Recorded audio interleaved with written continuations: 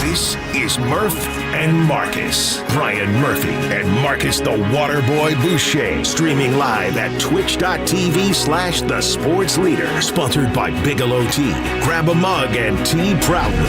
It's all true, except we forgot to say Friday version. Yeah. Nothing like taking the first 3 days off for a spring break, coming back on a Thursday, waking up, and it's Friday. Marcus, it's already the weekend, buddy. We got Giants at Yankee Stadium if it doesn't rain, which it might. We got the Masters on our TV, and we got the Warriors coming down the wire. Down the stretch they come. Should I do another horse racing thing here as they go? So good morning, brother. After a quiet Thursday night, happy Friday. Happy Friday, my guy. And I was thinking about this with the return of Brian Murphy yesterday. I said, damn, I'm a little jealous. Murph gets a 2-day work week. Shows up on Thursday, does the show on Friday, and then it's adios pelota for the rest of the weekend.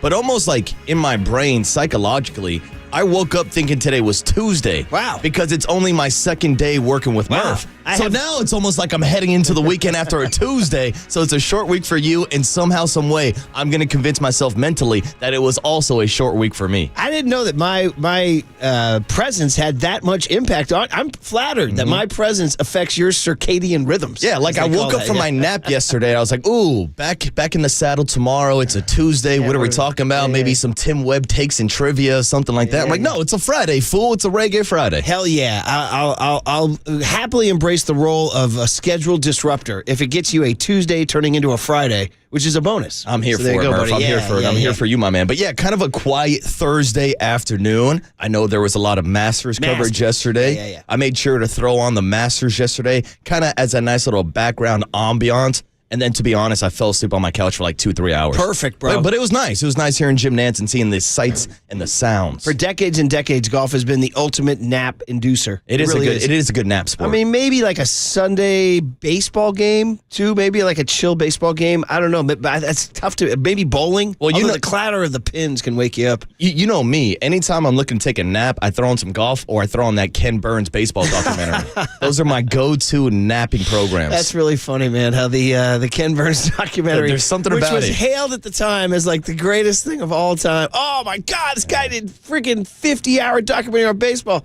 Marcus, you seen it? Yeah, I go to sleep to it. Every time. I can't help it, Tony. It's like melatonin. I mean, anytime it pops up, I just hear it in the background. I'm like, ever since you told me that, I have noticed the very chill pace, and also just the tones of John Chancellor's narration. He just has a certain way of saying, we're going to talk about the 1933 Gas House Gang, but while I do this, you are slowly going to go to sleep. Oh, you're putting me to sleep. You are right getting now. drowsy. Maybe that's actually what Chancellor's saying during the talk of the 1933 Gas House Gang. But anyway, yeah, so the Masters was great. As always, listen, it is what it is. And we were talking about this yesterday after the show, how it's just, there's a part of me that sort of resents the Masters getting all the love. People, as the kids would say, glaze the Masters a little too much, which causes me to get a little rebellious. Like, okay, well, let's stick up for the other majors here. I'm a U.S. Open guy. I like a national championship. As I told the great Patrick Bailey, I like America. All right, we all do. So do we. I like an American national championship in summertime and all that stuff. Now, here's the problem: the Masters dominates the visual medium. They've mastered it. I went back and found some of the old stuff I wrote when I was at the Chronicle in the early 00s. We were reading a big book. So there's a guy named Clifford Roberts. I don't want to get too into the weeds here, but it's all a product of a design. This guy Clifford Roberts, who was the lunatic who birthed this whole thing, had just envisioned that this is going to be pristine, and we're going to speak a certain way, and we're going to make it look a certain way. It's going to televise a certain way. Dude, up until only a few years ago, you could only get sparing coverage. Like, you couldn't. Did you know they didn't televise the front nine until after the year 2000, bro? Like, I spent the first 35 years of my life, until I got there in 01, never seeing the front nine. That's insane. Yeah, because they wanted to make it scarce. Like, they were like, no, you can't look. Don't look. Then you're like, I gotta look. They're like, don't look. You're like, I gotta look. When's it on? They used to not come on till like noon. They limited the coverage to make it valuable. What, are they trying to keep it a secret? Yeah. They are. That's a bad strategy. It's like, what's our show? It's not a great way to grow the game. Hey, Murph and Marcus will be on tomorrow. We're just not going to tell you where or when. Yeah, You got to find us. Yeah, surprise. Come find us. So anyway, it's been I was watching yesterday. Every hole stone cold. You know every green stone cold. So when Rory's chipping on 15 from behind the green, you're like, it's delicate. Be careful. Oh, it just rolled into the water. Oh, Rory. So you know everything so well, and it just televises so beautifully. It doesn't even really matter who's leading it. Now, it always identifies the best players. Not always. Mike Weir, Trevor Imlin, that kind of stuff. But for the most part, you're going to get the best of the best at the top of the leaderboard on a stage you know and recognize.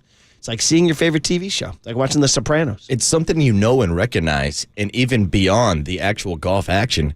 Like, I know as a casual golf fan that a pimento cheese costs $1.50. Yeah, that dude. you can get a sandwich and a beer for less than $5. This is all true. Like, everybody knows that about the Masters. It's all true, dude. I think, man, they might have, like, they introduced, it used to be, I don't think, kind of pre-craft beer. Now the craft beer might be like $5 or something like that. No, it's crazy, dude. The concession prices are absurd. And when's the last time they've gone up in price? They may have raised them 25 cents, 50 cents. I was wondering, I don't know. what's going to budge first, the Costco hot dog or the pimento cheese at the Masters? Because the Costco guy said he will not let anybody change the price of that $1.50 hot dog. Just don't let Larry Bear and the Giants anywhere near Augusta National. Oh, Larry, we love you, baby. How about Larry taking the bullets for the prices at the concession stands? I'm sure that's an investor-wide decision. Yes, but someone's got to do it. 415 asks, but Marcus, when you're napping during the baseball, Ken Burns, and during the Masters, do you have your shoes on? No. Okay, I'm not a psycho. I take my shoes off when I take a nap. So anyway, that happened. And then the other thing that happened last night was the Warriors got a little help. They got a little help from their friends. The Minnesota Timberwolves and Anthony Edwards scored 44 points. Beat the grenade-tossing Memphis Grizzlies. How about that, dude? John Morant is just going through his Call of Duty bag looking for any celebration he can use. Is that what it is, Call of Duty? Because I was wondering how kids today really knew grenades. Like, it's such an old-fashioned war device. Well, yeah, anything Call of Duty, Fortnite, pretty much any, 1v1 or multiplayer.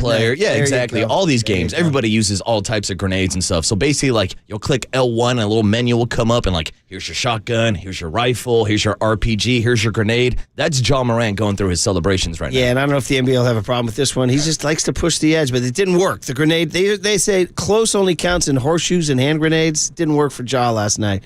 Close didn't work for horseshoes and Ja. Yeah. So Memphis lost. So the Warriors are back to the 6th seed, or I should say, the Warriors are in control of their destiny for the 6th seed. So just to make sure everybody knows going into this weekend, because the next time we talk to you guys will be Monday, and this whole thing will be sorted out by Monday. But the Warriors have to win tonight at Portland, which, by the way, it was like, yeah, it's a no-brainer. Portland's won 35 games this year. Look, I'm done Not a guaranteeing anything after they dropped a game to the San Antonio Spurs where they were 17.5-point favorites against a team that didn't have Wemby or De'Aaron Fox. And then Sunday, the Clippers game, which is just brutal. The Clippers are playing great.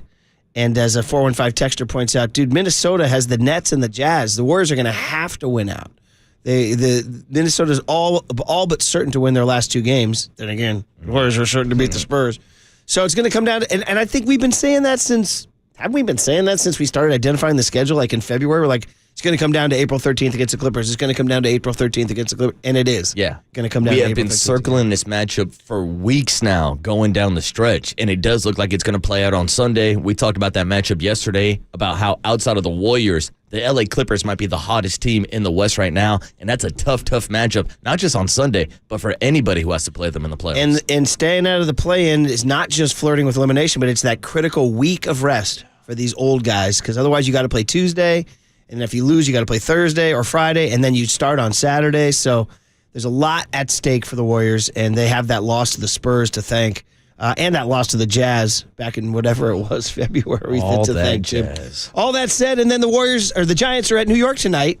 Robbie Ray against Marcus Stroman, but Marcus comes in with the news. He goes, dude, check your weather app. It's supposed to rain in New York. I was like, no. I know. I don't want to rain on anybody's parade, but I was doing some research, kind of previewing the series You a little research bit. the weather? Not really. It's just researching my Twitter feed, which is filled with Giants fans and a lot of Yankees fans also. So this weekend, everybody's talking about the matchup, maybe some new bars reopening out in New York where you can go drink before the game. And a lot of people are talking about the weather reports coming in. Looks like a 90% chance of rain, according to my social media. Yeah, it said rain should start right around first pitch. So hopefully they're wrong. Things get pushed aside. I don't know, but it looks like it might rain tonight. Robbie Ray, Marcus Stroman, 4:05 first pitch our time. If they get it in, who knows? There was a 2-hour and 45-minute rain delay last night with the Braves. See that? Braves Phillies. Yeah, and then Ozuna ended up hitting a walk-off, right? Yeah, it was like in front of like 20 people. Ozuna for the Braves. Saturday, Jordan Hicks against some guy named Will Warren. Who's Will Warren? Warren, prospect they called up. Yankees are beat up this year going into the season. Your guy, Garrett Cole, we all know about him being shut down for the season. Luis Hill, the rookie of the year, he's starting the year on the IL with shoulder issues also. And even Clark Schmidt, who they called up last year. Yankees are down 3 pitchers. So, yeah, going into the matchup this weekend, I would actually say the San Francisco Giants have the advantage when it comes to the starting pitching matchups. Ooh, look at that. Buster Posey's Giants. So Robbie Ray, Marcus Stroman, if they play tonight at 4:05. Jordan Hicks versus some guy named Will Warren Sunday at noon our time. And then Saturday at noon, I should say. And then Sunday is the fun one. This is the Logan one. Webb, Carlos Rodon. Yes. Old teammates locking horns. 2 of my favorite guys to watch. That's pitch. a 10:35 a.m. game on Sunday morning, which will be up against the Masters, which will be up against the Warriors, and up against my ridiculous youth sports Sunday. Ooh. I'm cooked. As the kids would say, I'm cooked. You're cooked, I'm Murph. cooked for Sunday. You are well done. I'll come on Monday, and I'll fake it as best I can. My man is fried. We got a fun guest list coming our way, and like you said, including the reopening of Finnerty's Sports Bar, the Giants Sports Bar in New York City. New location. So we'll get into that a little bit, too. Obviously, Giants-Yankees preview. Obviously, Justin Rose is on the course. He's parred the first hole. Old man Justin at age 44 leading the Masters. So we'll keep you guys. All the good players are off early today. So we'll give you guys updates as that's going on. And, of course, it is a Friday, not a Tuesday, on KNBR 104.5 and 680, the sports leader.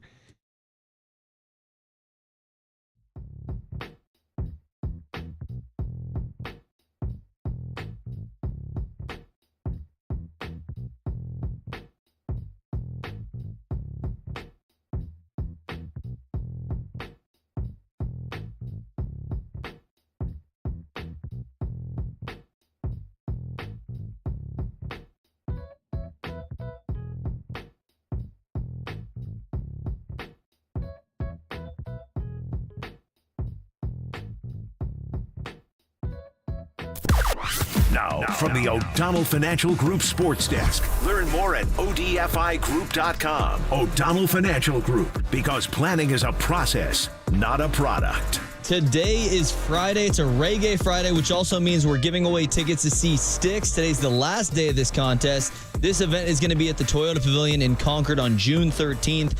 And stay tuned through the 8 a.m. hour for your chance to win. When you hear the cue to call 415-896-KNBR. And if you're caller number 10, you will win. It's all brought to you by Live Nation, and you can find official rules on KNBR.com.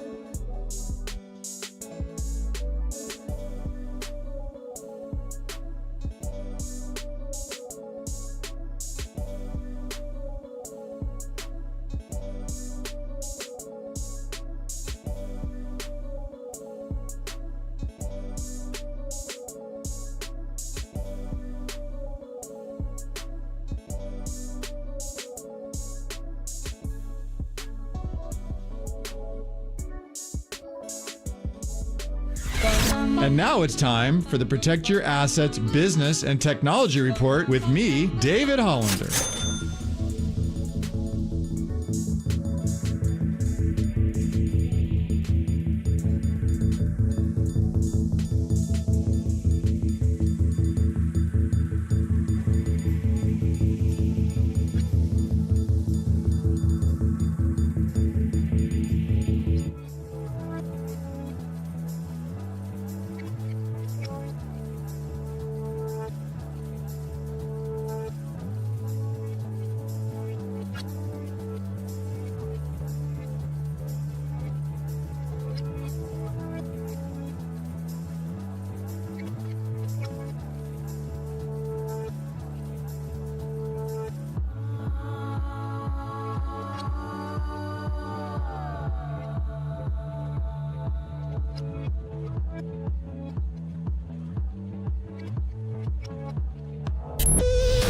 Now back to Murph and Marcus on the Sports Leader and streaming live on KNBR.com and the KNBR app. Sponsored by Bigelow Tea. Grab a mug and tea proudly. We're already in the playoffs, and so this is what the playoffs feel like. A lot of pressure, lot on the line, tough losses, and so the only thing you can do is you pick up your chin and off the floor, and you get back at it the next day. So we got a huge game in Portland, and get these guys ready and right back at it. What Steve Kerr should have said is, the only thing you can do is pick your chin up off the floor and listen to a Reggae Friday and get right back at it. Because it is a Reggae Friday. We forgot to promo that.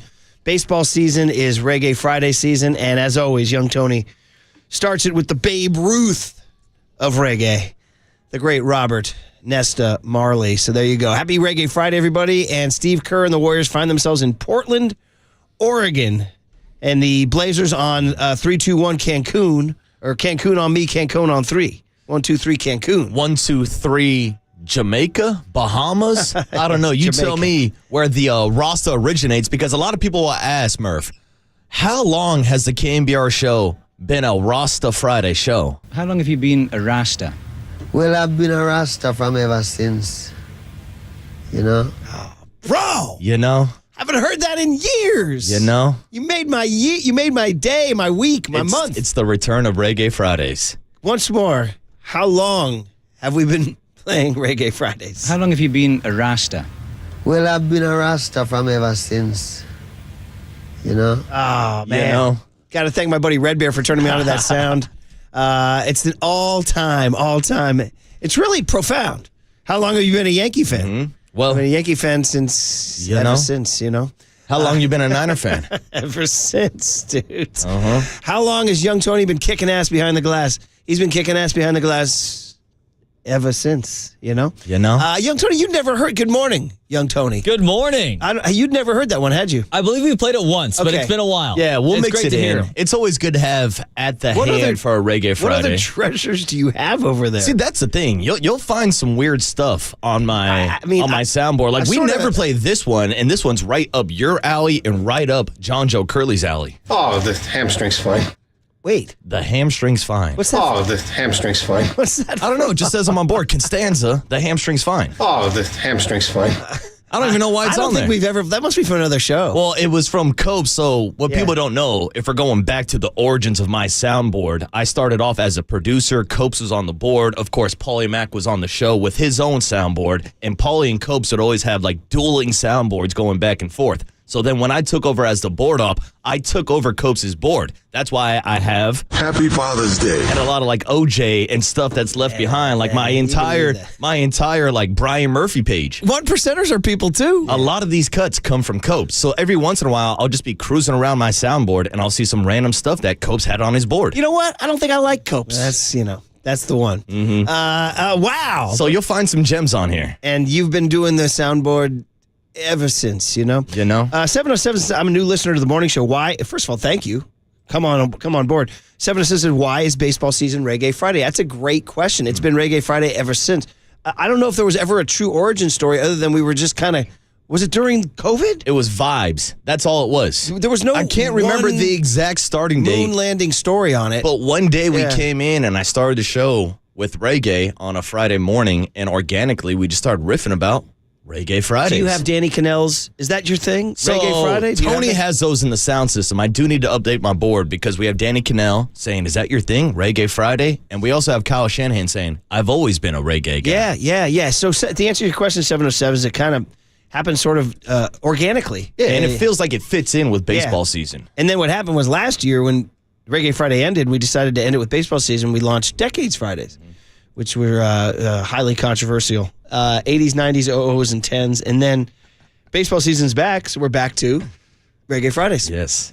Did you find the Danny Cannell there, buddy? Yeah. Still looking for it. No, I got you. Well, we don't have Danny Cannell, but we have Barry Tremmell. Barry Tremmell with the Oklahoma. I got some random stuff on You're here. like me now. When Paul used to go on vacation, I would get loose. Just driving into other stuff because, I am an S-talking MFer. We had some talking mother in St. Louis. This is what I would do. Yeah. I would just build entire riffs around what sound I was looking at. And I would sit here and be like, you know what, Murph? I'm not impressed with the way you're using the soundboard. I'm not impressed by your performance. That's my favorite that I don't use comes enough. from Jim Healy, too, the great Jim Healy in L.A., who didn't we just quote him recently? Oh, the Freeloaders. I was telling you guys about the Freeloaders. When, with the when you pigs. guys went to the media day,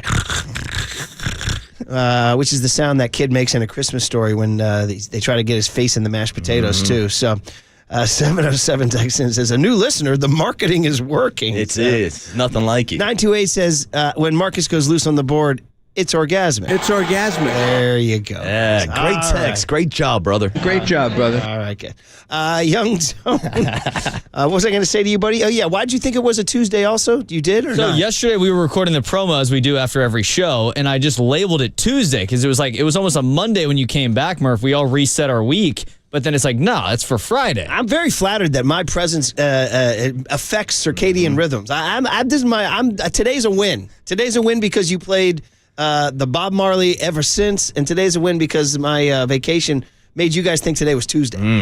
So today is a win. It's By a the way, baby 650 Tuesday. has better knowledge than we did. They said you guys originally did Yacht Rock Friday before you did Reggae Friday. 650, you have a better memory than I do. Yeah, and that goes back deep. It started with Yacht Rock Friday. That's how it all started. But there was a gap in between, I think. Yes, but then it was like, so Reggae Friday was kind of an offshoot of Yacht Rock Friday, which I'm okay bringing back if you guys want. In honor of Yacht Rock Friday. So there you go. We're at the point now we've wasted this. We're going to talk about the Warriors, but we have some guests. No, the morning show digressing. I know. I've never heard that one before. So just to get everybody up to speed, the Warriors are in Portland tonight, and they got the win they needed last night when the Minnesota Timberwolves beat the Memphis Grizzlies. So the Warriors, quote unquote, control their own destiny. So here's the way Anthony Slater phrased it, and I'll go to my man Slates, is that the Warriors, did you know that and this is probably not going to happen, but even if the Nuggets go 0-2, Nuggets. and the Clippers lose to Sac tonight, the Warriors could climb over the Clippers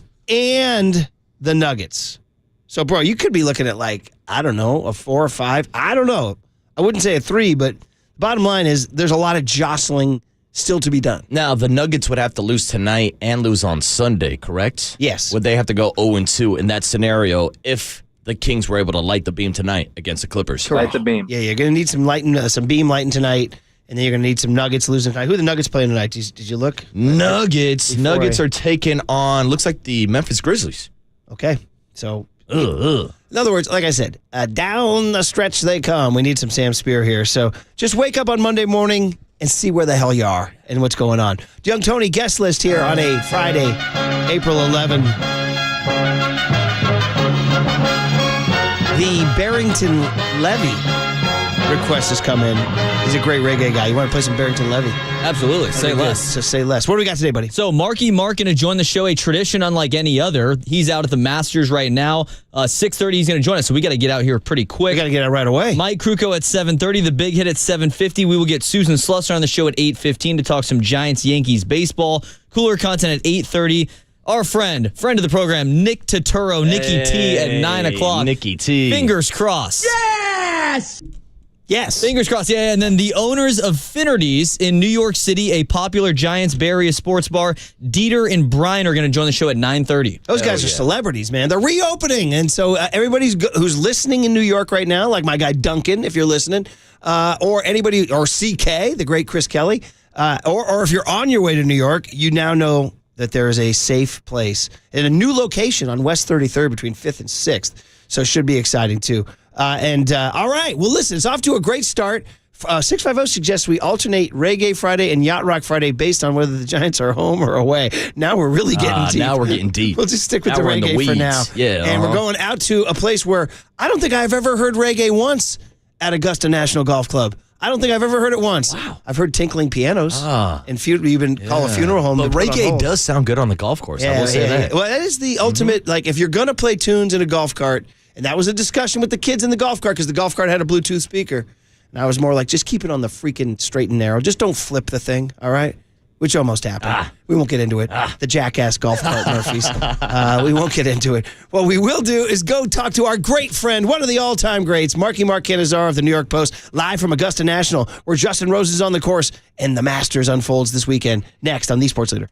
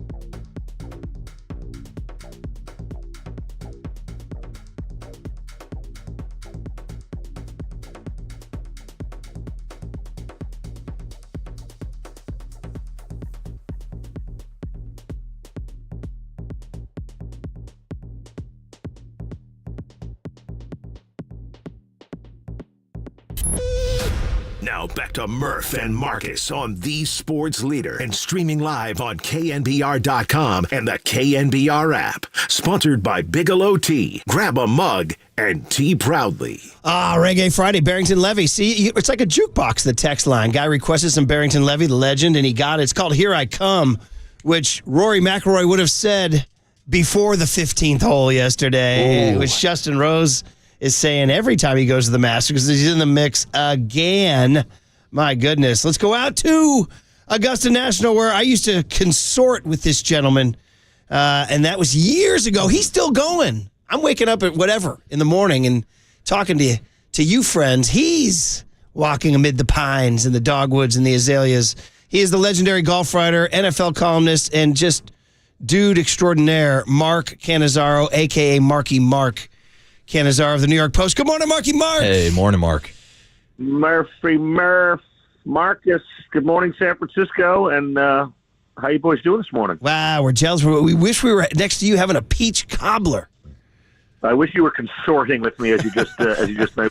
We've consorted across the globe back in the day. We have, my friend. And there's nothing like you at Augusta National, bro. And I mean, just you kind of own that place. In fact, first one was what? 19 what? 94. This is 31 in a row this year. So 94. Yeah. 31 in a row. And here we are. And the pines still smell as sweet.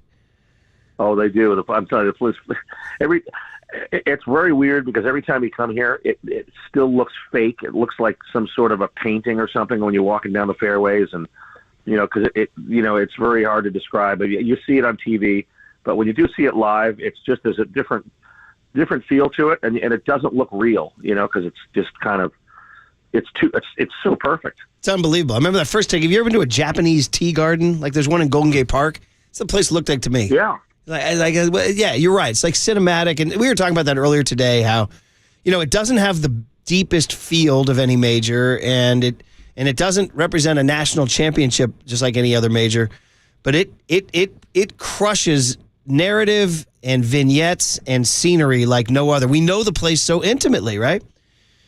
Well, I mean, I think the cool element to it, Murph and Marcus, is it's the one major championship that's played in the same place every year. So memories are made, and every year at these holes. So you have, just as a great example, this week is the 20th year anniversary of that Tiger chip in on 16. That crazy, he landed it on the spot, and it kind of just took an absolute turn and went right to the hole and hung on the edge with the Nike logo, looking almost like it was a commercial, and dropping in. And the Vern Lundquist, dulcet tones. Have you ever seen anything? So you have moments like that. You remember Phil's, shot through the trees on 13 when he won his last one in 10, and so whereas listen, St. Andrews and the places, the Open Championship and some of the venues at U.S. Opens and stuff. Yeah, you have the memories, but we have these every single year when we come here. In April, every it's also the first major of the year after we've waited 9 months, obviously, since the British Open Championship. So there's that anticipation certainly adds to it all. So true. And so let's dive in and roll up our sleeves. And I'm looking at the New York Post from Wednesday, April 9, by Mark Cannizzaro, columnist, with a picture. I know where this is going. Rory McIlroy's cruel Masters narrative will finally be put to rest.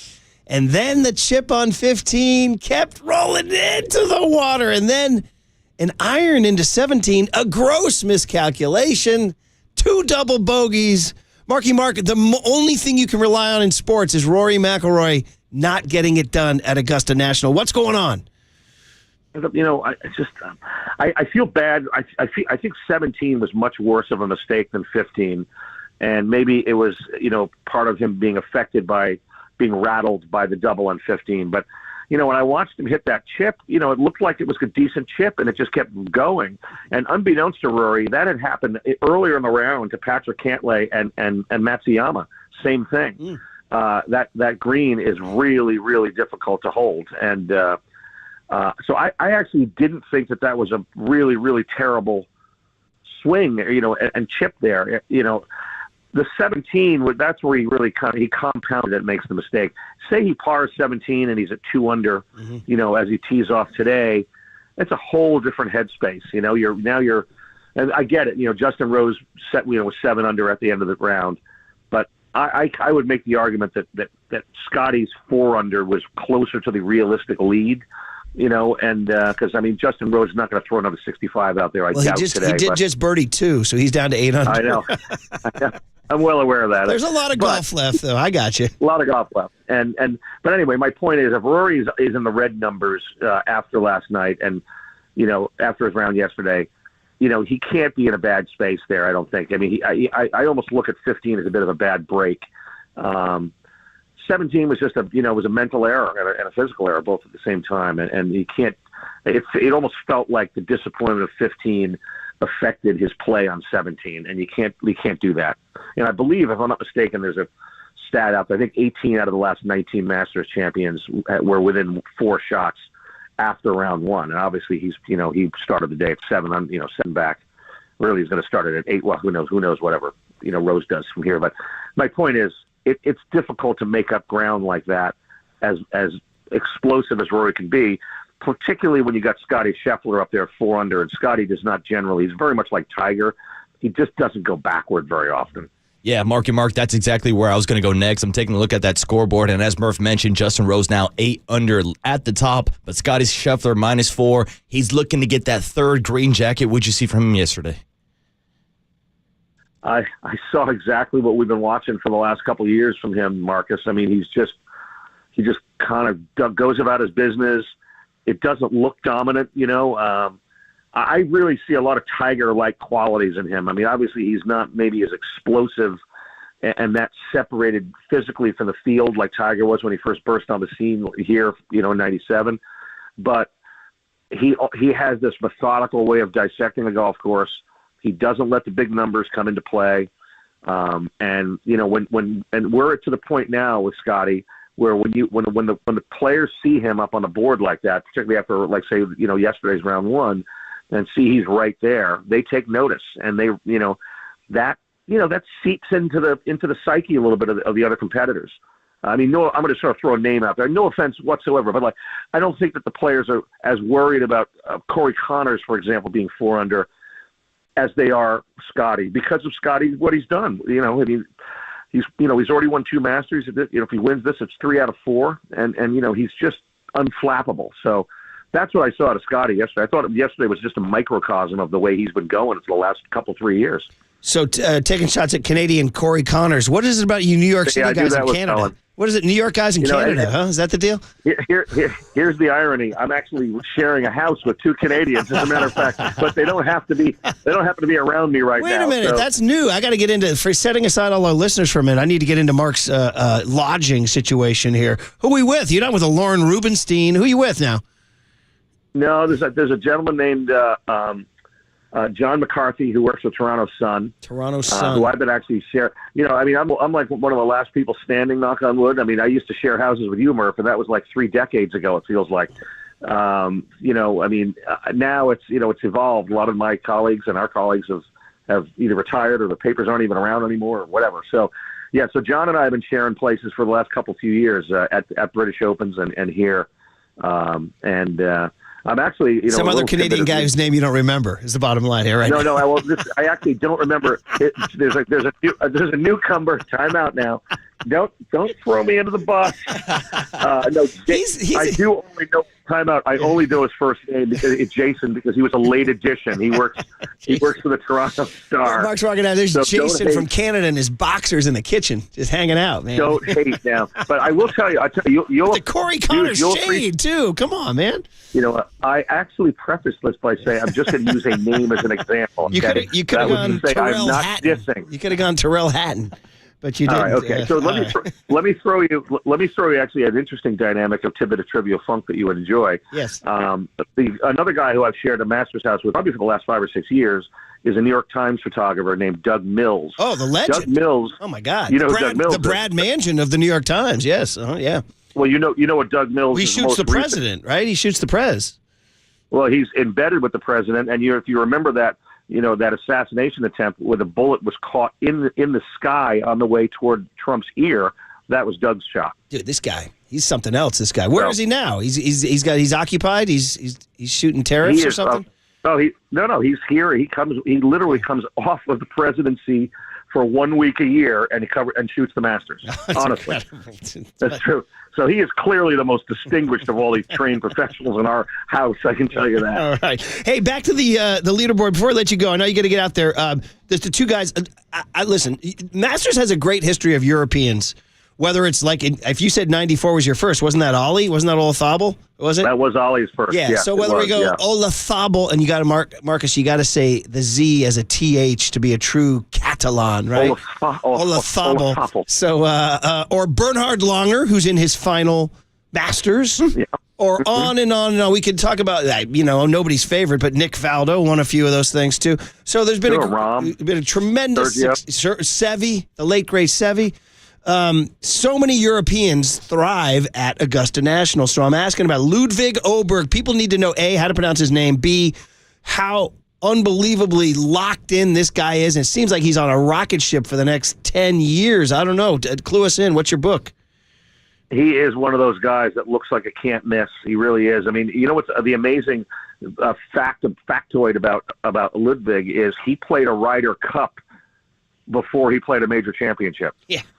He literally played the Ryder Cup in Italy a year and a half ago. And he was a star in that. By the way, he was a stud. Last year, his Masters was his first major championship. I mean, how crazy is that? And he's played now 5 rounds at Augusta in the Masters, and I believe he's got 7 bogeys in 5 rounds. I mean that's this is a young guy who, again, very. I think the common denominator to a lot of these amazing golfers who are sustainable is just the fact that they're very unflappable, and he's not volatile. Like, Rory, as much as we all love Rory, is very volatile. DeChambeau can be very volatile. I'm just, some of the real super talents.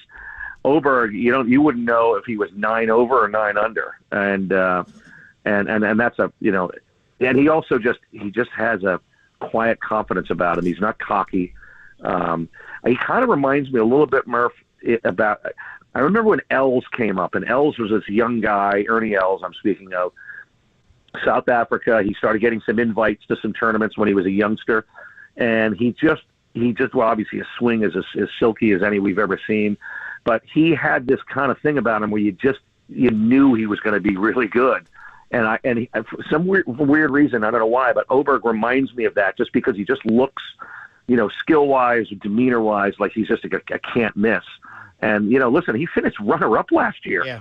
Now he's right there here after 1 round. I mean, I would consider him one of the very, very high favorites to make, to get this thing done on Sunday. Mark, real quick before we let you go, I did want to squeeze in one baseball question with the Giants going out to the Bronx to take out the Yankees this weekend, but I'm going to tie it back to the sport of golf, because right now one of the main storylines with the Yankees is these new torpedo bats. So I love your breakdown on the Yankees using these bats, but also if you see any similarities to baseball players adapting the size and shape of their bats to golfers adapting the size and shape of their putters, their drivers, and their other clubs, like you're now seeing with baseball players.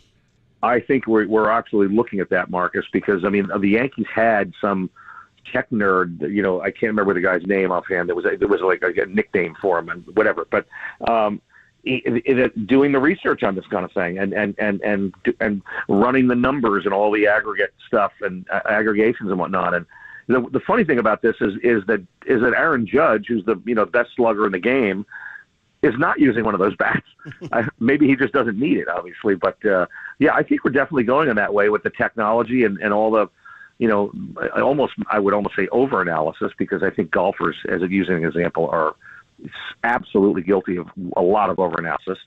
But the numbers are obviously showing early part here, and the Yankees aren't the only team, obviously, that have done this. So it'll be interesting in a longer, as we kind of like a little bit more of a sample size, how these numbers all play out with the guys that are using these torpedo bats and what their stats were prior, et cetera, right?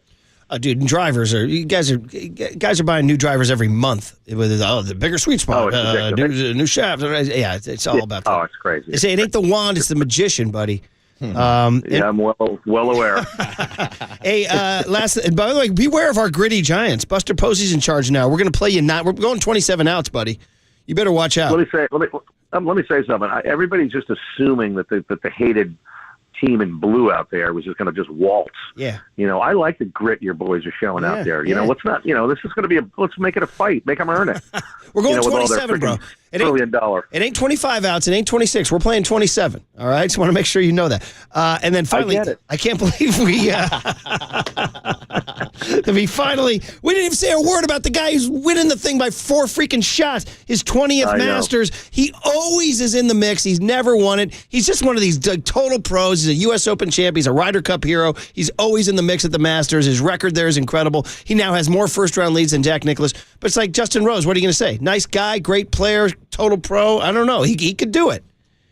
Listen, I love his demeanor. He's enjoying it, and as he said yesterday, he likes the grind. He doesn't mind the sacrifices it takes, and he still thinks he can win. And why not? I mean, he's got one major championship at Marion in the U.S. Open in 2013. And I think he desperately wants to just add another one. I mean, I think it would enhance his legacy. I mean, you forgot he's also a gold medal winner as well. That's right. So, that's right. Yeah. No, the guys. I mean, there would be zero surprise. He's been. I was just going to say, Murph. The thing that it's so cool to me about Justin is I covered him at the British Open at Birkdale. He was an amateur there, and he had a magical run. I think he won. I want to say he was like top 5 or something as an amateur. And he went and turned pro after that and missed his first 21 cuts as a pro. Yeah. That could break people. You know what I mean? That could be like, this stuff is just not for me, And I to me, I always remember that because, I was at that Open and remember just kind of watching him from afar, spiraling into nowhere. And look what the guy's done with his career now since. No, like I said, he could easily do it. He's been in the mix. He would be the oldest first-time winner ever, though. So that is something to watch for sure. Marky Markets, you're the best, buddy. Learn the names of your roommates, please. Have some respect. Jason the Canuck. Canuck. Yeah, and it's easy on the Corey. Tonight when you guys are on the fire pit tonight, around midnight when you're done filing, easy on the Canada slander in front of your roommates, all right? I'm going to have to come clean to my boys now when I see them because I'm sure this is going to go viral, and I don't want them I want them to hear it from me first. No, buddy. We love you, man. We miss you. I wish I was at the tournament. Let her go, Billy. I miss those days, buddy, but always great to have you. I feel like I'm there. Go write it and have fun. We'll talk soon. Yeah, thanks, Mark. Talk to you, boys. Thank you so much. There he is, the great Mark Cannizzaro, friend of the program. It's all sponsored by Marin Health with top physicians, surgeons, and clinicians right here in the North Bay. Marin Health puts you closer to your best health, world-class care, closer than you think. And you know what? Mark would get in line for those tickets to Styx, Kevin Cronin, and Don Felder at the Toyota Pavilion in Concord on June 13th. We'll do that in the 8 a.m. hour. So. And Mark is a good hang at a concert. Shout out Sound Summit a few years ago. Yeah, flew all the way out. He came out to see War on Drugs. Yeah. Our show opened. Mark Cannizzaro flew out to come see War on Drugs. And that's his jam, by the way. Under the Pressure is his favorite song. That was his song. In honor, it's a tip of the cap to Marky Mark. Great stuff. All right, Giants in New York. We just talked about it. Willie Adames interview about Buster Posey, what Zach Manassian had to say to us as we get ready for hopefully no rain at Yankee Stadium tonight. Next on the Sports Leader. From the Chilton Auto Body Traffic Desk.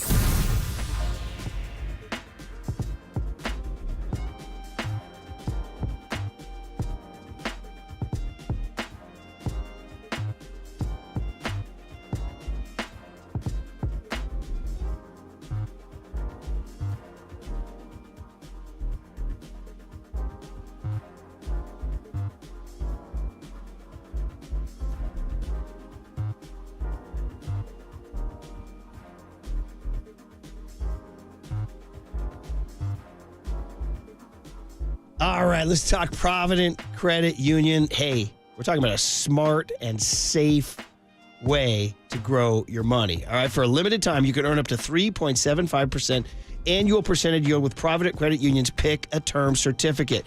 So choose from 3, 6, 9, or 12 months. Lock in a high dividend rate and watch your savings grow risk-free.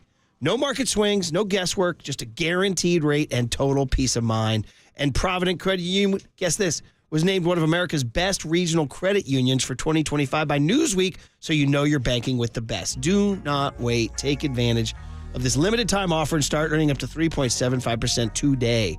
If you need help getting started, the Provident team is ready to make it easy. Visit providentcu.org or stop by your local community branch today. This rate is effective as of April 1, 2025. Minimum balance requirement of $10,000. Early withdrawal penalties may apply. Federally insured by the NCUA. Discover the best in retail and business banking right here in your community. Learn more at providentcu.org.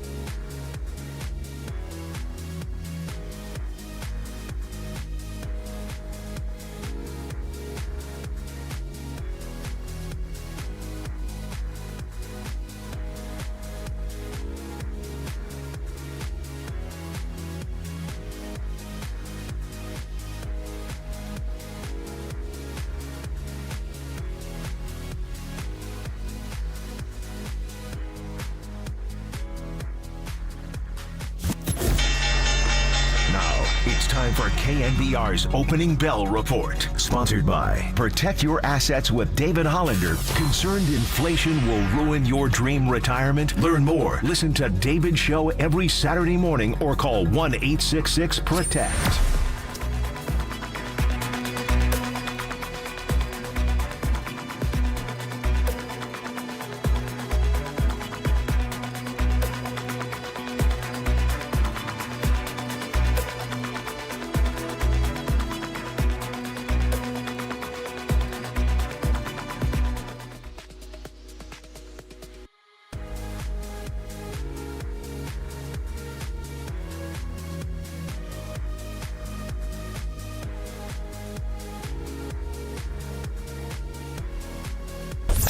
Listen to the sports leader anywhere, anytime. Download the KNBR app. Murph and Marcus continue live from the KNBR Casino Matrix Progressive Jackpot Studios. Casino Matrix. Progressive jackpots are here. Where are you? Just drop in. 1-800-GAMBLER. Murph and Marcus is sponsored by Bigelow Tea. Grab a mug and tea proudly. Yes, it's about as much fun as I've ever had on the baseball field right now. So it's an unbelievable group, and even when things got tough the last 2 days where we didn't score any runs, we're still here having fun. We're smiling. We're not letting it affect us, and I think that these are learning curves even for veteran guys. You know, like you see how hard it is to win a big league game, and we need to enjoy it every time that we do. So. Mike Yastrzemski on a Reggae Friday. Young Tony dialing up a little stick figure for you, a little sunshine and rain. Yeah, you're licking your paws over there, Marcus. Yeah, that was the Yaz cat on the rejoin. I'm not sure how I feel about that. I don't know. First of all, I'm not a cat guy. Yeah, I'm with you. I'm a dog, Murph. Second of all, I was allergic to cats for a long stretch of my life. Might still be. I just haven't been around cats. Third, Dante Pettis did that, and it was not well received. Yeah. We don't got to bring up Dante Pettis. Let's enjoy Mikey Yaz hitting a couple splash hits in honor of his daughter putting out the request, but it seems like everybody's getting behind the Yaz the Cat movement. Quinley, ease up on the Yaz the Cat movement. It rhymes. Little cat in the hat, Yaz in the hat. Yaz in the cat. Stick with Yaz or Yaz, as he's known to drunk Milwaukee wrestlers. Not to be confused with Jim Cott, former lefty, one of Mike Krukow's favorites. Happy Reggae Friday, everybody. You are listening to KNBR AM and KNBR FM San Francisco, the sports leader, a Cumulus media station. Thanks to Mark Cannizzaro. We had a listener text in and said, Jim Nantz and Mark are tied for their all-time favorite morning show guest. You're right. You have good taste. He's a great hang, and we got this. And by the way, we'll keep our eyes on the Masters. Justin Rose 1 under through 3. He's extended his lead to 8 under. But as young Tony said in my ear right now, he said, Rory and Ludwig teeing off. Just like sentences you didn't expect to hear this morning. Rory and Ludwig. Should have named one of my kids Ludwig. You should have. Ludwig Murphy. Yeah. Would you go by this like Luda? Like Luda, Chris? Like, you know? No, Luddy. They're calling him Luddy. Okay, Luddy. Luddy Oberg. Luddy Oberg. Although they should call him Luda in honor of Ludacris coming out to San Francisco this summer for Outside Lands. Yeah, which we had a discussion after the show yesterday about whether Outside Lands was too Gen Z for the millennials. And then somebody offered up Luda for the millennials. Luda! There you go. But, all right, back to the Giants. Now, we are a little bummed out to find out there may be rain tonight in New York. Hopefully, just knock on wood. Hopefully, those things are wrong. But we shall see. But the Giants are going. Susan Slessor wrote a whole story about Mike Yastrzemski in the Chronicle today about how he's not trying to launch angle everything and trying to use the whole field.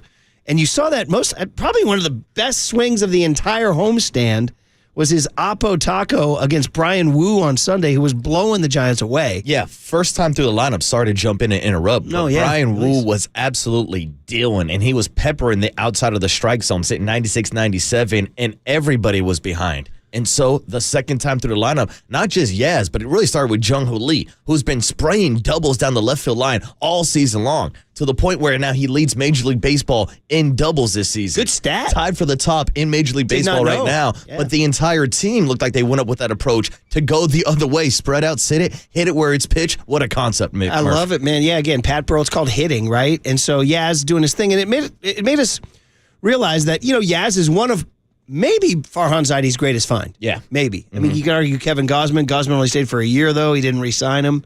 Do you regret that, not re-signing Gausman? Oh, absolutely. Yeah. I'd still take Kevin Gausman. With that splitter. He's had a nasty outing the other day. A couple days ago. Didn't he go like 8 innings, something like that? I mean, he's still one of the best workhorses in the league. But Yaz for a AAA, plucking Yaz from the AAA Orioles system for nothing is truly one of Farhan's great finds. And here it is. And so you think when Buster takes over, one of the first moves is to get rid of all the Farhan marginal fines. I think the first transaction was to re-sign Mike Yastrzemski to a 1-year, $9 million deal. Yaz is still, at this advanced stage, still not a free agent because he started his career so late. He's still under arbitration guidelines. So they got him for $9 million. You're like, wait a minute, you're running Yaz back? Well, here's the thing. This isn't your classic situation where a new coach, GM, or president of baseball operation comes in and wants to clean house. Because Buster Posey was in this house with Mike Yastrzemski in the same clubhouse. That's right. This is a teammate of his, so he knows what he means to the clubhouse, to the organization, how good of a defender he is out in right field playing those bricks. Base runner. He's a very good base runner. He's a smart base runner. So anyway, we asked Zach Manassian yesterday about re-signing Yaz in the offseason and why. As a front office, you always want to be mixing in young players for a variety of different reasons. But one of the things I think comes along with mixing in young players is having veteran players who have been there and done that. And Yaz has.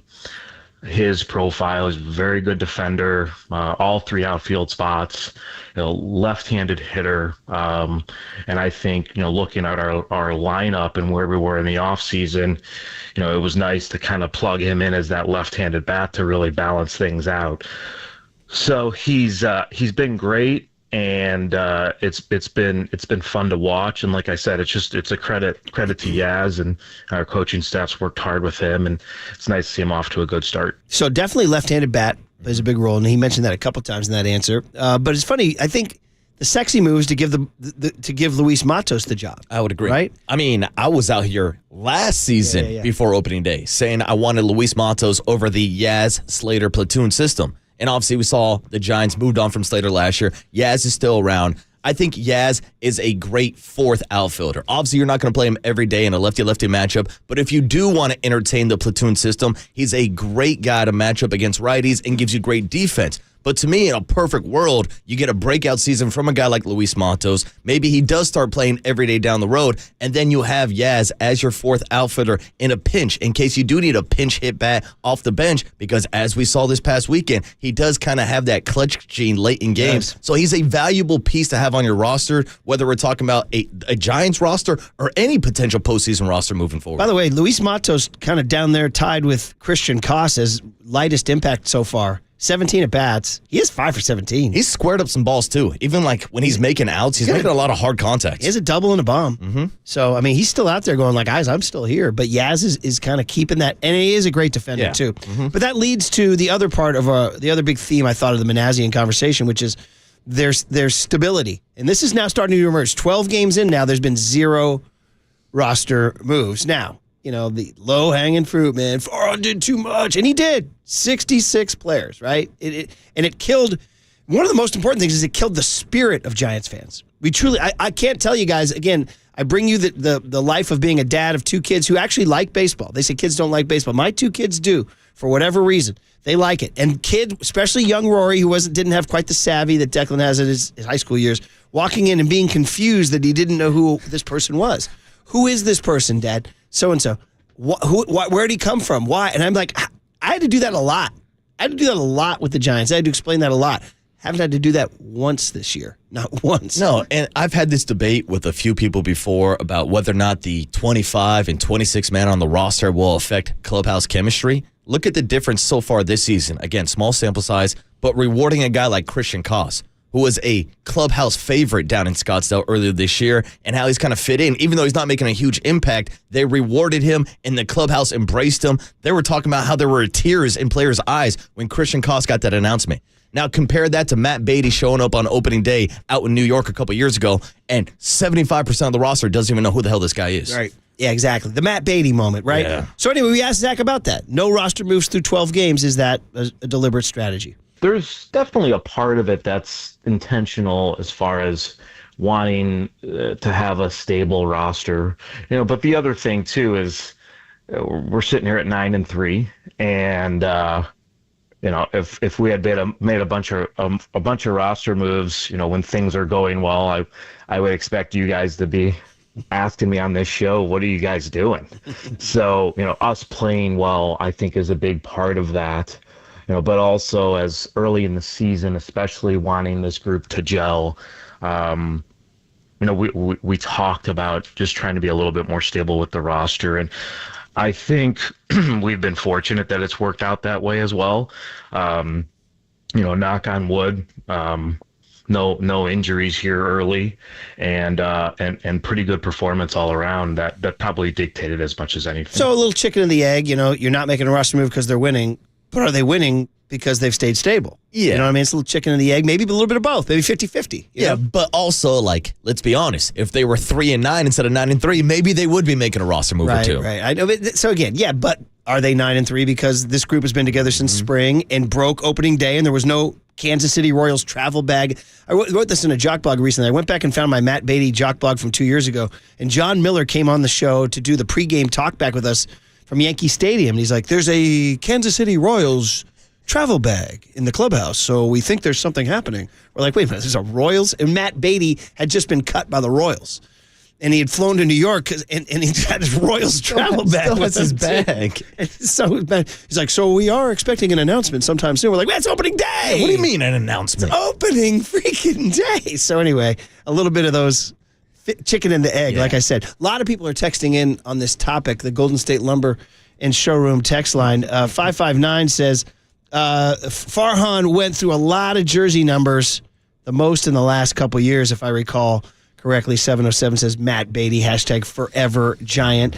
925 says, we went Sunday and I was fully expecting to see a new lineup because it's a day game after a night game. And I've also fully expected Christian Koss to be demoted, but it's refreshing to have a set squad, break camp, and attack the season together. I've been programmed to expect guys to cycle through. 408 comes at you, Marcus. Says Matos couldn't hold Yaz's jock in right field defensively. Defensively, I would agree. Okay. I've made this statement a few times on air. Even though I think Luis Matos is the future right fielder for this organization, a big piece moving forward, Yaz, in my opinion, defensively is the best right fielder to ever play the bricks down at Oracle Park. I would probably agree with you on that. 831 says, very interesting comments from Yaz about how Willie Adames has been a connector with the Latin ball players on the team who don't speak good English. Yaz said Adames has the Spanish speakers and the rest of the non-Spanish speakers connecting and breaking down the barrier. That's an important point. I'll throw another guy into that conversation also. Elliot Ramos, bilingual, can go back and forth and kind of connect the dugout. For sure, man. And then 408 says, I still think about Murph's Yaz heckler story whenever you talk about him. True story. I should wear that jersey more often. It was just Candace kind of got it for me. I was like an afterthought because I'm not a jersey guy. But she's like, hey, it was like for Father's Day or something. She's like, hey, I got you a Giants shirt. It's a Giants black T-shirt.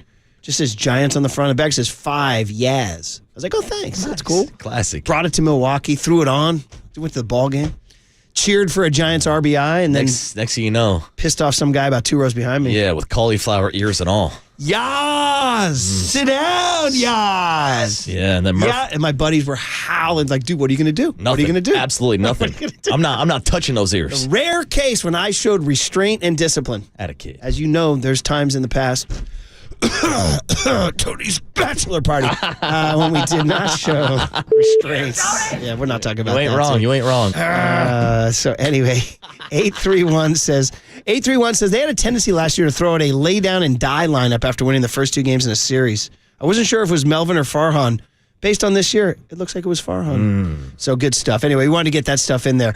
We have more Giants to get to, too. Willie Adames will be joining us. Actually, the Willie Adames sound we can play later in the show. We should probably circle back to the Warriors right now because the Warriors last night got some help from Anthony Edwards, and we should lay out the roadmap ahead of what's going on. Plus, Steve Kerr had some interesting public comments yesterday about the lineup and where Jonathan Kuminga fits. We can get into that. Then Mike Krukow at 7:30. That's our game plan on KNBR 104.5 and 680, the Sports Leader.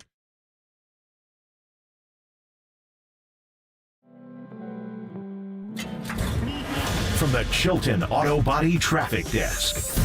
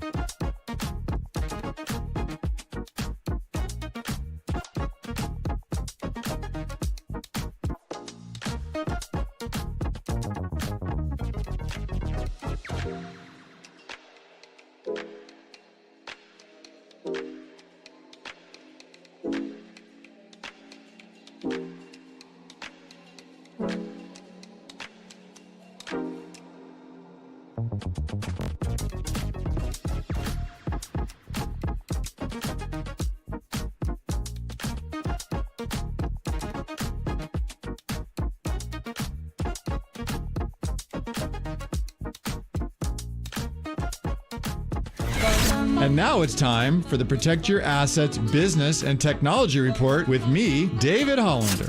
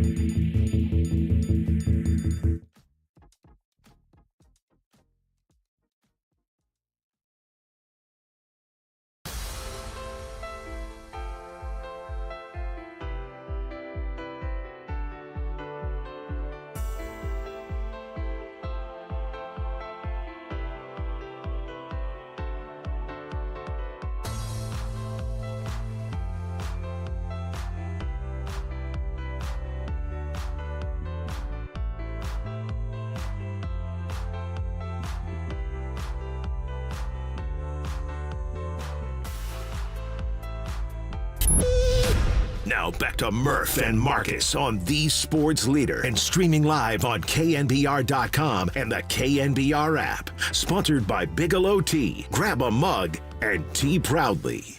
With 2 games left, you can kind of narrow down it's 48 minutes on Friday is going to be important. Sunday the same. We've had a very professional approach and very consistent, level we've been playing at. Our execution tonight just wasn't great, and a good team will bounce back from it and take care of business these next 2 and then go from there. So we have to prove that we're a good team. Ooh, Steph Curry on a Reggae Friday. We're going old school rejoin here. So I was thinking here, Marcus, the tide is high on the Warriors right now, and they got to hold on because they got to win tonight. And they got to win Sunday.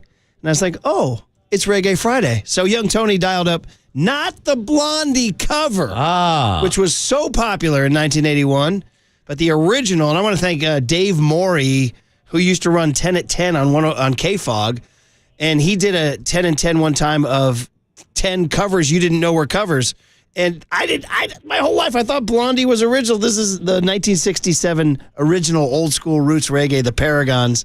The Tide is High. Paragons. Yeah, the Paragons. I like that Paragons. And it's for the Warriors because they got to hold on because the tide is high. Thank you, Young Tone, for that. Blast from the Past. Reggae Friday continues.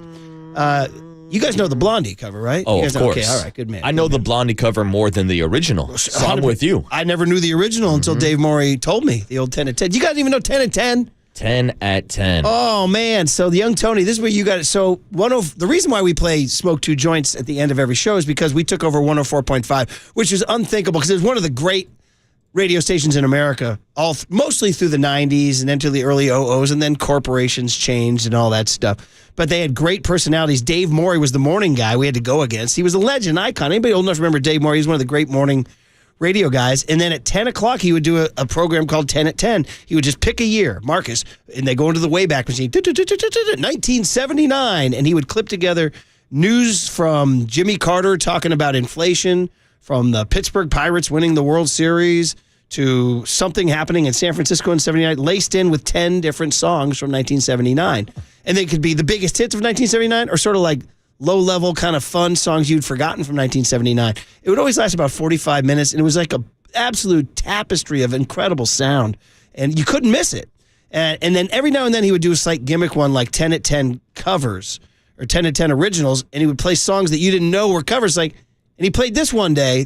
He's like, that's the Paragons' Tide is High. I'm like, wait a minute. That's Blondie Tide is High. No, that's the Paragons' Tide is High. Now I got an idea. Maybe we should do a 10 at 10 samples that are used in my new rap songs that you know about when you were growing up listening to music. I love that, by the way. We played Doechii yesterday, and she's sampling Gautier. Used to, I'm like, wow, we're getting old when you guys are getting old now when that sound was sampled. We're now sampling stuff from my childhood, Murph. Exactly, dude. So anyway, back to the Warriors. The tide is high, but I'm holding on. Oh. They want to be a song that says, we want to be your number one. No, we want to be your number 6. Yeah, we just want to be top 6. So, I mean, obviously it's everything because if they fall into the play-in, guys, okay, yeah, you like hosting a game Tuesday as a 7 seed against maybe Minnesota. By the way, Minnesota has 2 easy games to finish. There is much to be determined here, brother. Much to be determined. I mean, I don't know if the Denver Nuggets, the post-Mike Malone Denver Nuggets, are they going to be awesome? I mean, Jokic is giving quotes out there like, is it low-key? Like, was Jokic the guy behind the guy here? Jokic was on the sideline the other day drawing up plays. He was courtside with the whiteboard. I've never seen Jokic with a whiteboard in his hand. Was this before or after Malone? Coach Jokic, I saw this just going around on Twitter just the other day, so I think this was post Mike Malone firing. So, I mean, I don't know if this means the Nuggets are going to be launched into a new level of efficiency or whatever. Meanwhile, the Clippers, bro, nobody talks about the Clippers. Why would they? You know why? Because they're the Clippers. Yeah, because they're the Padres of the NBA. Right, exactly. Exactly. Good call. They're the Chargers of the NBA. Yeah, something about that San Diego air where the Clippers originated at. And because LeBron and Luka gobble up all the freaking oxygen down there. Yeah. But, oh, by the way, the Clippers are playing really well. And they give the Warriors lots of problems. And they've built a wall, Murph. What do you mean? At their new stadium. Yeah, they have the wall of fans. I'm riffing. I got you. So, anyway, like I said, much to be determined. Like, so for example, the Clippers are playing the Kings tonight. And the Kings are kind of locked into the 10 seed. But, I mean, Clippers are favored by 6.5 in that game by Vegas. I don't know. Is there any chance the Clippers lose that game? Probably not. I don't think. With the way they're playing right now, I believe last 21 games are 18-3. Yeah.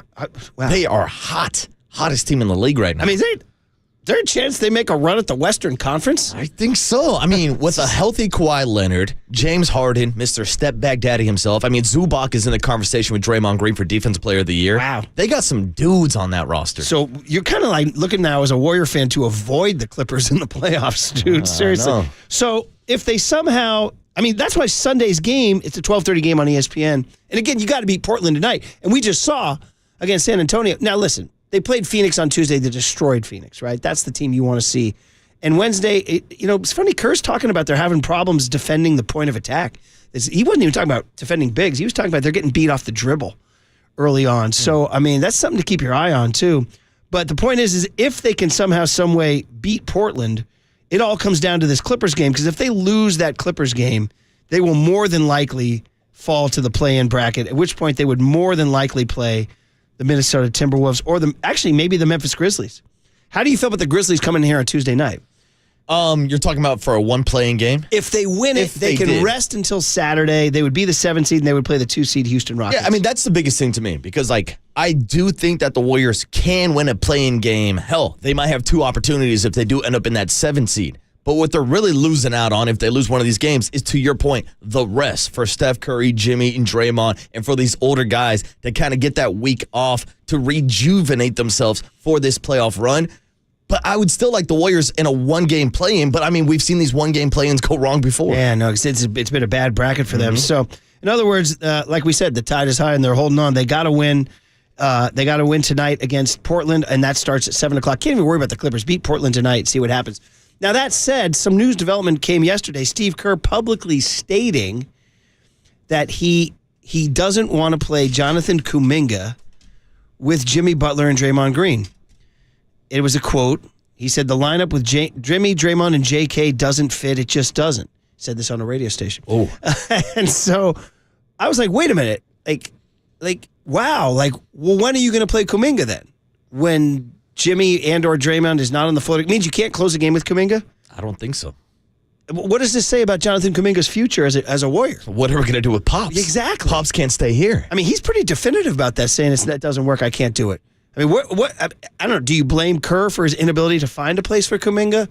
Do you blame Kuminga for his inability to sort of understand how the Warriors want to play? Do you blame Dunleavy for putting these guys all together? I mean, I don't know what to make. It's kind of an explosive statement. Yeah, and I know everybody wants to jump to finger pointing and give him blame out. I'm not going to blame Jonathan Kuminga for being injured, but I think a big factor in this is Kuminga was hurt when Jimmy Butler was traded to the Warriors. And so when the Warriors were adapting to Jimmy Butler, it was without Jonathan Kuminga on the court. And we made the comparison so often about how Jonathan Kuminga should look up to a guy like Jimmy Butler because that's the type of player that he wants to develop into. But do you want 2 peas from the same pod? Can these guys coexist? And so far, the numbers will tell you they do not coexist. So maybe Kuminga sticks with the second unit, and when Jimmy and Draymond comes out of the game, he can play second fiddle to Steph Curry, and maybe that's how you mix and match the rotation. Yeah. But yeah, I would not be surprised if you don't see him in the closing lineup down the stretch. Danny Emmerman, our buddy, former KNBR.com digital kid, who's now landed at the San Francisco Standard. Props to Danny.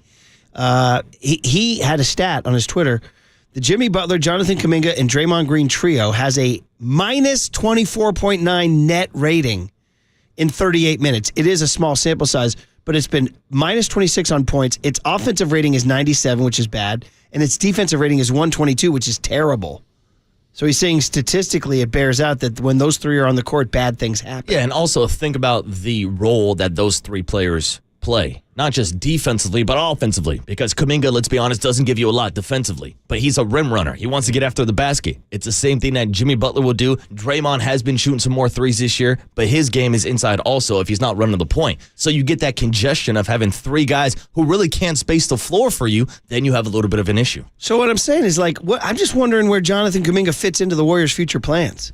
I mean, is there a way they can somehow force this to work, like a square peg in a round hole? Is there a way that, like you said, he just plays those it's like don't invite him. You can't invite these people to the same party. Hey, Jimmy and Draymond on the floor. Don't put Kuminga out there. Those guys are off the floor. Put Kuminga in there. It's the family barbecue. Kuminga's got to stay in the living room while Jimmy and Draymond are the uncles in the back barbecuing. Seriously, it kind of feels that way a little bit. So I don't know. I'm curious to see how it plays out. It's an interesting comment from Kerr. I mean, he could have just said, hey, listen, we're working, we're evolving. It's a small sample size. We're working with stuff. We'll see how it goes. But it's him just coming out and saying it just doesn't work. This was pretty blunt. Yeah, very blunt. A couple people reacting on the Golden State Lumber and Showroom text line. 209 says, Kuminga is not the guy everyone thinks, and it's time to move on. Well, here's the thing. He might not just be not the guy that everyone thinks. I don't think he's the guy that he thinks he is, because Kuminga wants a max contract. He's not a max contract player to me. And we talked about this last season and even going into the season about whether or not he would step up as the number 2 guy. And he's had his flashes. He's had good moments. But he's not a super max player to me, which puts his question with the Warriors in jeopardy moving forward. Yeah. Here's 831 says Kuminga is just immature. He's going to take a couple more years, but he has not figured out how to fit in, perhaps because he lacks maturity and confidence. 707 says Kerr chooses Peyton over Kuminga. They are both not able to space the floor, but he likes Peyton's defense instead, so you can't just play a bunch of non-shooters at the same time. That's the catch. If you play Butler, Draymond, and Kuminga, those are non-shooters. 510 says, well, Jimmy Butler's only here for a couple years. Kuminga's the future. Just don't play them together. 831 says, a 22-year-old kid, that's the same guy texting in, says he's not going to shine next to 3 Hall of Famers. He's not going to miss. And then finally 707 says, I'm not a fan of Kuminga. I think there's more to it than what Kerr said, likely some internal rift. Bottom line is Kuminga needs to play better, especially for someone who thinks they're a max player. That's the thing, is the Warriors did not give him the contract. But part of the whole deal of acquiring Butler was keeping Kuminga. Yeah. So anyway, it's just an interesting comment from Kerr. Obviously, I think it's probably stuff, I don't think he probably said that without having lengthy discussions behind the scenes with Kuminga and with the coaches and about roles and things like that.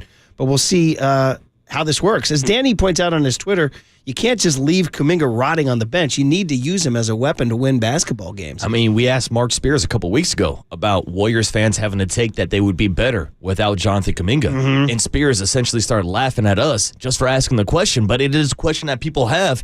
And yes, I think Jonathan Kuminga is a good basketball player. He's just got to figure out how he's going to fit in moving forward with this core of players. And as you pointed out, him being injured when Butler arrived makes it tough. Complicated matters. Meanwhile, they got to beat Portland tonight. Somehow, some way. We'll see if they do it.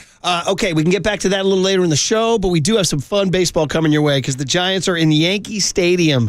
Always fun. Used to be 1962, man.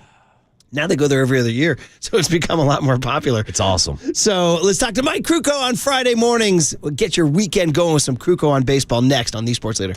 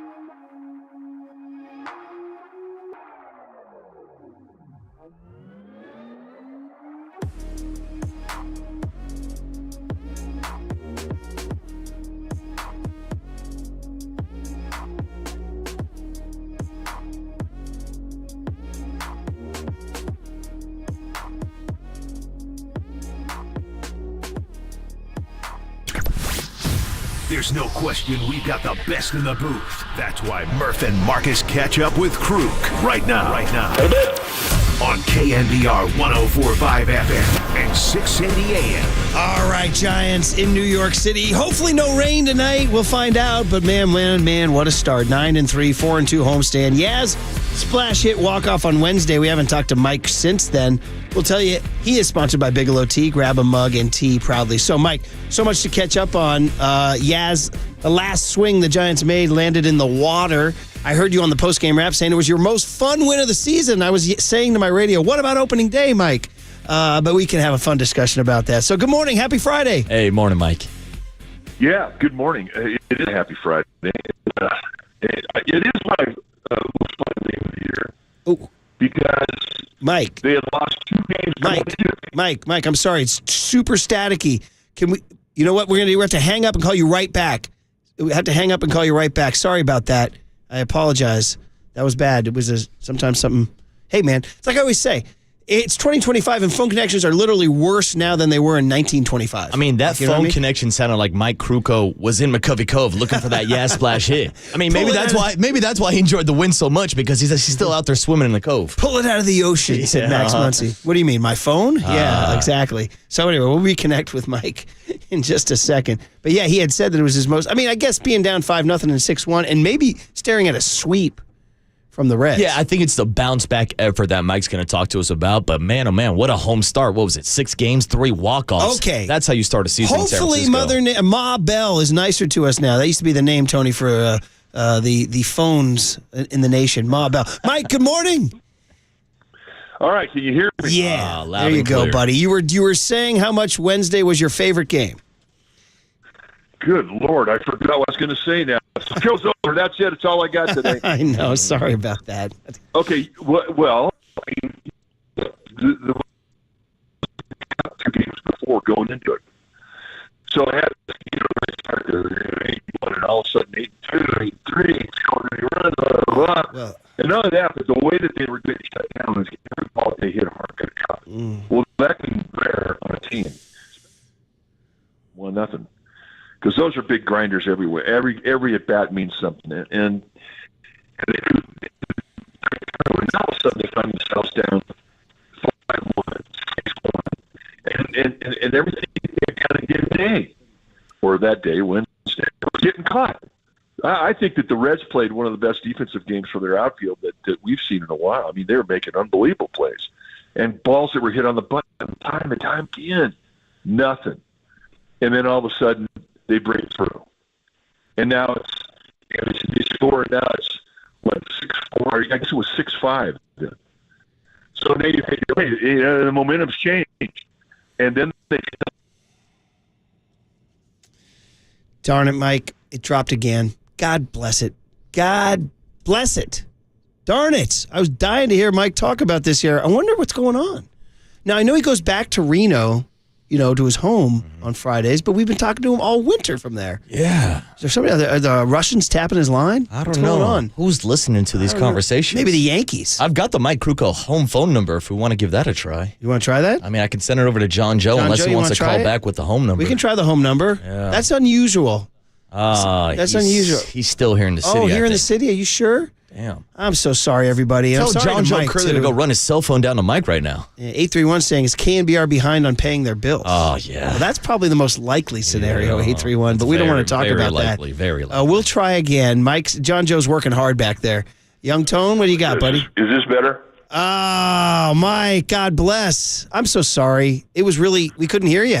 No worries. Okay, anyway, where were we? Okay, so they're down 6-1. And they come back. Then you have the swing of the bat that ties it up with Wilber Flores. Amazing. Ball inside on his hands.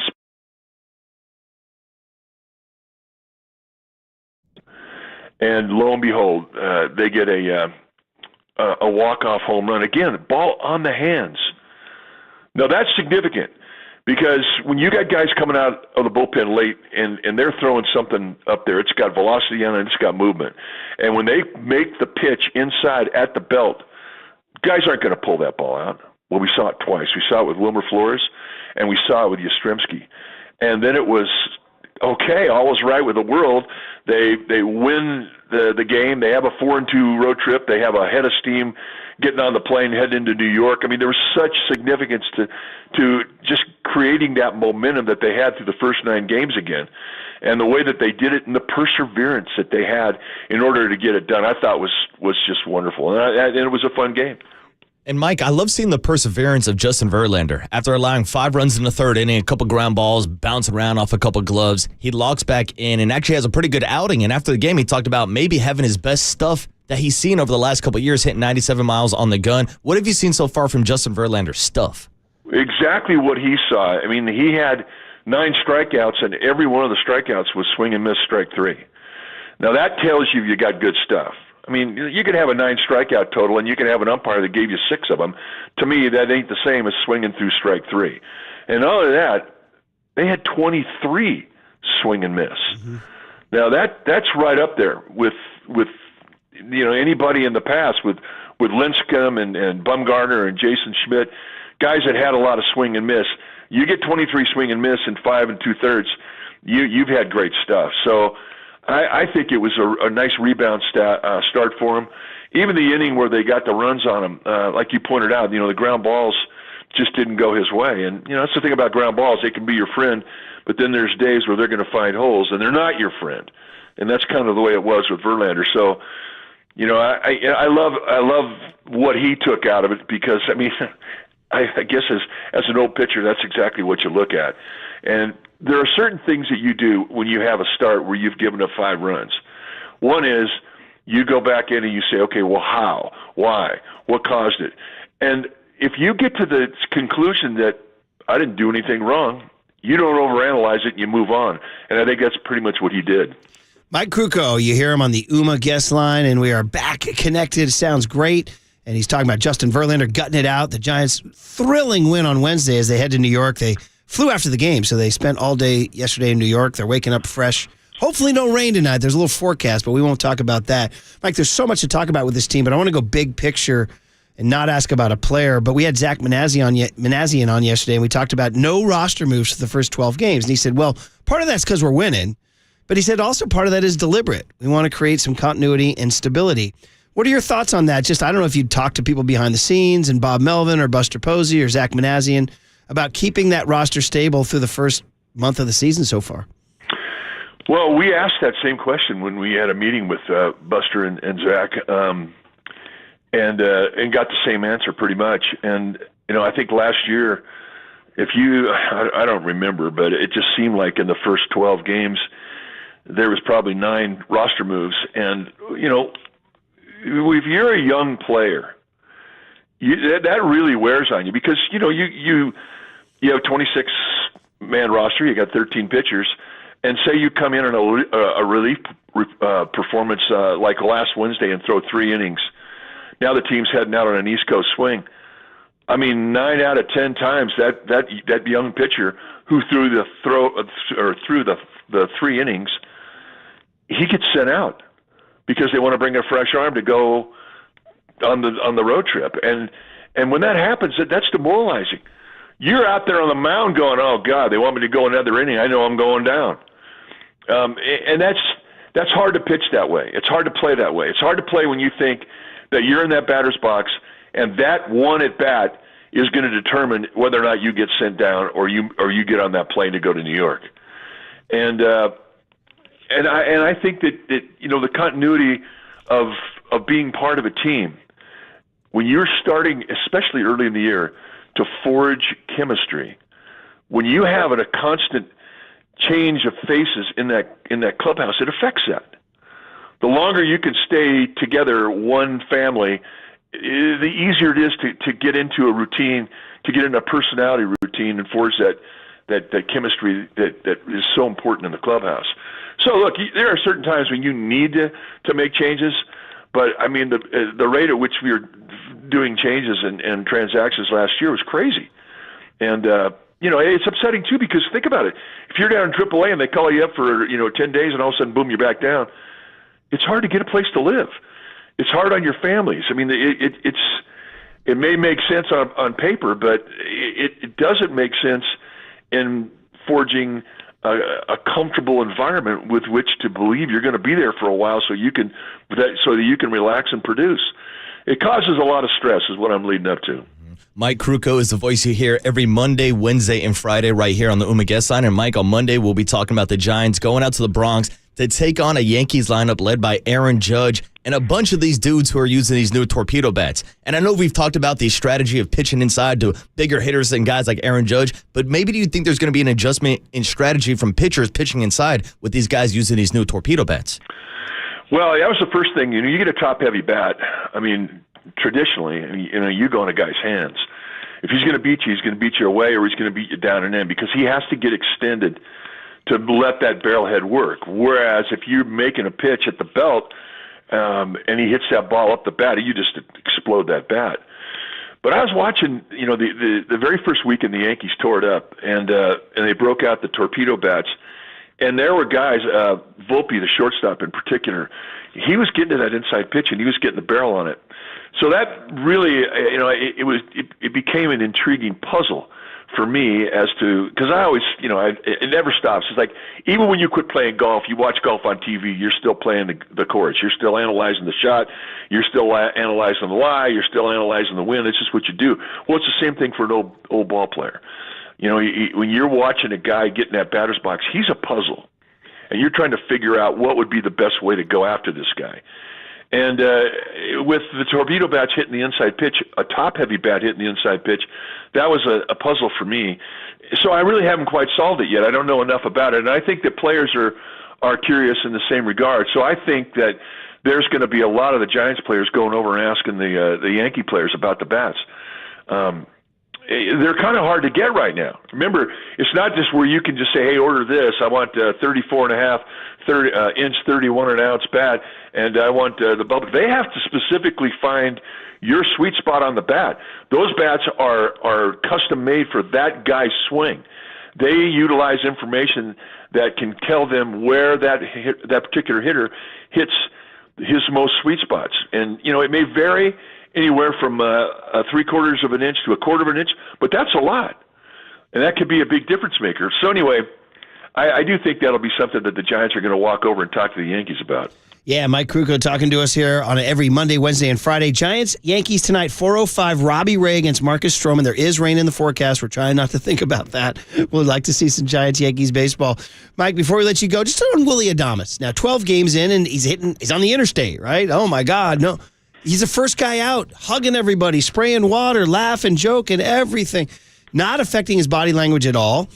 You got to think at some point he's going to hit above 188 based on his track record. Just what are you seeing? I don't know if he's pressing. I don't know if he's hitting in bad luck. I don't know if he's adjust. I don't know. You tell me, Willy Adames, defense, offense, and dugout. I don't think we've seen the best Willy Adames either on the field or in the batter's box. So I do think he's pressing, which is only natural. When you sign a long-term deal, you want to justify that contract in a weekend. I mean, you want to make sure everybody knows that you are worth that money that you signed for, and he's got a lot of pride in his game, as we've all seen. We've also seen that he's not a powder. He's not a guy that goes into the corner of the clubhouse and sits there and mopes. He's a positive guy. He believes in the positive energy. He reaches out every day, and he, like Pablo Sandoval, will literally touch everybody in that clubhouse. Handshake, special handshake, pat in the back, hug, hold, whatever. And that's important to him. That gets his feng shui, if you would, in order. And it also gives. It also gives to the person he connects with. And it's not just the players. It's everybody in that clubhouse. Coaches, personnel, trainers, chefs, whatever, clubbies. And that's one of those intangibles that you need. That's one of the intangibles that when Pablo Sandoval walked out of the Giants clubhouse, there was an absence of it. So he's finding a way to make contribution, even when he knows he's not playing his game yet, either with the glove or with the bat. That'll all come. He's too good not to be able to turn all these things around. We watched it with Trey Turner when he went over to the Phillies, and he was just horrible with the bat for months. And I remember that one game when he got out there and they introduced him, and the fans just stood up and gave him a standing ovation and basically said, "We believe in you." And it wasn't shortly after that he kind of relaxed and just kind of got into himself, and things took off. And I think the same thing will play here because, the expectation is high for everybody, for all of us who are watching him, and certainly from himself. But there's just too much talent there to linger on a slump with the glove or with the bat. Mike, one last question on this weekend's upcoming series against the Yankees before we let you go. I've had this pitching matchup circled on my calendar all week long. Sunday, Logan Webb versus Carlos Rodon, two guys who I loved throwing back-to-back when Carlos was here in San Francisco in 2022. But especially in that ballpark, the difference in styles of pitchers, Logan Webb, live low, live long, going to get those ground balls. Carlos Rodon, four-seamer at the top of the zone. How do you think that matchup plays out on Sunday? Well, I wouldn't bet against Logan Webb right now. I mean, the last start that he had, he found his changeup, and he had everything working. And in the Yankee Stadium, because it's such a live ballpark, especially to right field, guys who can put the ball on the ground survive. Like tonight, I mean, the matchup tonight, you've got a fly ball strikeout guy with Robbie Ray going against Marcus Stroman. He's a ground ball guy. Anytime you have a ground ball guy going against a fly ball in Yankee Stadium, I think he has a slight edge. By the way, I do want to talk about when I was playing with the Cubs and the Phillies, there were two divisions. There was East and West. When you went West as an East Coast team, you always put huge significance on the West Coast swing. And when I got to the Giants, the same thing applies when you're going East, and it certainly applies for this road trip, because going into Yankee Stadium and then going into Philadelphia, those are two really good offensive ballparks, and those are two good teams, and they enjoy a home field advantage. And then you come back and you play the Angels. We're playing great ball right now. So this next 10-game stretch is of huge importance, and the one key factor that I think the Giants really have to lean on is their offense has to wake up. They have to make big-time offensive contribution in all three of these series. So I think that's going to be the key as they go into these three. That's a great call. Batting average-wise, only a few guys are doing it, so we shall see. And then finally, Mike, come on, man. So 10:35 Sunday morning, pitch clock era, that thing should be over about 1. You're going to have the last 3 hours Sunday to just totally immerse yourself in the Masters. I know you're in. Who's your guy? Well, the guy that I have in the pool is John Rahm, who's a 3 over par going into today. So, I'm not really happy about that. No, not good, not good. But, I look for Maverick McNeely. I want him to do really well, and then Will Zalatoris, because they're such big Giants fans. And so that's who I'm rooting for. I want to see them rep. And then I want to see them wearing orange and black on Sunday. That's what I want to see. All right. Well, neither guy, McNeely even par, a little closer than Zalatoris, but those guys are great Giants fans. Right now, Justin Rose 7 under, Ludwig Oberg, Bryson DeChambeau, Corey Connors, Scotty Scheffler 4 under. So there's your Masters update, folded into a Mike Krukow hit. All right. Well, we'll look forward very much to the game. You guys have the game tonight, right? It's not Apple. I don't know. I didn't even check. Tell me, because I'll be looking for it at 4 o'clock. Let me see here. Friday, Giants, Yankees, NBC Sports Bay Area. Oh, there you go. So it's going to be a traveling crew then. It won't be, because Dave's at the Masters. I think Javier Lopez is doing it with John, and Dave is gone. Yeah, so then you'll have Rizzo, right? Rizzo.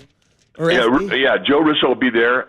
So, Joe will be doing some TV. They'll do the flip-flop in the third inning. I knew that Joe and FP were doing the radio on this trip. So, there you go, Mike. We're all sorted. Well, maybe it's just John and Javier then. There you go. They're doing all 9. Maybe that's it. Either way. That's it. There'll be no flip-flop. All I know is you sounded great. That's all I know. So, enjoy the Masters and enjoy the baseball. We'll talk Monday. Yeah, thanks, Mike. Mike Krukow every Monday, Wednesday, and Friday with a great connection. And the big hit is the Giants. Willie Adamas, some comments on Buster Posey and the Giants at Yankee Stadium next on the Sports Leader.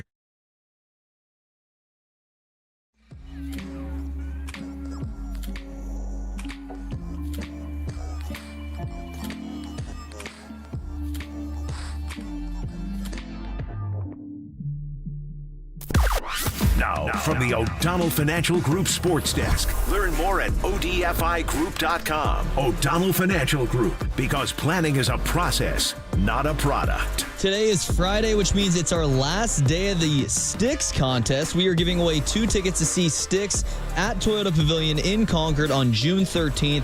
We want you to stay tuned through the 8 a.m. hour for your chance to win. When you hear the cue to call 415-896 KNBR, and if you're caller number 10, you will win. It is all brought to you by Live Nation, and you can find official rules on KNBR.com.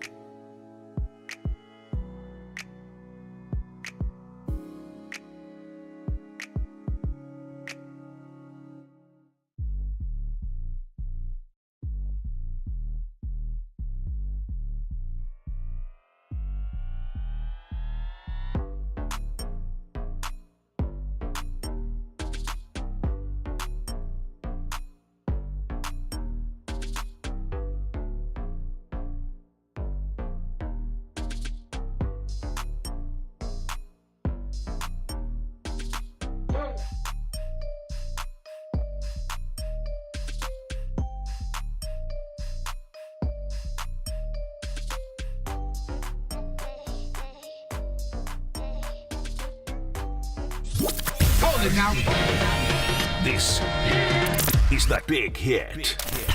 Sponsored by Benjamin Moore Paints. Experience the Benjamin Moore retail difference at their independently owned authorized retailers today or at benjaminmoore.com. On KNBR 104.5 FM and 680 AM. The sports leader. Murph and Marcus is sponsored by Bigelow Tea. Grab a mug and tea proudly. And the pitch on the way. Swing, line drive into right field, base hit. Charged by Robles. One run is in. Here comes Fitzgerald, the throw. Swing! And the ball game is over. Santos, the right-hander, sats the pitch. Swing and the ground ball into right center field. Base hit. And here comes Matos around third. And the ball game is over. The pitch. Yeah, swings and he belts one. Deep down the right field line. Headed for San Francisco. Bang! Goodbye! That one is whack! A two-run, game-ending home run by Mike Yastrzemski. The sounds of a Giants baseball season. 3 walk-off wins in the first homestand of the year.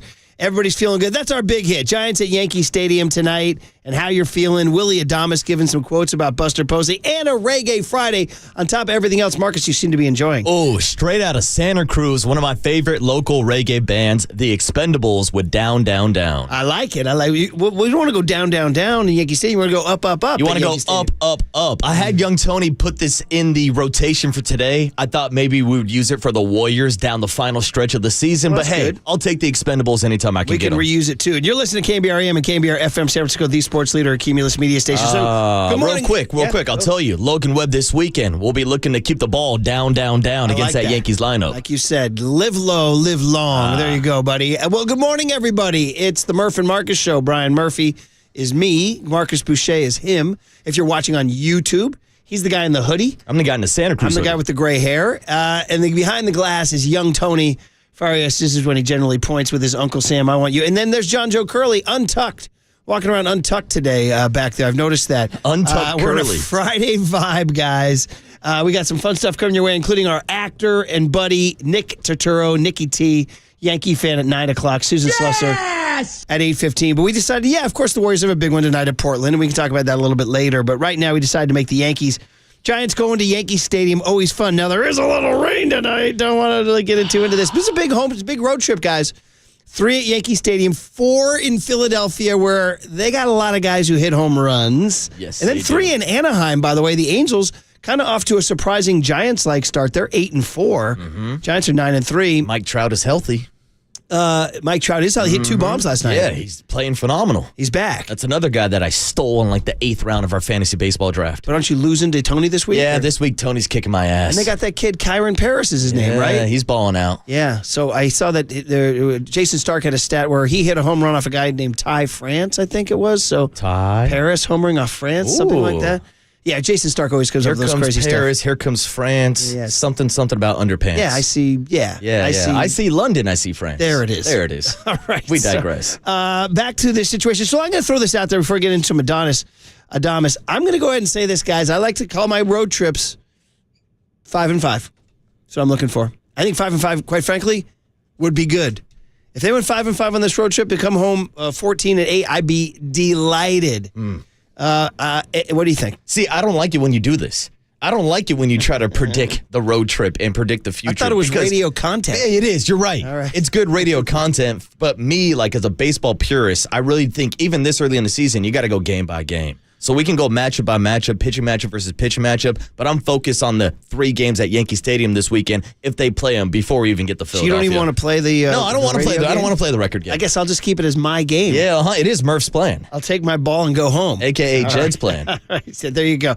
Somebody had, who was it, Zach's plan? Was somebody saying that? Yes. No roster moves? Zach's plan. Did somebody Zach's make a plan. promo out of Jed's plan? Come on, you can't do that. I think Young Tony did it himself. Oh, we did it for the show. I know, It's but good content. My entire, but my delivery was I was so baffled. I can sign him, but I won't. I know, I need to recut No, it's it. great, Murph. Come on, Okay, it's all great. right. You want to leave it as it is? I like it. I like it with the depression of Jed's I was plan. wondering how people were reacting to this. Oh, here it is. Zach's plan. Here. Jed's plan. Oh, jeez. Jed's plan. Oh, boy. I could sign him, but I won't. Wait. Yeah. Still going just the Super Bowl. Wait. Yeah. Jed's plan. Okay. All right. Jed's plan. All right. Zach's plan. Yeah. Zach's plan. And I think we figured out a way to make Drake's music digestible for me. Just have Murph do all of his lyrics. Just like yesterday, he was quoting "Baby Girl." Exactly. Baby Willie. Baby Logan. Let me see you twirl. Willie Adamas did a Baby girl, let me see you do your dance. There you go. Who is the guy saying that, by the way? It's a different guy, right? Who is it? It's not Drake, is it? It's got to be one of his producers or something. We were talking about this yesterday. Is it his Mustard? No, I don't. Yeah, it might be his producer, it might be or his it might Mustard. be one of his ghostwriters. Maybe it's a guy, mayonnaise or ketchup. I don't know. Mayonnaise! But that would turn a lot of people off. Yeah, it would. Willie Adamas was on. Eric Hosmer has a podcast. Now you know everybody has a podcast. If Eric Hosmer has a podcast, Yeah, everybody's got a podcast. called Digging Deep. Former Major League players, and they got Willie Adamas on. I can't tell when it was filmed, but it looks like it was filmed during spring training or recorded during spring training.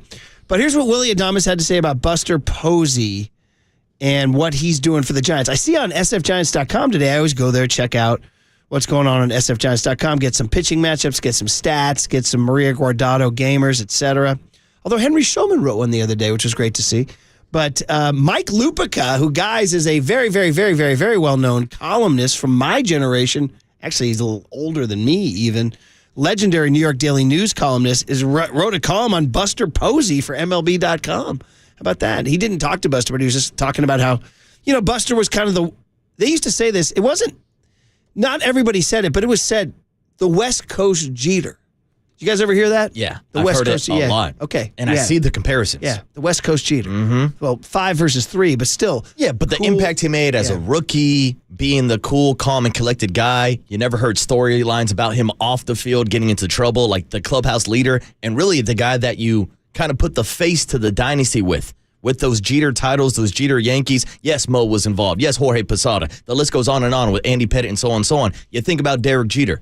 Just like when we think about the Giants and those 3 titles, yes, we recognize Madison Bumgarner for what he did, obviously. Matt Cain, Timmy Lincecum, Pablo, Brandon Bell, Brandon Crawford. But most people will put Buster Posey's face as the face of the dynasty. Yeah, so Lupica wrote about how he's the right Giant at the right time to do this whole thing. So anyway, it spins into what Willie Adamas told Eric Hosmer's podcast, Digging Deep, about coming out here because of Buster. He was the one that made my decision change about San Francisco, 360.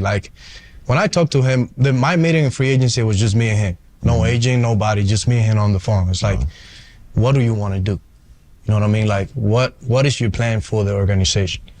He's man, I'm going to win because I'm a winner.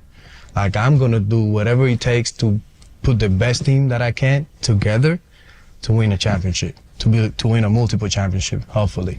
So for me, it's just it's not pressure, it's just motivation. It's man, I'm gonna work along the side of Buster Posey. It's this guy won 3 championships. He won an MVP.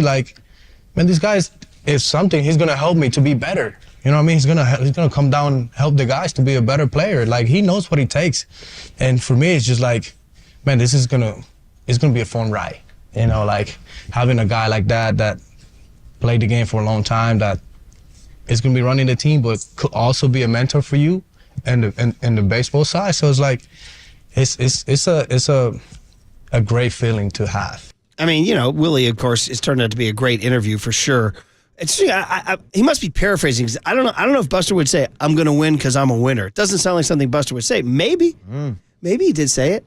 But he has that air about him, right? We always talk about how nobody wants to disappoint Buster Posey. Absolutely. Yeah. And Murph, I have 2 takes here. Yeah. One a riff, one a serious take. Yeah, okay. Let's start with the riff, because you heard Willie Adamas say, Buster made me change my opinion about the city of San Francisco. Yeah. Are you telling me he made him do a full 360 and made him do a twirl?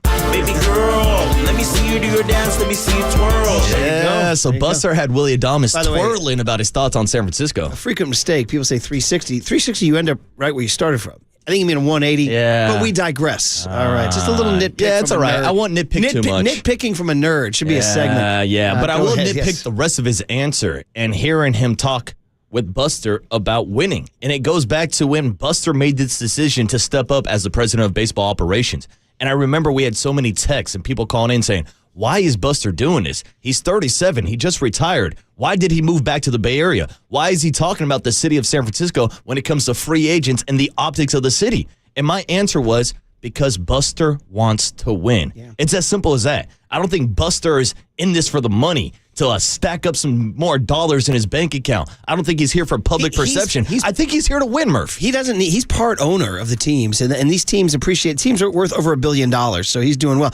It is wild how, again, I've talked about this any number of times, it just pops up. I just cannot, the same way I can't believe that ballpark got built, because it is unbelievable that ballpark, it's insane. In this city where you can't even get anything done, you can't cross the street without some sort of regulation. The fact that this thing got done down at 3rd and King is a mirror, and it remains gorgeous and pristine and unbelievable. The same way I feel about that is I can't believe that Buster Posey, the coolest, winningest, most just chill leader, Jeter, Steph Curry type guy, wants to come back and do this. Because it's a grind. As he said, he gets like 700 texts a day. He's got 4 kids. He's got 700 texts a day, so I'm blown away. I just want him to do it for 20 years.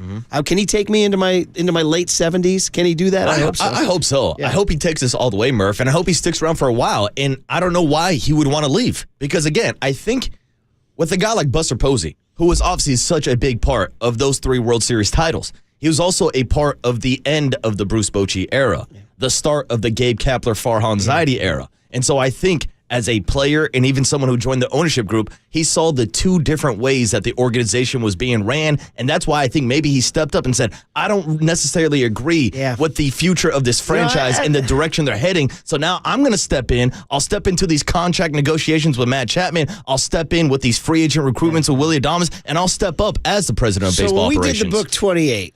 I don't want to, I'm hesitant to step, I don't want to say too, I don't want to say something that's not sourced, because I'm guessing here, but I'm just telling you my instinct from having lived a little, shout out Radnich, is when I did the book with him and we did a long sit down about his preface, we didn't talk much about 2021 at all. And I realized afterwards when I'd done it, I was like, God, we didn't really say anything about 2021. And I called him back and said, well, I got to acknowledge the 107-win season and everything. And so it almost felt like artificial that we were talking about it, and weird because it didn't seem like that was something that he really considered part of his legacy, the 2021 season. Again, now I'm overstepping my bounds a little bit by guessing, but and then him retiring right after 2021, I just got the vibe that he wasn't totally all in on the machinery, the machinations, and the roster moves and all that's the platoons and trying to gain an advantage every second of the day as opposed to letting a baseball season breathe and take shape and form and exist and all these things. Again, he never said this. I was just kind of gleaning it. So, I mean, maybe I think he was like, enough. I've seen it. 66 roster moves, Matt Beatty on opening day. I'm just going to come back and build a baseball team. Well, especially when you factor in the timeline of Bochy's departure, Gabe and Farhan taking over, then Buster deciding to sit out 2020 after experimenting in 2019 with the new guys. Then coming back for 2021, having an awesome season, but then you're like, Buster, you're 36? You're going to step away after you were almost the first right-handed batter to put one in the Bay? This is that's what it was confusing. And so, again, we're reading in between the lines here. This is not source takes. This is just hot take sports radio. But I do think that he maybe had a different vision than the past regime, and it feels like we're starting to see that vision so far this season. Yeah, more Willie Adames on how the Giants made him feel loved here, and it's all about Buster here, yeah. The Giants made it easy, bro. Yeah. They were like, the first conversation was like, you're the guy, we want to sign you. We want you to come here, and we want to, do things with you, with Choppy and Webby, you're the priority this offseason. And I was like, man, really? Yes. The difference between them and the other teams were the other teams were like, oh, we need to sign a pitcher, we need to sign Soto, we need to this, that. And the Giants were like, no, you're the guy, we want you here. And I was like, man, if you love me that much, I love you the same. Yeah, and the money doesn't hurt too. No, but everybody wants to be wanted, Murph. And think about the timeline when everybody was obsessed with whether or not Juan Soto was going to make $500 or $600 or $700 million. Buster Posey snuck through the back door and signed the best available shortstop on the market. And I think he probably got him at a better discount, a better price, because he did it before the Juan Soto signing. Oh, man. By the way, 707 says, I'll take, on the Golden State Lumber and Showroom text line, I'll take talent at every position, and that includes management. Posey's got that riz. Ooh. It is sure. What a start. It's like he couldn't have scripted it. That they're playing exactly like you expected Buster Posey teams to play. Stable, gritty, not giving up, catching it, throwing it, pitching it. I mean, they have a great team ERA. They haven't hit yet, really, this year. It's hilarious that you say that, and just like thinking about that brand of baseball. We played a clip earlier this week, and I don't know if Young Tony can grab it real quick, but it was a quote from Matt Chapman. Yeah. And he said, you know what? We look like a baseball team. Whoa. Something as simple as that. Whoa, Matt Chapman saying that the Giants look like a baseball team. What a crazy concept when you're playing baseball. You know what I'd say to that quote? Shots fired. That's what I would say. Shots fired. I was like, ooh, that might be my favorite quote of the year. Oh, man, that's awesome. We look like a baseball team. Well, anyway, that was our big hit. It's a shorter one because we have Susan Slusser coming up. We just wanted to lay down the Giants going to Yankee Stadium, the West Coast Jeter leading them, and Willie Adames' quotes on the Diggin' Deep podcast, sort of emphasizing that Buster called him. And by the way, 408 does answer the question, says, you know, Murph, you tried to split the difference between a 360 and a 180, but a 180 wouldn't be a twirl. Oh, baby girl. Young Tone, there you go. Baby girl, let me see you do your dance, let me see you twirl. We've got Marcus back on the Drake train. Yeah, but that's not Drake. It's his producer. It's his producer singing it. Keep making dance songs, Drake. You're going to be at a club tonight. You're damn right. What's the one? The beer cellar on Sutter or whatever. And you're going to be down there hearing that. Looking you're for gonna a have big baby fat, girl. Big fat smile on your face. All right, Susan Slusser next on KNBR 104.5 and 680, the Sports Leader.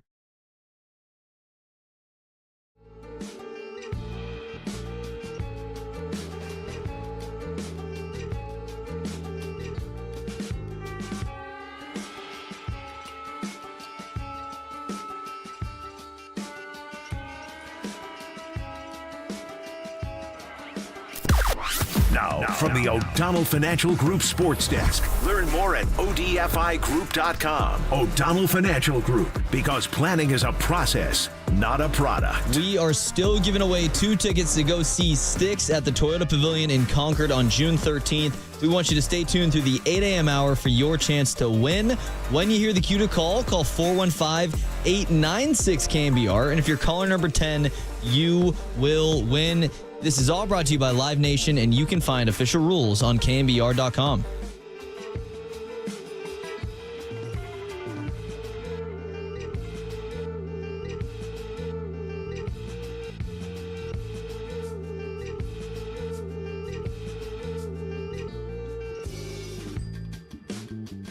Hey, what's up, everybody? Marcus Boucher here on a Friday morning with Prize Picks, the #1 daily fantasy sports app, baseball app, basketball app, and the football app. With over 10 million members with billions of dollars in awarded winnings, Prize Picks has made daily fantasy sports accessible to all. And springtime is here, and baseball season is officially underway. So don't miss your chance to add your favorite players from the diamond in your Prize Picks lineup. And I can tell you, this weekend, I will have a 2-way parlay playing Friday, Saturday, and Sunday between the Yankees and the San Francisco Giants, because I'm looking for Jung-Hoo Lee to go deep for the first time this season with that short porch out in Yankee Stadium. So on Friday, Saturday, and Sunday, I will be taking Jung-Hoo Lee to have more than 1 hit, runs, and RBIs combined, and I'll also be stacking it up with the kid out of Linden, California, Aaron Judge, who has been on a heater even without the torpedo bats. So I'm putting those 2 players together because you have to pick 2 players from opposite teams. So join me and enjoy the game this weekend between the Yankees and the Giants with a little bit of Prize Picks cash action on the games this weekend. But if you don't have the app, now is the perfect opportunity to join me and download the app using the code word LEADER. And we'll give you a $50 bonus instantly when you play your first $5 lineup. That's code LEADER on Prize Picks to get $50 instantly when you play your first $5 lineup, and you don't even need to have a winning lineup to receive the $50 bonus. It's guaranteed. Prize Picks. Run your game.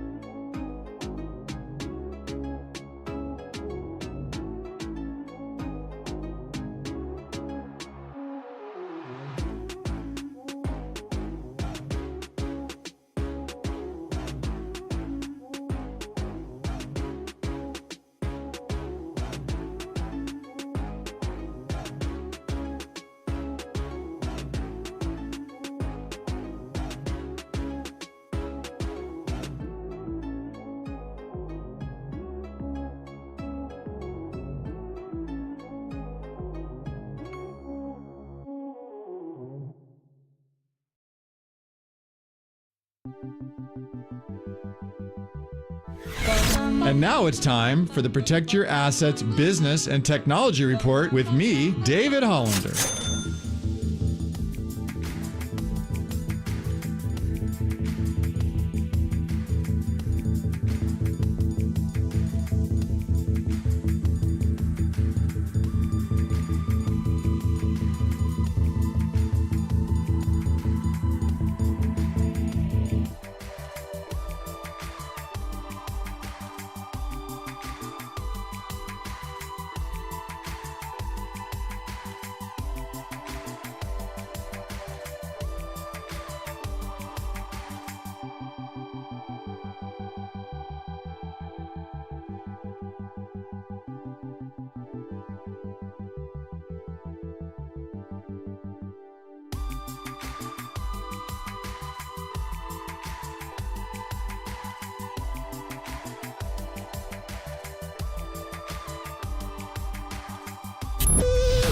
Now back to Murph and Marcus on the Sports Leader and streaming live on KNBR.com and the KNBR app. Sponsored by Bigelow Tea. Grab a mug and tea proudly. Oh, yeah. We do it every week with Susan Slusser. Anytime you hear the Style Council's ever-changing moods, you know it's time for baseball takes.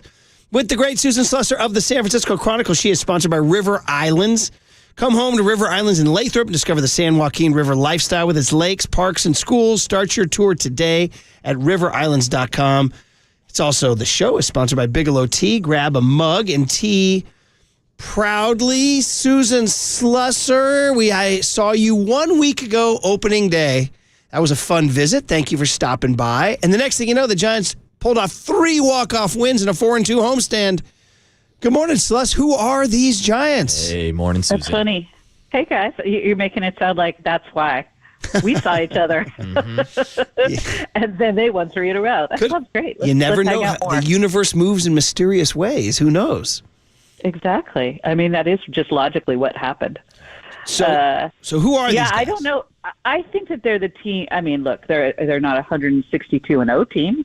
But I think they're a good team, and I liked what Justin Verlander said on Wednesday, which was, this little rough stretches, like pulling out that final game of the Reds series, winning that one, coming back to win it. He was like, when you're in a tough stretch and you can kind of go 500 in those stretches, you're good.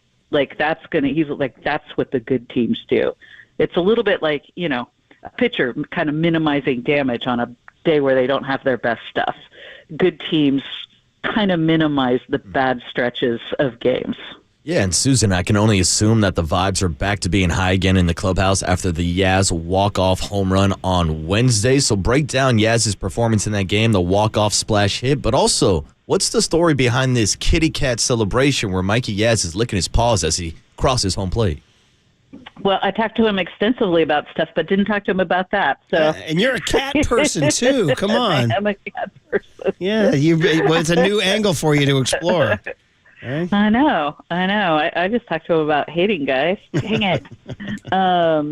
Yeah, it's he really does look kind of like let's not maybe put too much on him. 2020, 2021, Mike Yastrzemski, and he said it's going back to what he was doing then, using the whole field a little bit more. But after 3 years of just sort of trying to dead pull everything, he said it's it's kind of a struggle. Like he's battling himself constantly to stay in that mindset, use the whole field, and not just try to turn on pitches he can't.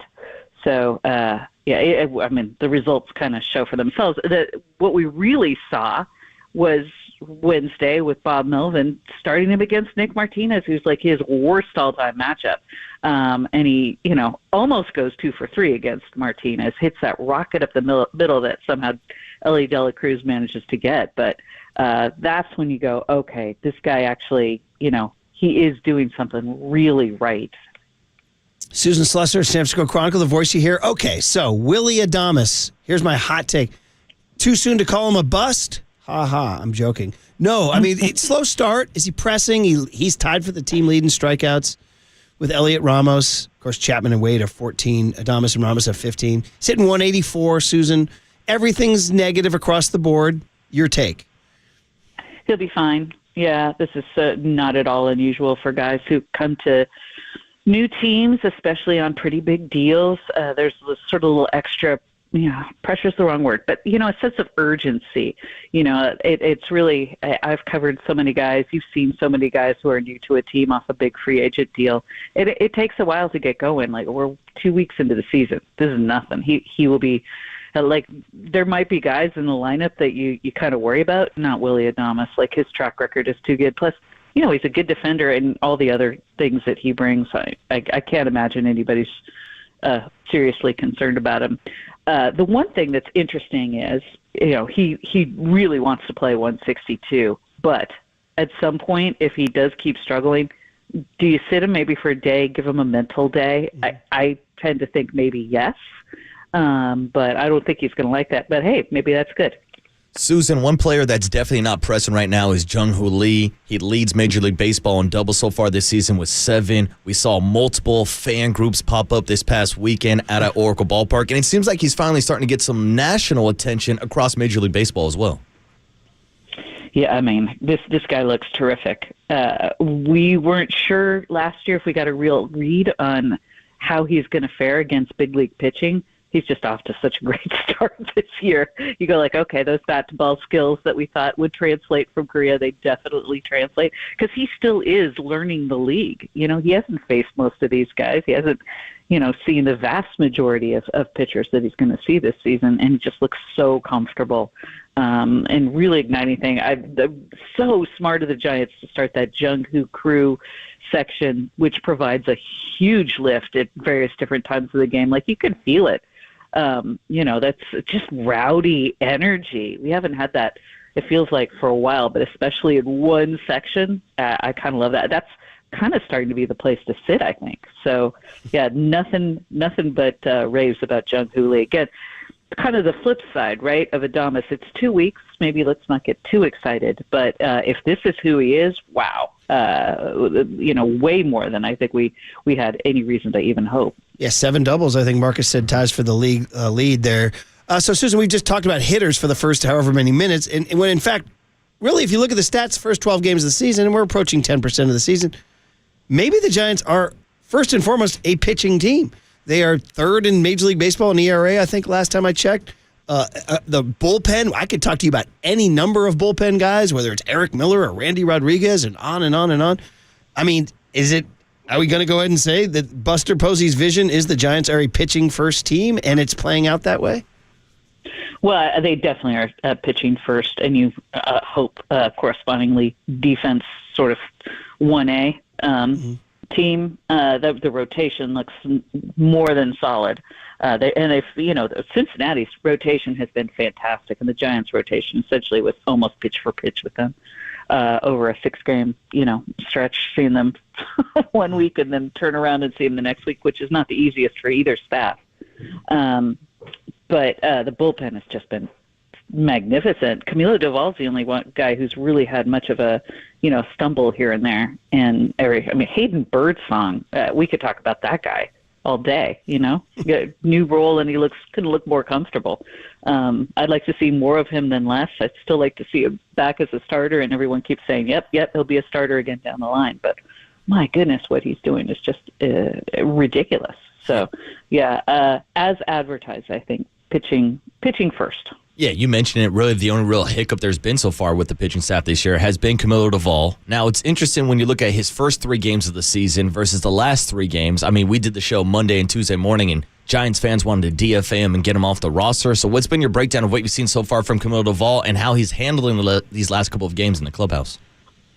Gosh, he's such a mystery, really. There was kind of an idea in the offseason maybe he might be somebody who'd be a good trade piece, right? Like, plenty of teams need closers. You can usually get something for a guy like that, young, good, lot of talent, and another team probably has an idea, here's what we can do to fix him. They sent him down last year to try to get him to throw more strikes. He came back. He wasn't. A little bit early in the spring, he wasn't throwing strikes. Then he turned it around. But now, it seems like a lot of times if he's missing one pitch, he really struggles. Like, he hasn't quite learned to pitch without all of his stuff being at its complete best. He'll lean on one pitch if he's not feeling quite right with another pitch. So he either needs something else that he feels comfortable with, or he needs to learn to really pitch, without his best stuff all the time. And guys just aren't going to have their best stuff all the time. And the strike throwing, it remains a little inconsistent for what the Giants are looking for. Susan, before we let you go here, big road trip. 3 in New York, 4 in Philadelphia. Even Ron Washington's Angels are playing better. So, I mean, does this feel like, I don't want to say the varsity, but kind of the varsity? Like we're going to find out a lot after this next 7 games in particular? Yeah, I think that's fair to say. I mean, anytime you go into Yankee Stadium, but that's a very good team. Obviously, we know the Phillies are, always a perennial contender these days. And you're right, the Angels are playing really well. It's a long trip, especially starting off with an off day. They left after the game on Wednesday. The long time to be gone. They have a stretch, I think, of 17 straight, which is the maximum the union allows. It's a test in many different ways. You talk about the pitching and the bullpen. This is really going to be a test for those groups. Do you think we will see any Giants players trying to sneak over to the Yankees clubhouse to steal any of those torpedo bats? I think that they've probably got some shipments of their own coming. Okay. Yeah, but so far, nothing. I mean, we asked Zach about it Thursday, pardon me. I don't think they have used one yet, have they? No, they haven't. I think guys want to mess around with it first. You don't want to, take a bat that you barely used, say, in the cage a couple of times, I think, into a game situation in the big leagues. This is kind of a wish we'd figured this out during the spring training and messed around with it then or in the off season. I'm not sure how much we'll see it. Guys will mess around, but I don't know if we'll see it necessarily on a regular basis because it's, changing sort of how the weight is distributed in your bat is going to give the swing a completely different feel. And I think a lot of guys are worried about their timing. Right. So not just yet with the torpedo bats. We'll hold off on that. All right. Well, hopefully no rain. I know you're not in New York, but hopefully no rain is it Shayna? She's probably on the trip. Shayna's on the trip. I'm on the Anaheim portion. So. Oh, Orange County for you, huh? Yeah. Newport Beach kind of gal. Hang out in SoCal for a few days. I don't think of you as a SoCal kind of gal. I'm just California in general, Mark. You're Monterey Peninsula. Many layers. Yeah, we in Monterey, we never know are we NorCal, Central Coast? You know, it's funny you say that. I just had to write a story for Northern California Golf Magazine. I do a quarterly column for them. And the whole thing was about Northern California golf, and it was all about like Monterey Peninsula. And I'm like, it's Central California.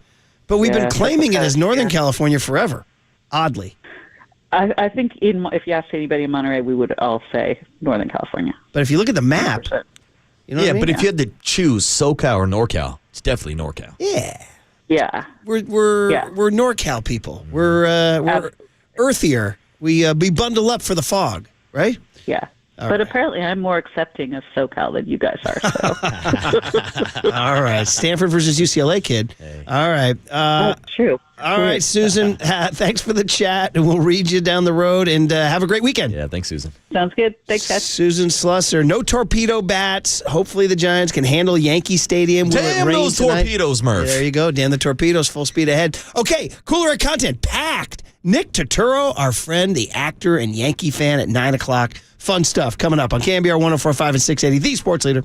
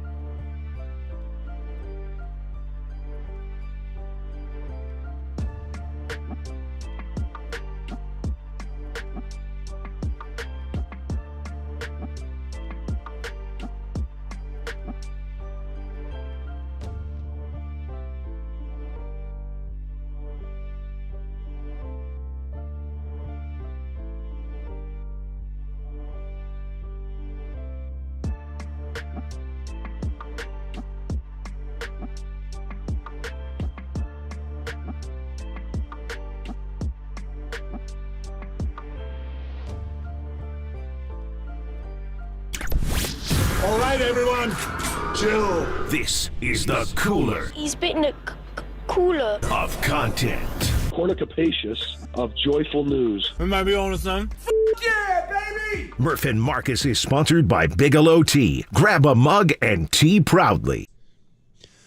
All right, you want to rock out with Styx and Kevin Cronin from REO Speedwagon and Don Felder from the Eagles? Call John Curley right now, Friday, June 13th, Toyota Pavilion in Concord. By the way, there's a lot going on at Toyota Pavilion in Concord. Tomorrow, there's a big event, 10 a.m. to 4 p.m. Swing by and enjoy bites from Season's featured food trucks, music courtesy of At Retro Junkie, featuring DJ Ajax, and special proclamation from the mayor, Carlin Obringer. This was a request. It's not REO. I mean, it's not REO Speedwagon. No. Okay, it's not Styx either. No. Okay. I'm just playing. It's Reggae Friday. We can't play Styx. What do we got, Tony? This is Spin It Faster by Ben Harper and Ziggy Marley, a request by Campbell Water Company, the band in our YouTube chat. Hey. Okay. Shout out the water company. But I'm giving away tickets to Styx, Kevin Cronin, and Don Felder. Okay. You could have found a reggae cover of Hotel California. Anyway, tomorrow is a special thank you for one day only at the box office. You get 2 tickets for $50, all fees included, to any show for the 2025 season while supplies last. Everyone that attends also have the chance to enter to win tickets for the entire 2025 season. No purchase necessary. But right now, you can win tickets to that show June 13th. Call number 10, 415-896-KNBR. 2 tickets to see Styx at Toyota Pavilion at Concord, June 13, 2025. Woo! Long read. This sounds great, but it's not Styx, REO Speedwagon, or the Eagles. But it sounds good. All right. It's a Reggae Friday. All right, the Masters is underway, and here we go. Justin Rose hanging on. He's played 9. He's 1 under. He's got the lead, 3-shot lead over my guy Ludwig Oberg, and Clovis, California's own Bryson DeChambeau, who's 2 under through 4 today. He's making some moves. So those are your top 3. If you care about Rory McIlroy, he's 1 under for the day, 1 under for the tournament, 7 back of Rose, tied for 15th. Okay, so here's the deal. This kid, Chris Vernon, made his name, 5, 6, 7 years ago, started doing these Masters updates with a house beat. He just kind of created this whole bit himself. And the beat is Waka Flocka's Hard in the Paint, Murph. Thank you for telling me that. I did not know that. That's great knowledge. Waka! So Chris Vernon's his name. It's the video that comes out every year at this time. So if you're on YouTube, Twitch, and Twitter, you can check out the video. If you're in your car, you can check out the audio.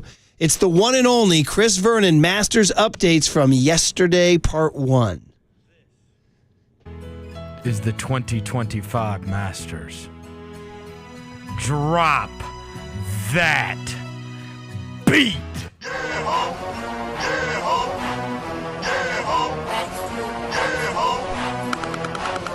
Yeah! It's the 2025 Masters. Don't get your wings split. Pop, pop, pop, pop, pop. Jim Dad's, pimentos and cheese, dogwoods and azaleas. It's the 2025 Masters. You better duck. Damn, son, where'd you find this? What's going on at Augusta? What's going on at Augusta? What's going on at Augusta? That's what's going on at Augusta.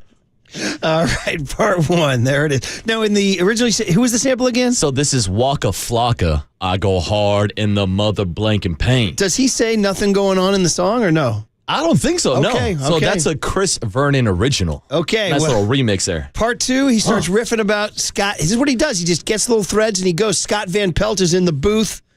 Then he transitions into a little Scotty Scheffler here. Pelt in the booth. Scott Van Pelt is the truth. SPF 50 so that head won't burn. SPF 50 so that head won't burn. Scott Van Pelt in the booth. Scott Van Pelt in the booth. Scotty Scheffler 3 under. And that's what's going on at Augusta. Scotty Scheffler 3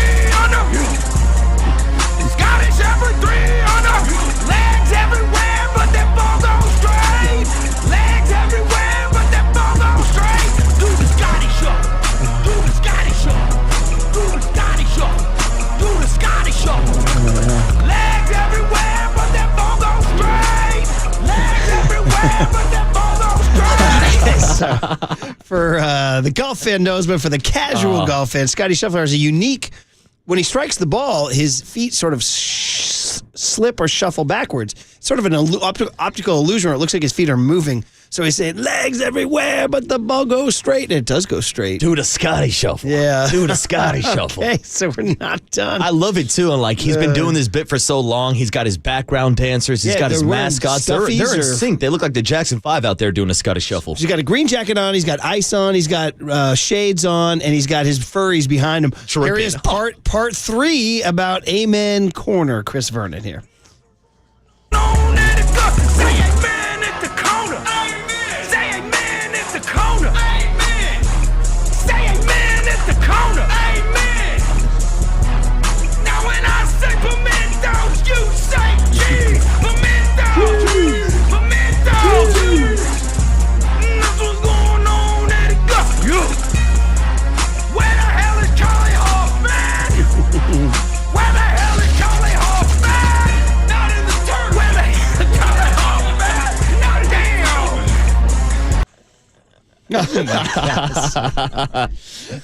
So he said, where's Charlie Hoffman? Okay, and then finally, Ludwig Oberg. It's spelled A-B-E-R-G, but it's pronounced O-B-E-R-G, so that's Chris Vernon's final riff here. The Chris Vernon Show Masters Update. Louis Oberg! Where is Ludwig Oberg? Even par! Where is Ludwig Oberg? Even par! Where is Ludwig Oberg? When is an A pronounced O? I don't know. When is an A pronounced O? When is an A pronounced O? When Ludwig says so. And that's what's going on at Augusta. It's going on at Augusta. It's going on at Augusta. And that's what's going on at Augusta. So there you go. And that's what's going on at Augusta. When is an A pronounced an O when Louis says so? I believe he says this is phenomenal. And there's so many little nuggets if you are watching on YouTube. Shout out to my guy 415 West in the YouTube chat. Says the mascots are throwing grenades like they're doing John Moran celebrations. Oh, my God. That's awesome. That's pretty good, man. So I wonder how long does he do it, like for 15, 20, 25 minutes at a time? Does he do 3-minute bursts and then comes back? I know. How often can you do these master updates? I don't know. He's done them for years and years and years. I want him on every hole. Every hole. So here's the all-timer now. Very good for your Chris Vernon people out there. You're welcome. Okay, so listen, Arizona State is a school that has some meaning around here. Kerry Crowley. He's from Arizona State. He frequently calls it the Harvard of the West. Ha, ha, ha. We get it. Ha, ha. Then all of a sudden, Jack Loader comes along, our new digital guy. He's an Arizona State guy. Ooh, don't forget about another one. Austin Scott, Arizona State guy. I had forgotten. Mm-hmm. All of a sudden, ASU's pumping out sports media personalities. But the thing is, when I was growing up, ASU, with all due respect to Phil Mickelson, Barry Bonds, and all you Sun Devils out there, not necessarily should we say, a bastion of academia. All right, bro? I understand. Always a little bit of a party school. Maybe you could slide in there with a GPA that was a little below the substandard level. My kind of school. Maybe the test score wasn't the best, but you're going to Arizona State. Yeah, but they're right? having a good time, Murph. Exactly. They're having a great time. So Arizona State's now trying to remake its image. You know, Cronkite School of Journalism, Kerry Crowley, Austin Scott, Jack Loader, KNBR. And then here comes one man to bring back the true Sun Devil vibe. He is Spanish amateur golfer Jose Luis Ballester, who qualified for the Masters, I think, by either winning the USAM or I think he won the USAM. Well, guess what? Number one, he shows up yesterday with a Sun Devils hat with the type upside down on Sun Devils, which to me is like the sure sign that you are a miscreant looking for trouble. Well, all right, Murph, you've mentioned it multiple times. I was wearing it yesterday. My San Francisco Giants hat with the logo upside down. Well, you are in a past life an Arizona State Sun Devil. Yeah, okay, but here, I need clarification. Was it ASU upside down or was it the fork upside down? It said Sun Devils upside down. Because I was going to say, it's disrespectful if you do forks down like horns down. I'm actually surprised that Augusta National, which is a frickin' totalitarian state, allowed him to wear this hat. Because they would be like, son, you're not wearing that hat. But he snuck past. That's not all. He goes out there. Now he's on the 13th hole. Guess what? He's got to pee. How many of us have peed on a golf course? Every one of us. Hand up. Every one of us. I don't even play that much golf, and I've done it. How many of us have peed at Augusta National Golf Course? Hands down. Hands down. I wish I could. This is unbelievable. At Rays Creek on the 13th hole, he had to take a leak So he took a leak wearing an upside-down Sun Devils hat. This guy is an absolute one-man rule breaker, one-man revolutionary, one-man rebel, Jose Luis Ballester. And he was asked about it afterwards, and he didn't care. He's like, yeah, wasn't that great? Here it is. Well, I completely forgot that we had those restrooms on the left of the tee box. Oh, okay. 13th tee. Yes, correct. And then I'm like, I really need to pee.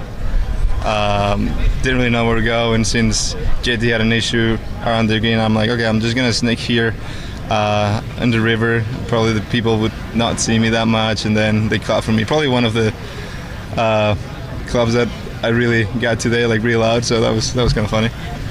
Are you concerned that there might be any blowback from that at all? Or I mean, obviously they did see you, right? Yeah, they saw me. They saw me. Yeah. I mean, it was not embarrassing at all for me, so if I had to do it again, I would do it again. Dude, the true Sun Devil. If I had to do it again, I'd do it again. Now, we could look at another angle that's a little PG-13. Maybe he didn't mind, like, hey, you know what? You want to take a gander? Have you seen my new driver? Have you seen this club? Have you seen my new driver? Have you seen the torpedo driver I'm having? Hey, now. So it could have been some of that. Now Also, we're really sometimes in golf, when you got to go, you got to go. Now, even on a muni, you're always looking for a little tree to duck behind. Like there's you don't just whip it out. No. But he did on Rays Creek. You can get arrested for that. Incredible. Got a big cheer because, yeah, do it again. Dude, ASU, I sent that to Loader. He said, Rage State forks up. Wow. Like they're proud. Rage State forks up. Is that a real sentence? And there's restrooms on the tee box right nearby. I completely forgot that we had those restrooms on the left of the tee box. Also, by the way, apparently his coach, Matt Thurmond, got kicked off the range for wearing shorts. Oh, no. Dude, these guys are coming in and wrecking shop. Showing up to the Masters in shorts? Arizona State is loud and proud. Murph doesn't even allow us to show up in shorts in the studio in San Francisco, let alone the Masters. That is incredible. Upside down logo. Coach walking around in shorts, whipping it out and peeing in Rays Creek. Dude, these guys, when Jackass comes to the Masters. Dude, I like it. Yeah, next thing you know, you're going to see him with like the bullhorn hiding in the bushes, blowing it when people are in the middle of their backswing. It was not embarrassing at all for me, so if I had to do it again, I would do it again. I mean, I got to tell you, a golf course pee can be very satisfying. It's very natural. It's very freeing. Oh, just an outdoor usage of the restroom. Usually you're ducking behind a tree. Yeah. I got to say, though, it's a great feeling. Like when you go camping and you wake up, you walk out of the tent, and you're just one with nature, Murph. Let it rip, buddy. Incredible. So we got that. Finally, hey, Murph, would they kick him out of the tournament for that? Well, I would think there would be a disciplinary note taped to his locker, perhaps a warning that if anything like that happened again, he might be forbidden. I am surprised by it, all three of them. A, the coach showing up and rocking the shorts. B, the upside-down hat. And then C, I got to go. I've got to add this guy to the list of bad boy golfers that I'm going to root for now. He's a bad boy golfer. ASU, man. ASU loud and proud, dude. 415 says the curtain of distraction is coming next to the Masters. Remember that thing they had with the guy who looked like Kolsky? Yeah, good call. And then finally, this guy, Danny Goodwin's pretty funny. He's been doing these podcasts where he does like the Bill Simmons show on World War II or the Bill Simmons show on the Great Depression, where he makes fun of podcasts doing things. This one is about golf announcers, golf broadcasters, if they were broadcasting him at home. So he's just sitting on his couch, scratching his stomach, but he's announcing himself at home, and he has that cadence of a golf broadcast down. Here it is. Let's cut to Danny Goodwin here. As we can see, he has not left the couch all afternoon. Looking like a real piece of We saw him earlier today, of course, order onion rings for lunch, dined and dashed. There is no way that couch doesn't smell. I couldn't agree more. And I'd say he should get up from it, but something tells me there's not much going on outside of it. And he's up. He is up. So pretty good, man. I like it. The birds chirping, the golf clap. This guy's pretty funny. Danny Goodwin, check him out. Way to paint the picture, but real quick before we go, I actually brought my own Masters content to the Cooler of Content. Nice. Wanted to squeeze this in before Nikki T on the other side. Here are UFC broadcasters John Anik, Daniel Cormier, and Chael Sonnen giving their call of the iconic Tiger Woods chip-in from 20 years ago. Eldrick Tiger Woods, 16th hole. Circa 2005. I love how low you talk when you call and call. Buddy, soft hand. Oh, you left it up high. And it's trickling down.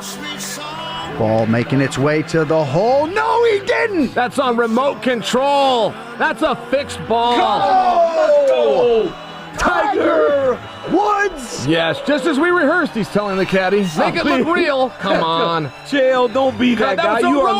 You are looking at greatness right there. Is Tiger Woods the greatest golfer of all time? The smartest golfer of all time. He took that Stanford degree and he robotics the ball. That was a fake shot. That's my guy, Chael P. Sonnen. So John Anik, who will be on the call of UFC 314 this weekend down in Miami. He's the play-by-play broadcaster for the UFC. Daniel Cormier, of course, former light heavyweight champion, fighting out of AKA down in San Jose, high school wrestling coach down in Gilroy, and then Chael P. Sonnen, maybe the best trash talker in all of MMA, calling out Tiger Woods for using that Stanford education to get that chip in. All right, UFC. You have fights this weekend, right? Yeah, fights this weekend. UFC 314 down in Miami. I love it. All right, all those Golf Masters sounds brought to you by Marin Health with top physicians, surgeons, and clinicians right here in the North Bay. Marin Health puts you closer to your best health. World-class care, closer than you think. Cooler content done. Okay, Nick Turturro, of course, our favorite baseball fan, actor, poster on social media, and Yankee fan. Yes! He's going to join us next on KNBR 104.5 and 680, the Sports Leader. It's going on at Augusta. It's going on at Augusta. From the Chilton Auto Body Traffic Desk.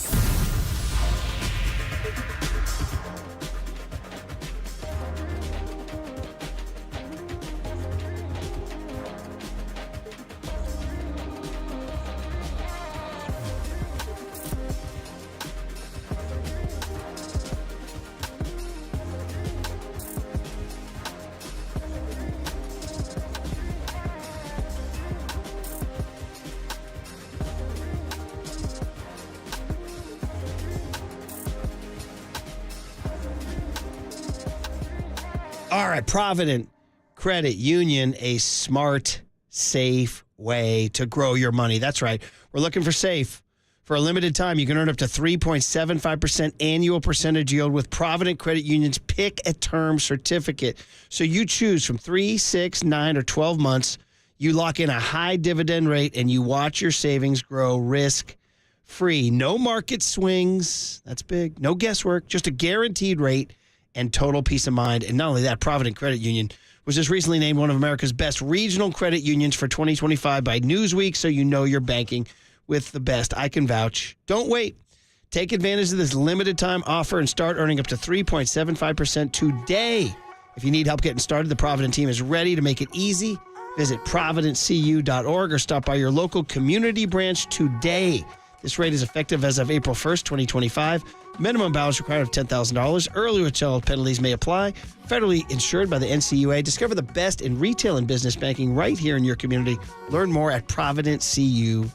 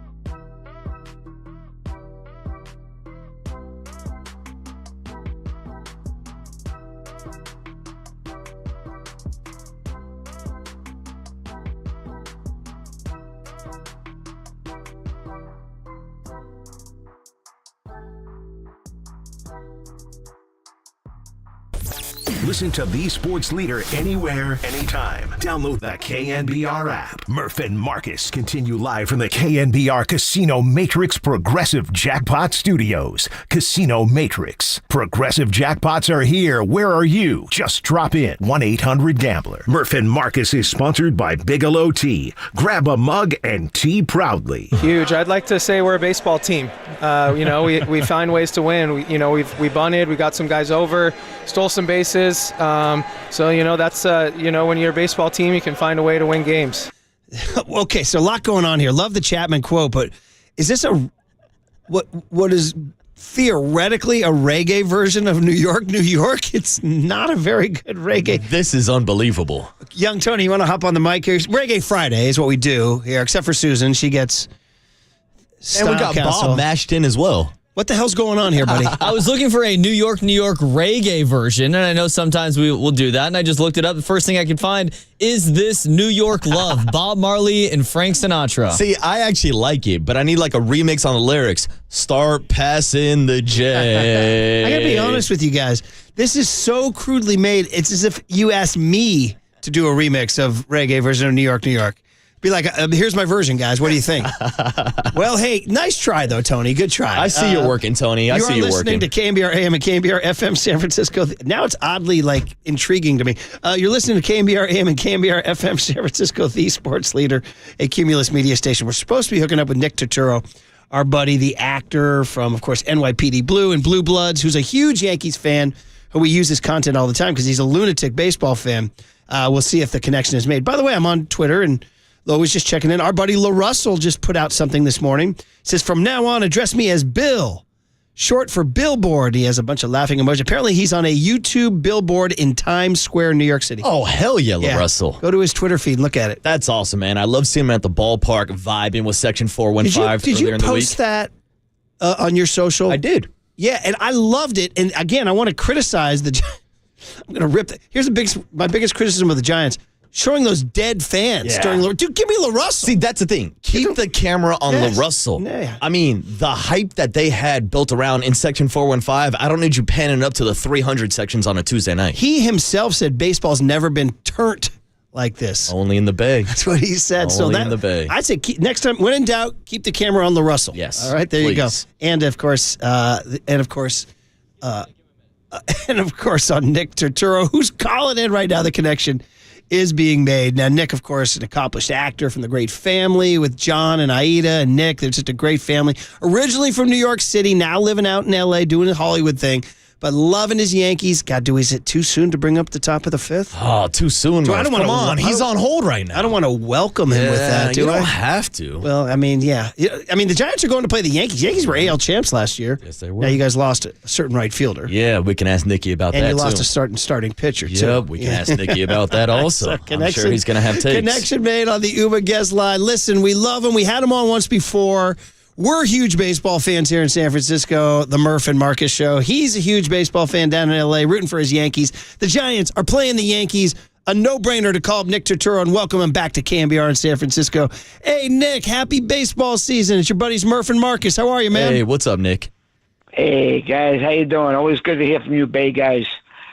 We love checking in, man. Giants-Yankees going at it. So we're the Giants flagship. So, Nicky, man, what do you think? What's going to happen this weekend? I don't know. The Giants are hot right now. They're off to a good start. You got Willie Adames playing hot and hungry. The Yankees-Giants always a tough game. Last year, I think we swept you guys. But that was last year. So I heard the top of the fifth. I heard that. So that was a nightmare. A nightmare. So you understand. So this is me. I'm the Murph guy who grew up here in San Francisco Bay Area. I'm a Giants fan. But Marcus here, to my left, is also a Bay Area guy, but his dad raised him as a Yankee fan, so he doesn't like it when I say that. No, I don't like it at all. Nick, I was out at Yankee Stadium for Game 4 last year of the World Series, so at least I got to see the win before things fell apart in Game 5, but maybe that's a good jumping off point because a lot has happened this offseason with the Yankees. Obviously, Juan Soto going to the Mets, then Garrett Cole goes down with an injury. How are we feeling about the Yankees? Because I think here in the Bay Area, if you would have told most Giants fans and baseball fans that the Giants would have a better record than the Yankees to start the season, they wouldn't believe you, Nick.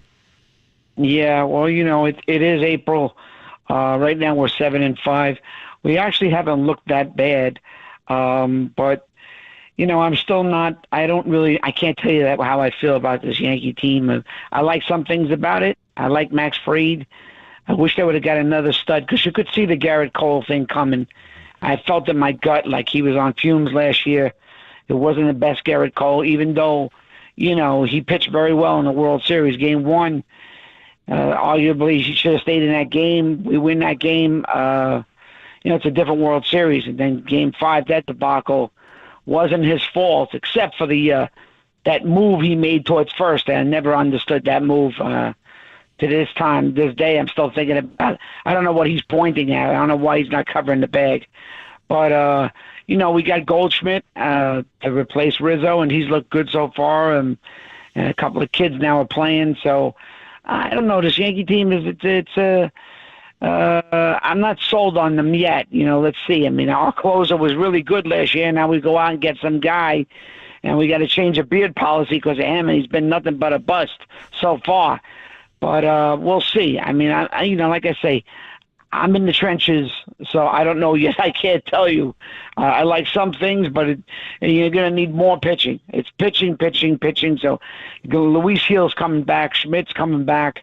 But Max Fried was good. I just wish we had one more stud. I would feel a little better about this team, but it is what it is. The great actor, Nick Turturro, joining us. NYPD Blue Bloods, you name it. Spike Lee movies, you see Nick, but we love him for his baseball fandom. I know it is too soon to bring that up. Juan Soto, I don't know. We followed you on social media. We played some of your stuff on there, but, I don't know. Are you still mad, or have you let go? At some point you got to let go. I mean, he looked great as a Yankee. He really did. He looks a little puffy and a little blown up right now. I'll tell you the truth. Even with all the money he got, I haven't seen him smile yet. He looks a little miserable to me. So let him go to Queens. Let him be in there, the junkyards of Queens. Enough is enough. He didn't want to be a Yankee, so you can't force him. He's more of a hired mercenary, that guy. And he's like one of those characters out of a video game. He's a weird dude. I just don't get you. You leave the Yankees for the Mets. The Mets? I mean, that doesn't make any sense. You know what I mean? But like I said, for a few dollars more, maybe he wanted to be with I don't know. Maybe he didn't love the Yankee way. And but he was certainly a great hitter. Not a great outfielder, but boy, he could hit. But catch a fly ball was a adventure for this dude. Yeah, absolutely, Nick. You're right on it there. I'm still confused about why he'd rather play for the Mets than the Yankees. But, hey, at least the Yankees have been able to replace some of that offensive production with these brand-new torpedo bats, Nick. Everybody's talking about it in baseball. What's the Nikki T breakdown on the Yankees using the torpedo bats? A torpedo. I don't know. I think it's just something to talk about. It's a weird shape. Paul O'Neill, other people talked about it. Torpedo this, torpedo that. Hey, you got to hit the ball. It's not like they got some kind of dynamite inside the bat. You got to still make contact. You still got to square up the ball. So we hit some home runs the first week, and everybody was going crazy. But Judge don't use it, so I think Stanton likes it. But, it is what it is. It's preference. I think it's just conversation. And anytime the Yankees do something, people talk about it. And people always want to make noise because of the Yankees. But I don't think that much about that torpedo. I mean, to me, let's win. Who cares about torpedoes? Yeah, Nick, I'm with you. I think Nestor Cortez also showing back up in Yankee Stadium and throwing meatballs right down the middle also played into the narrative of the Yankees using the torpedo bat, but it definitely took off nationally after Michael Kay talked about it on the broadcast. But, Nick, you probably know this too. Giancarlo Stanton used the torpedo bat last season and absolutely mashed during the postseason. So is the bigger problem that maybe the Yankees let the cat out of the bag and let the secret around the league with that opening day broadcast? Yeah, maybe we shouldn't have said anything. Maybe Michael Kay should have kept his mouth shut. But seriously, what are you gonna do? Michael likes to talk. So, I don't know, man. Listen, after last year's World Series, I was there for Game 4 too to win, and then Game 5, not to bring it up, but that was a nightmare. I was there that game, and I still blame myself going to the restaurant. I had these rich legend seats, whatever. Somebody bought them for me, and I'm like, I never leave my seat, never. And then I went to eat some food. It was 5-0. I'm thinking I could relax a little. I should have never left. And then that inning unfolded like I've never seen. It was just like a bad dream. Man. Yeah. Oh my God! I knew. I just knew when Mookie Betts was first. I said, "That's it. We lost. It's over. I mean, once the baseball gods come out, I mean, that meatball that Nesta threw was a joke. I mean, putting him in the game was a joke. The guy was on the couch. I mean, I don't know what they saw in him, a simulated game. To this day, I don't understand why he was in that game. I can't still understand. That's why I blew up. I mean, I went viral. I blew up. I was actually at home. And when I saw him come in the game and not Tim Hill, who got Freddie Freeman out. He was like one of the few guys that get Freddie out. The whole World Series was Freddie Freeman. Freddie Freeman was ridiculous. So Aaron Boone's on your list then, right? You don't like everybody's on my list. Okay. Everybody's on my list. I mean, they're all good guys, but listen, when I'm trying to win, it's not about, everybody gets on my list, but it is what it is. You win and then you get off my list. So, it's nothing personal. It's just about winning. You know what I mean? But there is some decision making that sometimes drives me insane, but this is baseball today. It's very different from the baseball I watched in the 70s. Yeah, and Nick, I'll say this. Dodger fans are definitely on our list, especially up here for Giants fans. We get annoyed as hell when Dodger fans come over and take over the ballpark, but I got to ask you what it's been like for you being a Yankee fan living in L.A. after the World Series. Yeah, well, it kind of blew up a little bit viral this year, so a lot of Dodger fans have become, even though they hate the Yankees, they like my take and they like my, whatever you call it, passion or insanity. So Dodger fans are like, F the Yankees, but we love you, man. Keep it up. Keep it up. So I don't know. Dodger fans are becoming big fans of mine. It's weird. I guess they see that, I'm legit and, that what I'm doing is authentic. I really watch the games. I'm a real fan, a true fan, a loyal fan. I might get a little crazy sometimes. I might get a little upset. But I think Yankee Nation, the real Yankee fans know that, when I bring it and I bring it hard and I love my team. So, beat the Dodgers. I don't like the Dodgers. So I'm rooting for the Giants over the Dodgers anytime. I can't stand the Dodgers. I mean, I did like the Oakland A's a little bit. So sorry to see them leave Oakland, not to bring that up. But the swinging A's of the 70s, I always liked them. So I wish they would stay in Oakland, but I don't understand what's going on. Yeah, it's true. But that's, like you said, it's a whole nother can of worms. Hey, before I let you go, just thoughts on new Yankee Stadium. So I'm old enough. I was an old baseball writer before I became a radio guy. I got to cover October in 1999 and 2000 when you guys beat the Red Sox and the Mariners in the ALCS. I was there for those. I saw old Yankee Stadium, man, Bob Shepard, the whole deal. Now, I've been to new Yankee Stadium, too. I don't know, Nick. It's like, I know it's easy to say, but it's just not the same. I don't know. Well, you tell me. What's been lost? No, not the same. Yeah. Not even close. Yeah. Not even close. I still miss the stadium. So listen, I only saw the original stadium once. I mean, not once. I saw it 1 year, 73. I started going there. That's how I became a Yankee fan. With the Boy Scouts of America, I walked in. I was in love. It's like, you've seen the love of your life. That's what I saw. It hit me hard. And then in 74, 75, they played at Shea. Mm-hmm. They reopened. But the reason why the refurbished stadium was good, they kept it on the same ground. They kept the shell. You still had that aura. When you walked in there, you still got the chills. It still was Yankee Stadium. This imposter, or whatever they call Yankee Stadium, never has cut it for me. It's never been the same. There's a weird feeling for me in that ballpark. I know they got one token championship. I call it a token. And I don't know what it is. Moving across the street was the kiss of death. They should have stayed there. They should have did whatever they had to do to fix that joint up. That was a bad move, a bad mistake. I don't love that ballpark. I never did, and I don't think I ever will, because all my memories are from Yankee Stadium. The refurbished, the original, whatever. Those are the memories I have. I love that stadium. It's like Fenway. You go there, man. Fenway, they ain't knocking Fenway down. I don't know why they did it, for a bunch of luxury seats or whatever. Yep. To this day, it still gets me mad. George was old and wasn't thinking straight. I think if he was, I don't know if he would have, I don't really know who pulled that one. That's a fast one. That shouldn't have happened.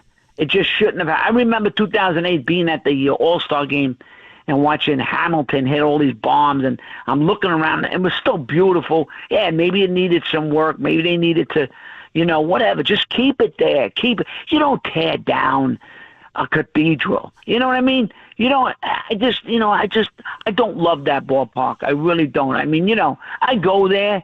It is what it is, but it's not even close, guys.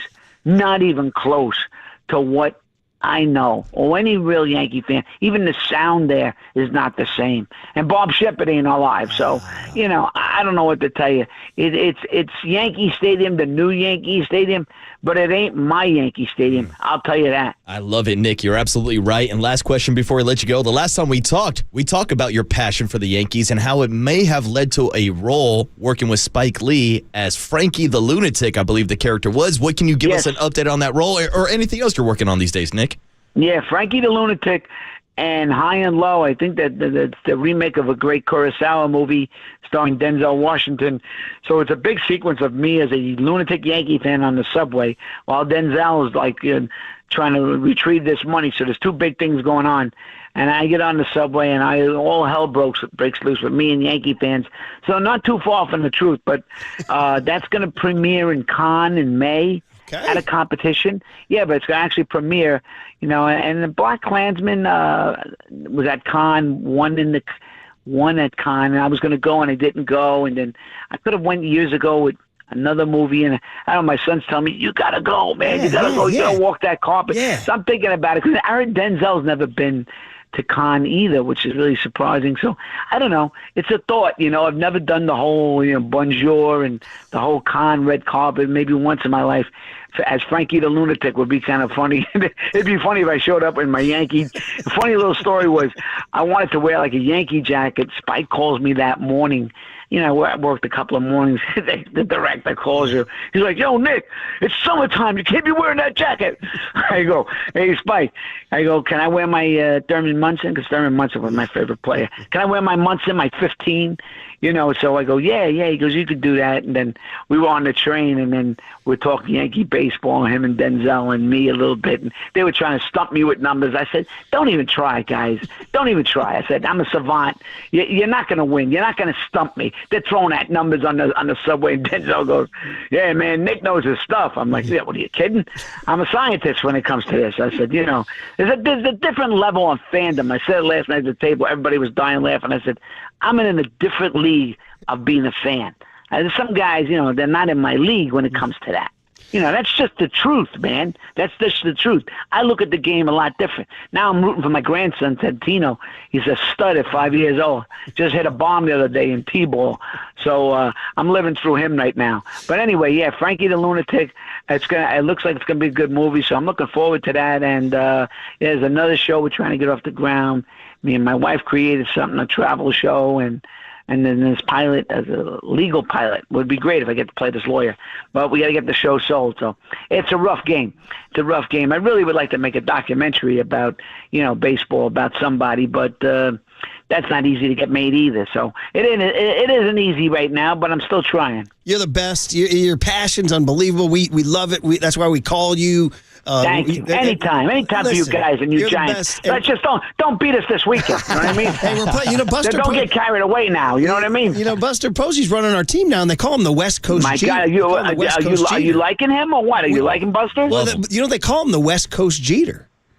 You know what I mean? Hey, Buster was a winner, bro. You got 3 championships with that dude. Those Giant teams, they reminded me a lot of those Yankee teams. Yeah. Of the 90s. Yeah. They were a bunch of grinders. Yeah. There was no superstars, even though he was a star. Yeah. But, I mean, you know what I mean? Yes. There was a lot of guys on those teams. They played baseball, right? Yes, they played baseball. Yeah. They played baseball. That's what you got to do to win. Yeah. That's what you got to do to win, And I mean, we've kind of forgotten that. Yes, you're right. We've kind of forgotten that, you know what I mean? The Dodgers are doing it now, but, they're buying everybody under the sun, too. Yeah. But they know what they're doing. They know it. And the Giants, listen, they're getting back to it. They made a nice pickup there with Adames. I mean, I like that kid. You like our Korean center fielder, Lee. He's pretty good. And Chapman over at third. We got some young pitchers. So Chapman. How's your pitching? Pretty good? Real good. Our bullpen's real good. It's unlike I'm yours. not surprised. Sorry. I'm not surprised. Yeah, well, we got Luke Weaver. Just let Luke close the game, would you? I went on a tirade the other day. Let Luke close the game. We played it on our show, dude. You're a star. I know. Let this guy, Yeah. whatever his name is, Williams. Let him give him the eighth inning right now. Yeah, shave his beard, Pitching Nicky. for the Shave his Yankees, let me beard. tell you, it's a different animal. It's a different animal. Hey, man, I need you in Con. I need Francois the lunatic in Con. Walking the carpet. Hey, listen, man. I got to get up there when the Yankees are not in San Francisco this weekend, Anytime, right? man. This year. Anytime, Yeah. Nick. We'll stay in touch. That's Our one producer- ballpark I haven't been to. Hey, man. You haven't been to our... Oh, okay. Well, listen. No, I haven't. I actually saw it from the out. I think I don't know if I walked in it or something. I haven't seen a game there, and I didn't get up there last year for one of those games. I forget what was going on. I wanted to go to, but I do need to make a game there. I do need to make it there. Well, listen, our producer, Kay, stays in touch with you, John Curley. He's a good San Francisco Irish Catholic kid. He'll stay in touch with you, and we'll make this happen at some point. We're just going to talk to you down the road when we want to talk baseball, all right? Yeah, you're the best, Nick. Okay, pal. Anytime you want to talk baseball, you know where I'm at. I can't wait for highest to lowest. Spike Lee coming out. Con, we'll be watching it, man. Frankie the Lunatic. You're the best, buddy. Yeah, Have a good one. All right, man. Take care. Take care. Nick Turturro on KNBR 104.5 and 680, the Sports Leader. Hey, Buster was a winner, bro.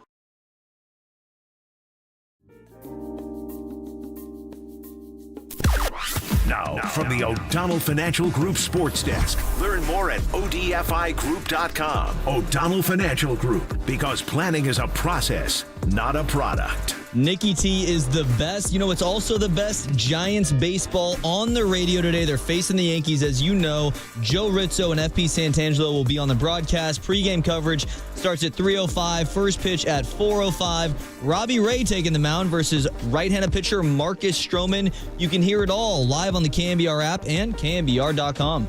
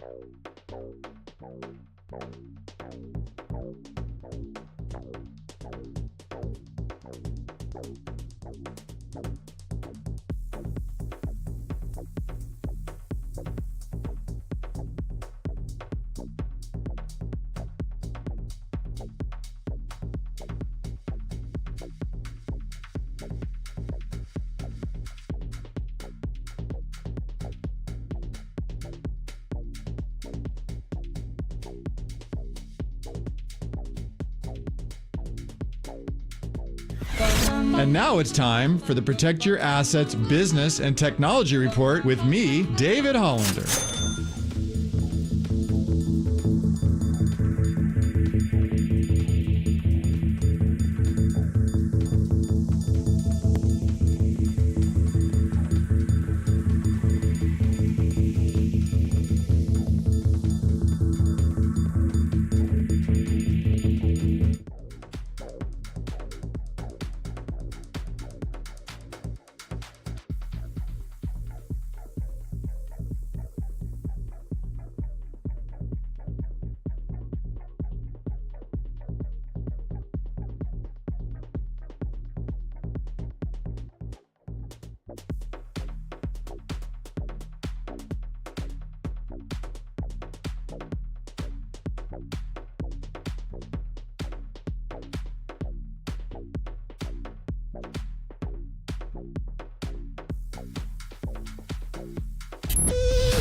Now back to Murph and Marcus on the Sports Leader and streaming live on KNBR.com and the KNBR app. Sponsored by Bigelow Tea. Grab a mug and tea proudly. Hey, Buster was a winner, bro.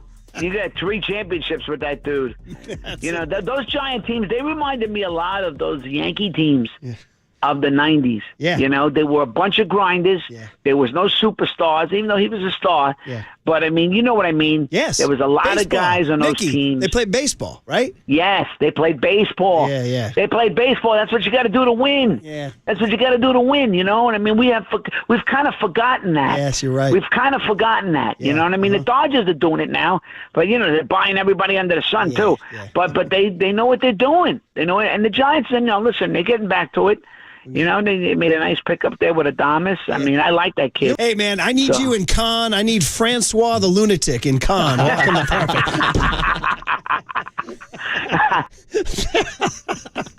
Nick Turturro is a vibe. He's a vibe and a half. Just like Reggae Friday is a vibe. By the way, this one sounds real nice. What do we got here, young Tone? This is I'm Yours, the Green. Shout out to the Green. I love the Green, one of my favorite Hawaiian reggae bands, Murph. All right, from the Green to the Orange and Black, who are in New York to take on the Yankees. That's why we had the actor Nick Turturro on. Great book. And John Joe Curley, he'll putter along and you'll be like, what's Curley? He's useless. These guy's not doing anything. Yeah, he's too busy crunching numbers. He turns around and gets you Fred Lynn. You're like, oh, look at this guy. He's got a pulse. And then you're like, yeah, he's back to being useless. Then he gets you Carl Yastrzemski. You're like, whoa, look at this guy.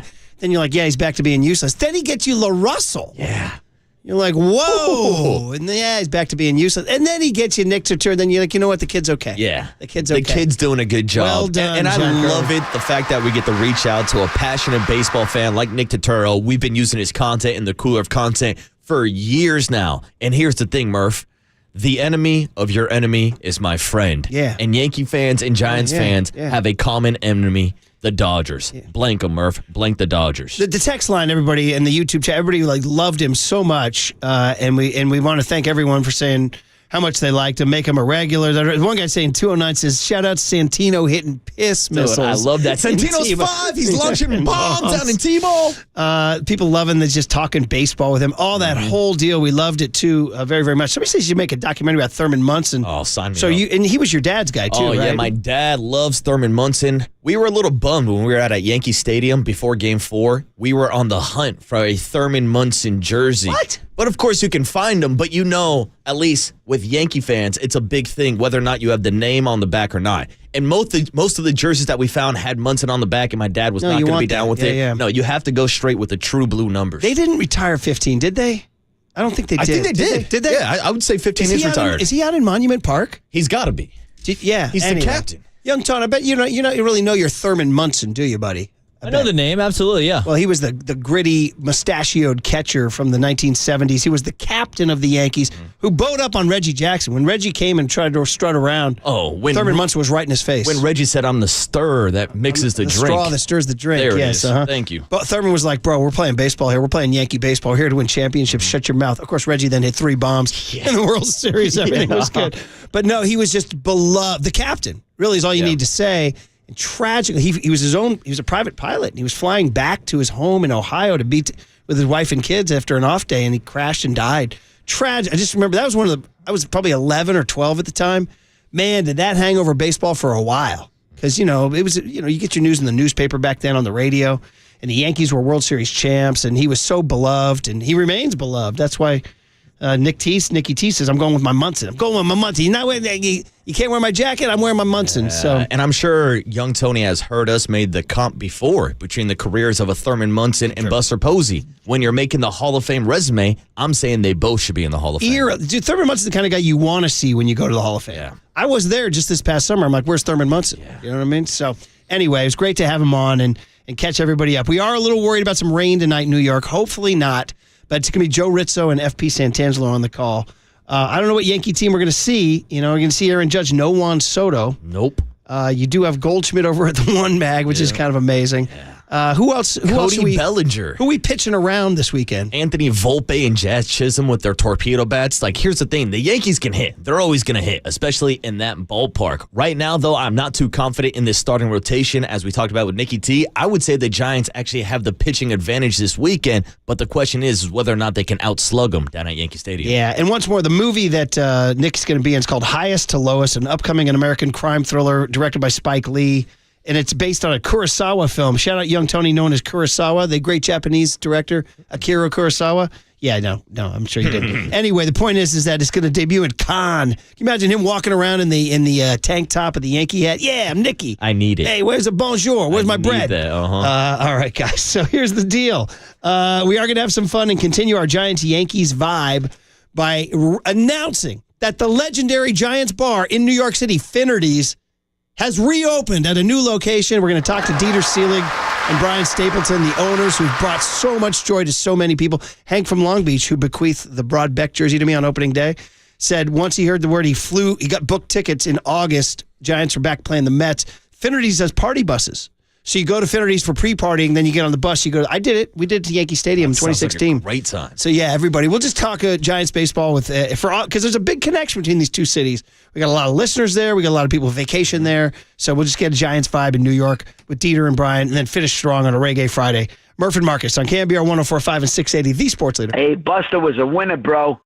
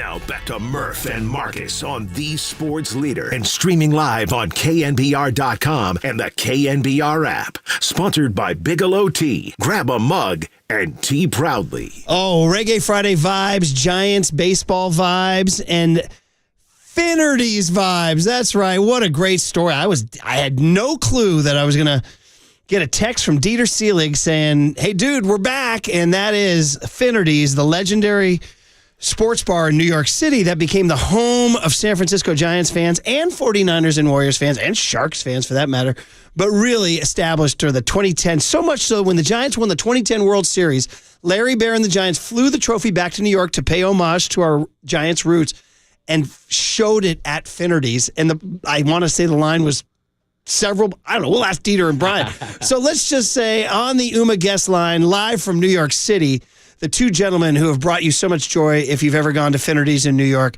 Dieter Seelig and Brian Stapleton, the co-owners of Finnerty's. Boys, you got your boy Murph. We got my new buddy Marcus here. And welcome back, dudes. Good morning. Yeah, congrats, guys. Brian, hey, what's going on, buddy? You guys. Marcus, nice to meet you. Nice to meet you, boys. That was Brian, right? Yes. Yeah. How are you, Brian? How you been? I recognize the voice, Brian. How are you, dude? How are you doing? We'll start with Brian right now. It's great to hear your voice, buddy. How you doing? We're doing great. Very excited, obviously. It's been a long time coming. We've been at this for a bit. Dieter put a lot of time in finding us a location, and we're sitting pretty in Midtown across the street from the Empire State Building. So we're very, very excited. Yeah, and Dieter, you got to tell us the story, man. Well, first of all, good morning to you, brother, or good afternoon back in New York. Great to have you on. But, dude, so the shutdown of Finnerty's, what that meant to you guys. Tell us a little journey of like the shutdown of Finnerty's to what's happening right now this spring. Yeah, 100%. Hey guys, how are you? I'm so excited to be on with you guys. It's been way too long. It's been a trip. I mean, if you go back to February 2020, we were hosting the 49ers Chiefs Super Bowl, unbelievable, just line out the door, and then less than a month later, closed the doors, never reopened. And it was emotional. Like we never had to close the space before, not under our own volition. And typically, if your lease is up, you know when you're leaving, and then for this to just happen, it was heartbreaking. We had done a renovation just a few years prior, and we were so excited for that coming year, March Madness, St. Patrick's Day, everything was on its way, baseball season. So yeah, closing those doors. It was awful. So we were sitting at the beginning of the St. Patrick's Day weekend too. We had a basement full of beer ready to go, and that quick shutdown. Everybody went through it. We went through it together, but it was very trying times and very sad to close so abruptly like that. It was difficult. Yeah. So what can you guys tell us about reopening the bar, the process, the inspiration, and the new location you guys are at? Yeah. So when I think we released a video saying goodbye, I think it was in November of 2020. And, I even at that point, I really felt there was going to be a way at some point to reopen, even though, there were no vaccines yet. It was pretty dark times. And within a month, I would say we were already, on a biking around the city, looking at locations. And I would say we probably looked at 60, 75, 80 locations, and none of them really spoke to us. It wasn't until April of 2023, actually. So that's a very long period of time. And, I'd received a text that a space had become available. I didn't know that it had formerly been Foley's Bar on 33rd Street opposite the Empire State Building, which had a really amazing baseball. It was the Irish Baseball American Hall of Fame. It had a wonderful, wonderful tradition of sports. And, as soon as I walked into it, I texted my wife. I said, this is an auspicious day. I just found the new Finnerty's. Oh, and it's always a long process to, from walking into a space to opening it is, a huge marathon. And for us to, get a chance to open in Midtown in a place that had a history like it had. And really the goal was we knew we couldn't open a Finnerty's from 2009. We couldn't open a Finnerty's from 2017. The intention was always to build a Finnerty's that was going to be for a fan in 2024, or in the case of now, 2025. And so, we are super excited to bring really what we just think is the best sports bar in New York City to our fans. First of all, you already got the seal of approval. My buddy, one of our listeners is named Chris Kelly. He's a New York native who's the stage manager at Saturday Night Live. In fact, I brought him to Plug Uglies back in 2017. You guys met, but he went by when he heard, sent us pictures, and he said, This is my new hang. So you guys got the approval of the very cool Chris Kelly. But we need to tell everybody that it's a new location. You said Empire State Building, so it's West 33rd between 5th and 6th. Is that right? Yep. So we used to be in the East Village on 2nd Avenue, and now we're on 33rd Street, 18 West 33rd Street, directly opposite the Empire State Building. It's the first time we're ever opening a bar in a we're used to running neighborhood establishments, and this is a really commercial touristy area, so we're really trying to bring that neighborhood vibe to Midtown, so we're really super excited. I'm a little heartbroken because the Murphy family made our trip to New York last summer, and we were at the Empire State Building, and I could have gone in. But anyway, we'll have to come back next time. But listen, we know you guys got work to do and everything. It's a big weekend. Are party buses going this weekend? I wish we could. Things were a little tough with there just wasn't enough time between getting open and making deals with the Yankees to get the tickets. So unfortunately, we ran out of time with that. However, the game buses for August 1st through the 3rd against the Mets are 100% on, and I think they're going to be available on our website middle of next week. It goes without saying that a lot has changed since 2020, but one of the biggest changes in baseball has been this new balanced schedule that they implemented in 2023. And so now, instead of every 4 to 5 years, Giants fans coming out to New York, Yankee fans and Giants fans will have a chance to go back and forth between Oracle Park and Yankee Stadium each and every year. So how cool is it that every other year now Giants fans can come out and check out this bar? Well, yeah, if you ever ran a game bus, you probably wouldn't be so excited about it. It's a ridiculous amount of work. We put a lot of effort into it. Just coordinating getting buses into the South Bronx is a bit of a nightmare. Yeah. Citi Field allows for parking for buses, and Yankee Stadium is a little bit more of an issue there coordinating. But it's so much fun once it's launched. And Brian, you came with us years back, 2016. I think you got the hottest game bus we ever did. Right, it was like 100 degrees. Yes, it was a little toasty, but you know what? We were in a good mood though. It was a little toasty. Yeah, it's funny when you're out in the sun and you're already a little dehydrated from your 3rd day of game bus, and you're roasting away in the sun. It was a fun day. That's one thing the fans won't have to worry about this weekend, because it's like 43 degrees out here and rainy. So I think fans will not be getting any sunstroke this Bundle weekend. up, man. Bundle up. We should tell everybody 49ers games, Warriors playoff run's about to begin. Hey, listen, man, I'm an old sports writer. I'm always looking for like narratives and big stories. Sometimes I reach, but I'm thinking this. Buster Posey just took over the Giants a couple months ago, and the Bay Area is energized because this guy's a winner. He's a champion. And I'm just going to say it's no mistake that Buster takes over the Giants and you guys reopen Finnerty's, bro. This is definitely something's going on here, guys. Dieter, we can't talk about that. Yeah. Let's just ride the energy wave. How's that? There you go. Good vibes. Good vibes all the way. Well, listen, I love hearing your guys' voice. It brings back a lot of memories. And just for anecdotal evidence for the young kids I'm working with now, because you guys, I'm surrounded by kids here at KNBR. Hey, we're old enough to drink, Murph. We're old enough to drink. These guys know me a long time, bro. We go way back. But in 2010, how long was that line for the trophy? Do you guys remember?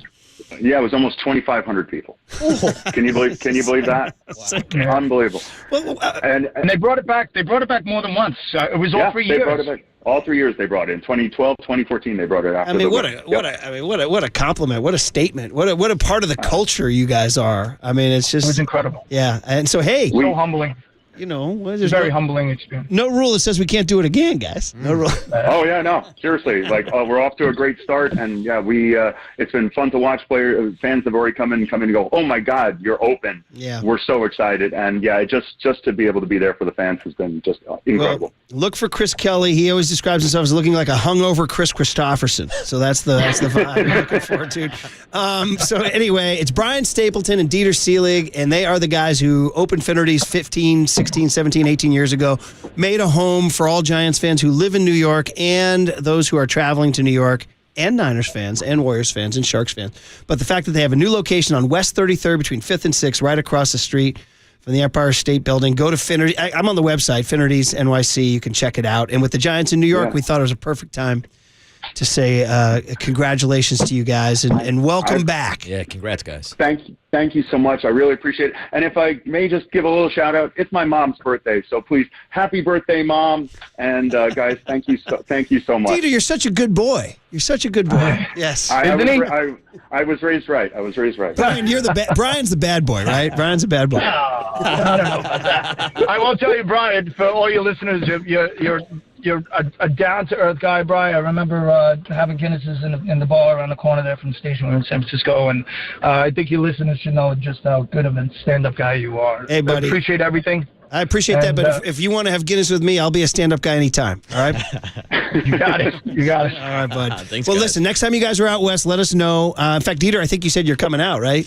Yeah, I got a wedding in May, so I'm hopefully going to hit up a couple of spots, and hopefully we can stop by and have a beer. Without question, boys. Welcome back. I can't wait to see you guys. I will darken that door sooner rather than later. So be good, go Giants, and have a great weekend, boys. Wonderful, you too, guys. Yeah, there he Go is. Giants. There they are, Dieter and Brian. Awesome, Great man. dudes. And, I mean, that goes back 15 years now. That goes back 15 years. Young Tony was 10, 9. You were drinking beers at Finnerty maybe before Young Tone was born. Oh, man. So I'm just so excited. And, hey, if Chris Kelly gave it the seal of approval, then it's cool. He sent pictures last night. He had not known about it. So I texted him, and he walked by because it's not too far from 30 Rock where SNL is, you know. And CK will be at the Sunday Webb Rodon game. Hell yeah. Yeah. That's the game to go to this weekend. Yeah. Well, hopefully they get a game in tonight. God, geez, between Nick Turturro, Dieter, and Brian, we're like a New York state of mind. Dude, is there a reggae version of that? It's a Friday vibe. Definitely Murph. a Friday vibe. It's a Friday vibe. Well, you know how we end our Fridays, so we will for sure. All right, well, that was fun. And listen, for Giants fans, they're back. If you're going to New York, and I know a lot of Giants fans listening on the East Coast who go, and like we said, it's not just this trip to Yankee Stadium. They go back for a Mets game. And so Brian's funny. Brian's from Long Island. Brian's a firefighter too. Also, he doubled as a firefighter. He might be retired now on early retirement, but he's very practical. You know, Dieter's kind of the marketer, and Brian's kind of the real talker.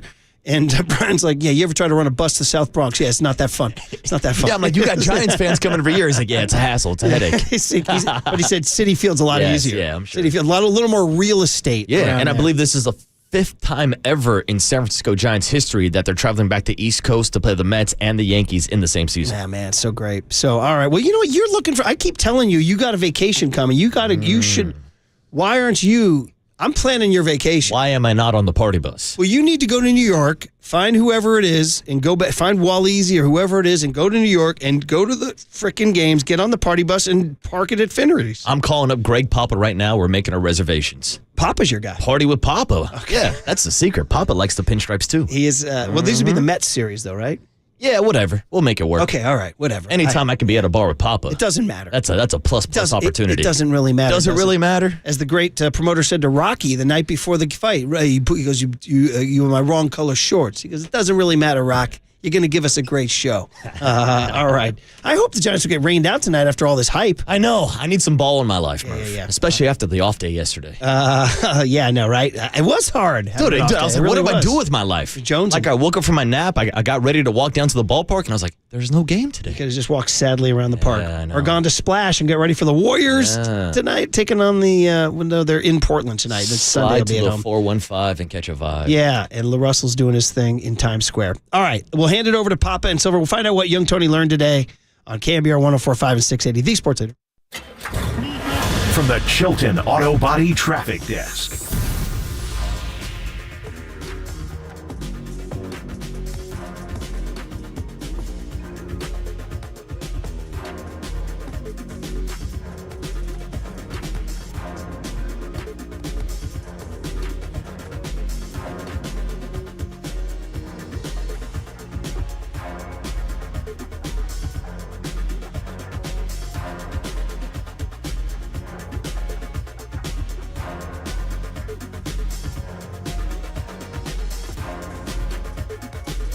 All right, Bigelow Tea. It's Bigelow Tea time. It's Bigelow Tea season. Every season is Bigelow Tea season.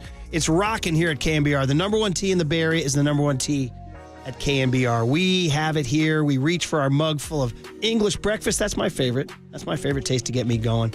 Listen, but I love them all. All the different flavor options. Perfect for those who make a living behind the microphone. Soothing and calming. So it keeps me going. Look no further than my cup of Bigelow tea right here at KNBR. So grab a mug full of your favorite Bigelow tea and tea proudly. I'm just sipping on chamomile.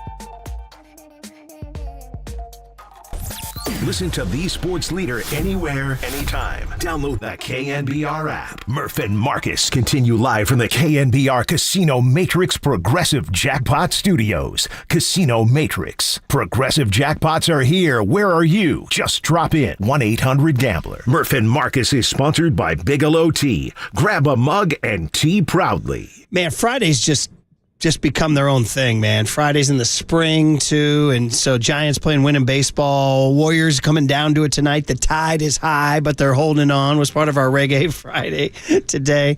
And, of course, we close with our tribute to K-Fog here. Just fun talking to Dieter Seelig and Brian Stapleton, the openers. Bringing back memories, man.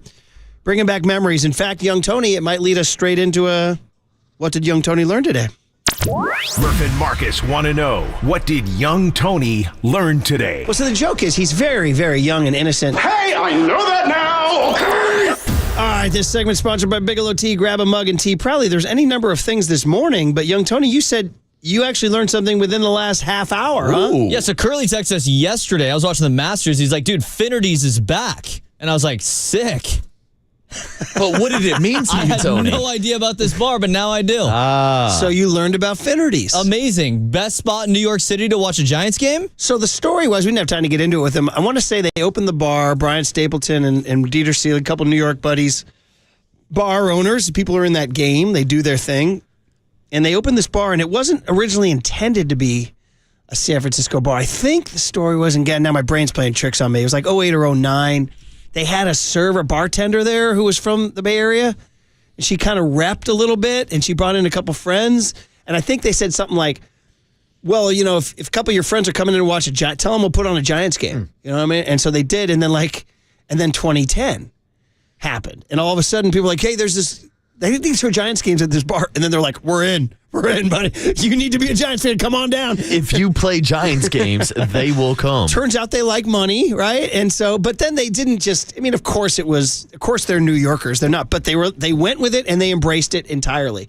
And they really gave their time and energy and effort to get to know us and to put in time and energy and effort and to welcome us and all that stuff. So they were just, they're good at what they do. Yeah. And it became a great relationship. And then the Giants won the World Series. And Larry Bear, it became such a scene. One of the viral videos from 2010 was the scene at Finnerty's when the Giants won the World Series. Even the 162 game against San Diego, you couldn't believe it. It was packed to the gills and people were losing their minds and diving off of bar stools and everything. And you're like, that's a vibe. And then, of course, they wind up winning the World Series. So Larry Bear, to his eternal credit, we needle him about beer prices, brought the trophy back to New York, number one, because it needed to go back to the Polo Grounds. And number two, he brought it to Finnerty's. And they lined up blocks and blocks and blocks. 2,500 people lined up to get their picture taken at Finnerty's. Then they did it again in 2012 and again in 2014. There you go. Yeah, and so I'm glad it's back open. And if you're in New York this weekend for the Yankee series, or later on this summer when they go back to New York and take on the Mets, or even later on this fall when the San Francisco Giants will be visiting the New York Giants, I definitely recommend going out to Finnerty's to get a beer. So it's a new spot now. So they had another bar called Plug Uglies, which is a very good bar, cool bar. And then they were looking to reopen Finnerty's, and now they have. And again, man, I'm telling you, Buster takes over the Giants, Finnerty's reopens. Bro, there's something going on here. What's going on here? We got La Russell. Dude, La Russell's not only on the scoreboard at Oracle Park, He's on a billboard in Times Square as we continue the West Coast, East Coast connection. Was it Nikki T who said to us today, like, I like how you're not giving up on you're going to fight the Giants? Who was it? Was it somebody? Was I reading a different interview today? No, Nikki T today said, yeah, give some problems to the Dodgers. Don't want to walk around. Marky Mark said the same thing earlier this morning also about the Giants being ahead of the Dodgers. It was Marky Mark saying everybody's conceded everything to the Dodgers. He goes, I like how your boys are showing some fight. Some grit, the gritty Giants. And I told you earlier, the enemy of my enemy is my friend, and Yankees fans and Giants fans can both bond about their hatred of the Dodgers. Anyways, the Dodgers. Yeah. 8-3. And by the way, if you missed Nick Turturro, highly recommend you go back on KNBR.com and check him out. He was fantastic. And John Joe Curley had a day today, getting us Nikki T. Yeah, good work, John Joe. Now, the Mike Krukow interview started very staticky, and 831 texted in. He says, is KNBR behind on the bills? And this person has texted back at the end of the show, said, I'm so happy KNBR wound up paying the bills because today's guests were great. Yeah, we'll keep the light on for you. I would totally agree on that, too. It was a rough first inning, a couple balls sprayed around, but Mike locked in, and the rest of the show was fantastic. All right, man. Well, listen, Warriors tonight, 7 o'clock, taking on the Portland Trailblazers, but Giants at 4:05. That is if it is allowed to play with the rain that could be coming. So hopefully the weather cooperates. And then you come back Saturday afternoon. So it's Robbie Ray against Marcus Stroman, 4:05. Saturday afternoon, Jordan Hicks. It'll be interesting to see start number 3 for him against Will Warren, a Yankee draft pick, 8th rounder from Southeast Louisiana, at 12:05 on Saturday. And then Sunday's finale is a dandy. Ooh. Logan Webb, Carlos Rodon at 10:35 a.m. The main event on Sunday. And then at 12:30, the Warriors play the Clippers, and then Masters Sunday is going on. Your boy DeChambeau's making a move, but Justin Rose continues in the lead. So that's where we'll leave it at. Good stuff. Happy Friday. I recommend 2-day work weeks for all y'all. Oh, yes. Welcome back, Murph. I know, right? And I'll see you Monday now. Take a weekend off. Young Tony, John Joe, good job. We'll hand it over to Papa and Silver. And when it's time for a change, think Speedy Oil Change and Auto Service. Engine light on, we can fix that. You're listening to KNBR AM and KNBR FM San Francisco, the sports leader, a Cumulus media station. Legs everywhere, but that ball's all straight. Do the Scotty show. Where is Ludwig Goldberg? When is the 8 pronounced O? Tino, he's a stud at 5 years old. Just hit a bomb the other day. And hey, Buster was a winner, bro. That's the end of the game. 4 hours, 3 faces, 2 Gregs, and 1 place to be. Excellent. Greg Papa. Touchdown! San Francisco! And Greg Silver. Let me tell you something. There is no such thing as being calm. I am fired up to be here. This is Papa and Silver. Camilo Doval in for the Giants bullpen now. 3-2 pitch. Way outside, not close. Man, we'll see if he's still bunting here. He's not, and he gets hit. So Doval didn't have to have a clue where the ball's going. Beautiful bunt there by Trevino, and that's going to be it for Doval. Pagan throws, swing, and there's a soaring fly ball into left. Out goes De La Cruz, the shortstop. In comes Dunn, the left fielder, calls him off, and Dunn makes the catch. And the Reds have shut out the Giants for the 2nd game in a row. Jung-Hoo Lee is a line drive down the right field line. Nobody's there. It's going to hit and roll down into the corner, and on the move is Adames. He's being waved in. He's going to score. The throw is going to be cut off, and it's a triple for Jung-Hoo Lee, and the Giants are on the board. So finally, the Giants score a run in the series. Wilmer Flores will stand in. Wilmer hits a high drive to left. Down the line. It is out of here. The pitch. Yeah, swings and he belts one. Deep down the right field line. Headed for San Francisco Bay. Goodbye. That one is wet. A 2-run, game-ending home run by Mike Yastrzemski. A splash in the Bay and a splash of Frank Sinatra. Well done, young Tony. A little theme from New York, New York. And that's exactly where the Giants are headed. So there you heard the package of the highs and the lows of their series against Cincinnati. 2 shutouts. The Reds scored just 3 runs in the first 2 games. The Giants had just 8 hits. But hey, they all salvaged it with the day game on Wednesday, salvaging the sweep. Big comeback down 5-0 and 6-1. And then Mike Yastrzemski ends up walking it off in the 10th with a splash hit.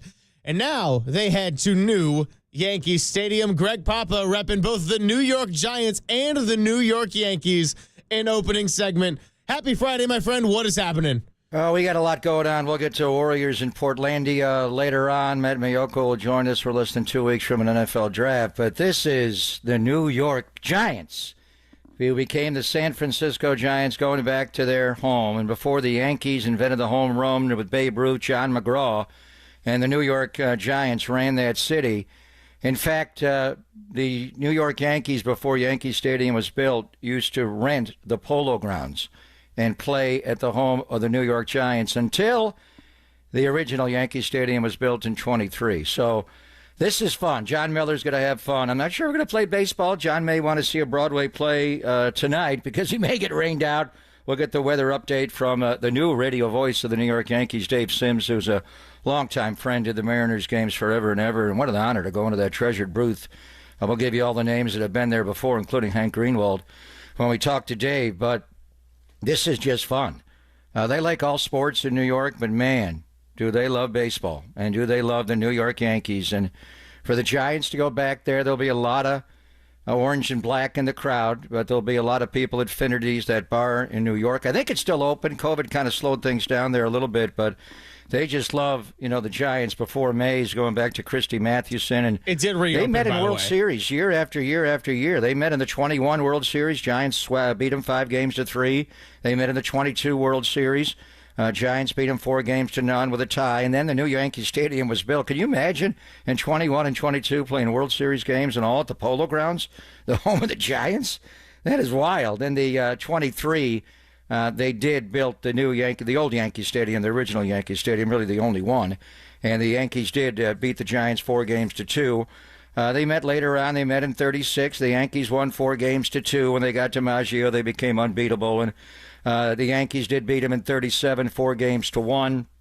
The big one, obviously, was 51 when Mays came up. The great comeback by the Giants to beat the Brooklyn Dodgers and win the pennant with the Bobby Thompson home run. The Giants win the pennant. The Giants win the pennant. And they lost the World Series, though, game 4-2. And that's where Mickey Mantle got hurt on a fly ball to right center field off the bat of the rookie, Willie Mays. Fly ball to right center. Joe DiMaggio was playing center. He was old then, end of his career. And he called Mickey late off and right. Mickey hit like a sewer drain, some kind of a drain in right center. And Mickey Mantle was Mickey Mantle, but he was never as good as he could have been for a lot of reasons, what he did off the field. But, obviously that knee injury as he picked it up for Joe D. And then they moved to San Francisco, and it was forever changed. But then we remember, where were you in 62? I was actually born during the middle. I was born during Game 5 of the 1962 World Series, the Yankees and the Giants. That's why I have a strong affinity for both franchises. And growing up on the East Coast, my dad loved the Yankees, and then obviously losing Game 7 on the Willie McCovey line drive to Bobby Richardson, the heartbreak there. But, that's the history lesson of what's going on. The Giants since interleague play, and we're going to talk to Reginald Martinez Jackson, a guy who wore number 44 to honor Willie McCovey. He never played against the Giants in his career. There was no interleague play. They didn't meet in World Series then, but Barry Bonds did. And I remember when they went to the big ballpark in the Bronx, and it was the refurbished Yankee Stadium. The Yankees built Yankee Stadium in 23 and played there through the mid-'70s. They actually shared Shea Stadium for 74 and 75. They refurbished it, a whole new ballpark. And then they came out in 76, went to the World Series. So Reggie played in old Yankee Stadium. He played at the new Yankee Stadium as a Yankee and gave us the signature Yankee moment in the 77 World Series. But Reggie hit some bombs, but not where Barry Bonds in 2002 hit one off of Ted Lilly. An absolute bomb. You go to the upper deck at the old Yankee Stadium and you're like, what? He hit it up there? It's like when he hit the scoreboard in San Diego. And they've been there a few times. They were there in 2013, 2016. They were there in just a few years ago. Logan Webb will pitch Sunday against Carlos Rodon. He did pitch there opening day against Garrett Cole. Garrett Cole's out the year with a torn UCL, had Tommy John surgery, so we're not going to see him. But we'll see Marcus Stroman tonight. Will Warren's in their rotation for Garrett Cole, and then we'll see Carlos Rodon against Logan Webb, which is going to be a great matchup. So a lot going on. This weekend will be huge for the Golden State Warriors. In a couple of weekends, it'll be even more huge for the San Francisco 49ers. But this is more than just games 13, 14, and 15 on the schedule. The Giants are back in New York and playing at the new Yankee Stadium. Well, the answer to the question of where were you in 62, I think anyone who's listened to the show for more than a day understands that I did not exist by then. But the last time the Giants did go to new Yankee Stadium was March 30th, April 1st, April 2nd of 2023. And I guess my fun fact about myself on that is that final game was the day before I started here at KNBR. So this will be the first trip to Yankee Stadium in my time working at the Sports Leader. It's going to be a blast. We got a great guest list for you coming up today. We got Danny Dunn in the house filling in for Walter, although Danny actually not going to be with us till about 10:20 or so because he's got his other duties that he's got around the station. So we got young Tony working overtime. I'm comparing this to the non-Steph minutes without Danny. It's like I'm Guy Santos just trying to make it all work. Young Tony is he's Jonathan Kuminga coming back from injury or Jimmy Butler playing excessive minutes. We'll get into the Warriors. Big win last night, not for the Golden State Warriors, but for the Minnesota Timberwolves, who hand the Memphis Grizzlies a loss. And so now this means that the Warriors once again control their destiny to get a top 6. If they win their last 2 games tonight in Portland, and then the big one Sunday coming home against the Clippers for a day game, 12:30, they're going to be 6th seed at the very lowest. And then will it be the Lakers that they end up playing if they fall in? What's going to happen? We got so much to get into coming your way. And it's a big Giants-Yankees first hour here for us on the Sports Leader. So on the other side, I'll tell you our guest list. I'll tell you what we got coming up. And I'll tell you all about the pinstripes and what we need to know ahead of this weekend. It is Papa and Silver, or as the YouTube chat is saying, Greg Mama and Greg Papa, Greg and Old School Greg. Whatever nicknames you want to give us on a Friday, we're here 10 to 2 on KNBR 104.5 and 680, the Sports Leader.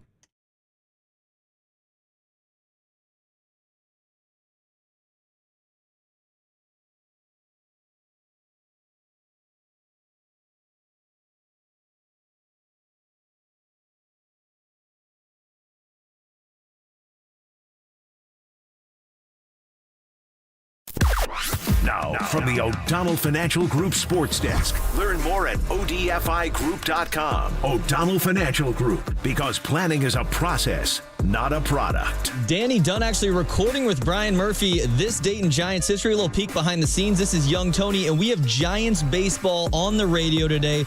Joe Rizzo and FP Santangelo will be on the broadcast. Pregame starts at 3:05, first pitch at 4:05. Robbie Ray taking the mound versus Marcus Stroman. You can hear the whole game live on the KNBR app and KNBR.com.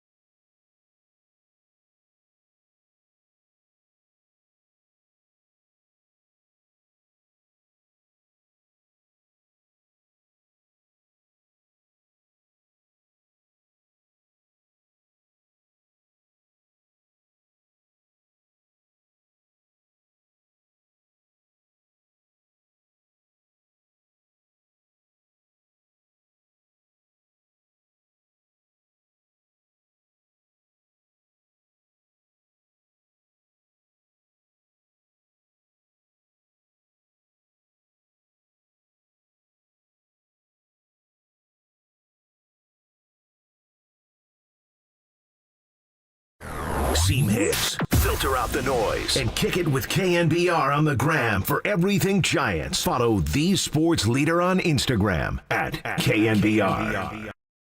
Ray throws, and that's in there. Strike three call.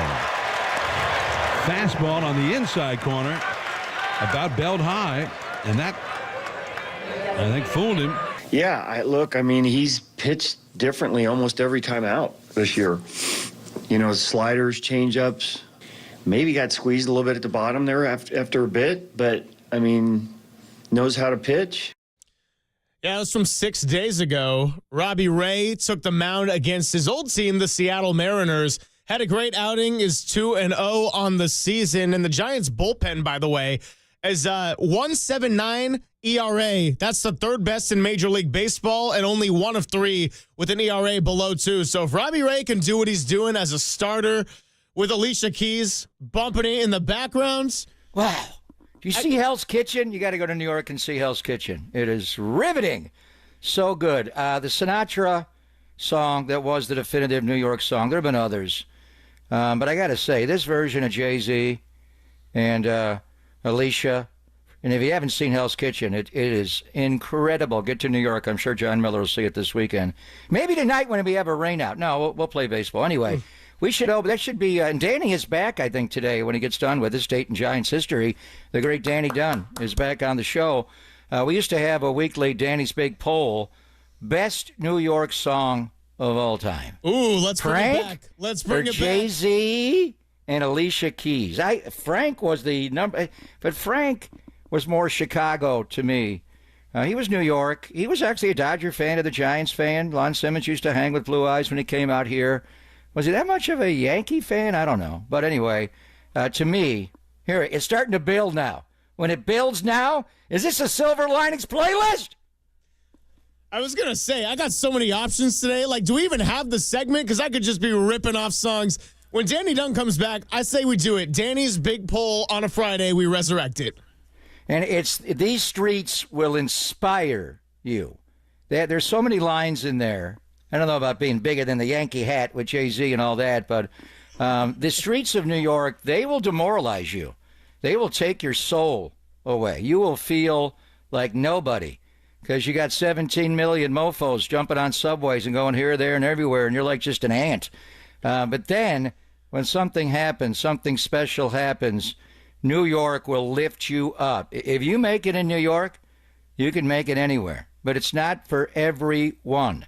Reggie went to New York and brought a star there, and they threw candy bars at him. And the great Reginald Martinez Jackson, who was a star, he didn't bring his star to New York. He had it in Oakland, but he became a super-duper star in New York. He will join us at 12:50, and he will speak to performing on the ultimate stage of New York and Yankee Stadium. So when the Warriors were in Madison Square Garden, we call it the Mecca. It is the Mecca of basketball. And certain players just jive in that, they just thrive in that realm. And Steph Curry is one. He is bigger than big time. When you go to Yankee Stadium, they call it the Cathedral of baseball. To be clear, it is not the original Yankee Stadium. That was the Cathedral. That's where the home run was invented, Monument Park, statues everywhere, and where they won 26 of their 27 World Series championships were in that old ballpark. It's still in the same area in the Bronx, 161st and River. Why they ever tore down the original Yankee Stadium? Blasphemy. Well, why? It was like tearing down Boston Garden. Why don't you just move the Hall of Fame from Cooperstown to Yankee Stadium? Are you kidding me? The one thing about the new Yankee Stadium is it does feel like a museum. You get up on the concourse level, you walk in, it feels like the vaulted ceilings of the old Yankee Stadium, and it's all marble. It's like a museum.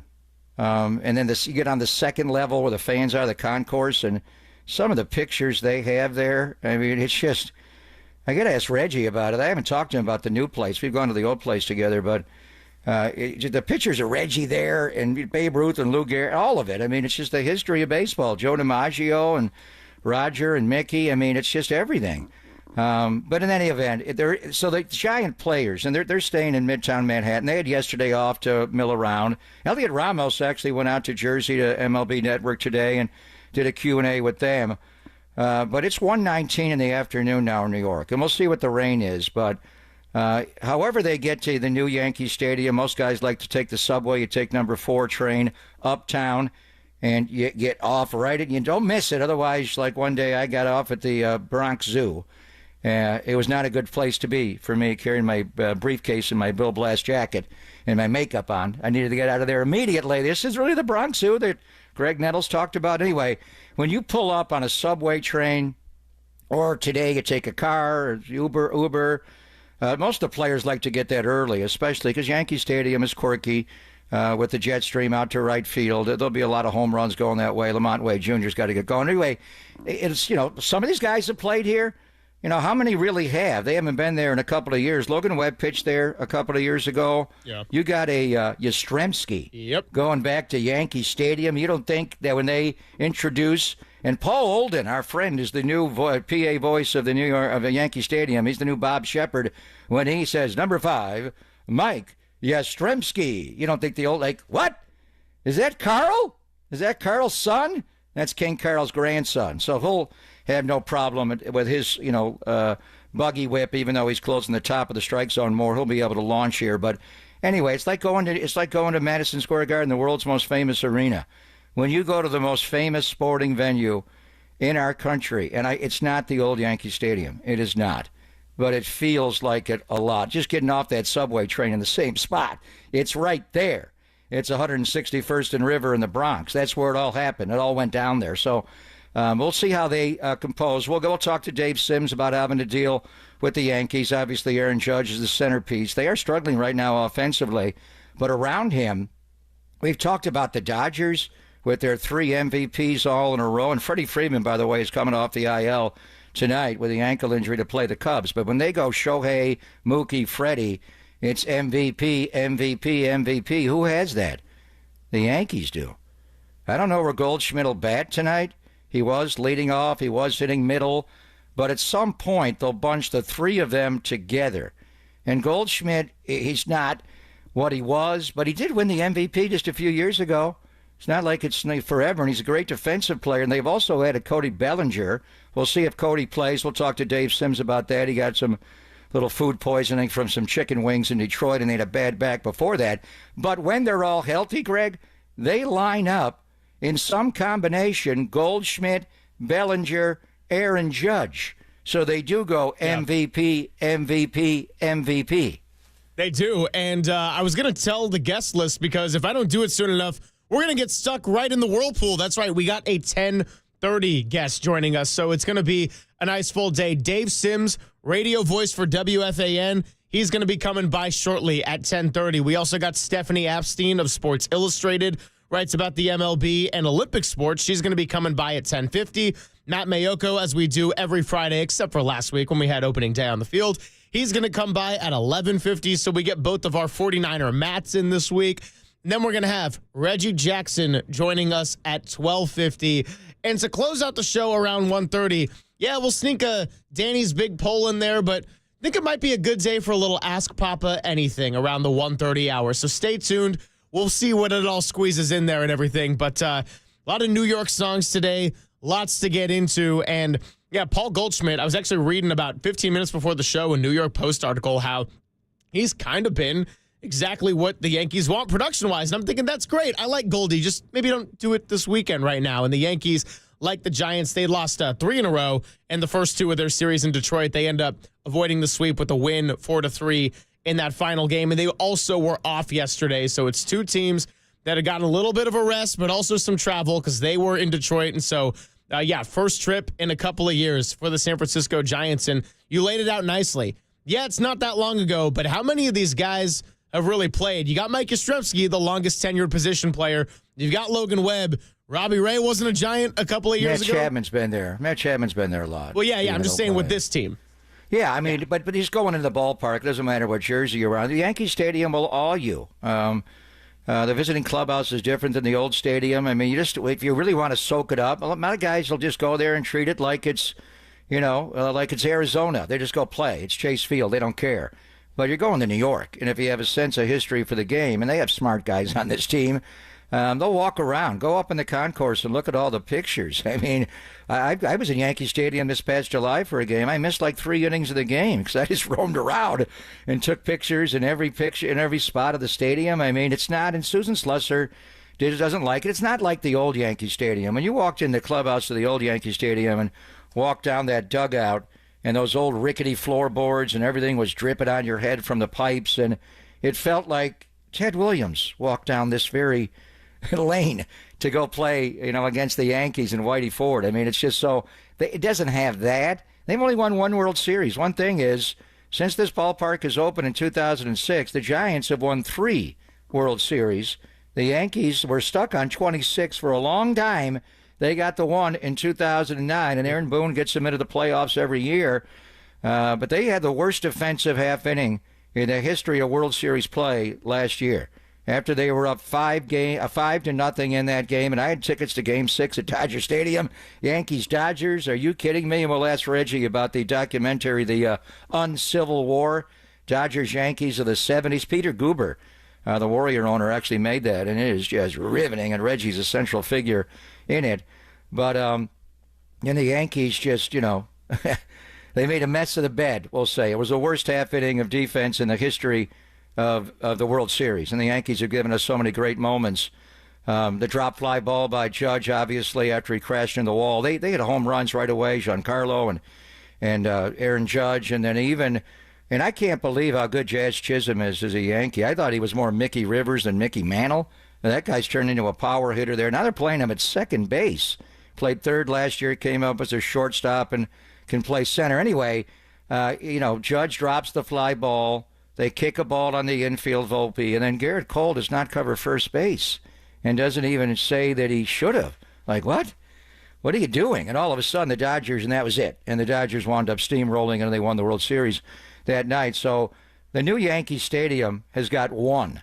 So when they go into this ballpark, a lot of the history of the Yankees will be the old place, but the Giant players will feel it. I'm sure they'll be told about the New York Giant history. What was that like back then? Could you imagine all the Dodgers and the Yankees and the Giants all together in New York? And in the decade of the 50s, the 2 of them played in the World Series just about every year. It was usually Dodgers and Yankees, but it was Giants and Yankees in 51, and they had some memorable matchups. Anyway, it's just a special time to get into it. And Dave Sims, he's now the radio voice of the New York Yankees. I think any of us that grew up on the East Coast in an era when AM radio and baseball ran this country, that's all you wanted to be. You ever become the voice of the New York Yankees like Mel Allen? Russ Hodges, the great voice of the Giants, was also the voice of the Yankees. Phil Rizzuto, and on it goes. Michael Kay did the games on radio before TV. Hank Greenwald, when he left San Francisco, briefly became the radio voice of the New York Yankees. Then he got into it with management, just so Hank-like. And then after that, it was the great John Sterling, who did it for a long, long time until he unretired last year. He had some big moments with the Yankees, all those Joe Torre World Series championship teams, obviously. But what an honor for Dave Sims. We've known him for years. Back in the East Coast, always calls a game with a little cap on, and did the Seattle Mariners games for years, like 3 decades, replacing the great Dave Niehaus in Seattle. If you can replace Niehaus in Seattle, you can take over for John Sterling in New York. But want to catch up with the Yankees and just talk about the pride of being in that Yankee radio booth with the great Dave Sims. Dave Sims is exactly who is going to join us next, the radio voice of the New York Yankees on WFAN. Then we've got Stephanie Epstein after that. And then after our back-to-back guest segments, we're going to be doing Danny's Big Poll. That's right. Danny Dunn is in the chair now. We survived the non-Steph minutes, and Dave Sims will join us on the other side on KNBR 104.5 and 680, the Sports Leader.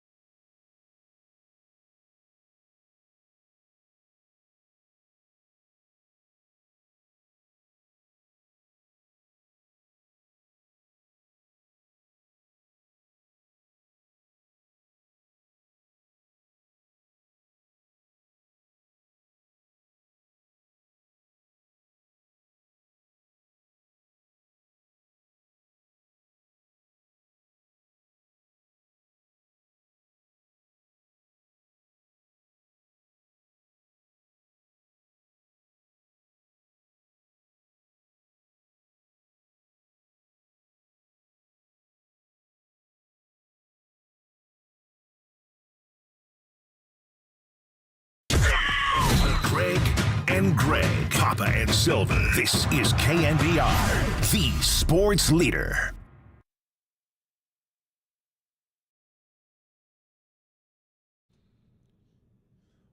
What's happening? Greg Papa, Greg Silver, thanks so much for joining us. Happy Friday, everybody. The vibes are good. The sun is mostly out here in San Francisco, and we'll see what the weather is at Yankee Stadium, but someone that's going to be out there one way or another is their radio voice for WFAN, and of course, I'm talking about Dave Sims, who joins us courtesy of the UMA guest line. Dave, thanks so much for coming on with us. Greg Papa, Greg Silver, all the way across the country in San Francisco. How's it going today? It's going great. A little gray day, 40-something degrees here. I hope we get this game in. I'm no longer a fan of doubleheaders. Try to avoid them at all possible. But good to be on with you guys. Yeah, I imagine so. And I guess I want to start off by looking at the pitchers tonight. So we got Robbie Ray going for us. He's going off a 2-0 start. Last year was a little funky because he was working back from his Tommy John, and he had the injuries, and sometimes he looked sharp, sometimes he just didn't have it at all. But he's been really strong to start the season. Marcus Stroman on the mound, obviously, for the Yankees. And, you know, he's off to a 0-0, 7.27 ERA start and made a big deal about wanting to be a starting pitcher. On top of that, Garrett Cole gets lost right before the season starts. So what's your early evaluation of Stroman and just the Yankees pitching in general ahead of the series? Well, Stroman's Stroman right now. He's going to give up a couple, 3 runs. He's going to work on the edges, doesn't throw hard. Been around for a lot of years, got good secondary, off-speed pitches. So we'll see what happens there. I think with him on the mound, you're going to give up 2 or 3 runs. You better just outscore everybody else. He's not a guy that's going to go 7, 8 strong innings, but I tell you what, he can give you 5 or 6 and just keep it close. And that's all that you ask for. He's a guy that it looked like he was going to get traded, and then Cole went down and Hill went down, and hey, Mark, it's good to see you. So he's become a big important part of the rotation at this stage of the season. Pitching-wise, starting pitching, Fried was fabulous the other day. He matched up with Flaherty in Detroit, and that was his best effort. But he's still, looking for more consistency from him. Greg Papa, long time no see, man. How are you? I don't want to jump on you there, brother. You've done so. Dave and I have known each other for years and years. When he was born in Philly, but he was a sports writer for the Daily News in New York and went to WCBS. He's done everything, talk shows, everything, and one of the great play-by-play voices in any sport. He walked into that booth in Seattle and replaced the great Dave Niehaus there, and you're a Ford Frick nominee. But congratulations to you, my friend. I think we all aspired when we were just kids. Could we ever just walk by the radio booth of the New York Yankees? You go there every day after John Sterling's 36-year run. So you've done it all in your career, but, man, you are the voice of the Yankees. How does that feel? I pinch myself multiple times a day. It's it's a great honor. And by the way, I have to compliment you. I tuned into you guys, I guess, top of the last hour. Your history lesson was outstanding on the Yankees, Giants, how the Giants ran this city for a long time until the Yankees became the Yankees. And you captured. That was a great history lesson. I got to call you the professor. That was good stuff, man. It's really good. I mean, that's kind of what he is on the show, right? I'm the annoying instigator kid, and he's the one that he goes, "Where were you in '62?" And I was like, way far away from learning anything about anything ever. And then that's why I do the show, and it's how I tell my parents that I'm being productive because I just work with a professor alongside me. Where was I in '62? I was coming out of my mom's womb. I was born during Game 5. Right in the middle of the game, October the 10th of '62, when the Yankees played the Giants in the World Series, and they were the San Francisco Giants. So I gave that side of it. Right. You've been in New York a long time. Hey. What's the side of it that the Giants are coming back to New York City, David? I think it's mainly for guys like us. I'm a little bit older than you are. I was 8 during that World Series. I remember there was multiple rainouts during that World Series. And still can't believe Willie McCovey's ball didn't go higher or left or right, and Richardson never catches it, and the Giants would have won that World Series. But I think for us OGs, it's going to be great. I know when I saw it on the schedule, and I started obsessing on it yesterday, taking all kinds of notes and things I want to get to. Probably I'll never get to in the entire series.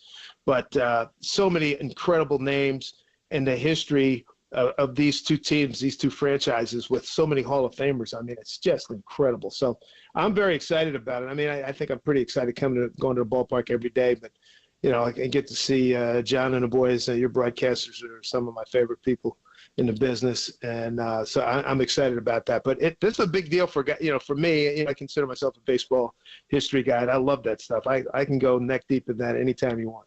Talking to Dave Sims here, and he'll be on the call tonight. If you're listening to KNBR, you can catch FP and Joe Rizzo on KNBR. But if you're out on the East Coast or just want to stream anywhere else, if you want to go WFAN, hear our guy, Dave Sims, as well for the Yankees. And let's hope there's a game, weather permitting and everything. But I was reading up on Paul Goldschmidt this morning, Dave. And, when Papa and I started working together, we were in the heart of football season. So when we did talk baseball, it was a lot of Willie Adames signing and possible other offseason moves they could make. And first base was a position in which we were kind of floating around out there with, would they trade somebody? Would you go sign a guy like Goldschmidt? And he ends up going to the Yankees. And, it seems like by all accounts, he's had a really productive start to the season. It's been an upgrade over Anthony Rizzo. But what can you tell us about how Paul Goldschmidt's just fit into this lineup offensively and also what he's brought defensively to the team? Well, he's brought everything and more. I mean, he's led off, and he's done that without any problems at all. Matter of fact, that first the one game he leads off with a home run. We had 3 pitches, 3 home runs the first game here at home.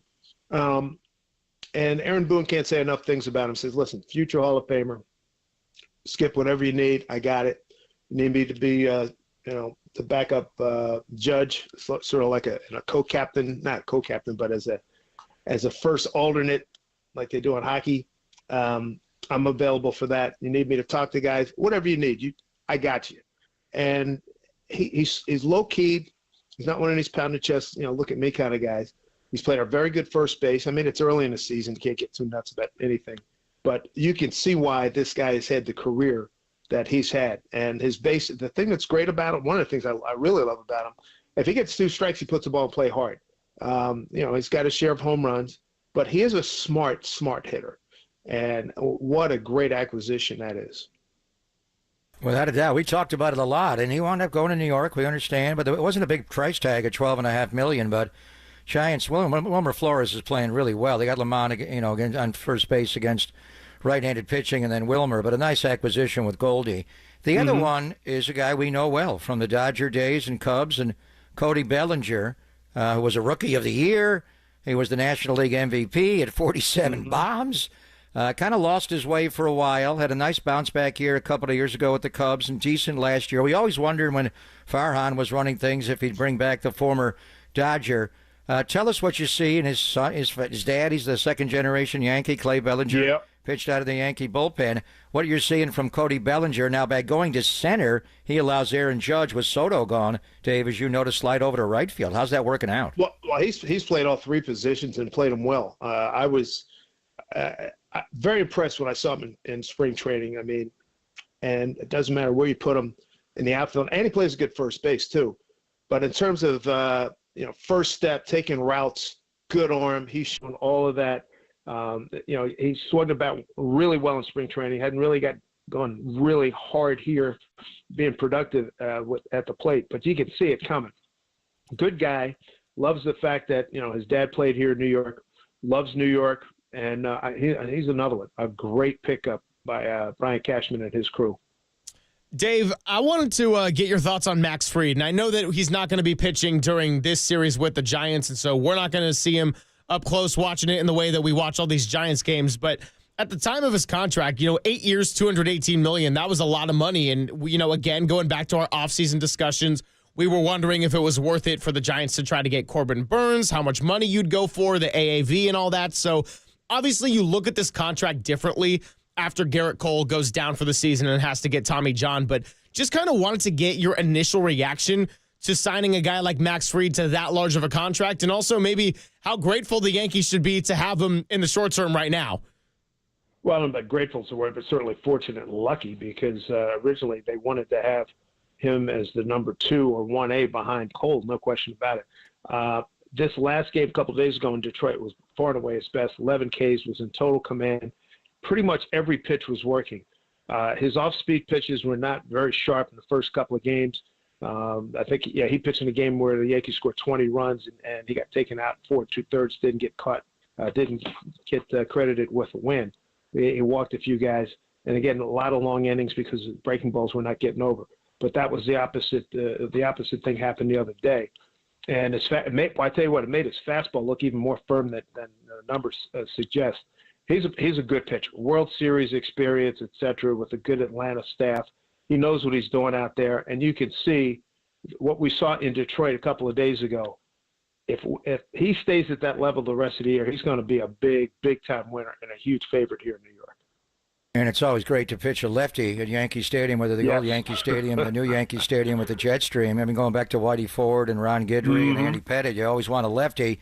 We're going to see a different style lefty on Sunday, and the best pitching matchup of the weekend, David, is Sunday morning, our time, 10:35. Logan Webb against his former teammate Carlos Rodon, who the Giants chose not to re-sign. He went to the Yankees in 23. It didn't go well. He got hurt and just didn't pitch well. Last year, he was much better. Tell me his start. He's 1-2 with a 5 ERA. Just listen to you and Susan Waldman. When I think of Rodon, I think of a high, upper level, top level, four-seam fastball, the Ron Guidry wipeout slider. But he's got more pitches you guys have been talking about. Where's he at right now? Yeah, I think his biggest thing is, and he sort of lost. He did get screwed on a 3-2 pitch. It would have been a strikeout the other day that led to a big inning, and he didn't compose himself very well. But I think in his starts, there's always been like that one inning we see in a lot of pitchers, and then he shakes it off and he moves on. If he can, when he eliminates that, I think he's going to be very successful. And I think this lineup has a chance to score a decent amount of runs this year. I'm not expecting 15 home runs like we had in that first weekend at home. I mean, that was insane. But I think he learned from his mistakes from that first year he was with the Yankees. Last year, he said, "Hey, listen, I was not very good. I own it. I know what I did." Came back last year. What was he? 16-9, I think it was. And I look for pretty good things from him this year, and the fact that they need him too, and everybody knows it. I'm not telling him anything he doesn't already know. Dave, appreciate you coming on with us, and busy day, busy series ahead of us, and have some great calls. I mean, like Papa said at the beginning of this show, to be the voice of the Yankees, that's pretty damn cool. And I know that for a lot of these Giants, not many of them have taken a trip to Yankee Stadium at all before, including some of these youngsters that we've watched and have talked about. So going to be a great evaluation overall. And let's knock on wood for the weather to just have some nice 3 clean games on 3 days, no doubleheaders. And we'll do this again soon. Appreciate it. Absolutely. I hope I see some of the boys in Fort Train in a few minutes. Fort Train. Right, you guys do well. We love it. Thank you, David. He is Dave Sims, WFAN radio play-by-play voice for the Yankees. And as we said, it's going to be Joe Rizzo, FP Santangelo tonight here on KNBR. And then out east, you got Dave Sims running the show for the Yankees. Coming up next, we got another guest to talk a little bit of baseball. Stephanie Epstein has been with Sports Illustrated, covering baseball and Olympic sports since 2011, and has covered a decade's worth of World Series, including this last one between the Yankees and the Dodgers. We'll get her thoughts on all things baseball and maybe even some torpedo bat discussion, because why not? It's Papa and Silver on KNBR 104.5 and 680, the Sports Leader.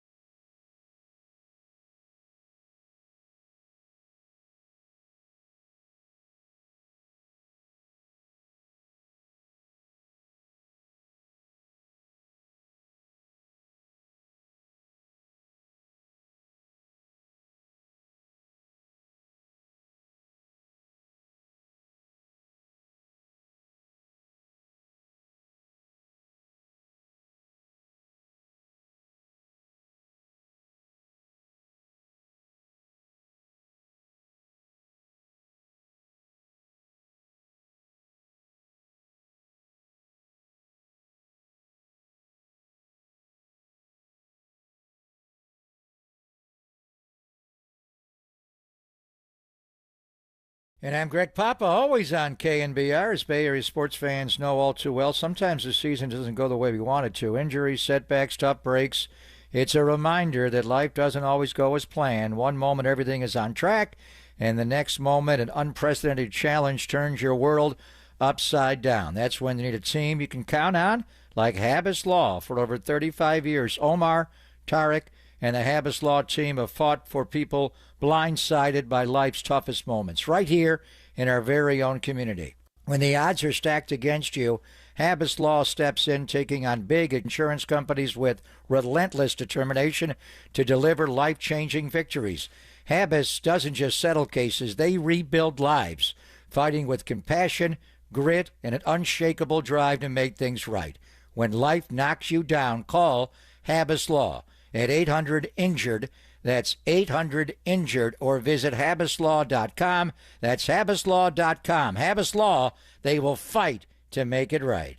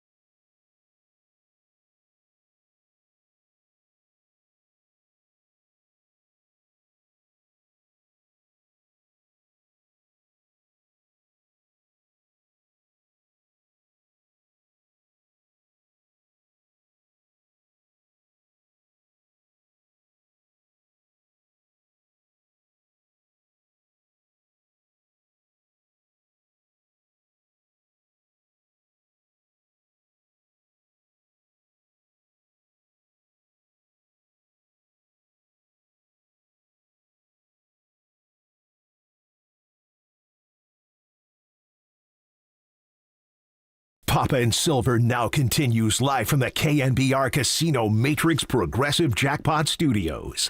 Casino Matrix. Progressive jackpots are here. Where are you? Just drop in. Please play responsibly. 1-800-GAMBLER. What's going on? Happy Friday, everybody. Giants getting ready to head to the Bronx for a 3-game series against the New York Yankees. We just spoke with Dave Sims, play-by-play voice for the radio WFAN.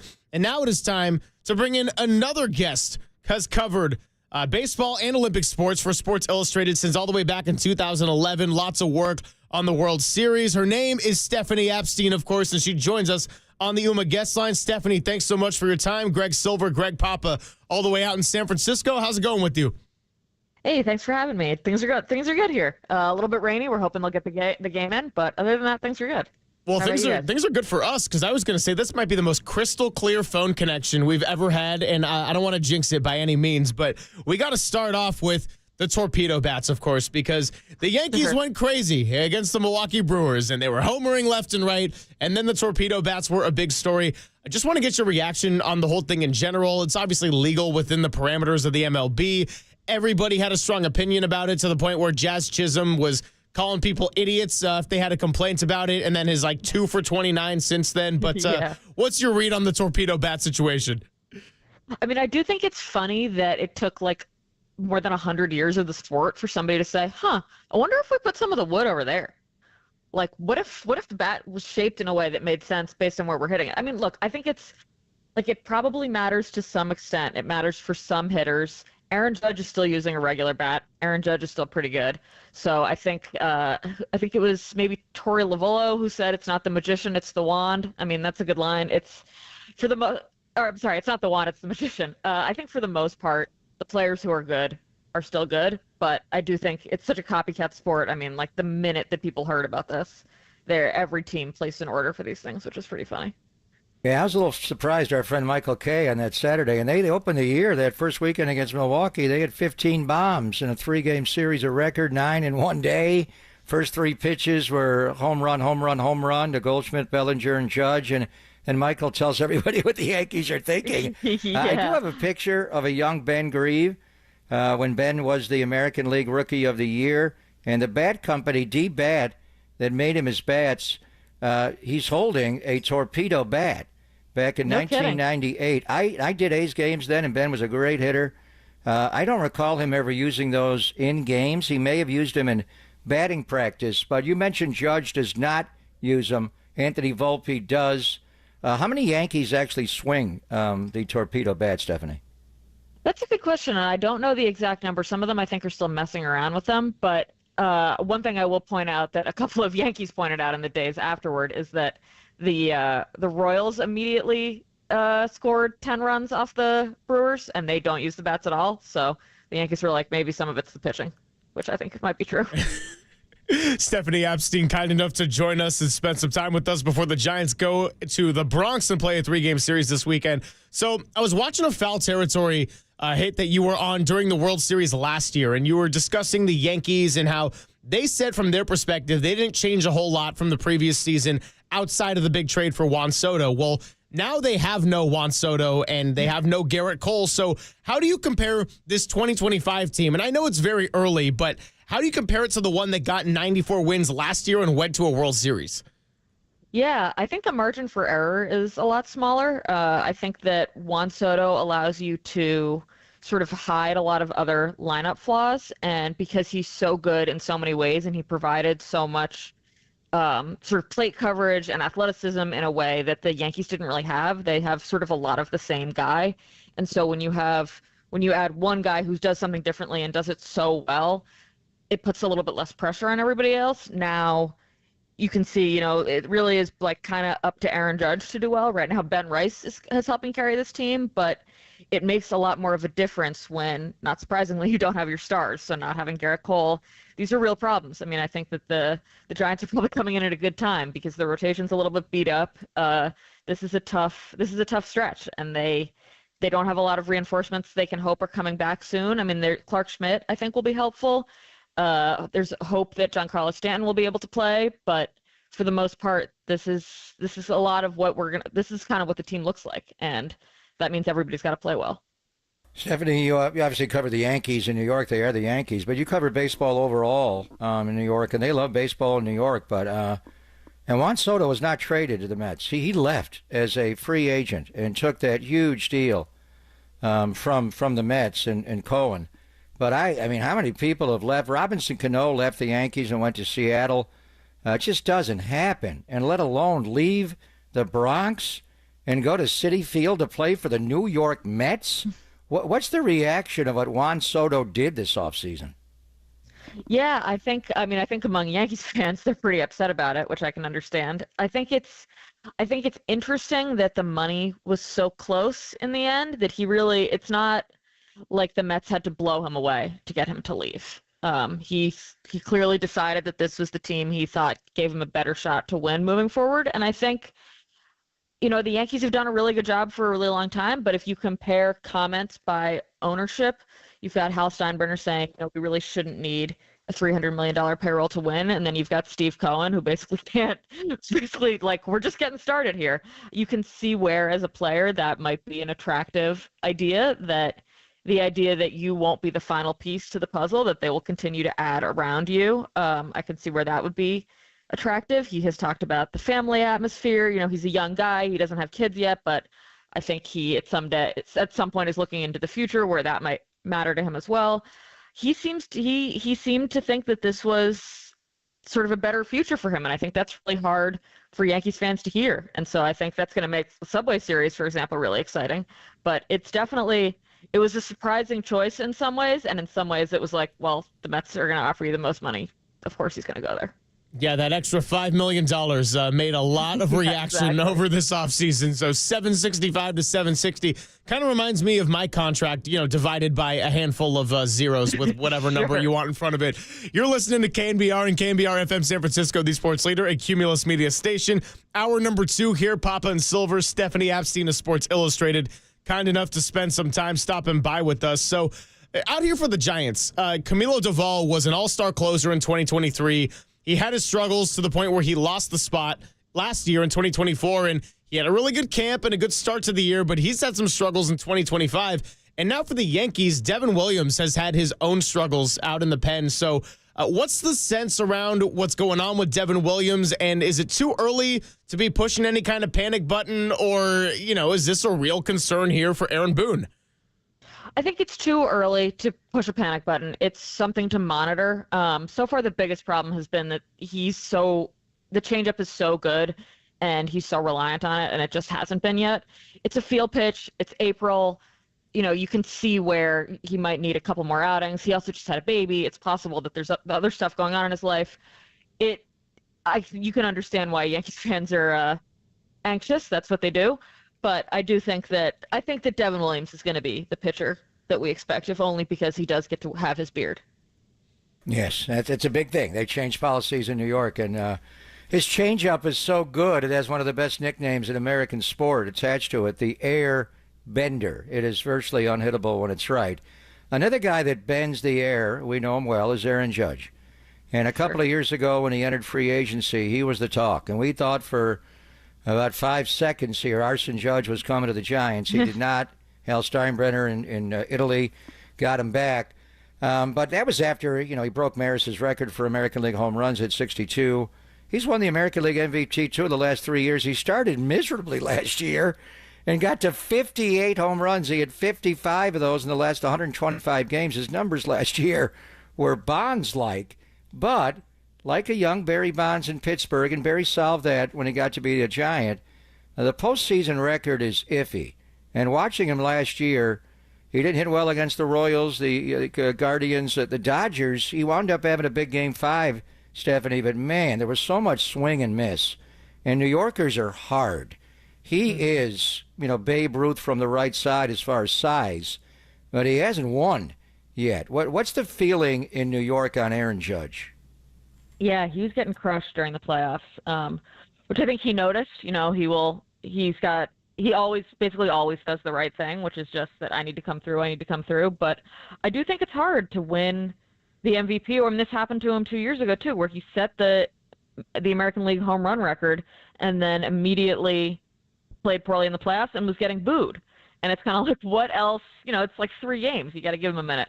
It was more than 3 games last year, certainly. And sometimes I think the at-bat quality was not what it has been. It seemed to me that later in the playoffs, perhaps he was starting to get stuck a little bit in, I think maybe some of the pressure became, not that it was overwhelming to him, but I think that guys can start pressing. They can, they want to succeed. They're aware that they're not succeeding, and I think you started to see that with him. I think Soto and Stanton having the playoffs that they did definitely helped that he doesn't always have to be the guy, but that might not be the case this year. We'll see. Certainly no Soto, and Stanton, we're not sure what his health is going to look like. So Judge is used to being the guy during the regular season. It's pretty much as Judge goes, the Yankees go, but it is hard, I think, sometimes to be like the only hitter in that lineup. All right, Stephanie, I've got somewhat of a two-part question for you because I was just going through your stories last night, and you've written about the Red Sox, you've written a lot about the Yankees, of course, but are the Giants at all on the radar of people out east covering baseball? I mean, I know that division is quite loaded right now, but 9-3 start, Buster Posey, obviously a big name, now is the PBO. I mean, are the Giants getting any kind of national traction yet, or are we just stuck in our own little West Coast bubble? No, I think so. I think it's hard when you share a division with the Dodgers and specifically with Shohei Ohtani. That's what everybody's looking at all the time. But no, I think people are paying attention. I think that whole West Division is pretty exciting to watch. That's definitely, those are the games I'm most interested right now, or with sort of those three, really the big four teams out there. And I think this is going to be a fun series. I think it's just so early, give it a little bit of time. People are watching the Masters. It's cold. Give us some time out here on the East Coast. We'll start paying attention. All right, so my second part of that is the NL West. You mentioned it gets a lot of attention. You got the Dodgers, Shohei Ohtani, Freddie Freeman, World Series MVP. Oh, not to mention the Padres off to a good start, and the Diamondbacks just represented the NL 2 years ago in the World Series. So with the balanced schedule, they're all playing each other 13 times. I mean, I don't know if you've gotten a chance to dive deep in the math. Is there a world in which there could be 4 playoff teams from the NL West if all 4 of these teams end up being hot for 6 months? Oh, yeah, for sure. I think the Braves are definitely doing their best to open up a slot for those guys. Yeah, I think I could absolutely see that happening. It helps that they get to play each other a little bit less often. They're 4 incredibly good teams.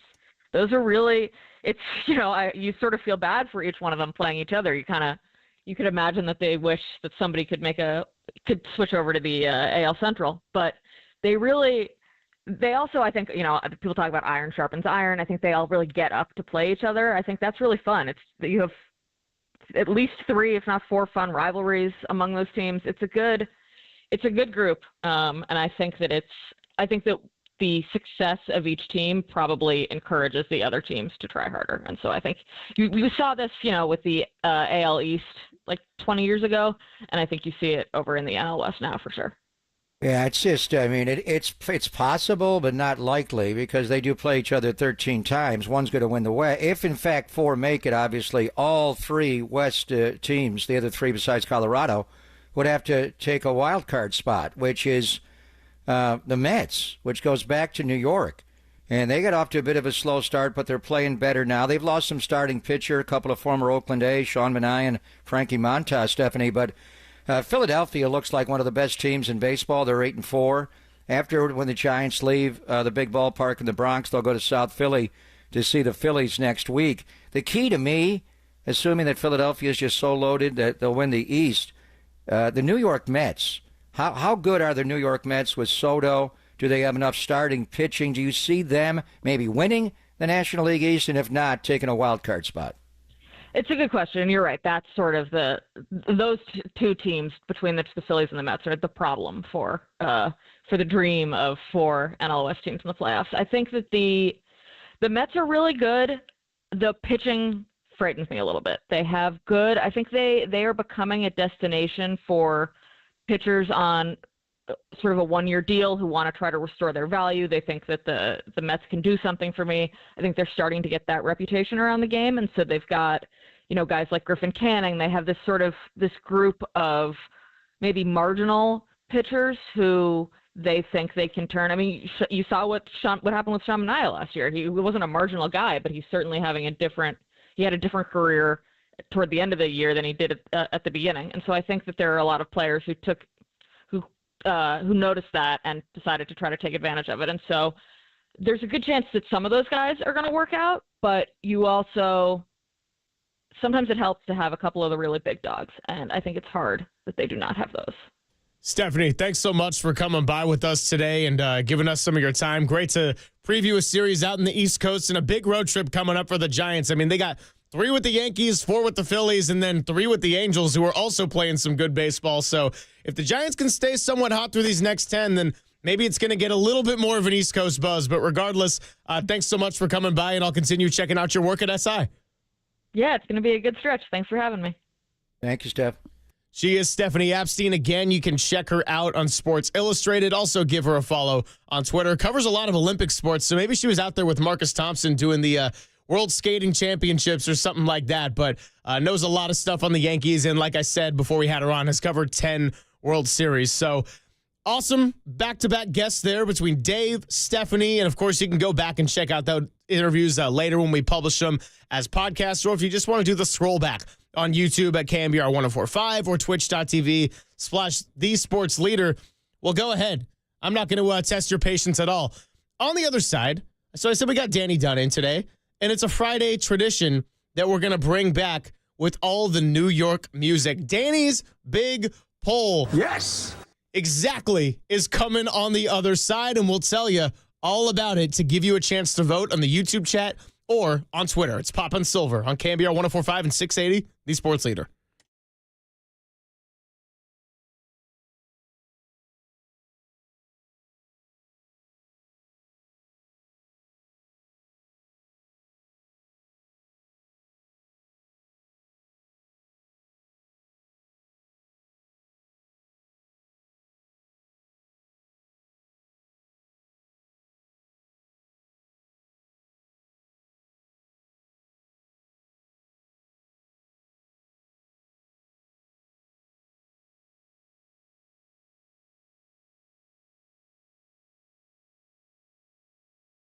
Hey, it's Greg Papa here. I tell you to do this every day, but today you need to call O'Donnell Financial Group because having the proper investment strategy in place may allow you the freedom to do what you want, and when you don't want to do whatever you want to do, and potentially for the rest of your life and go into retirement, you've worked hard. So you've saved hard, and the folks at O'Donnell Financial Group are here to help you avoid common mistakes in retirement. Having the right investment strategy for the future could make all the difference.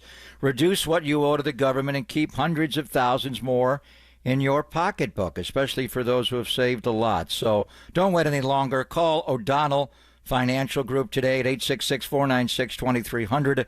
Learn what it means to truly achieve retirement independence. Call 866-496-2300. You can learn more online at o'donnellfinancialgroup.com. That's 866-496-2300. Also online at odfigroup.com. O'Donnell Financial Group. Let us help you retire confidently.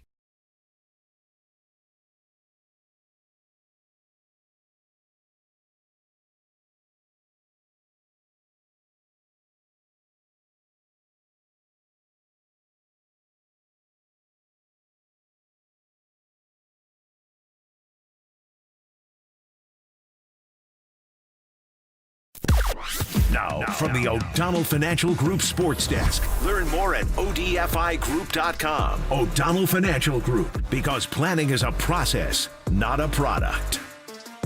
Susan Slusser of the Chronicle, she joined Murph and Marcus this morning and discussed the Giants' early identity of pitching and defense. Check out that podcast and more on the KNBR app, YouTube, and the KNBR socials.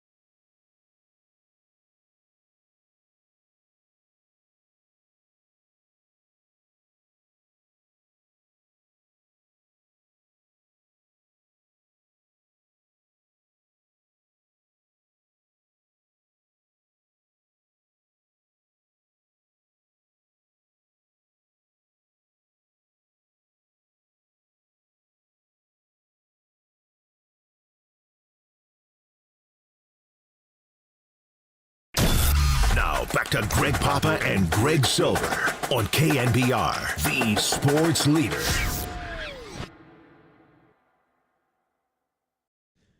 Oh, yeah. Return of the poll / return of the Mac, whatever you want it to be. Danny Dunn is with us, filling in for Walter today. And Danny's Big Poll, a Friday tradition on the middays. Danny, first of all, great to have you back. How you doing, my guy? I mean, are we better than this date in Giants history with Murph? Am I not going to put you on the spot? And, I don't want to put you in an awkward position, buddy, but I'm glad to have you, man. Like I said, it was the non-Steph minutes without you. God, you guys are making me work a lot today, huh? Yeah, we absolutely are. I mean, we had you going. Danny Dunn's back. We need your poll, Danny. Whip it out. We missed Walter on a Whip It Out Wednesday, so we need Danny Dunn's big poll. I know we might have to change the weekday of the Whip It Out now. It might be Flip It Out Friday or whatever it's going to be because we got all these Giants Day games, but that's a problem for when Walter rejoins us. Danny's Big Poll, the Friday tradition. Would you like to do the honors in teeing up the prompt for us? Dude, grab my pole. This is Danny's Big Poll. The most important decision you can make right now is what do you stand for, Danny? All right, so you guys kind of brainstormed this one for me while I was doing this date in Giants history with Murph. So the poll idea is, with the Giants heading to the Big Apple this weekend, which New York City song is the best one? Oh, and so I take it because of the limitations of social media and the YouTube chat, we can only go 4 options. So I'm sure people are going to be coming in with their own songs that might not even be on this list, but we tried to think of 4 of the greatest. And so I'm going to tell you one at a time. Well, a couple of them we've already played, obviously. First one, Frank Sinatra, the theme from New York, New York. It's a classic. They're going to play it at Yankee Stadium. Whether you're my generation or Greg Papa's generation or Danny Dunn's generation or Marcus Boucher or whatever have you, this one is one that just about everybody knows, and it's a fantastic option. We're going to do a little sample. Do a little sample one at a time. So if you're in the car and you're listening to the audio, you can do those Derek dance moves in the back behind the glass. And you can get a nice little fresh sample as you get ready to make your selection. By the way, as we're listening to the voice of Frank Sinatra, I'll tell you all that you can go find this poll at Danny Dunn 24. That's Dunn with 2 N's. And you can make your selection there. Maybe Silver Linings playlist today is going to be decided by the people. So that's option number 1. Option number 2, we also heard it, and Greg Papa was vibing to Alicia Keys, Jay-Z, Empire, State of Mind.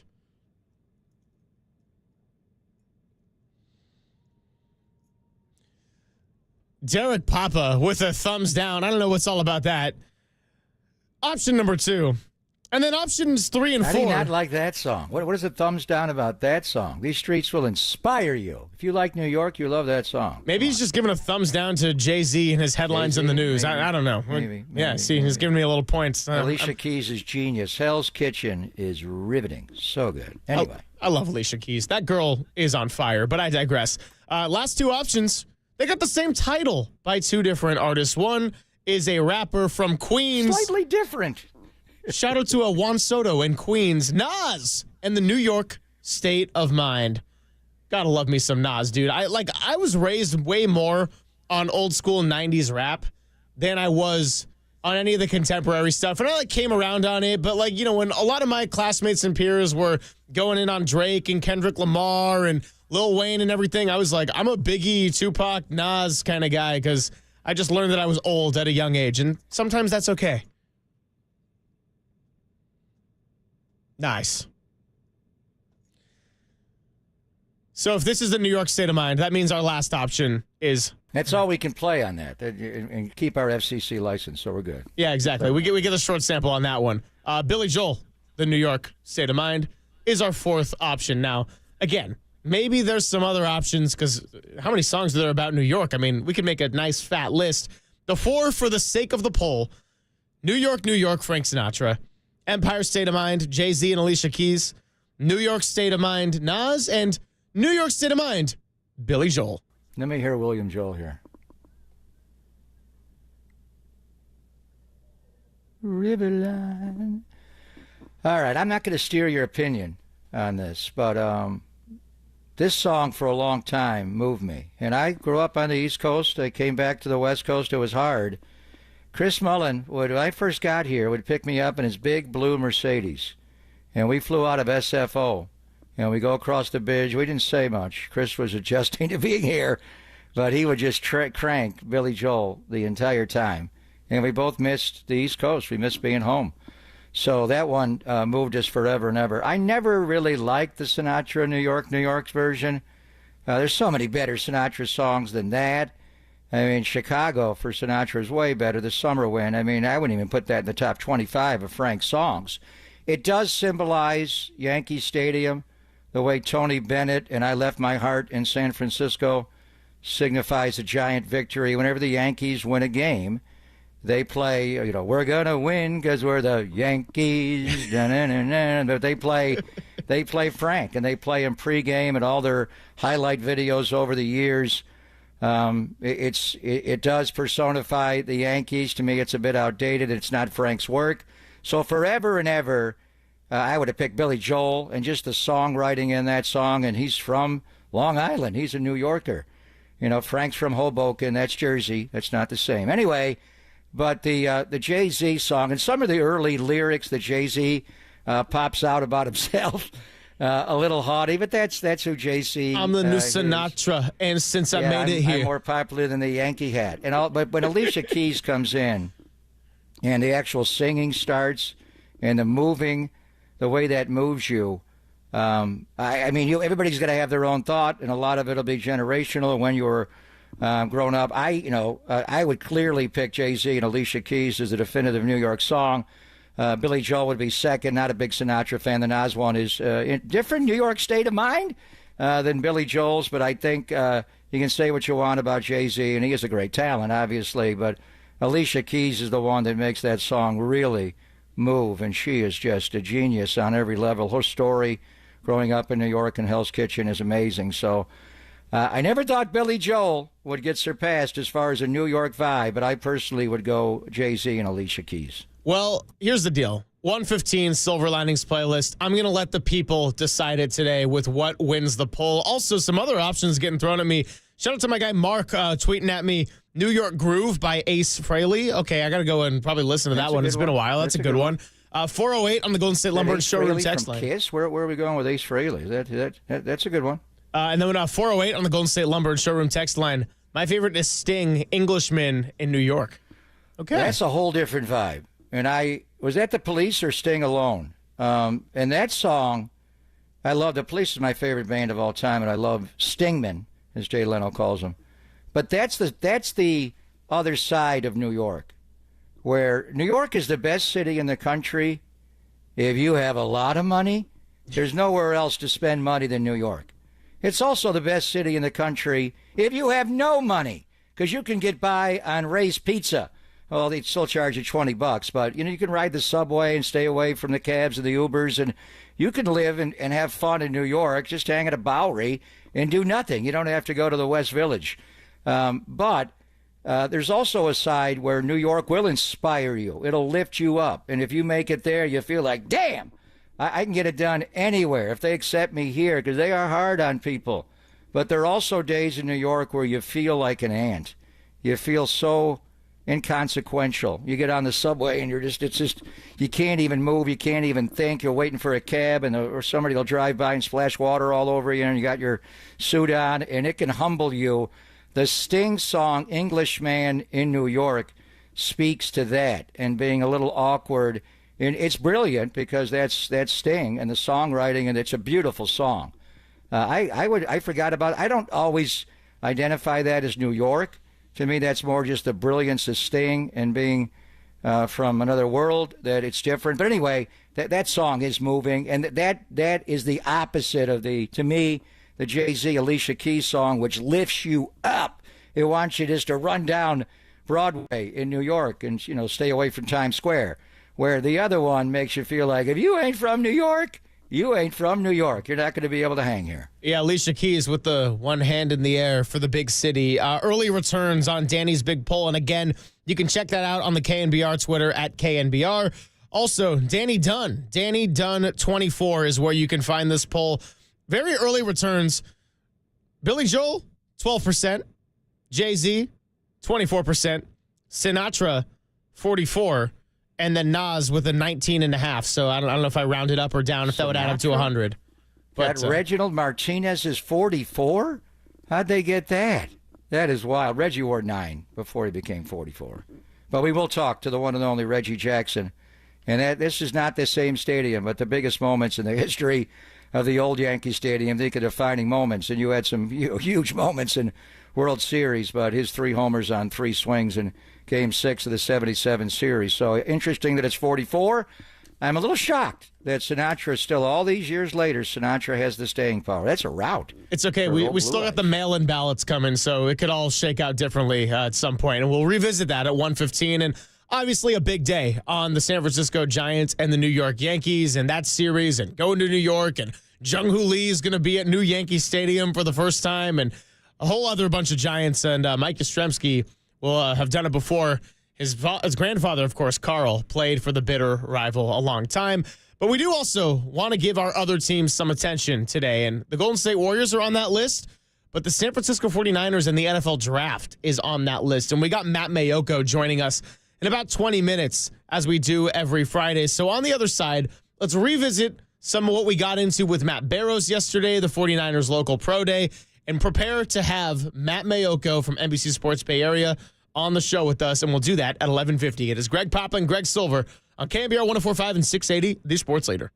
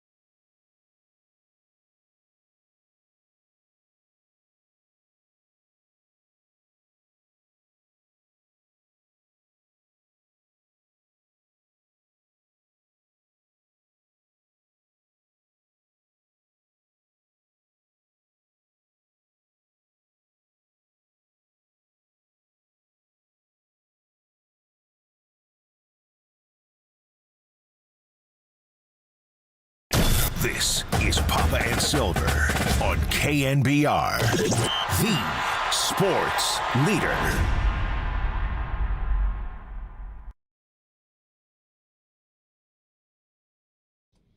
Yeah. Here's another New York song for you. That wasn't on Danny's Big Poll. No Sleep Till Brooklyn. And no, we're not talking about the Nets. We're just talking about all the New York songs because it's a musical Friday. Every segment is some rendition of Silver Linings Playlist. And baseball, big focus for today. And first pitch going to be 4:05. Dirty Work. If all goes well, we'll just have an hour, 5-minute show. They're living well on a Friday. You know, we were with Derek last Friday, and he was having one drink and sipping it very slowly, and he's like, dude, I might have a show. Get to like the 5th inning, and I'm like, dude, I don't think you're going to have a show at all. And extra innings, 4-hour, 3-minute game, they certainly did not. So then we got to watch Depop, Copes, Tim Webb, all the boys go loose. And right now, little NFL talk. Papa's repping the red, round and proud. This might be the most vibrant outfit I've ever seen on any of your 49ers team. Just a whole lot of red. The flags blending in nicely. And we got Matt Mayoko coming up in 15 minutes. It is less than 2 weeks now. 2 weeks from today will be day 2 of the NFL draft, and the Niners have a bunch of picks on days 2 and 3. But day 1 will be over. So we'll be looking back on the first day of the NFL draft, and it's time now to start to lock in. And there's people coming into Santa Clara for 30 visits. You only get 30 of them a year. The Niners have drafted players that never came to Santa Clara at all. They purposely bought players to Santa Clara to make people think they want to draft them, and they didn't draft them. So now it is time to start playing the game of poker. You'll wait a little bit more. They'll have a draft meeting, maybe a week before you start to lock in. So we got this weekend and then next weekend, and now you start to finalize your board. And you come away thinking, like, what are the Niners going to do at 11? Well, tell me what Tennessee, Cleveland, the Giants, the Patriots, the Jaguars, the Raiders, the Jets, the Panthers, the Saints, and the Bears are going to do 1 through 10. And are they all going to pick in those slots? And will the Niners trade out of 11? So it's a little easier picking 11 than 31 to play that poker game. But now you're starting to play the poker game. And what do we know? It sounds like Cam Ward's going to go number 1 overall to the Tennessee Titans. And then what do the Cleveland Browns do? Joe Flacco has been re-signed, 1-year deal, $4 million. We talked about Jackson Dart going to Northeast Ohio for a visit recently. Would they take him at number 2? I love that quarterback, but I don't know if you can do that. You could trade back and get him later. Would the Niners trade up from 11 to 2? Let's not do that again. Nope. I'm thinking more about Shedeur Sanders going to Western PA to visit with the Steelers. 21. We'll ask Mayoko. Would they trade all the way back to 21 and let Mike Tomlin and Omar Khan pick 11 and take Shedeur if he doesn't get picked the top 10? Do you want to go back that far? Is that too far back? It is a deep draft, but after Cam Ward, Greg, what do the Cleveland Giants, Patriots do with the next, thought to be the next wave? Do you stay away from the quarterback market there in Shedeur? This guy, Travis Hunter, man, the more I watch him, and I've only watched wide receiver tape on him so far. I will watch cornerback tape on him this weekend and more. He is D-Jax. He is Deshaun Jackson reincarnated. He is so shifty in the open field. His ability to uncover suddenly. Now, he's not a big guy. Will the body hold up playing both ways? But he is a big time. Now, Deshaun Jackson didn't go that high in the draft. He didn't get into a weight room. He had some issues off the field. This guy, his body hold up bigger, stronger, but he looks like at the very least Deshaun Jackson, if not better, as a wide receiver. Plus, he's the best corner in the draft. What's the value on that? What do you do with him? How high does he go? Abdul Carter, before I started watching any of these guys who are going to the combine with you, I watched that guy at Penn State and went, whoa. What does he weigh? 220, 225? He's much bigger than that. He is thick. He can play the run. He is by far, and there are a lot of good edge guys and defensive linemen in this draft overall. Abdul Carter looks like Andre Carter coming out of Cal years ago when the Niners took him. He's just a natural edge guy. Will Campbell, I watched him in Indianapolis slip and fall on that slick turf at Lucas Oil. But, man, put on his tape. He runs fast enough. He ran well. He is a player. Everybody thinks New England's going to take him at 4 to block the blind side for their young quarterback, who's a really good player, the young man. He's Drake May from North Carolina, a really good player. And then you get into the D linemen. Do you like Mason Graham that much? Really? I'm a little conflicted with that guy. I also don't know if he would fall to 11. I don't know if I would take him at 11. I'm not a fan of his. Now, I watch the Niners take him, and I'll have to love the guy. But he's Braden Fisk, but I think Braden Fisk is better from the Rams. I don't see the suddenness in him. I'll watch him more, but he's going to go high. The running back out of Boise State, you don't have running backs go that high typically, but Ashton Genty is all that. And the way, the young guy played in Detroit, Jahmyr Gibbs, going 12 overall, all of a sudden everybody panned Dan Campbell and Brad Holmes for doing that. So we'll see. And then of the linemen, Membo what a beast that guy is. I watched him run. He was the last guy to run on Sunday. We were trying to get to the airport. I can't go anywhere. I got to watch Armand Membo. And that Membo, he can move it. And he's a right tackle, did not play left tackle. So is he Penei Sewell? Could you draft him and play him at right tackle? Would he be there at 11? And then eventually when Trent retires, slide him over. You got Colton. Colton could go inside and play guard. All kinds of guys. But it's interesting now that we get into it. Tyler Warren, will he be there at 11? Niners are starting to bring some guys in on 30 visits. I heard Shamar Stewart is in. That guy is just thick and strong. He's not as edgy and freaky, but if you want to shut down the run where the Niners were weak, and then he can obviously rush the quarterback, but he's kind of like the young man that Jacksonville took number 1 overall a few years ago. You got to look at him more than just how many sacks he gets. He sets up everybody else, and he plays the run. So, yeah, I'm in red. I'm seeing red. It is time to go. Once you hit 2 weeks to go to the NFL draft, it is almost go time. So now you know who you love. Now you got to play the game of poker. Who's going to be there that you really like at 11? Can you get the same player at 16 you love at 11? Can you get him at 21 and trade back? What if Shadur Sanders starts to drop? Well, that 11th pick could be the spot where he should go in this draft. If somebody loves him, like Pittsburgh, and there's a history of doing deals with them or talking about deals with them, so now you're kind of locked in. It's still, 13 days away, less than 2 weeks of really setting your board. You'll set your board in the next week or so, but you have a strong idea. You've had all the draft meetings. The coaches know the players on top of all the personnel people. Now it's time to play poker. Do you trade up? Do you trade back? Do you stick and pick at 11? Who do you want? Who does the league want? Who's going to go 1 through 10? Well, the talking point has been, would 3 quarterbacks go in the top 10? Because we've listed it out. Maybe there's 3 guys. You could say Shadur, Dart, and Cam Ward all have the potential to be top 10 picks and go ahead of 11, where the 49ers are. The number of teams that could theoretically use a quarterback is much higher. Now, Cleveland actually did get a quarterback this morning, and I'm not saying it's the long-term solution. In fact, it's a 1-year deal for the return of 40-year-old Joe Flacco. So we talk about the 40-year-old legends. Justin Verlander just pitched. LeBron James might face up against the Warriors in the playoffs. Joe Flacco's going back to Cleveland, where they went to the playoffs a couple of years ago. And per Diana Rossini saying there will likely be a training camp battle for Cleveland's starting job. So I don't know if they would go number 2, draft someone. Seems like if Cam Ward goes number 1, I would say Abdul Carter or Travis Hunter would probably be that next logical pick. But this is where, to your point, it's time to play some poker and monitor those other 10 teams in front of you. Trading back might not be the worst option if you have a handful of guys that you really like still there taken in that first 10. And a 1-year, $4 million deal, I'm sure it's incentivized where if he plays more, he gets more. I mean, that's not even backup money. That is low to be a backup. And they don't have many guys in the room. They did make the move on Kenny Pickett. That guy was a number 1 draft pick a couple of years ago. It didn't work out for him. In Pittsburgh, he played well for a while. Kenny 2 gloves, and then we saw him on opening day a couple of years ago, and what? He had the greatest preseason ever and had no idea how to read a defense. They got Deshaun, but he already retore the Achilles. He's not going to play.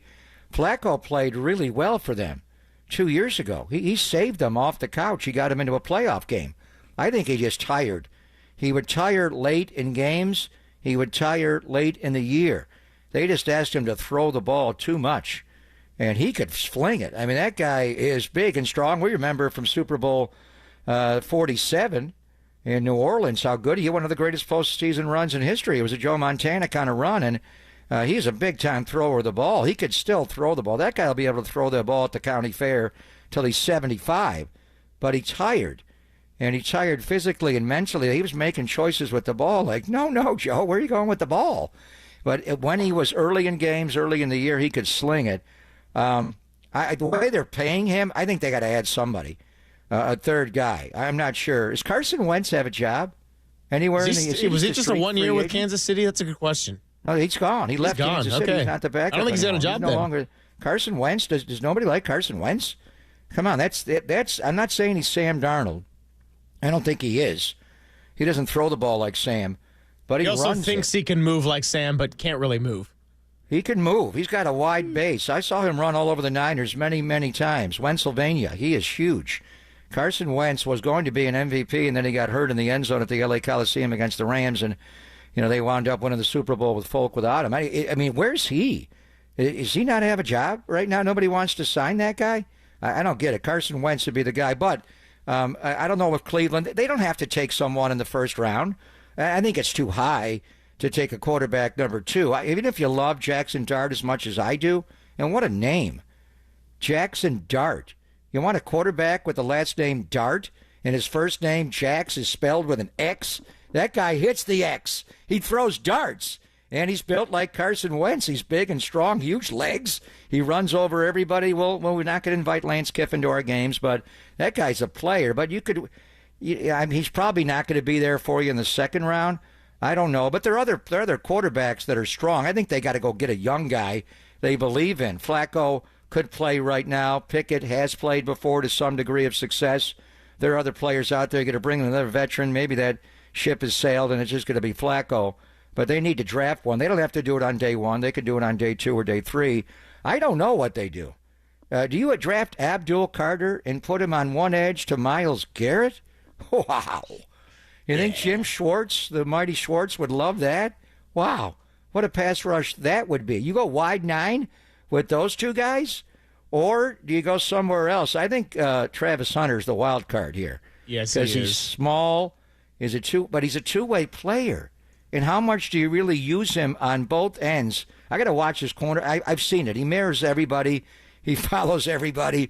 He's incredible as a little guy playing corner. But on offense, his ability to catch little shallow crosses and just short and take it after, and he goes up and high points the ball. He's got a little Tyreek Hill in him, but he reminds me so much of D-Jax, Deshaun Jackson, the great Cal star. So an interesting nugget on Travis Hunter is a little snippet from Scoop City, the podcast that Diana Rossini and Chase Daniel do. And they had an episode on Friday with a little snippet talking about Travis Hunter. And Dave Brugler, the author of The Beast, where you can get all your draft guides and learn about the background and the measurements and everyone. And I've been starting to dive into that. It's really great stuff. But he joins and says, I think there's a certain group of teams that think, hey, Travis Hunter should be a full-time corner because we think his highest ceiling is there. He could be a top 3 corner in the league.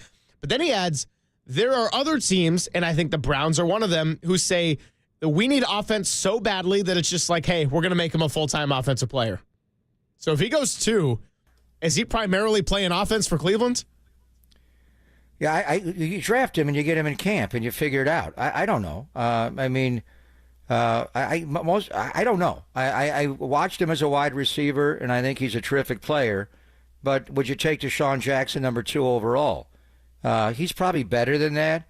I got to watch him more. I mean, I don't see a weakness as a wide receiver. He's not a big guy. So when he gets rerouted, he's just shifty as hell. But he does have amazing ability to man match guys both inside and outside. So he's Trent McDuffie. He's Trent McDuffie at Kansas City as a corner. That guy cost us a Super Bowl. The way he covered the slot, the way he covers outside, he's a great player. Will he come up and tackle? I don't know. I got to watch him more. I'm going to get into this weekend and next weekend and study these guys. I got to keep up with Kruger and everybody on our draft coverage when we roll in a week from Thursday when first round of the NFL draft, and Todd Husak will study the quarterbacks. But in any event, does he have the body to play all those snaps. I mean, the guy was a two-way player at Colorado. That's hard. In the NFL, you're going to be susceptible to injury. I don't know how you do it. I'm sure he's going to want to do it because you get paid more if you do both. I don't even know how you pay him. How do you do that? And then wide receivers do make more than corners. Corners make a lot of money. I don't know. I mean, you're making all these, what are you going to do? Hell, I haven't even seen the guy. Bring him in the building, sit down, say hi, go practice with the team. We'll draft you. We'll figure out what your best spot is. I'm sure they have an idea, the team that drafts them, how they want to use them. But I think you got to be open. You got to be open to having a role. Certainly, even if he is a starting corner, you'd have a role with him on offense, whether you do it just in 11 personnel and let him run. Does he return punts and kicks? How do you do that? And then you got to get into the ego of this guy who was coached by Dion. Dion didn't do both all the time, but he did it some. So you also have to pacify the ego of the player. But he is there's been no one like him in the modern NFL game. You have to go back to Chuck Bednarik and guys years ago that played, and they played in the interior line. This guy's out in space where the skill set is just different. So, I mean, do you pass on that guy at number 2, number 3? How far does Travis Hunter fall? I mean, is he? I think he's guaranteed to go in the top 4. I wonder about taking him number 1, honestly. But at Cam Ward, I'm not as in love with him as other people, but I think they'll take him. But I mean, how high is the right spot to take Travis Hunter? Well, maybe we can get into that with Matt Mayoko, who's coming up on the other side. It's Papa, Silver, and Mayoko up next on KNBR 104.5 and 680, the Sports Leader.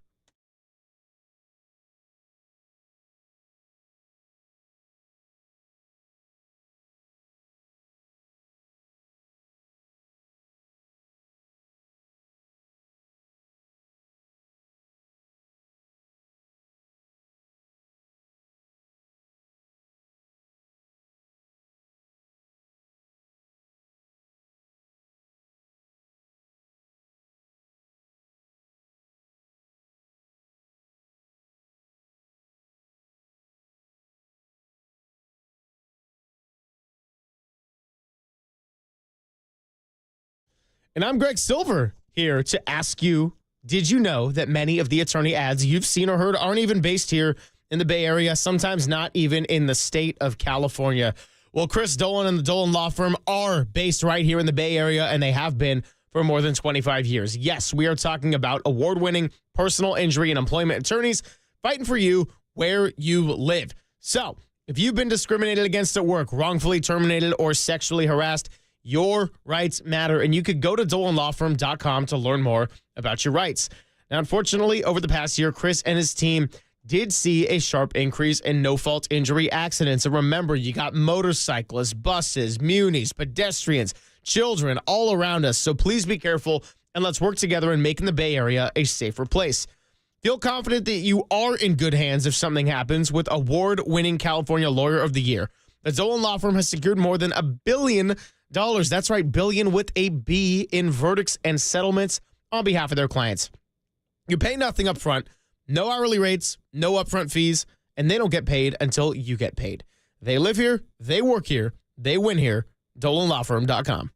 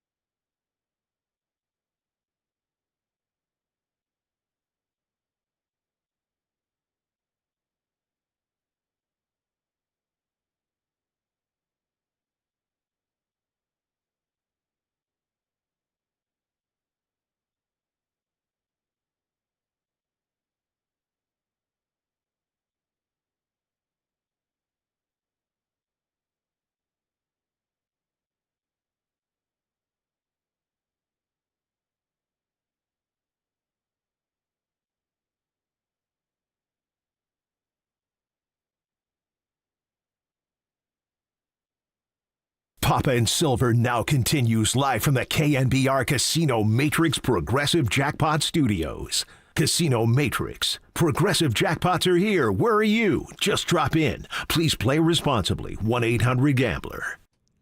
What's going on, Papa and Silver? Happy Friday. Almost to the midway point to end out the week, and we do this just about every Friday. And it's one of our guests, so you can see their beautiful face on our stream, YouTube at KNBR 1045 or twitch.tv/thesportsleader. And yes, of course, I'm talking about Matt Mayoko, who joins us on the UMA guest line. Looking good, Matt. What's going on? Nothing too much. How are you guys doing? Just counting down the days for the draft. Yeah, that's essentially what we're doing, too. We got the KNBR draft party, which I'll promote at the end of the segment, but don't want to waste our time with that in the moment. So not that this is necessarily a 49ers problem, but something we were just getting into before the break was Travis Hunter, and if he would go number 2 or maybe number 3, and he's kind of the wild card in this whole pre-49ers picks thing. And not that he's going to fall to 11 by any means, but what would Travis Hunter's best use be around the NFL? If it was a team like Cleveland, they need offense really bad. A lot of other teams are saying that maybe the corner is his highest ceiling. Have you kind of gotten to talk about with other teams or employees of other teams or anyone in the front office of how Travis Hunter might be viewed going into this draft? Yeah, I think wide receiver. Yeah, I think teams around the league view him as a wide receiver. And just look at how the wide receiver market has exploded here over the last 3 or 4 years. I mean, those guys get paid tons of money.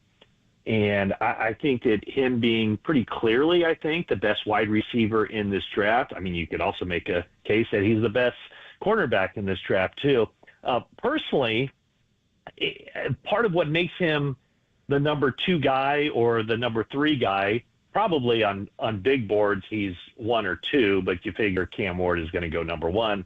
But I think part of what makes him so special is that versatility, though. So, I mean, I would think that he would be an every down wide receiver and then maybe kind of work him in, third and long situations. He's not necessarily, I don't think, a shutdown corner that just takes half the field and you don't have to worry about that half and you play, just the other side. He's more of a playmaking guy. He's more of a guy that I think in long, third and long situations, passing situations where, he can kind of spy the quarterback and read eyes and go make a break on the ball. And unlike so many cornerbacks, I think, Greg Papa, I've heard you say many times that that's why that cornerback is playing defense, because he doesn't have the hands to play wide receiver. Well, Travis Hunter is a guy that does have the hands to play wide receiver. So my thought would be, and I'd be surprised if it works out any other way than him being a wide receiver that can also be sprinkled in situationally and play cornerback or defensive back in some role. Yeah, I mean, his ball skills are big time. Yeah, he goes up like Tyreek, where you're not a big guy, and they just go up and they vertical and they snatch the ball. He reminds me so much of Deshaun Jackson, who had a great NFL career at a Cal. Slight of build. I think he's better than that, but Deshaun was really good. And then you sprinkle in what he does at corner, and he could be Trent McDuffie.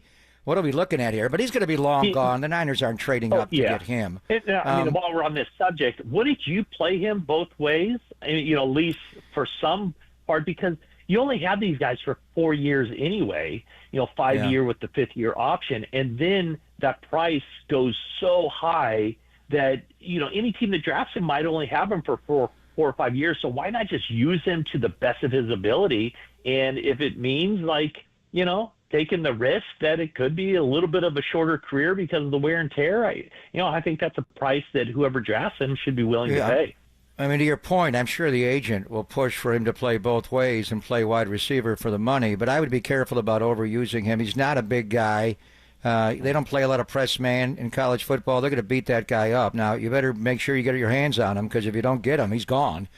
We'll see. I think you would put him in packages, maybe to start, make him a corner right away, and then maybe you bump him inside in the slot as a nickel and then use him as a third down wide receiver. It's just hard to go run a go route on third down, and then if there's no TV timeout, after a punt, you go ask the guy to go play corner. I mean, it's a lot. This is not college football. But I want to ask you about, the Niners are not going to get him. They're not trading up to get that guy. But, will they just stick and pick at 11 Could they move back? Interestingly, I don't think they're going to move up.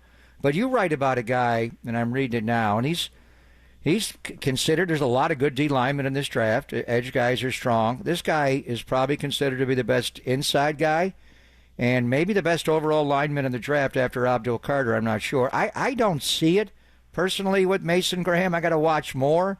To me, he reminds me a lot of Fisk, Jared Fisk with the Rams, and I think Fisk is actually more explosive and a better overall player. I appreciate his ability to two-gap and play the run.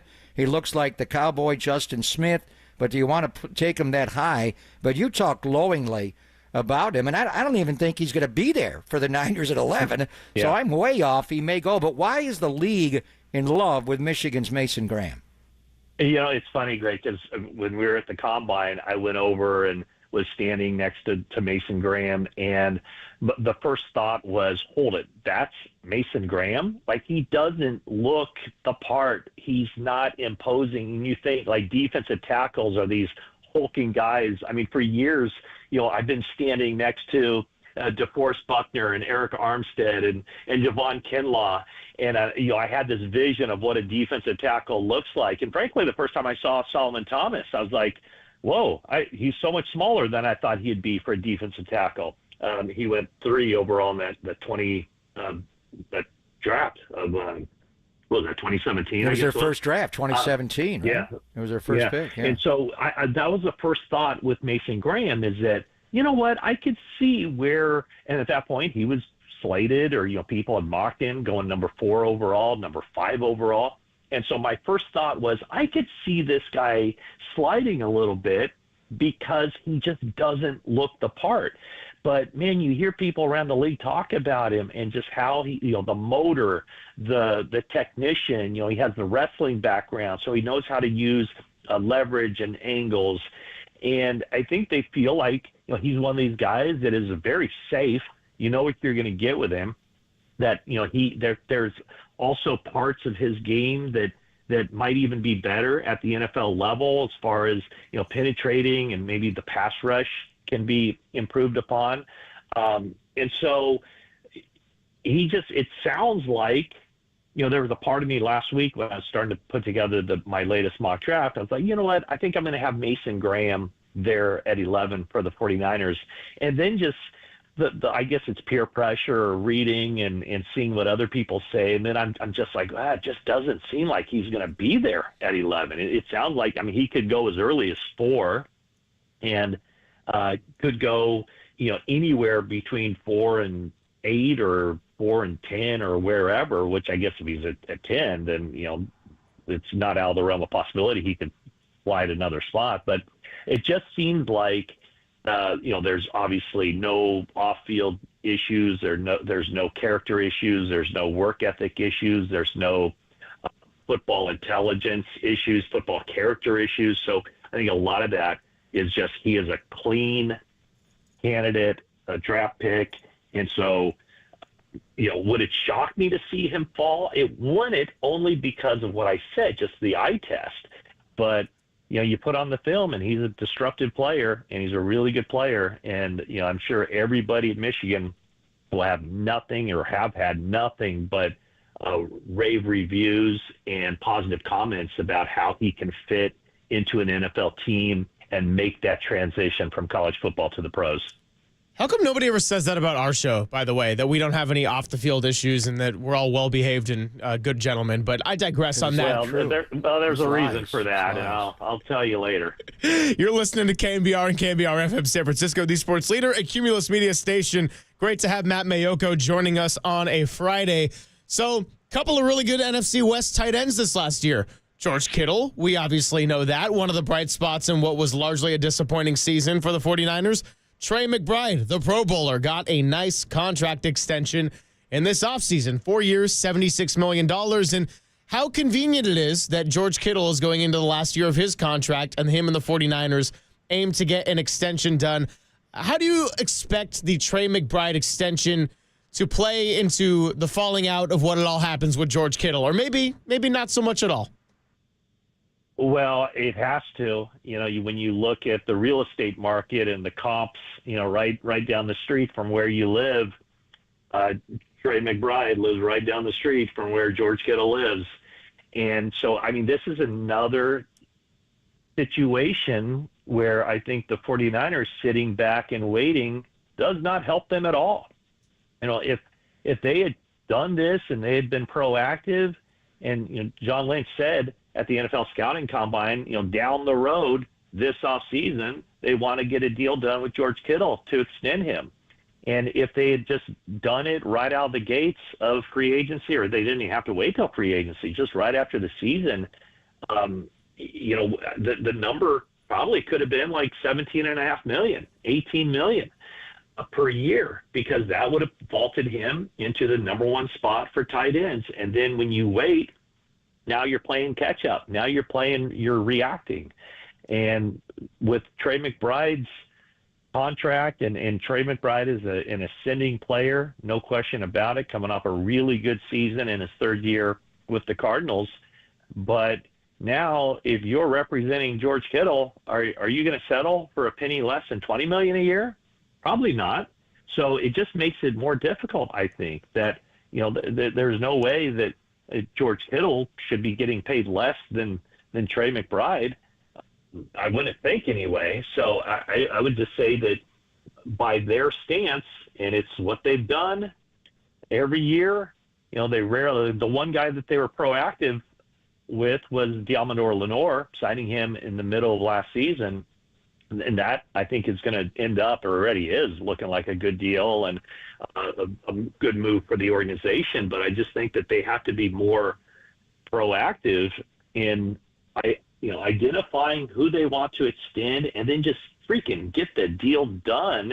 And they should be the ones setting the market, not having other teams set the market, and then they have to follow and one up what another team did. And George really had a great year. You learn a lot about a guy when you lose 11 games and don't win 11. And he was such a great leader. The production was still there when you look at the yardage and the touchdowns and the inline blocking ability. The interesting thing is bringing Luke Farrell in. And I think people thought, he's going to take Juszczyk's spot. He's not Juszczyk, but he is a really good inline blocker, and he's also good in pass pro. And one thing Kyle was talking about at the owners' meetings is letting George go out and run routes. You know, trading Debo. If IU can't come back on time, you can detach George Kittle and play him away from the line of scrimmage more comfortably and let Luke Farrell block in the run game and pass pro as well, which leads to this guy Tyler Warren. And we talked to you about him, you know, in January after the college football season ended, and then he didn't do much at the combine because he doesn't need to, but he's a 256-pound, I don't know what he is. He's not just a tight end. He can play anywhere. H-back, you can detach him. You can play him as a left-handed quarterback. He can play fullback. He can play. Now, he would be a great Niner. But in light of getting Luke Farrell and, you know, what they're doing with George, and is that just too lavish to – and will he even be there at 11? He may go to the Bears before, but since they got Luke Farrell now, should I get my mind out that Tyler Warren is not going to be a Niner, Maddie, and move on? Yeah. Before I answer that, I have a large delivery coming to my house right now that's scheduled. I didn't know it was scheduled for this time, but I probably have to take off. You want to stop right now and go get it? No, let me just. So I was thinking that Tyler Warren was going to be a really good pick for the 49ers, but that was before they signed Luke Farrell as the number 2 tight end. That was before they brought back Kyle Juszczyk, and they were able to bring back Juszczyk because the money they budgeted for Dre Greenlaw, of course, wasn't used on Dre Greenlaw. So I think things have changed. It would be kind of difficult at this point to justify that. It would be certainly a luxury pick, but you know, you'd be bringing in Tyler Warren when you already have George Kittle, you sign Luke Farrell, and you have Kyle Juszczyk. So to me, there's a way to make it make sense, but it just doesn't seem like the pieces would fit all the way together the way they might have, you know, a month or so ago when we could have been projecting what that 49ers offense could have been. Matt, go get those weekend goods and prepare to, just rage on Saturday and Sunday. Whatever you got to do, we appreciate it. All right. Thanks, guys. Really appreciate it. Take care. Thank you, Maddie.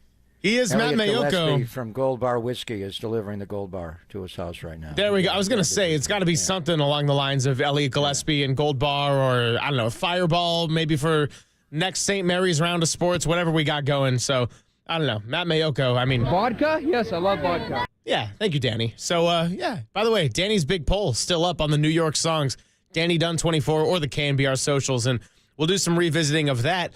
If you look at my sweatshirt, the Golden State Warriors, well, they got a win last night, and not in their fashion, but in the fashion of Minnesota beating Memphis. So what does it mean? It means that they control their own destiny to get 6. Here's the deal, though. Probably got to go 2-0 if you want to avoid the play-in tournament. So let's get into that next. And they get ready for Portland tonight. It's Poppin' Silver on KNBR 104.5 and 680, the sports leader.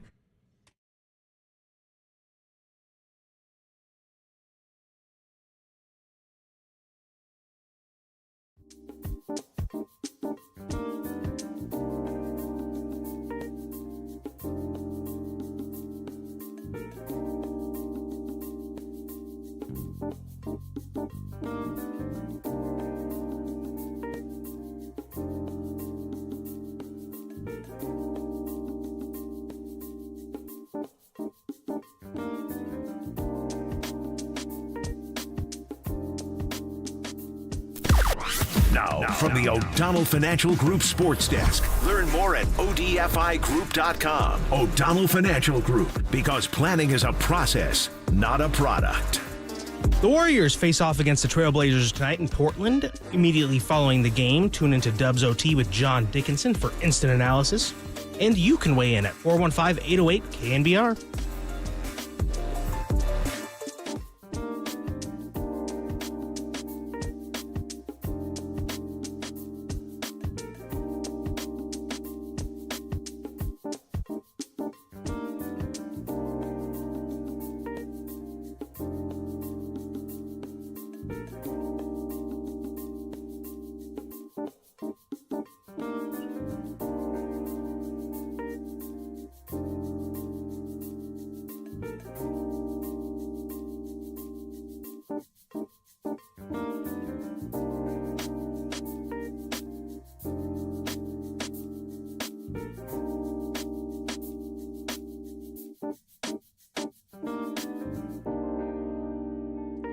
Hey, what's going on? Greg Silver here to talk to our good friend Steve Moskowitz, the founder and tax attorney at Moskowitz LLP. You know the deal. He's always helping out the people. And today, Steve, what should the people do if they can't pay their taxes? They should call us. Here it is. It's April 11th. And this weekend's the last weekend before tax day on Tuesday. What we call panic time. A lot of people wait for the last weekend before tax time, or their tax preparer will be working on it this weekend, give it to them on Monday, maybe even Tuesday, and they don't have the money to pay it, and they go into panic. Don't go into panic. Call us. There's a lot of good solutions. Don't fail to file the return. And if you say, hey, Steve, that ship has sailed, you haven't filed for a bunch of years, that's okay too. We can file everything for you. And then we make a deal. There's a lot of good deals for us to make. We've been doing this for years and years. We're familiar with all of this. Don't think there's nothing you can do. I know you're frustrated. I know you feel like you're drowning. We want to take this over for you so you don't have to talk to the government, deal with them, have anything to do with them. We want to do the whole job and just let you live a normal life and cut a deal. All you have to do is call for your free consultation.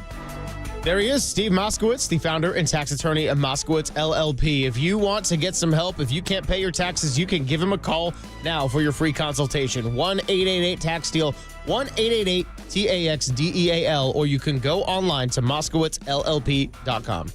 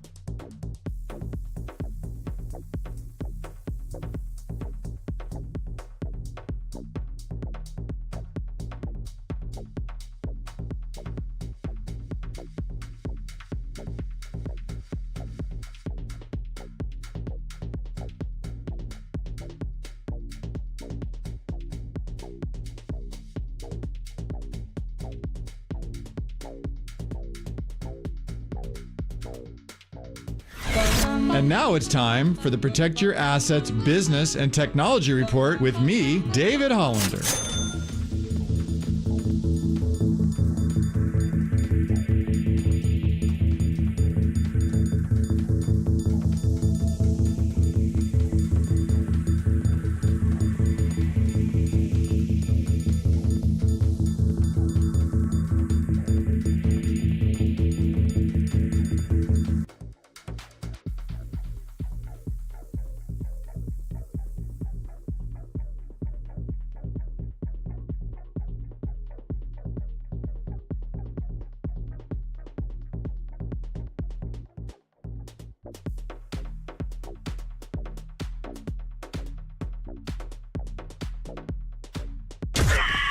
Greg and Greg, Papa and Silver. This is KNBR, the sports leader.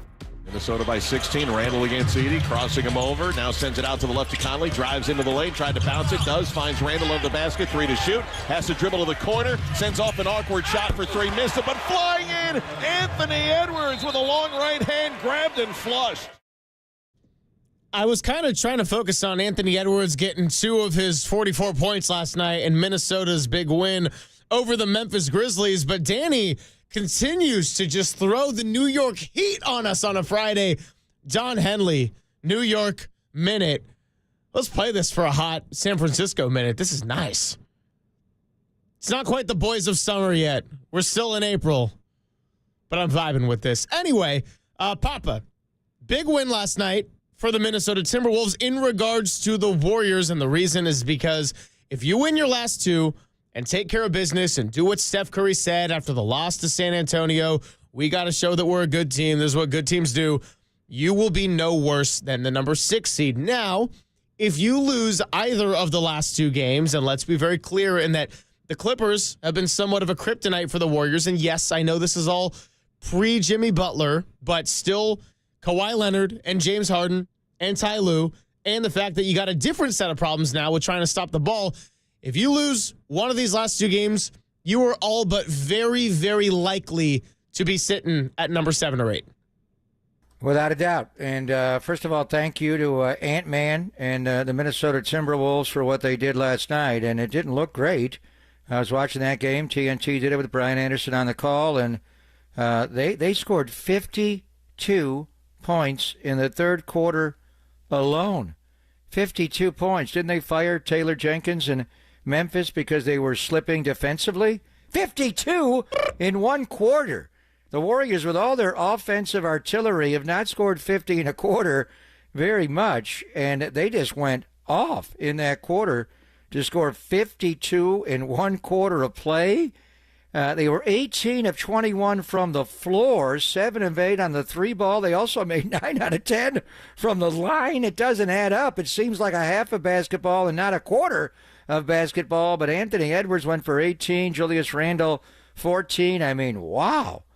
What a performance by Minnesota. To me, is a scary team that you may have to play if you slip into a 7-8. That's why you got to avoid that. But in any event, we thought Memphis would lose one more.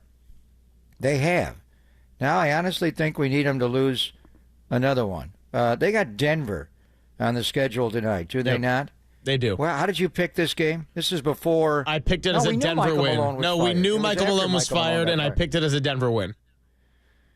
Well, if that happens, then the Warriors just need to win one more game to sew it up, right? Well, Minnesota has a very easy last two on paper, and because the Warriors lost to the Spurs, they're now same record as Minnesota, but they have that head-to-head tiebreaker. So Memphis could be 8, and the Warriors could be 7, even if Memphis loses another game. And Minnesota takes 6. Damn. Correct. So we were conflicted watching this game. We wanted Minnesota to win, obviously, and the Warriors had the tiebreaker over both of them. But Minnesota, now you got 33 losses apiece. So it may come down to Sunday, honestly, and Daryl Arata from the Warrior PR staff, he's the brains behind the Raymond Ritter. Raymond is the shaking hands, kissing babies, giving public speeches. Daryl does he's the dirty worker around the Warriors PR. He set out a list and actually reached out to Elias. How many times and when were the situations where the Warriors had to go into game 82 of the year to win and make the playoffs? And it's more than you actually think, but we'll get into it a little bit later on. I think it's going to come down to Sunday in light of what you're saying, even if Memphis loses.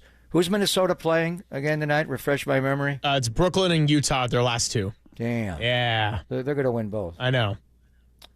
And the great thing about the league, all 30 teams are playing tonight, and all 30 teams are playing Sunday at 12:30 our time in that Clipper game. So it's coming down to the Clipper game, and I'm not that thrilled with that matchup, but we'll see.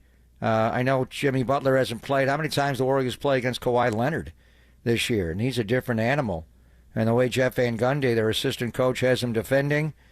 Ty Lue's a great coach, but you got James Harden and what he does, and then Kawhi, and then Norman Powell, an all-star this year, and Ivica Zubac. They got players. They are right now, to me, the hottest team in the West. They've won 6 in a row. They've won 16 of their last 19.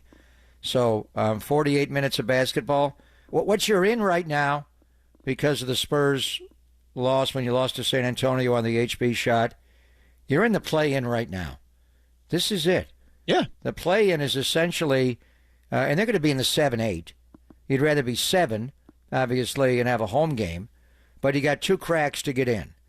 That's basically what you got here. Although in the 7-8, you win 1 and you're in. In this, you got to beat Portland tonight, and I think a lot of it is GP2 and QP3.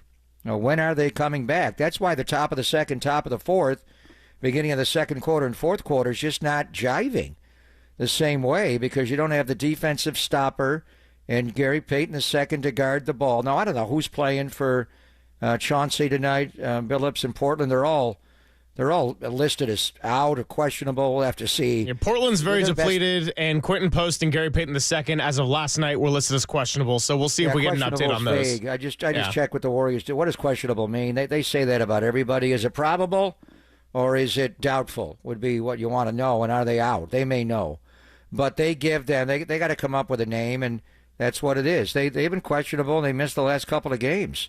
Inflammation in the knee for GP2 and Quentin Post. What does he have? What's wrong with him? He's sick. Is he traveling with the team? Do you want him around the team to get everybody sick? Is he all masked up? How does that work? So I don't know. But that's the floor spacing 5 we talked about ad nauseum, and getting QP3 back, and then the GP2 defense, and then his ability to play in the dunker spot and the baseline, run a little action with Steph and roll. He knows how to play. So, but in all likelihood, they've got to win tonight in Portland. And then I think it's coming down to 48 minutes of basketball against the LA Clippers on Sunday. And we'll see. It's a home game. They have lost their last 2 home games to Houston, and obviously in the surprise to lose to San Antonio. But so here it is from Daryl. They asked the Elias Sports Bureau for a list of the times the Warriors played for the playoff spot on the last day of the regular season. It actually just happened a couple of years ago, 2022-23, when they had a win at Portland, and they blew them out, 157-101. They also beat Portland in 06-07 to do it more recently, before I got out here in 81-82. A generation ago, they lost to Denver, were eliminated in 81-82, and 77-78. They were at Seattle. They had to win at Key Arena. They lost. They were eliminated. And going back to the Philadelphia Warriors, they had to beat the Minneapolis Lakers, and they lost. But they clinched due to New York also losing. It was a different league back then. So I think more than likely, and you're the one that did, the breakdown on everything, I think it's coming down to Sunday. I think it's absolutely coming down to Sunday, unless you kick away tonight. Unless you kick away tonight, then we're having a different conversation come Sunday. Well, if the Warriors win tonight and those other teams are upset, but you're still going to have to win Sunday because these other games are all tipping off at the same time. Baseball does it too. Game 162 all goes Sunday at noon our time, 3 Eastern. So the West Coast teams don't have an advantage to say the East Coast team's losing there. Say you have a West Conference team playing in the East. They try to avoid that. But I think it's coming down to you got to win tonight in Portland, sure. Even if they lose tonight in Portland and Minnesota wins, it still comes down to Sunday. Yeah, because you can get that game back and you have the tiebreaker. So exactly. The furthest they could drop is 8, right? Yes. They can't drop to 9, could they? They can't drop to 9.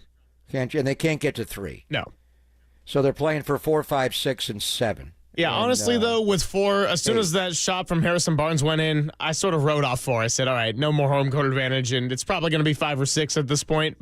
Or 7. It's probably going to be 5, 6, or 7. They could drop to 8. They could get as high as 4.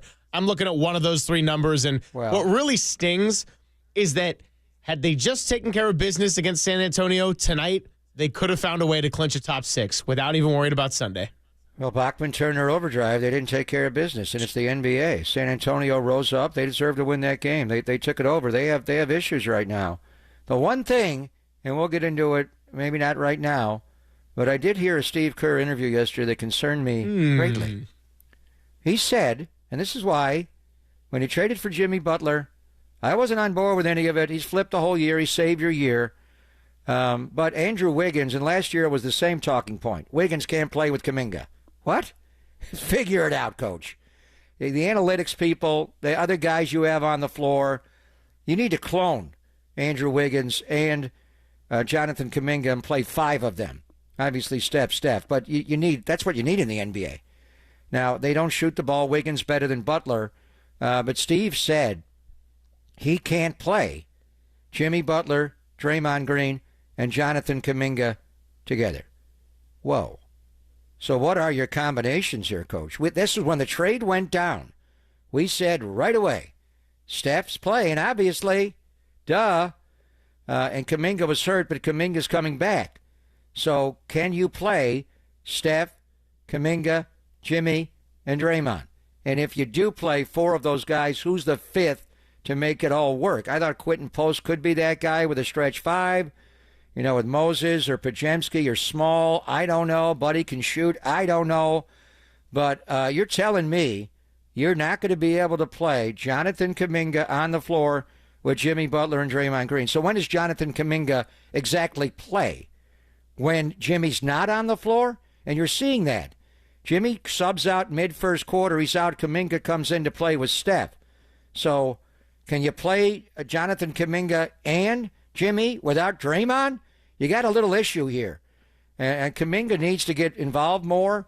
He doesn't have to, but he gives you something the other guys don't. When Steve said that, and the analytics department comes to him and he knows he has a feel for it, whoa, you can't play Kuminga, Draymond, and Jimmy together? Really? That's a problem. It's a problem. But I also think that this is kind of what was to be expected to some point. And before Jonathan Kuminga even came back, when the trade happened, one of the first conversations we had was Monty Poole. And he said, I think you're going to see 2 of those 3 together a lot.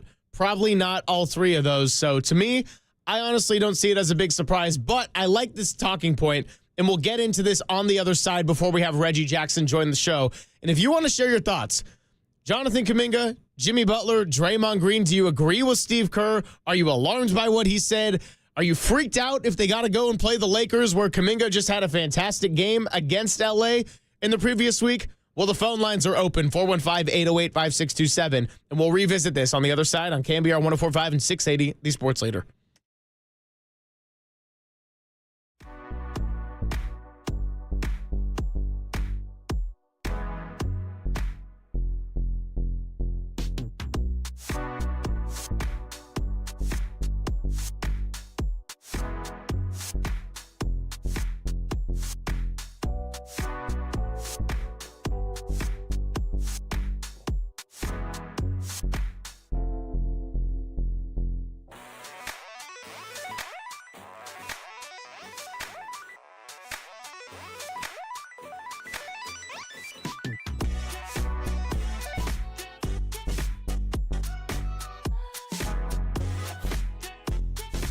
Hey, it's Greg Papa here. You know, when it comes to pizza, there's one place that I always will recommend among any others, above any others, and it's Tony's Pizza Napolitana in the North Beach. Tony Gemignani and his team have been ranked #1 in the world, and once you taste it, you will see why. You will taste why. From Neapolitan to New York, Detroit, Sicilian, and Grandma-style pizzas, every slice is crafted with the finest ingredients and baked to perfection. But Tony's is more than just pizza. Their fresh pastas are out of this world, and I encourage you to try their spicy bucatini, one of my all-time favorites. And while you're in the North Beach, don't miss Capo's for deep dish pizza lovers and Toscano Brothers Bakery for their luscious breads. Plus, Tony has Slice House locations throughout the Bay Area, including at Chase Center and at Levi Stadium.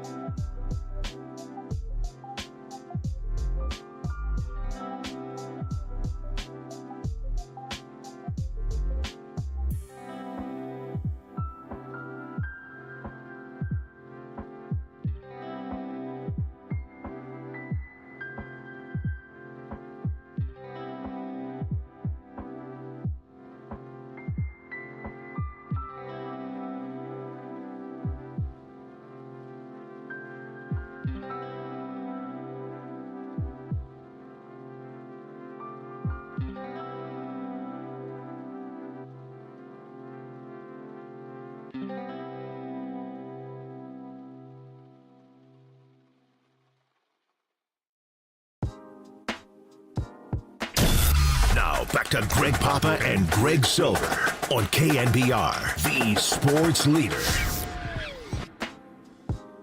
What's going on? Greg Papa, Greg Silver hanging out with you. Dirty Work's going to take it over at 2 o'clock for a short show. Giants pregame starts at 3:05. First pitch, 4:05 out at the new Yankees Stadium. It's going to be great to check that out. And a quick note on the Giants before we get back into the Warriors. Lineup is officially out, and Mike Yastrzemski is going to be leading off. So Yaz, Willie Adames, Jung-Hoo Lee, Matt Chapman, Elliot Ramos, Lamont Wade hitting in the 6th hole, Wilmer Flores as the DH, and then Patrick Bailey at the bottom of the lineup. No, pardon me. Patrick Bailey 8, Tyler Fitzgerald at the bottom of the lineup, and of course Robbie Ray on the mound as well. So we'll get into that a little bit later in the 1 o'clock hour, trying to squeeze in our Warriors talk. In fact, we'll get right back into baseball in the next segment because we got Reggie Jackson joining us coming up in about 15 minutes. So the Warrior talk has been what Steve Kerr said about Jimmy Butler, Jonathan Kuminga, and Draymond Green all being on the floor together and the fact that it just doesn't really fit. And I got to say this. I think two things are true. Number one, I think Steve Kerr is correct for the most part in just what we've seen in a small sample size. And Danny Emmerman, our guy who joined us earlier this week, put this out there. Now, this trio's only played 38 minutes together, so I want to be very clear that's not a big sample size. And the Warriors have pretty much been in playoff mode since they made the trade because they were 25-26 and trying to climb up the standings. But it's a minus 24.9 net rating and outscored by 26 points in just that small sample size. Offensive rating, 97.5. Defensive rating, 122.4. Both marks that you do not want to be describing about a basketball team, that you want to be competitive. Now, on the other hand, I think that in order to win at the highest level and for this team to reach whatever that ceiling it can be, they will absolutely need Jonathan Kuminga and his contributions. I'm not denying that in any way. I also think there's truth to what Steve Kerr is saying. So now the question is, how do you figure it out? How do you maximize Jonathan Kuminga and what he can be to this team? Do you play him more without Draymond and Jimmy Butler when they usually take a rest late in the first quarter?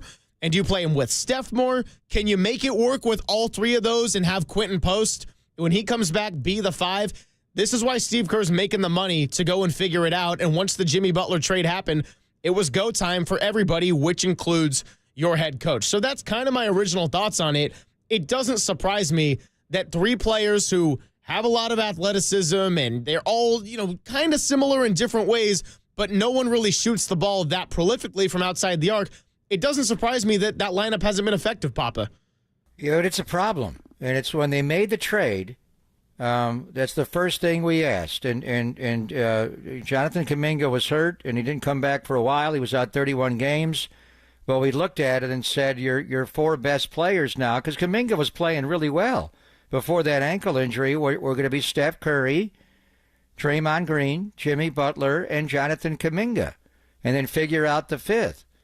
But for them to conclude now, and it's late in the year, and a lot of it was Kuminga was out a long time, and they haven't had another run together for various reasons. The same thing was said early last year about Andrew Wiggins and Jonathan Kuminga. Yep. And I pushed back right away. I don't care what your stats say. Figure it out. You're telling me what has happened before, what will happen, and what combination of players do we need to put on the floor to make it work. Eventually, it did work. Or Kuminga needs to get in the gym more and shoot. We talked about player development in the offseason. Moses Moody has improved as far as catching and shooting and not holding the ball so long. I thought Kuminga did for a long time. He had a low, slow load that took forever. A guy plays so fast, brother. You got to get the shot off. The window's going to close. And I thought he improved enough where they're not going to sag on him. He took one the other night, just launched one, left above the break, and he did it early in the shot clock. That's the very shot that gets you benched. Don't take that shot. And if you are, you better damn make it, but move it. But if they are going to sag off of you, you can drive. They're going to give you time and space, hockey term, to be able to close that. So I think there's ways to overcome it. The problem is you traded Andrew Wiggins for Jimmy Butler. And they're different players, and Jimmy's obviously brought the team together. We all recognize that, but they're different. Your issue right now is guarding the ball, and you traded your best guy to stop the ball, and Andrew Wiggins, who can do it with length. Peyton does it differently, and Podziemski and Moody. The guy who does it with foot speed and quickness and length to recover when they are beaten, because they all get beat, was Wiggins. So now you're searching. And now that Peyton's hurt, you don't have another ball stopper. And then Wiggins was a better and is a better three-point shooter. He's not Steph or Clay, but you just don't sag off of him. So Jimmy's made the team better, but there are areas where you're vulnerable. So to have this shirt, it's the last weekend of the year. What? I'm not telling the whole league I'm not doing this in the playoffs. Let them figure it out. So, I mean, Steve's honest, and that's what his analytics department are saying.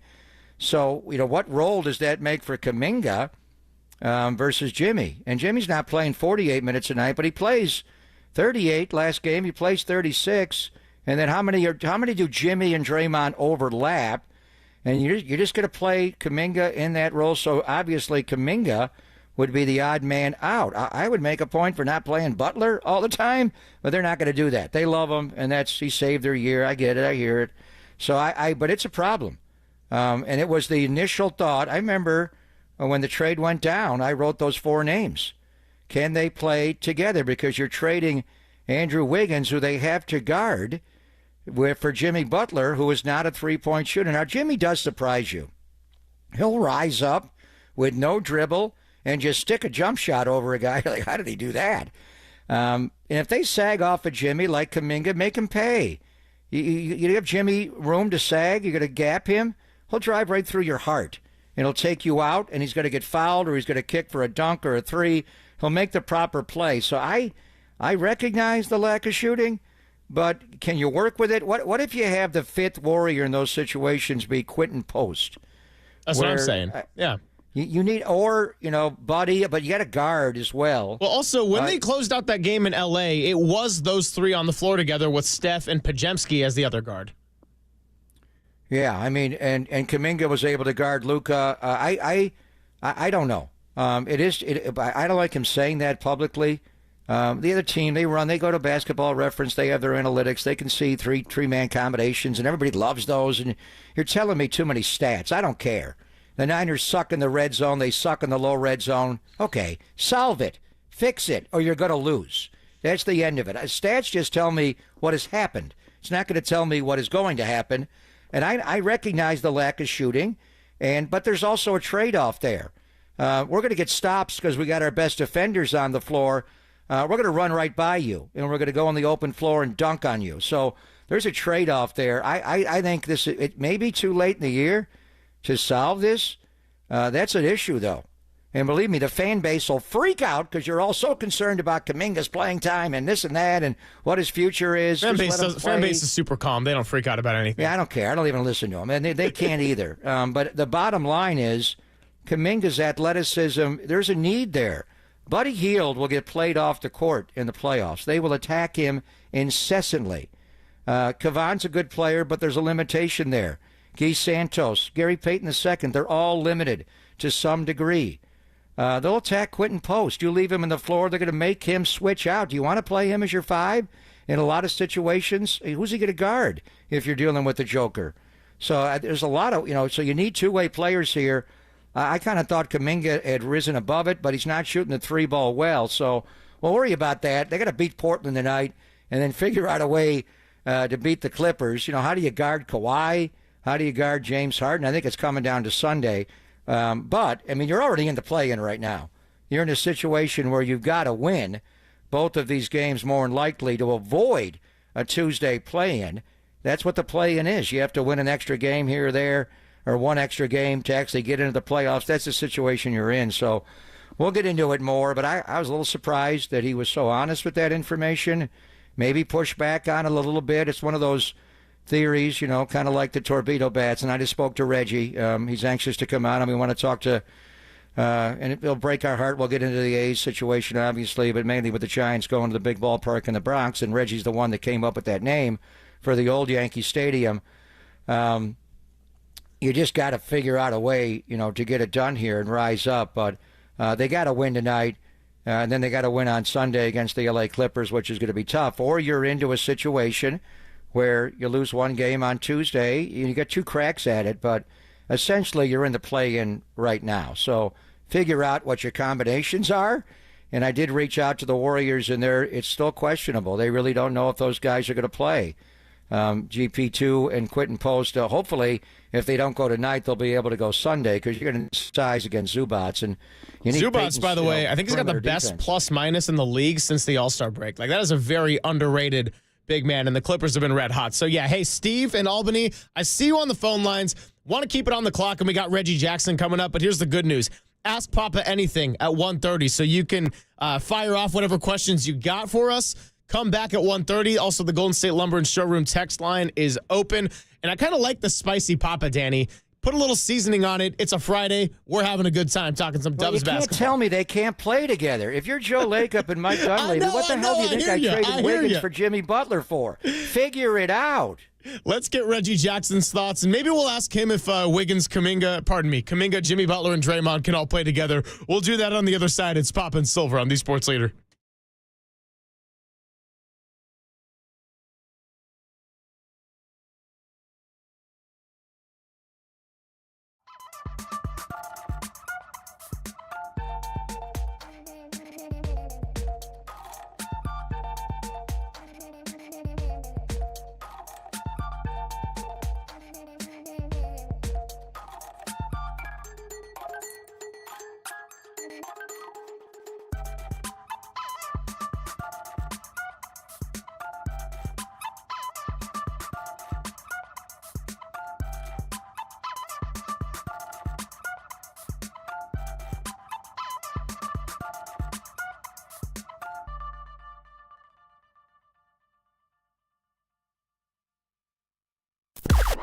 Now, from the O'Donnell Financial Group Sports Desk. Learn more at odfigroup.com. O'Donnell Financial Group, because planning is a process, not a product.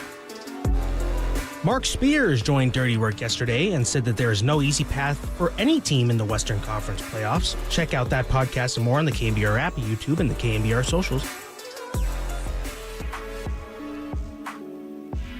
Greg Papa here from my friends at the Laser Eye Center of Silicon Valley. For over 25 years, the Laser Eye Center of Silicon Valley has been the Bay Area's leader for modern vision correction. Do you struggle with distance vision, need reading glasses, or wear bifocals like I did for years?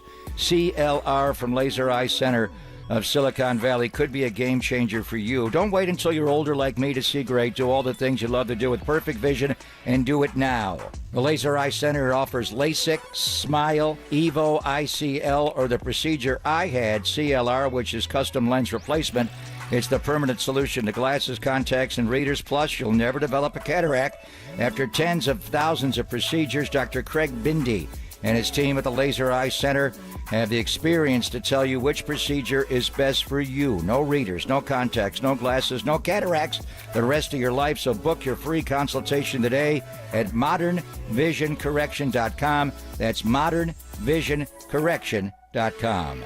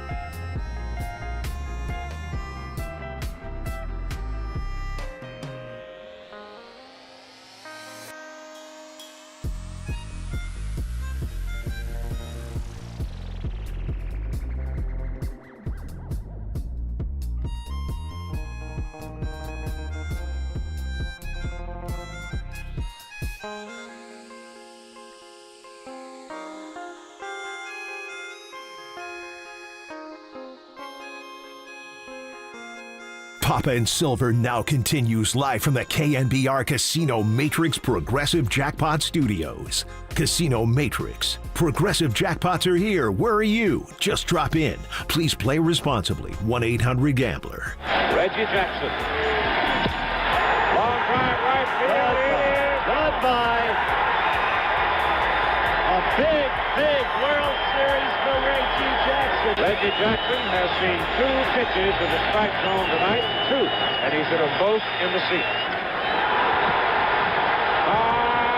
Goodbye. Oh, what a blow. Oh, yeah. A couple of good old school highlights there. Good work there from Danny Dunn. And it is just about that time to make the connection with Reggie Jackson. We're working on that right now. We're talking about a 5-time World Series champion, a 2-time World Series MVP, a regular season MVP, a 2-time Silver Slugger, a 14-time All-Star, and a 1993 first ballot Hall of Famer. Of course, that is Mr. October, Reggie Jackson himself. Papa, were you dialing up our boy Reggie on your cell? What's going on? He just called, and he's got more 4s in his phone number than anybody. It's all 444, 444, 444. It's all goes to Mr. October. Now, he's having a problem with his phone and going to voicemail, so Reggie's going to call us. But with the Giants at the big ballpark in the Bronx, and it's not the original Yankee Stadium or the refurbished Yankee Stadium, but it's Yankee Stadium. And so many big moments, obviously. They've won 27 World Series championships, but Game 6 of the 77 series, for my generation and many out there, really all time, and you look at great moments in World Series history, Darren Larson's perfect game in 56 in Game 5, but Reggie's 3 home runs on 3 swings to win the World Series in that tumultuous 77 year sets it up. So he wore 44. He wore 9 as an Oakland A. When he went to New York and put on the pinstripes, he wore 44, and Hank Aaron won 44, and obviously, Willie McCovey, who Reggie idolized, wore 44. And when we think of Yankee Stadium, whether it's the new one, the old one, the refurbished one, we think of one man only, Reginald Martinez Jackson. Mr. October. How are you, Reg? I'm doing fine, Greg. Always enjoy listening to you, and then I get a chance to talk to home fans here when I'm on the radio with you. So it's a fun day. I want to say a special day to a very dear friend of mine, Bill Bertuccio from Alameda. Just a big hi, and glad to see you're healthy and doing well. And thanks for letting me say that. Great. And we do want to talk about Alameda County, the Oakland Alameda County Coliseum, your home before you went to New York, and what's going on with our A's. It breaks my heart to see them in Sacramento, Reggie, and I think the whole thing could have been avoided. But let's just start. You never played against the Giants in regular season or playoff games. Interleague wasn't around when you played. The Giants are there now. And when we think of that ballpark, you played at the original Yankee Stadium as an Oakland A, and then they refurbished it in 74, 75. The Yankees played at Shea, came back in 77 or 76, and then you joined the club in 77. And the new one, just give me your thoughts. It's not the original or the rebuilt one, but it still is the big ballpark in the Bronx, as you dubbed it years ago.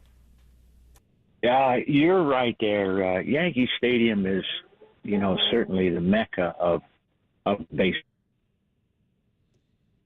I guess there's the other stadiums, I guess you could think of, they're torn them all down, even tore down Yankee Stadium. But when you just see the facade, it reminds you of Mantle and Ruth and all those great players that played in there. Whitey and Yogi and Jeter, and just it just goes on and 27 or 28 world championships, more than 2-3 teams combined. So it's always been a special franchise, and I think one of the greatest comments I ever heard about the Yankees and the pinstripes is Mariano Rivera said, "Reggie, the pinstripes get heavy sometimes." And so, that is, a special place. I'm in Oakland A, but when I go there, I've got a home there, and most of the people recognize what I did in baseball as a Yankee, even though I did more things with the A's, 3 world championships with the A's. 3 in a row, and when you get 3 in a row, you're considered a dynasty. And so this Oakland ballpark is a very special place for me. The Oakland town, city, and Bay Area is special as well. I like the Giants too, buddy. Hey, Reggie, yeah, it's interesting when I look at your career, and in addition to all the winning, the fact that you were drafted by the Kansas City Athletics and you spent your first year there back in the 1968. You come and move, then a decade in Oakland. So when you think about the Coliseum and the fact that you started your career outside of that setting and then ended up moving to the Coliseum, what was so special about playing in front of those fans, and what are you going to remember the most, especially now that they're playing elsewhere in SAC? Well, what you remember about Oakland is we were all a bunch of kids in the big leagues when you're 20 years old, turned 21 during the season. And same thing for Joe Rudy and Dave Duncan and Raleigh Fingers and Sal Bando and Campy Campaneris and, the managers between McNamara and Dick Williams and the championships we had, the pennants that we won for the Western Division. We were a great team and one of the better teams. Obviously, they consider us a dynasty, and I'm very proud to be part of that. But the fans there, we didn't have a lot of fans. I think we drew 1 million one year, but the ones that came out, they were loyal and they filled up the stadium during the postseason. Sometimes they didn't, but I always remember the place as where I started, where I grew up. I was a nobody or nothing when I got there, and I became one of the really good Oakland A's. One of the best, without a doubt. And we lost the great Ricky Henderson, so our heart breaks, and he was a great Yankee. Let me jump in there, Greg. Yeah. Greg, I'll jump in there on Ricky. People always ask me, who is the best Oakland A? And I said, well, Ricky Henderson was one of the 10 top 12 players in the history of baseball. You get to Ruth and Gary and DiMaggio and Mantle and Mays and Aaron and Clemente and Frank Robinson, and you want to include a couple of pitchers, whether it's, Koufax and Bob Gibson and Whitey Ford. You can't, Ty Cobb, Rogers Hornsby. You can't get very far, and you got to mention Ricky Henderson. I mean, once you start getting 10, 12, 13, 14, 15, stand man usual, Ted Williams. I don't know. Would you rather have Ted Williams than Ricky Henderson? I love Ted Williams. Maybe the greatest hitter. But Ricky Henderson, bro, let's get a walk. Now we got to run. The Ricky run. Yeah. That's why I love working with Reggie, Greg, is he's not only was he one of the greatest players of all time, but he's a great baseball historian. He knows all of this. And 2024, Reg, was a hard year. We lost Ricky right before Christmas, and we lost Mays right before the Giants went to Rickwood to Birmingham. Yeah. And you were there for that game. And I know I reached out to you right after you hit the pregame show, and you had some amazing things to say about the way you were treated in Birmingham, Alabama. I know it was hard for you to speak on it often in your life, but you mentioned Joe Rudy and Dave Duncan and living in their home. And just what was the feedback the nation gave you? Because what you said on that pregame show the night the Giants went to Rickwood to honor Mays and so many others from the Negro League, man, what was the reaction you got? It was overpoweringly strong in my mind. I didn't really realize that Alex Rodriguez was going to take me back to those moments. Reggie, what was it like here for you? You guys had a great team and you got involved with a dynasty, but you were here and when it started for you and this and that, and I went like, bro, like really? Like you really asking me what it was like in 1967? And so it just was so horrific, and the things that I said, were it's like it all. I threw it all up, if you will. It was such a terrible place to be at that particular time, with racism and hangings and the burning of the children in the church, and the Klan and never getting caught for it and all that kind of stuff. But what was most important for me was the white friends I had that supported me and just, got in front of me any and every step I took. And that was the real message. And so many people came up to me and thanked me for reminding people of what it was really like.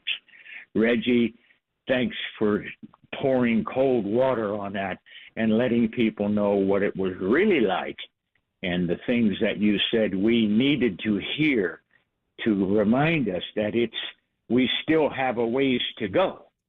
And so I was very proud to be a baseball player, an American, and the way that people responded to me, Greg.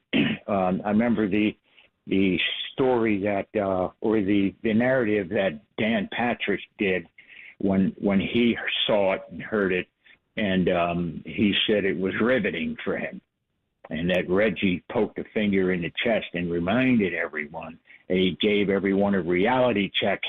And so many American people of all colors came up to me, and no one said anything negative, but everyone that made a comment to me, it was positive and thanked me for bringing up those comments and the narrative that I had that afternoon.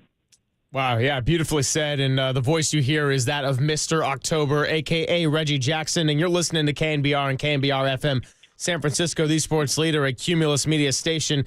Now, Reggie, you said at the top of this interview that you also like the Giants, and you played a lot of winning baseball. You've lived a lot of winning baseball in your life, and the Giants, it's only 12 games, but they're off to a 9-3 start in what's a really competitive division with the Padres and the Dodgers and the Diamondbacks right there with them. So have you had a chance to observe the Giants closely and kind of comment on some of the winning ways that they've had very early on in the season? I haven't. I've had a couple people say, Reggie, are you following baseball? I said, no, not yet. I'm not following them yet. I heard about all this torpedo bat or belly bat or submarine bat or whatever the heck it's called. And I said to people, I said, look, let me tell you something. Yeah, give just once in a while, give credit to the analytic people, because they're dying for credit. Whenever you're around, they always want to tell you how you do this or how you do that or what this is or what that is. And the analytics are a very important piece. But the meat and potatoes is talent.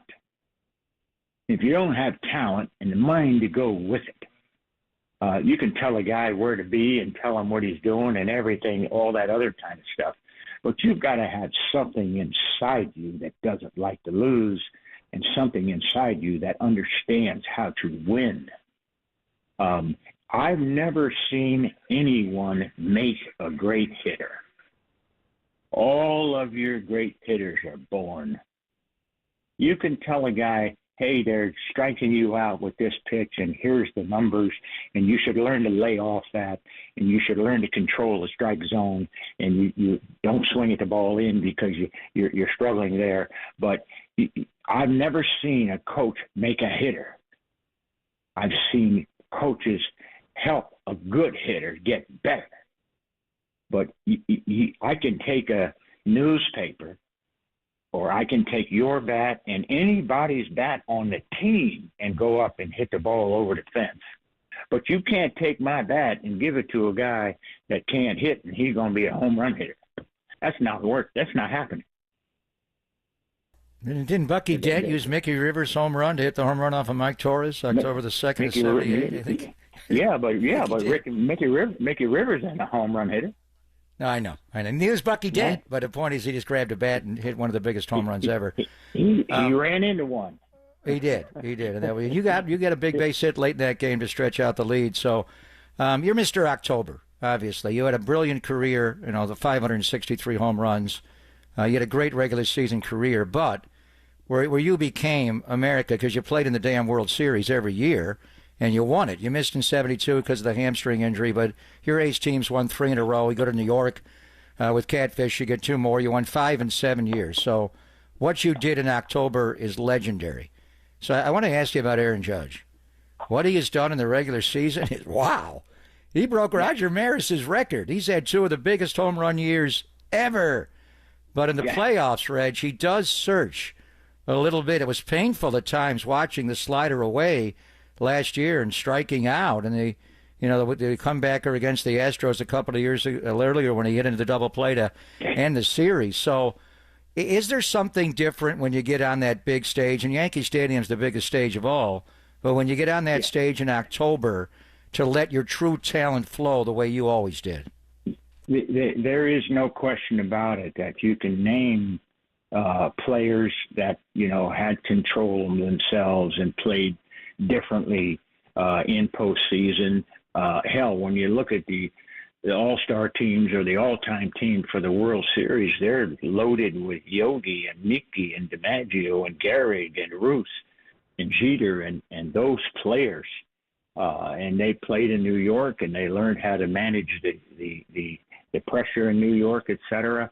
And whether it's Jordan or whether it's Magic or Russell, you can name all those guys that that they change. They change people. Steph Curry. I know you know Steph well. Yeah. Absolutely, Steph Curry. I wish I knew Steph better. But I can see the kind of person, the kind of athlete that he is, the kind of leader that he is, the kind of family man that he is, and all that are the perfect pieces that you need when you get to the end of the season and are able to perform. I am a big believer in Aaron Judge, a big fan of Aaron Judge. I know he lives over here. He's from, I want to say Logan or Lodi or something like that. Linden, California. Yeah. Linden, yeah. He's a special guy. He's had some terrible breaks, but as you say, I know he's going to hit 50 homers. I know he's going to flirt with the Triple Crown. But we want to see him be himself in postseason, and that's really what I look for. I want to see him pull the wagon and get the team into the World Series because he's got something that he wants to give back, and I know it's in him. Lastly, Reggie, obviously we knew you before you went to New York, and your star was born here. You didn't go to New York to become a star. You were a star in Oakland. And the East Bay has lost so much now. The Warriors are across the bay. Hell, the Raiders left and went to Vegas. But this A's thing really hits hard for what they meant to the East Bay. And first championship in the Bay Area history. Before Warriors, Giants, 49ers won anything. You guys won in 72 and 73 and 74. Did it have to happen the way it happened? I know you were pushing for an ownership stake to buy with others the club to keep it in Oakland. I mean, can you even wrap your brain being Reggie Jackson that the A's are in Sacramento now? I can't. I really can. I'm really disappointed that they didn't get a stadium over there and be a team that's like a major league team with their own facility, et cetera. So it's heart-wrenching. Certainly difficult for me because I had a bid into the team, but Bud Selig never turned it into the shots or Ken Hoffman, and so I'll always have a nasty pill. But I don't root against the Fisher family. I don't root against the team. I'm on the A's, with the A's, been with them, and I'm like every other fan. I'm deeply saddened. I'm hurt by it. I'm offended by it, and it's just a huge disappointment that has continued in sports. With the city of Oakland, they've exiled it. They've abandoned that city. Yeah, still a very strange reality. What was it like in the mid-'70s, Reggie, when you guys were winning 3 in a row? The Raiders broke through. They went to 3 straight championship games, 1 in 76. The Rick Barry's Warriors, I know you were going to all those games, the City of Champions. Yeah. What was Oakland like in the mid-'70s then? Oakland was a great city. People rally around each other. Lake Merritt was a great place to go and run on Sunday afternoon. And, during the week, it was a special place in a special town.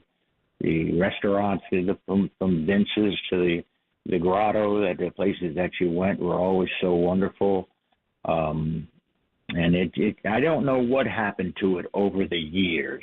I don't believe that the tech syndrome from the Silicon Valley hurt it. I think the Silicon Valley has been great for the entire area around here. But I don't know what happened. I just don't know. I remember talking to Mark Davis, and he said, Mark said to me, I didn't want to leave Oakland, Reggie, but you couldn't get along with the people that were running the city. You couldn't talk to them. They didn't want to do anything. Mark Davis did not want to leave, and he had $700 million or whatever it was looking at him to go to Vegas. But he was born here. His mother still lives here. Yeah. Hey, Reggie, really appreciate your accounts of the Coliseum and Oakland and just baseball in general. And you'll learn more about the torpedo bats as we're going to watch the Yankees and the Giants go at it this weekend and everything. But to have Mr. October on the airwaves means a lot. So really appreciate you coming by with the Gregs today on a Friday. It's always nice. It's always nice visiting with you, Greg. I'll always remember you as a friend and one of the voices. And gosh, I can't think of what was the guy with the weird mustache and the Ray Fox. Raiders. No, Bill before King. Ray. Bill King. Yeah, Bill King. At the handle, Bill Bill King. King. Bill Yeah, King. Bill King, Greg Papa, man, those guys are part of my history here. I love them. Love hearing them. Love you, brother. It's one thing, Greg, and Reggie knew that I grew up idolizing him. My brother named his dog Reggie Jackson. I don't know because he dogged in the outfield at Fenway or why he did that, but to go to work, and Reggie and I did games together for 3 years, to go to work with your idol, the guy you looked up to, and you just go on the air. Well, I could tell you so many Reggie stories for the time we were on the air those 3 years, but you never let me down, brother. You're exactly who I thought you were. You are Reginald Martinez Jackson. Appreciate you, buddy. Hello to all the wonderful fans that I love there, and I'm accepted and part of the city. So thanks a lot. Thank you, Reggie. Thank you, Reggie. Sure. Yes, he sir. is Reggie Jackson, kind enough to join us on the UMA guest line. And a nice little way to round out our guest list for the week. I mean, great stories, and it's cool to hear his stories about you and the way you two go back, Pop. Now, we go back. I mean, I could tell you a million, Reggie. One story was Reggie, the Oakland Alameda County Coliseum, they named it Rickey Henderson Field. It was Reggie Jackson that put it on the map. So he came into the players' parking lot. He goes in. The security guard is not going to let him in the stadium. And we walked in together. I'm like, do you know who that is? That's Reggie Jackson. He needs a badge or you can't get in. So they actually held Reggie for like 15 minutes at the security gate before we get in. So we go on the air. And hello again, everybody. Welcome to the Oakland Coliseum, an evening of Oakland A's baseball. Greg Papa alongside Reggie Jackson. And he stops and says, I'm glad somebody around here knows who the hell I am. That's incredible. Yeah, I like that. Going through the gate and you're just like pointing. You're like, dude, come on, let's go. Chop, chop. That's amazing. All right, well, on the other side, we'll keep it right here on baseball. We're going to revisit Danny's big poll as part of Silver Linings playlist, do a little package of it together.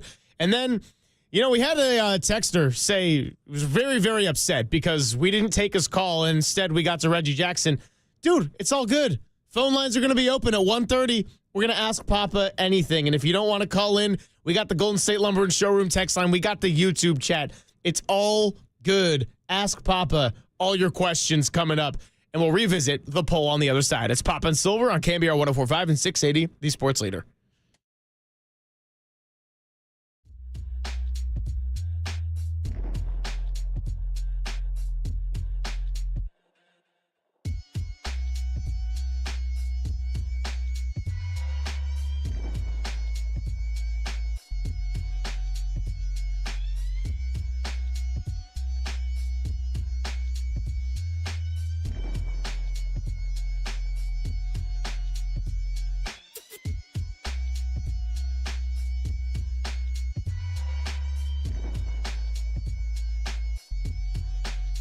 Greg Papa here for Golden State Lumber and Building Materials. You will soon notice they have redesigned their logo and shortened their name to Golden State Lumber and Showroom. Yet the updates maintain the company's iconic tree symbol. Their changes modernize their brand while honoring their legacy. It's a reflection of their commitment to enhancing your experience by streamlining their processes to serve you more efficiently. Golden State continues to build strong relationships with professional builders, contractors, and their clients. Their industry-leading showrooms demonstrate their curiosity to innovate for their customers. Remember, downloading the Golden State Lumber app is like having their entire website in your pocket. You'll have access to important resources like installation guides, codes, and regulations, the ability to start and order, and so much more. So download the app from Google Play and the App Store, and be sure to keep your eye on goldenstatelumber.com. Family owned since 1954, but ever evolving. Golden State, when you succeed, we succeed.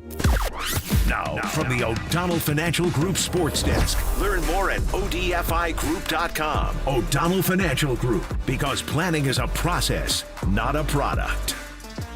Susan Slusser of the Chronicle, she joined Murph and Marcus this morning and discussed the Giants' early identity of pitching and defense. Check out that podcast and more on the KNBR app, YouTube, and the KNBR socials.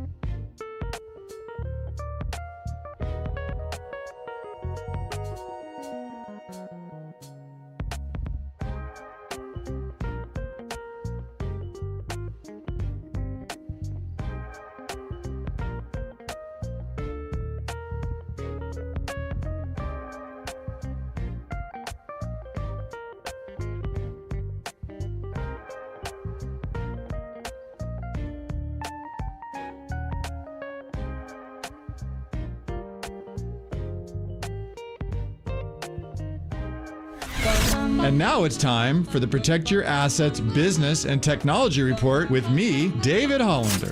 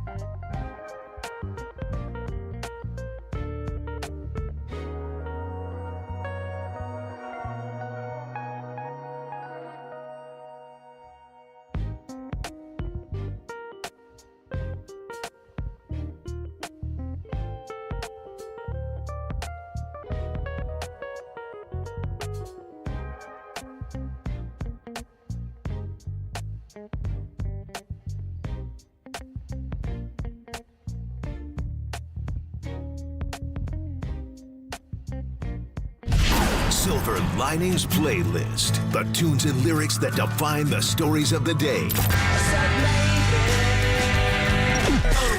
Drop the mic, Silver. Well, for the first time in Silver Linings Playlist history, we have a democracy on our hands. That's right. We're letting the people decide because Danny Dunn is in the house today, which means we got Danny's big poll. Danny Dunn 24 is where you could find it on Twitter. 134 votes, so pretty solid return. And the question of the day, with the Giants heading to the Big Apple and Yankee Stadium, which New York City song is the best? Coming in at fourth place, Billy Joel, New York State of Mind, 9.7%. Oh, Papa. Shocking. Kicking double digits on it. Damn. Shocking. All right. It's dead last, 9.7? It is dead last at 9.7. What did Nas get? What did Nas get? I'm glad you asked because in third place at 14.2%, the other New York State of Mind by Nas. Lou Pinello's number. 9 is Reggie's number. Okay. Is Sinatra going to win in a rout, or are we going to get a little Jay-Z, Alicia Keys to make it tight? In second place at 21.6%. It's a rout. Jay-Z and Alicia Keys, Empire State of Mind. The streets will inspire you. The poll did not inspire people too much. Paul O'Neill, number 21, Yankees. Let's see. That's 35. That's 44. And are you telling me Blue Eyes got 56% of the vote? At 54.5% in first place, and your winner in a runaway train, Frank Sinatra, the theme from New York, New York.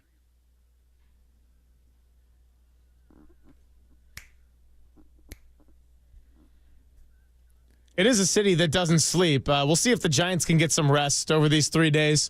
54%. That's Goose Gossage. So Goose was a Yankee. Closed out some big games with Reggie, October the 2nd of 78 when they beat the Red Sox in game 163. He also was a Giant, Goose Gossage, and he was an Oakland A as well. So that is shocking to me that old Blue Eyes got 54% and Jay-Z and Alicia Keys only 21.6%. Well, we do not want to hear tonight or tomorrow or Sunday. They play Sinatra when the Yankees win a game, a lot like we play Tony Bennett, the late, great Tony Bennett, and I Left My Heart in San Francisco. Do you realize the Giants, although they have beaten them in some World Series we detailed in the 20s, but that would be 19, 21, and 22, and 23, not since they've been there last in 2023. Since interleague play started, the Giants have never won a series at Yankee Stadium. Even with Bonds and that home run he hit against Theodore Roosevelt Ted Lilly hit that bomb. They lost 2 out of 3 that weekend in 2002. They also went there in 2013, lost 2 out of 3. 2016, lost 2 out of 3. 2023, and Logan Webb was beaten, and Judge got a homer against them. They lost 2 out of 3. So the Giants, since interleague play, whether it's the old Yankee Stadium, the new Yankee Stadium, they've never won a series there. So can we not hear Sinatra more than one time this weekend in New York? That's the goal. And the last time that those two teams faced off in 2023, the Giants won the middle game of the series on April 1st, but they lost the two, the front end and the back end, and dropped 2 out of 3. So going to be Robbie Ray on the mound tonight. And again, we'll tell you the lineup because I know it's a Friday. People are getting in and out of their cars, maybe in and out of their work days and work week. April 11th, first pitch, 4:05. Joe Rizzo and FP Santangelo on the call. And what is it, John Miller and Javi Lopez on TV? Did I get that one right, Danny? I think he says he believes so. That's right. I know it's Javi Lopez. I believe it's John. John's everywhere all over the place, so I always got to double check that. But leading off, Mike Yastrzemski after his walk-off hit. Then Willie Adames hitting second, see if he can get going. Jung-Hoo Lee, Matt Chapman, Elliot Ramos, Lamont Wade Jr., Wilmer Flores, Patrick Bailey, Tyler Fitzgerald, and Robbie Ray on the hill. So there you have it. So they did what we talked about in the patio on Wednesday with Shea Hay, who is now in New York. They have dropped Lamont Wade Jr. out of the leadoff spot, and that's significant. Mike Yastrzemski has hit leadoff before. So they're going to lead him off. They're going to leave Adames right where he is. So it's still left, right, all the way through. But Jung-Hoo Lee hits third, Chapman fourth, Ramos fifth, so you got the two righties back-to-back. And then Wade drops from leadoff to sixth in the batting order. And for the Yankees, they are going to lead off Goldie. Former Arizona Diamondback and St. Louis Cardinal League MVP Paul Goldschmidt. Ben Rice DHing with Giancarlo out with the tennis elbow tendonitis. Aaron Judge in right. Cody Bellinger's back in the lineup tonight. He is in left field tonight. Trent Grisham, the former Padre, is hitting ninth in their batting order in center. Anthony Volpe from Jersey, and then Jazz Chisholm, and say that one slowly. You don't want to go pig Latin on Jazz Chisholm, which I have done on TV many, many times. So anyway, they come at you with Goldschmidt, Rice, Judge, Bellinger, and the Giants leading off with Mike Yastrzemski at Yankee Stadium, Adames Lee Chapman. So Bo Mel did make a change. He has flip-flopped Yastrzemski and Lamont Wade Jr. and leading off with Mike Yaz right now, and he's driving the ball. So we'll have to check the numbers against Marcus Stroman. But that is Bob is going to react. He's not going to overreact, but clearly the guy swinging the bat, Jung-Hoo Lee and Mike Yastrzemski are swinging the bat the best on the team. Lamont's got to get going. But I think with the jet stream and new Yankee Stadium, it's a short porch and right. Yaz may go yard this weekend, and Lamont Wade Jr. may go yard this weekend. So my stat of the day for you, and Yaz leading off, I think this is a good time to bring this in. San Francisco Giants leadoff hitters this year, a 0.98 average, 146 on base, and a 216 slug. So it hasn't been Lamont every time. Sometimes it's been Ramos. Bottom line is, they're making a change, and it's one of the two best hitters on the team right now in Mike Yastrzemski that's going to look to bump those numbers up a little bit. On the other side, it is time, and if you want to ask him about baseball, go ahead. You want to ask him about the Yankees, the hats he's wearing, the merch, be our guest. Ask Papa anything. The YouTube chat is ready to go and fire off. The phone lines and Golden State Lumber and Showroom text line, 415-808-5627. Already got a couple of submissions, and that's exactly what we like to see. Who wouldn't want to ask Papa some questions going out on a weekend? Maybe you can even ask him what was getting delivered to Matt Mayoko's house. It's Papa and Silver, or you can ask him. I do know that, by the way. Mm-hmm. Well, there you go. We already got a question for the people. We'll do that on the other side. It's Papa and Silver on the Sports Leader.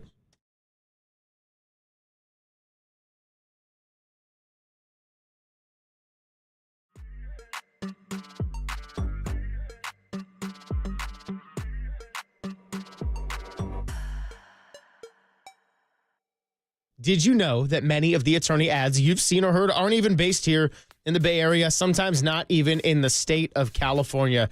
Well, Chris Dolan and the Dolan Law Firm are based right here in the Bay Area, and they have been for more than 25 years. Yes, we are talking about award-winning personal injury and employment attorneys fighting for you where you live. So, if you've been discriminated against at work, wrongfully terminated, or sexually harassed, your rights matter, and you could go to DolanLawFirm.com to learn more about your rights. Now, unfortunately, over the past year, Chris and his team did see a sharp increase in no-fault injury accidents. And remember, you got motorcyclists, buses, munis, pedestrians, children all around us. So please be careful, and let's work together in making the Bay Area a safer place. Feel confident that you are in good hands if something happens with award-winning California Lawyer of the Year. The Dolan Law Firm has secured more than $1 billion. That's right, billion with a B in verdicts and settlements on behalf of their clients. You pay nothing up front, no hourly rates, no upfront fees, and they don't get paid until you get paid. They live here, they work here, they win here. DolanLawFirm.com.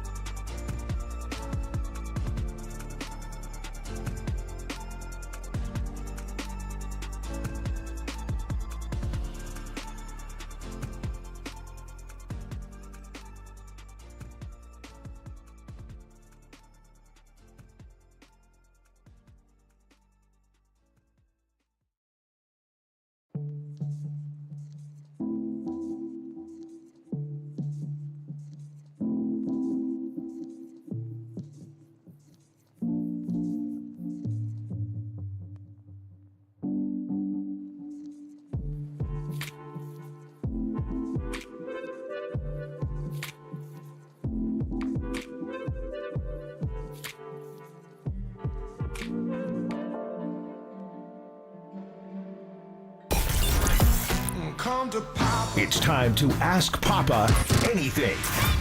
Anything. Anything. Come to Papa. Faster than a speeding bullet. Second down, 49ers on the Seattle 28-yard line. Ray McLeod goes in orbit motion behind Purdy and McCaffrey.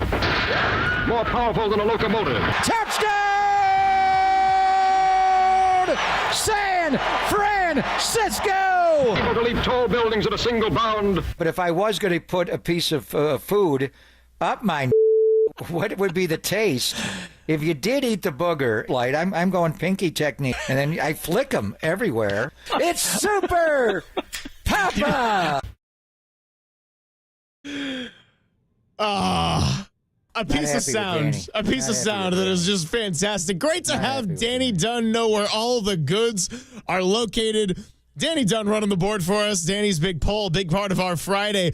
And of course, when you hear that, it only means one thing. It means it's time to ask Super Papa anything. So, first of all, how does it feel to hear the sound? Does it get you riled up for a Friday? Well, I didn't do the mask and the cape and all that. You follow Reggie Jackson. Really? Super Papa? That ain't going to work. So we kind of downplayed it, but we did play that last time we did Super Papa. Danny came up with that. The one about picking the booger.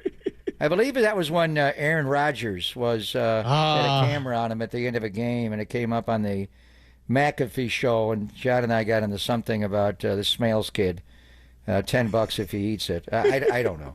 I could see picking it because I have a deviated septum, and especially when you get, even though it's hot today, you get, it's cold weather and the dry heat comes in, you put the heater on and you dry out a lot. So, and the pinky technique is, but no one's eating it, are they? I mean, that's not tasty. But anyway, good to have Danny back, I got to say. For one day only. I miss Walter. We'll see if we'll get Walter back here on Monday. And yes, Walter. Amazing to have Danny back in the building. Phone lines are open, 415-808-5627. Let's also start it off with the Golden State Lumber and Showroom text line, 831. A question that I really like because it's a thinker. Ask Papa, what Rodon? other players? Rodon, but Rodon. Yes. What other players in Bay Area history do you remember who are in a bit of a slump but have kept the team together regardless of how they were playing, citing Willy Adames right now and what he's done for the Giants? Oh, I don't know. I mean, Hunter Pence, I think, is the obvious one, the Pensionator. And it's great working with Hunter on TV. He used to frustrate me a lot as a player. Fundamentally, he wouldn't teach anybody to swing a bat like that or throw, but he was an all-star and had some big years, had a 29-homer year. And Hunter, despite what he did personally as a player, he was always there for his teammates. That epic speech in Cincinnati when they were down 2-0 facing elimination, and Boch is breaking out the Bible, but it was Hunter spewing seeds all over the dugout and yes. So Hunter Pence is the obvious one because it's Giants related. But what George Kittle did this year, and George played great, so it's not the same.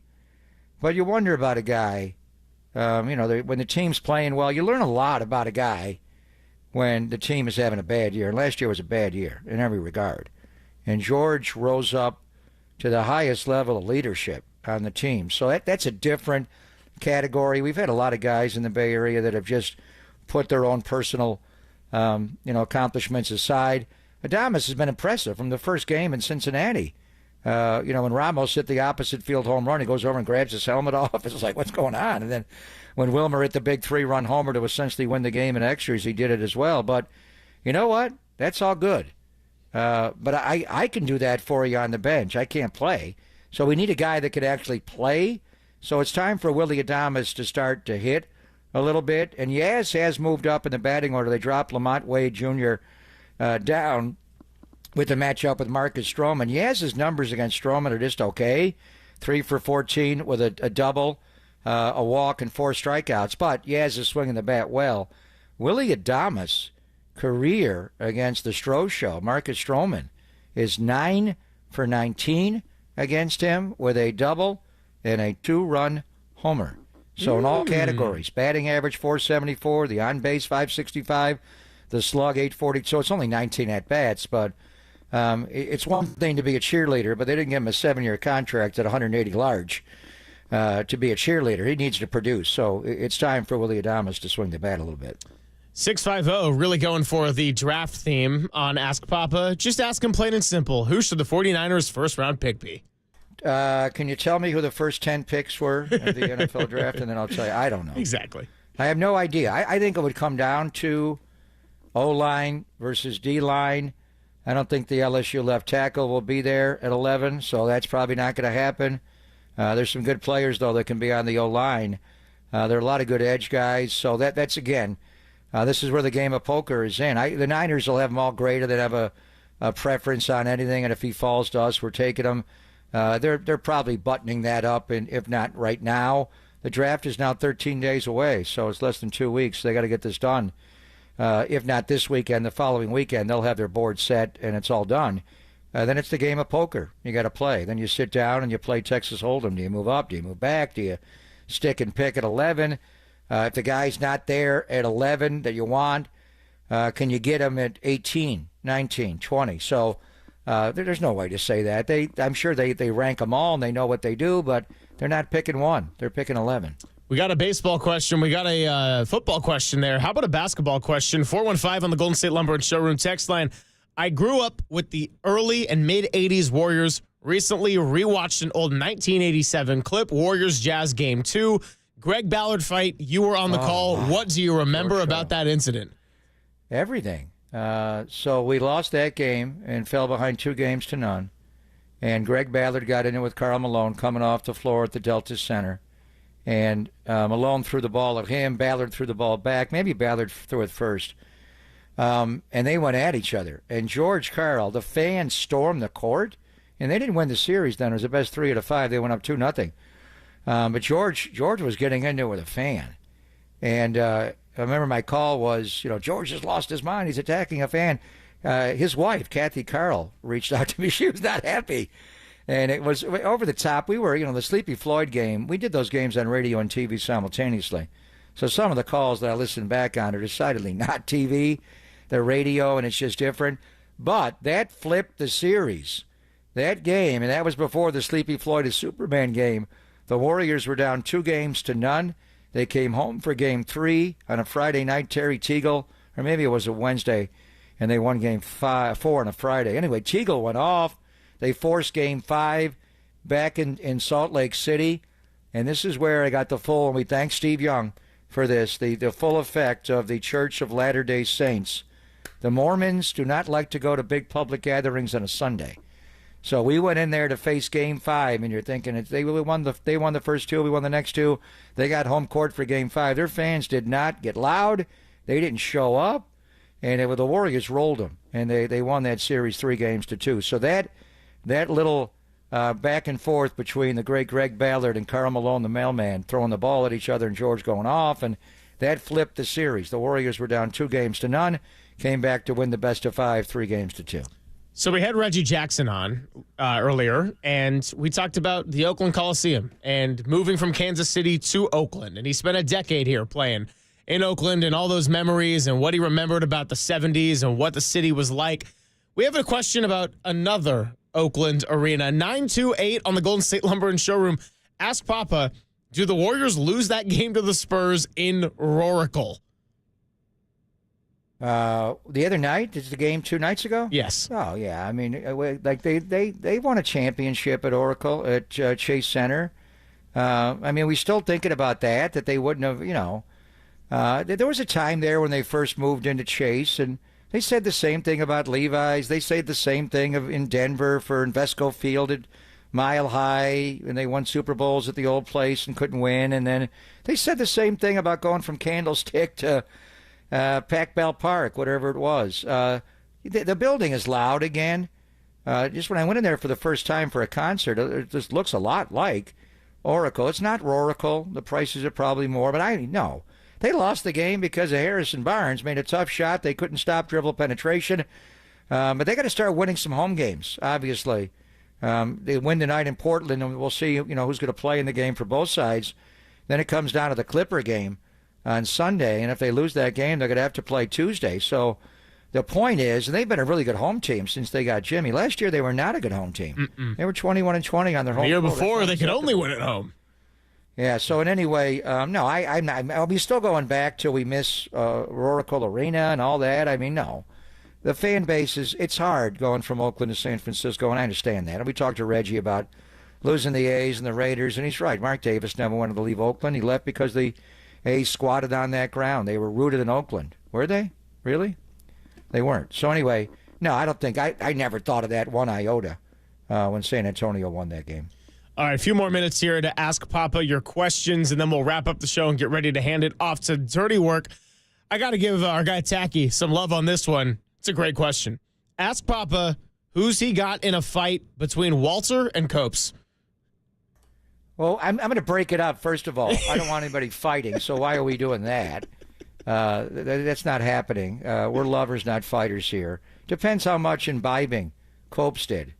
The more he imbibes, the tougher he gets. When he's sober, he's a pushover. So no one's fighting here. We're all getting along. We're a divided nation too much. No one's fighting. We're not doing that. For the record, I got Copes until I win the next whip around, and then I might change my opinion. But yeah, hey, Tacky, great question there. I feel like this is a Dirty Work segment and a half right here about just like all the fights people can get in at KNBR. I don't know. I'm kind of into it. Danny, what do you think? Do they really ask those questions on Dirty Work? Interesting. Yeah, maybe they do. Hey, it's a Truth Machine Friday. Actually, it's not because they got such a short show. It's nothing but nonsense on that show. Oh, no, we're not going back to that. So that would take Danny Dunn to clean everybody out. So, all right, last one. We're getting a daily double for Tacky on Friday. How much wood could a woodchuck chuck if a woodchuck could chuck wood? Well, that's deeper than me. You're gonna have to ask Peter Piper, who had a pickled. What is it? A pickled pecker? That was Bugsy Siegel, by the way, and the great Warren Beatty. By the way, have you seen the new De Niro film, Alto Nights? No, you know I'm late on my movies. Really weird. Really weird. He plays both characters. Not only the great Vito Genovese. These are all from, the Bugsy Siegel, Lucky Luciano, Crime Meyer Lansky, and all of them. I mean, the people that made that film are some of the greatest ever. Barry Levinson made that movie. Why did they cast Robert De Niro in both of the starring roles in the movie? And they didn't look that much different. And it was really confusing when one of them was doing the voiceover. You couldn't tell which one he was talking about. We love Bobby De Niro. But why in Alto Nights does he play both leads in the movie? So confusing. Was that weirder when Adam Sandler played Jack and Jill? He played a girl and himself. I missed that one. Yeah. I missed that one. Mike Myers can pull it off in the Austin Powers with Fat Bastard because they all look so different. But seriously, why does De Niro play both leads in This could have been a great movie. It's about one of the great original crime families in the history of America. And they botched it. I don't get it. How much they paid De Niro? Well, Pat H just said De Niro's so greedy. Play offense or defense? Did he get double paychecks to play both characters? Weird. Yeah, I don't know. Well, hey, look, that was a great Ask Papa Anything session. We'll have a chance to do it again next week. Maybe we'll get Walter back and see if he has anything to weigh in on this whole fighting situation. But on the other side, we're going to wrap up the show and get ready to hand it off to Dirty Work. I'm glad I picked Copes because otherwise I might get my A kicked on the way out of here. It is Papa and Silver closing out the week on the Sports Leader.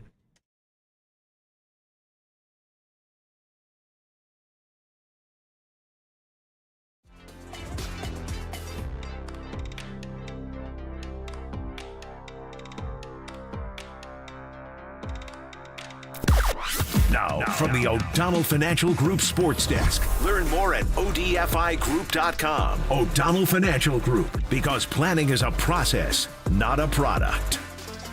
Mark Spears joined Dirty Work yesterday and said that there is no easy path for any team in the Western Conference playoffs. Check out that podcast and more on the KNBR app, YouTube, and the KNBR socials.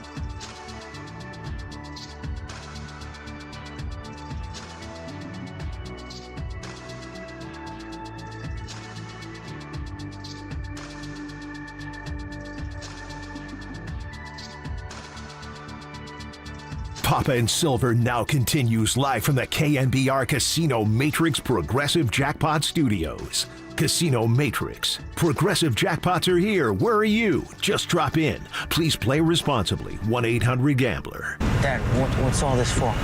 You know why the Yankees always win, Frank? Because they have Mickey Mantle? No, it's because the other teams can't stop staring at those damn pinstripes. Catch Me If You Can, 2002. Billy Crystal. You know why the Yankees always win, Papa? Because they got Aaron Judge? No, it's because it's not going to happen. Not in October. It's because it's not going to happen more than one time this weekend. Giants got to take that series. Let's go. They're going to sweep them, win all three? No. It said take the series. Win two. 2 out of 3. Win 2. Again, since interleague play started, the Giants have never beaten the Yankees in a series. And I do remember when the Yankees rolled in to 24 Willie Mays Plaza last year, and I took a ferry over to watch them play, and the Yankee fans just stormed into Oracle Park. Judge hit a bomb. Soto hit a bomb. They were the Bronx Bombers by the Bay, and they swept that series. So the Giants have had a problem.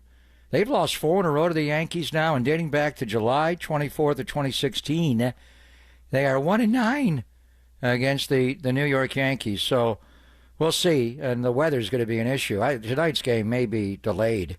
I think it's raining right now in New York, and it's going to start to rain. It's like 90%. 100%, 40% leading up till the start of the game. Maybe there's a window where they can play later, but seems like the game will be delayed. I don't know. We'll see how that impacts the pitching matchup. But the matchup Sunday is the one to watch, and that's the best weather. Maybe we get a doubleheader in that day.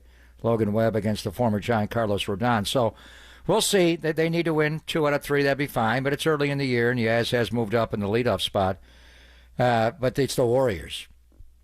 This is a big weekend. The Giants will have a fun weekend in New York. Like to see them do well, but obviously it's all here for the Warriors. So the Portland game tonight is going to be huge, but they got to beat the Clippers, the former Buffalo Braves, who have never been to an NBA Finals in their lifetime. They were born in 1970, and they got a really good team right now. So the way this kind of works, Greg, for the Giants, 2 out of 3 ain't bad. For the Warriors, they got to go 2 out of 2. Yep. They've got to win both of these games. Give me a scenario where if they don't win on Sunday, they still get the 6th seed. It's possible, but unlikely. So they got to win tonight in Portlandia, and then they've got to beat the Clippers on Sunday.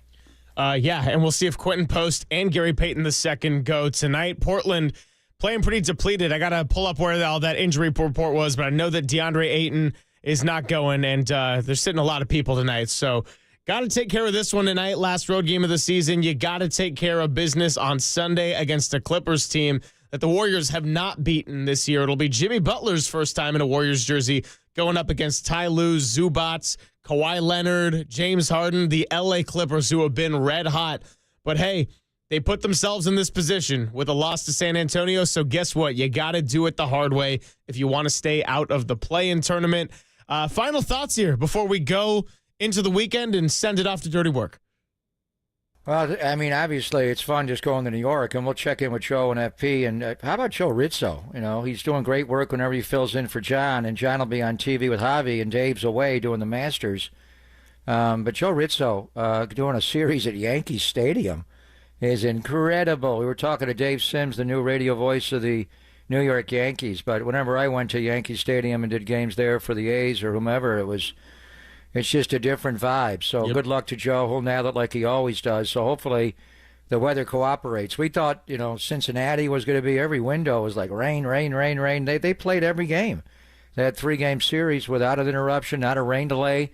Maybe a little bit late to start, but it is a city that never sleeps. So at some point they'll get the 3 and out of the way. So big weekend. Giants, can they take 2 out of 3 against the Pinstripes? But the key thing is 1 out of 2 ain't good enough. The Warriors need to go 2-0 this weekend. Otherwise, when we come back on Monday at 10 o'clock, we're talking about a game on Tuesday. We don't want that. We don't want to talk play-in tournament unless it's in the context of, don't got to worry about it too much. You want to look ahead to maybe the Lakers or the Nuggets or whatever it's going to be in a top 6. Thanks to you, Pop. Thanks to Danny. Thanks to our guests, Dave Sims, Stephanie Epstein, Matt Mayoko, Reggie Jackson, And it is time to hand it off to Dirty Work for what might be an hour show, but we'll see if the parade gets rained on. So, Derek, buckle up, big boy. Don't tell me that. They're playing this game tonight, all right? It is time for Dirty Work, and you're listening to KNBR and KNBR FM, San Francisco, the sports leader, a Cumulus media station.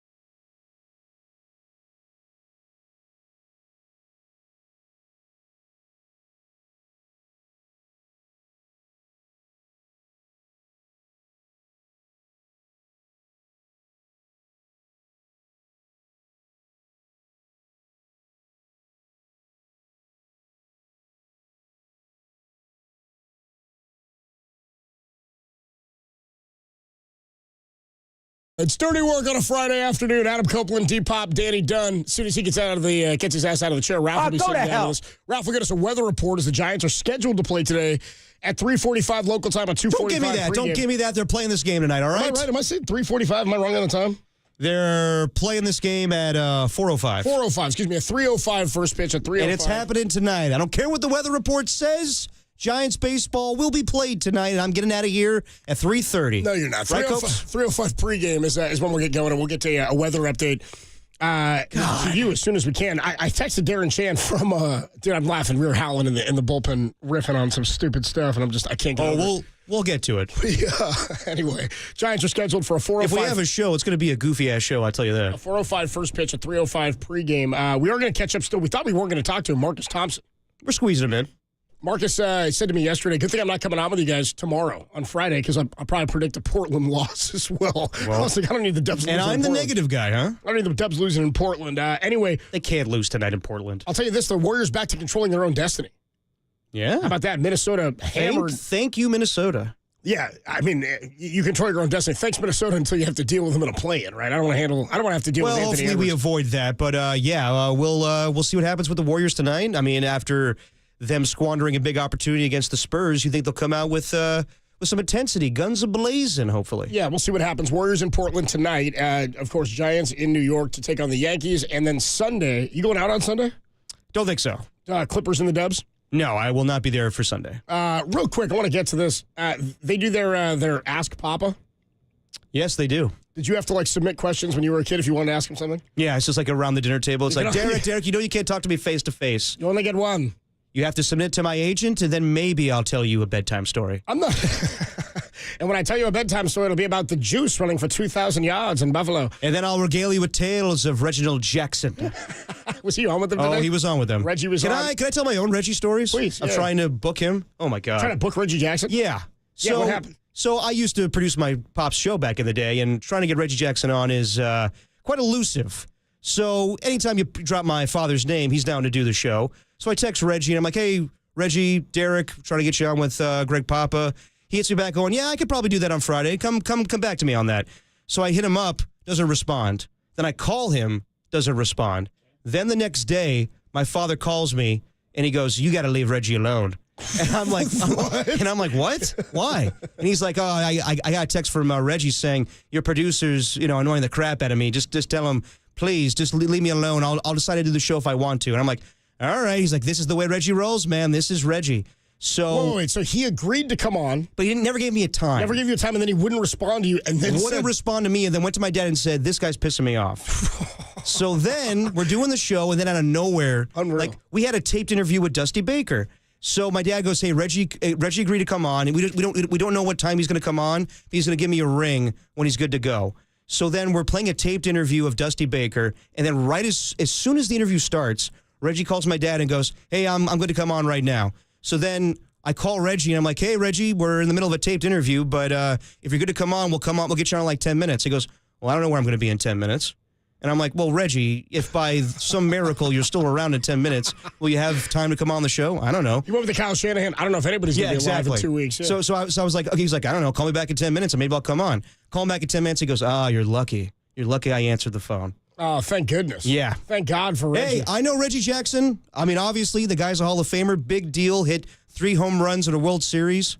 But, man, the ego on that guy. I mean, here's the thing I've always heard about Reggie from the time he was a player. Everything you just said about the ego and the superstar nature of him, and he's going back and forth with Steinbrenner and getting into it with teammates and whatnot. But the stories I've heard are when he played in Oakland. He used to, like, pull his car over, and kids would come around, and he would pop his trunk open and toss out baseballs and autograph stuff. Like, treated kids like gold, treated kids really good, and just didn't want to deal with anybody else when it came to the carrying of the torch. What do you call a steward of the game? Steward of the game. You know what's funny about Reggie? I've always had a weird. Like, is he from the Bay Area? I don't think so. I don't think he's from here, right? No. He was born in. No, he's from Pennsylvania. Is where he was born. No, but a guy that I think Bay Area fans or Oakland A's fans from the 70s, of course, look fondly upon, though, from his time here until he left and went to the Yankees. He was one of the first guys to do that. He definitely is more of a Yankee. He likes to wear the ball cap and never really says that he's an Oakland A. Like he does. He talks about Oakland. He talked about it with my pops right now. But yeah, when you think of Reggie, I think he likes to be known as a New York Yankee. And he also Reggie has done a lot, but also attempted murder of the Queen from the Naked Gun. Come on, trying to kill the Queen. Queen Elizabeth II. Yeah, tried to take her down in the Naked Gun. 5-time World Series champion, 2-time Silver Slugger, 14-time All-Star, in the Hall of Fame, of course. And the note on Reggie, if you want to cut him down a little bit, more strikeouts than anybody in the history of baseball. Yeah. 25. There's only one note that he has on his thing. Hey, man, but he's the straw that stirs the drink. Yeah, I don't really. You know what's funny about him? Like, outside of basketball, which is my fond memory of him as a kid, don't forget. Yeah, some wretched little S stole the third ball. I have your blanket ball. I have your effing ball, Reggie. Yeah, I mean, dude would strike out like 150, 160, 170 times a season. Yeah. But he'd come out and he'd hit, 40 home runs, 35 home runs, 38, 39, whatever it was. And, again, the World Series, 3 home runs against the Dodgers, 3 home runs on 3 pitches. Yeah. If you know that note. No, he's awesome. It's funny. I think my first memory of Reggie, or like hearing about who he was the famous Babe Ruth called shot. Yes. In 1932, the Yankees were playing the Cubs in the World Series at Wrigley Field, and Babe Ruth. Apparently, the story goes that he gets into it with the starting pitcher, whoever the pitcher is, and when I guess there was a really like grainy video of it or something like that came out years and years and years ago when we were kids. And I think they had all these baseball players or Hall of Fame players look at the video and say, was he calling the shot or was he like yelling and pointing at the guy? Yeah. And I think Reggie was one of the guys who was like, nah, he wasn't calling his shot. He was obviously yelling at the pitcher. That was like my first memory of Reggie or being aware of who he was as a kid. I remember my dad saying, yeah, they found this video like under someone's bed or something, some old school video of it. Right. I just always kind of thought of Reggie as like, I know he's a 500 home run guy, 562 or 63 home runs, something like that. I never think of him as one of the all-time greats, and I know it's because I didn't see him play. But to me, he was obviously a Hall of Famer and one of the greatest of his generation. But I just never, in my mind, consider him or think of him when I think of the all-time greats. But he was part of the 500 home run club when it's still an exclusive club, but it's obviously since the steroid era and where we've moved into the game now, a much different club. I just never thought of him as in the same class as some of the other 500 home run hitters. Right, like we look at Willie McCovey. We got 521. That guy, he's got more homers than Willie McCovey. He's got more homers than Lou Gehrig, but I just don't think of him. Is it because he bounced around a lot as far as teams? Maybe. I mean, he's one of the first guys to do that. I mean, he was an Angel. He was an Oriole, I think, at one point. He was an Oriole. He was an Angel. Yankee. Yeah, and he's got his number retired, I think, for numerous. I think he has had his number retired, number 9 out in Oakland. So, anyway, if it's raining in New York, guess what? You're going to hear Greg Papa's interview again with Reggie Jackson. That's what's going to happen. We're going to get a little rain delay radio, and then you'll hear some Reggie is what you'll hear. If we are rained out, I will do 4 hours on this enormous naked woman that's down the Embarcadero right now. I don't She'll devour us all. I don't know. This enormous woman will devour us all. I don't know what you're even talking about. So she's huge. In just a bit. Marcus Thompson joins us at 2:30. Did you hear they do that Ask Papa segment? Yes. Did you hear Tacky, I guess, from the member of the Dirty Work Filth? Oh, yeah. On the YouTube chat. We love him. I guess Tacky asked, his question today was who would win a fight between Copes and Walter? Great question. Depends how much imbibing Copes did. The more he imbibes, the tougher he gets. When he's sober, he's a pushover. So, hey Greg, Pop, I'm sober right now. How about you walk your ass into the studio for once in your life, and I'll whoop your ass right here, huh? 750 battery, Greg Pop. I'm off air at 3:05. Get your ass down here right now, and I'll whoop your ass. How about that? I'm sober as a I don't know. I'm probably as not, a bird, too. baby. I'm like, I still got like fumes coming out of my... Okay, you could probably take my dad. Could you take this enormous woman that's naked down in Embarcadero? I don't even know what you're referencing. I'll show you a picture. You've said this 3 times. She's like Rusty. I don't know what you're talking When you say Rusty, are you talking about the old Giants robot? Oh, I am, sir. He's a big old robot. Dude, can you imagine? Okay, I'll show you the picture. We have the song. Yeah, here we go. His name is Rusty. You got to set this up. So for people who don't remember, back in 2000, when the ballpark opened, Giants had this, and Tom used to riff on it all the time. They had this big robotic guy named Rusty who would come out, he was like attached to the brick wall, a 24-foot high wall, out in right field, and he would like move out, and he was like an animatronic guy, and he had like his arms would move, his eyebrows would move, his knees would move. He could like go into a slide or a fake catch. I think Giants fans don't even remember him, whereas like the Crazy Crab was hated because it was like, this is the dumbest mascot. This is not even memorable. This isn't even memorable, but they had a little song for it as they put together like a video package. Some B-roll. Yeah, our guy Michael Connell found this when he posted a video to the KNBR social, and people are like, oh yeah, I remember Rusty. I wonder if Rusty and this enormous woman that's naked down in Embarcadero, if they became an item. What are you talking about? I'll show you in the break. What are you talking about? This naked... You just keep saying this. I don't know what you're talking about. There's this gigantic naked woman that's down the Embarcadero. Is it a statue? Yes, what it's a are statue. you talking about, It's Derek? a statue. It's a statue. Explain yourself. I'll explain in the break. They built it? Yes, they built this huge woman. It's new? Yeah, they just erected it yesterday. You did that on purpose. Well, yeah. It's the appropriate word, though. Embarcadero statue woman. Giant sculpture of naked woman unveiled near Ferry Building on San Francisco. I'm not lying to you. Come on. I didn't think... Oh, my God. What is this See? She's huge, and she's naked. SF Gates had like, dude, nice, Raph. That's an old school KNBR drop. SF Gates, as headline says, San Francisco unveils great big naked statue. There you go. Massive statue of giant naked woman officially unveiled. I didn't even know about this. Yeah. How did I miss this? She's huge. How did I miss this? Sitting right there next to me. So what about her and Rusty getting together? Wow, dude, she don't want any part of Rusty. Oh, come on now. He's a big old effing robot. Dude, this is the Rusty song. Huh? Let me tell you a little bit about Rusty. It's going to be that type of show today, baby. I like this. His name is Rusty. And his name is Rusty. And he lives on a big brick wall. He's about to get it on with that big naked lady statue. She's running down Embarcadero. Adam Copeland, D-Pop, no Tim Webb, Ralph Corral here with us from the KNBR Weather Center. Rusty. It's going to be that kind of show. We got Marcus Thompson of The Athletic. Keep that rolling, Ralph. What the hell's wrong with you? Marcus Thompson going to join us at 2:30. Everybody hates Rusty. 2:50. We'll get into a little bit more on the Giants and the Yankees. He's shooting off the water cannons. A 3:05 pregame, a 4:05 first pitch. Hey, Greg Papa, 750 battery. Meet me on the corner. I'll whoop your ass sober right now. I don't want up out of that. Anyway, KNBR is the number to call. Who's winning a fight between me and Greg Papa? How about that? Who wins a fight between Greg Papa and a flight of stairs? Adam Copeland, D-Pop, Ralph Corral with you. We'll get into more.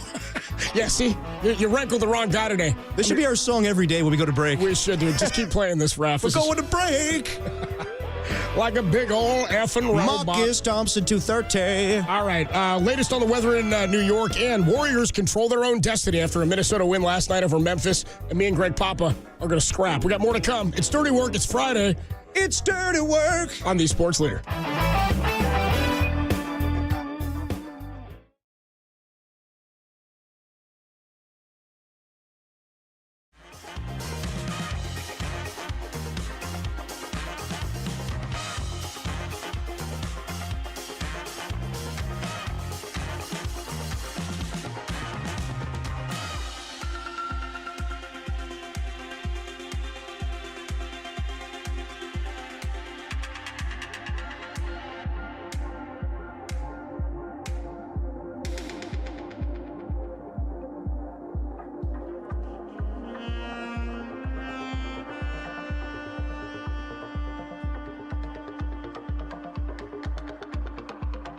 The Warriors, trying to avoid the play-in game, take on the Blazers tonight in Portland.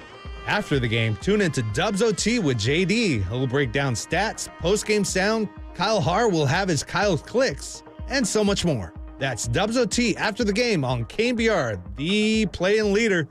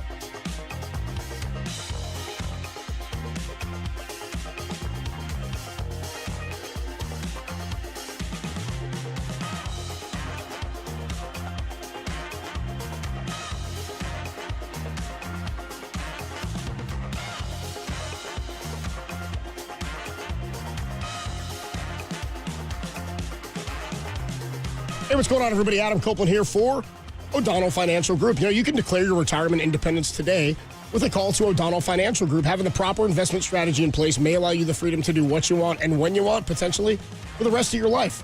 You've worked hard, you saved hard, you've gotten to retirement, and the people at O'Donnell Financial Group are here to help you avoid common mistakes that so many people make when they get to retirement. Having the right investment strategy for the future can make all the difference. You can reduce what you owe to the government and keep hundreds of thousands more in your pocket, especially for those who've saved a lot. So don't wait. Declare your retirement independence and call O'Donnell Financial Group today at 866-496-2300 and learn what it means to truly achieve retirement independence. Again, 866-496-2300 or learn more online at o'donnellfinancialgroup.com. That's 866-496-2300 or odfigroup.com to learn more. O'Donnell Financial Group. Let us help you retire confidently.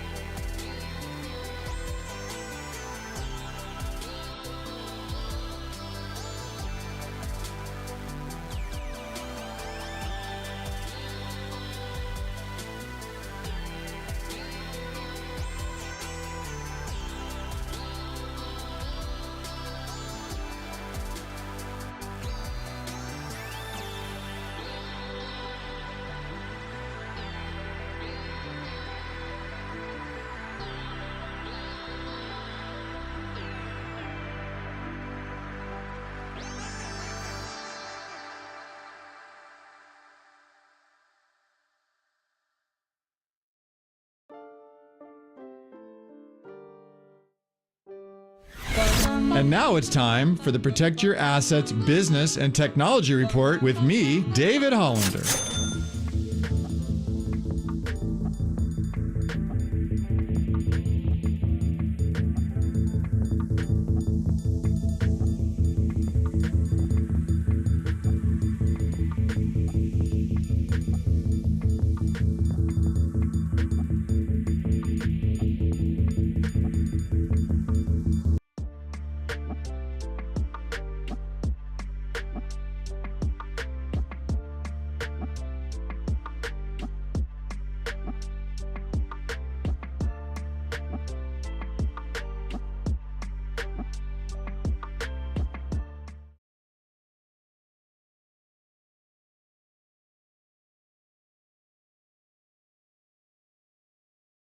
Edwards at the top. Gobert sets a screen. Edwards for three. Hits it. What a first half for Anthony Edwards. 21 points and counting. And he knew that was good. As soon as he let it go, was already backpedaling back down the floor. Now back to Dirty Work with Copes and Depop on 104.5 FM and 680 AM, the sports leader. Dirty Work on a Friday. It's a Skull Friday. We're only with you for about another 45 minutes or so as Giants baseball is scheduled to get going. Pre-game at 3:05, first pitch 4:05, right here, local time in the Bay Area. And we're checking in with Darren Chan, who's out in New York. And it's been rainy all day, I guess, kind of sprinkling, and it's really, really cold, I guess, in New York. But they're optimistic. DC says they're going to get the game started on time. So we'll see. At the very least, the hope is that they'll get in enough to get an official game. As long as they get 2 hours in, good with me. We need 3, right? Well, once the game gets going, I guess 4 to 6. Yeah, we're good. We're looking to be out of here by 4. That is Larry Kruger's problem. My point is, I don't want to sit here waiting to see if they're going to get it in between 4 and 6. Anyway, we got other stuff to deal with as the Warriors are getting ready to take on the Portland Trailblazers tonight. And yet again, after we talked a lot about it yesterday, they now control their own destiny after a win yesterday by the Minnesota Timberwolves over the Grizzlies last night. Warriors, as I said, if that happened, they'd move back into 6 because they own the tiebreak. They were a half game back of Memphis. Minnesota right behind them. They're now back into 6. Minnesota and Memphis right below them there. So if they win out, they can clinch a playoff spot for sure with a win tonight.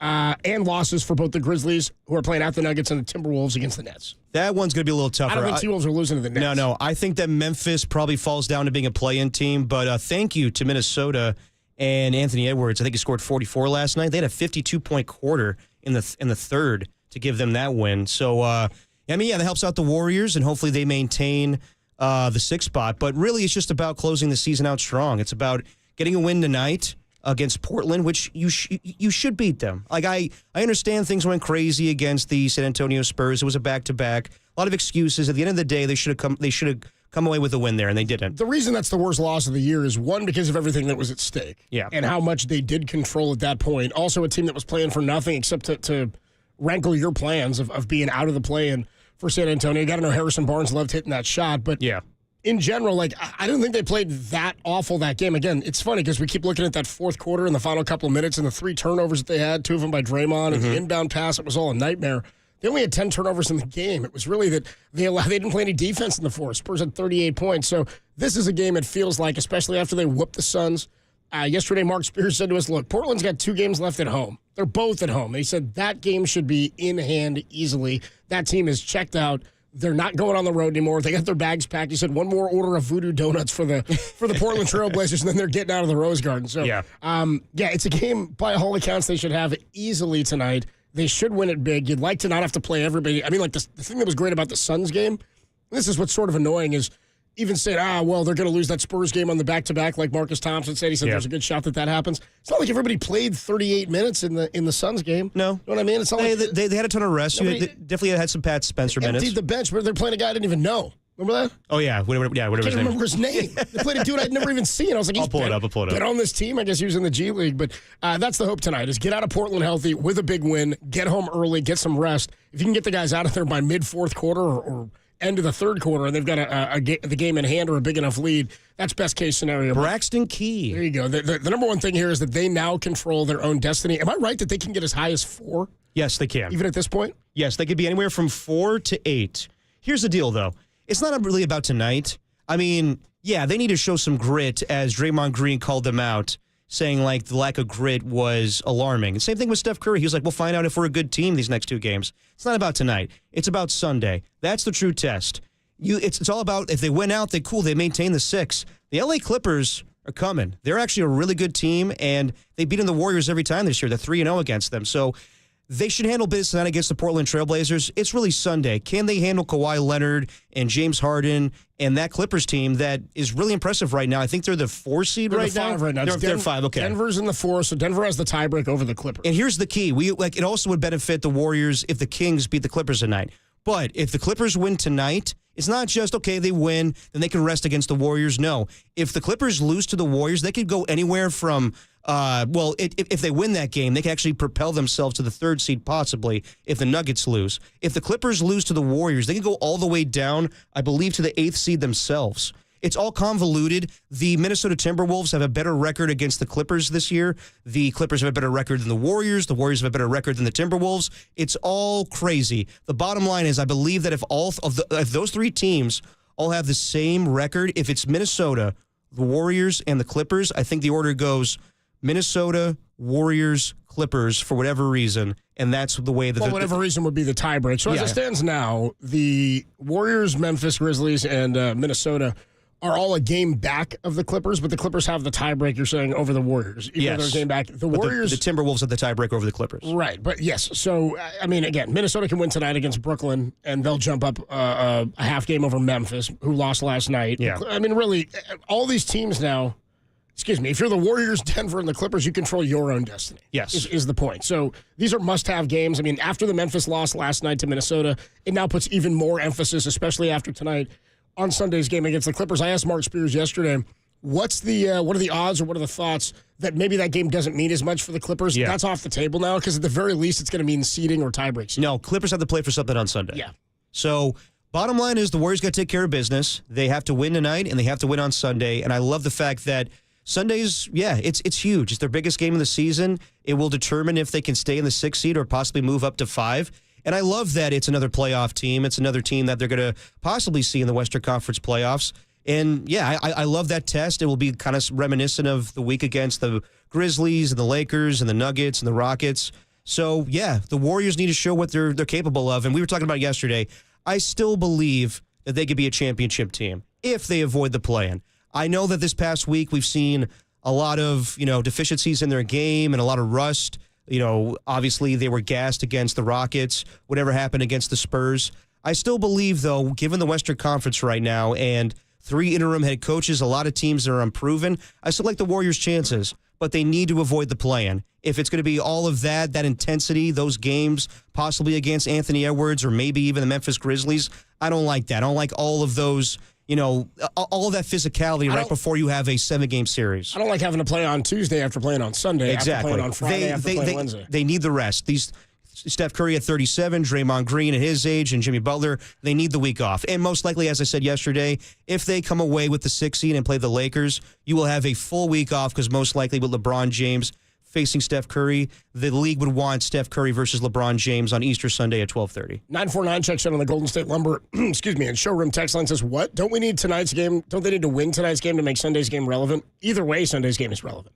Because you're either playing for seeding or you can still get help from other teams and climb out. If they fall to 7 before Sunday, even if they lost tonight's game, they'd still need help. They still need to win that game to try to pull themselves out of the 7th seed and want some help in losses for Minnesota and Memphis. Sorry, which team are you referring to? You're referring to the Clippers or the Warriors tonight? For 949 says, don't we need to win tonight's game to make Sunday relevant? Of course. No, but I'm saying Sunday's game is relevant even if they were to lose tonight. Right. The seeding is going to matter. Tie breaks will matter because everybody plays on Sunday at the same time. Yes. Even if the Warriors fell a game behind or a half game back of Memphis or Minnesota, a game back of those teams today with a loss to Portland for some reason, or tied them and they still would have the tiebreak, they'd still have to win to try to get back out of the play-in tournament. 415 checks in, says Tim Kawakami had the tiebreaker explained. If the Warriors, Clippers, and T-Wolves all finish with the same record, it comes down to cumulative record against each other. Right? Yeah. It's head-to-head record.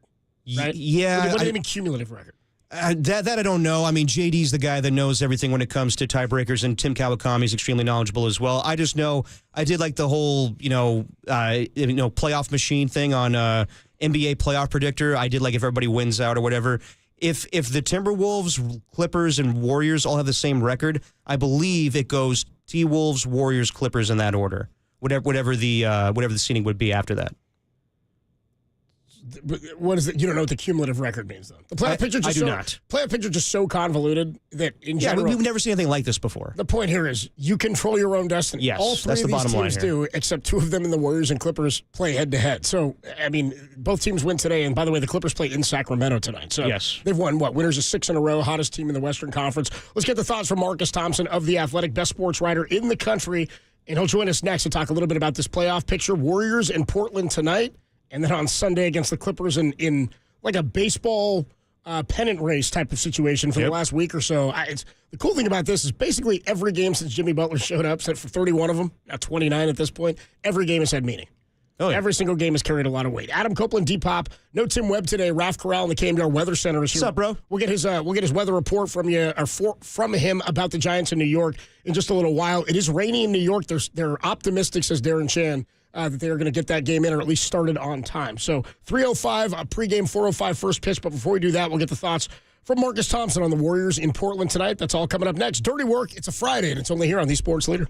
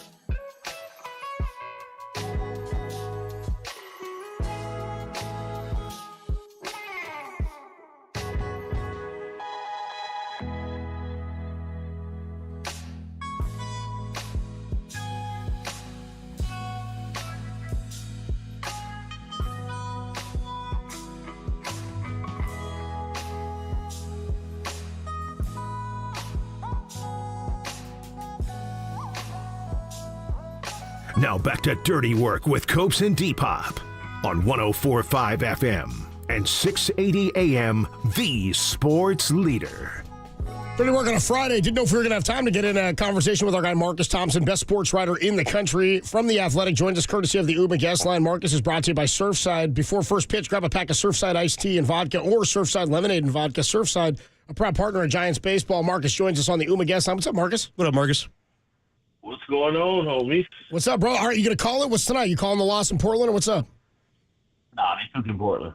Well, yeah, I think they're going to smoke Portland. That's what's going to happen. Yeah, they're cooking Portland. They're mad about it. So they're gonna beat Portland. It is gonna come all down to Sunday, as we knew it would. Which is pretty fun. We were just talking about it. Like it's like a baseball pennant race. I mean, it's sort of like I was talking to Dirk about it the other day. That remember in 2021 when the Giants and Dodgers 106-107, it was like playing a playoff game for a month straight. It was like every day you'd win, then you'd see what they did. Then they'd be tied, then there'd be a difference of a game, half game, and it was like every single day. They were exhausted by the time they got to the playoffs and faced each other. Dodgers lost in the LCS, but it's been like that since Jimmy got here. 29 games, and every single one of them have mattered.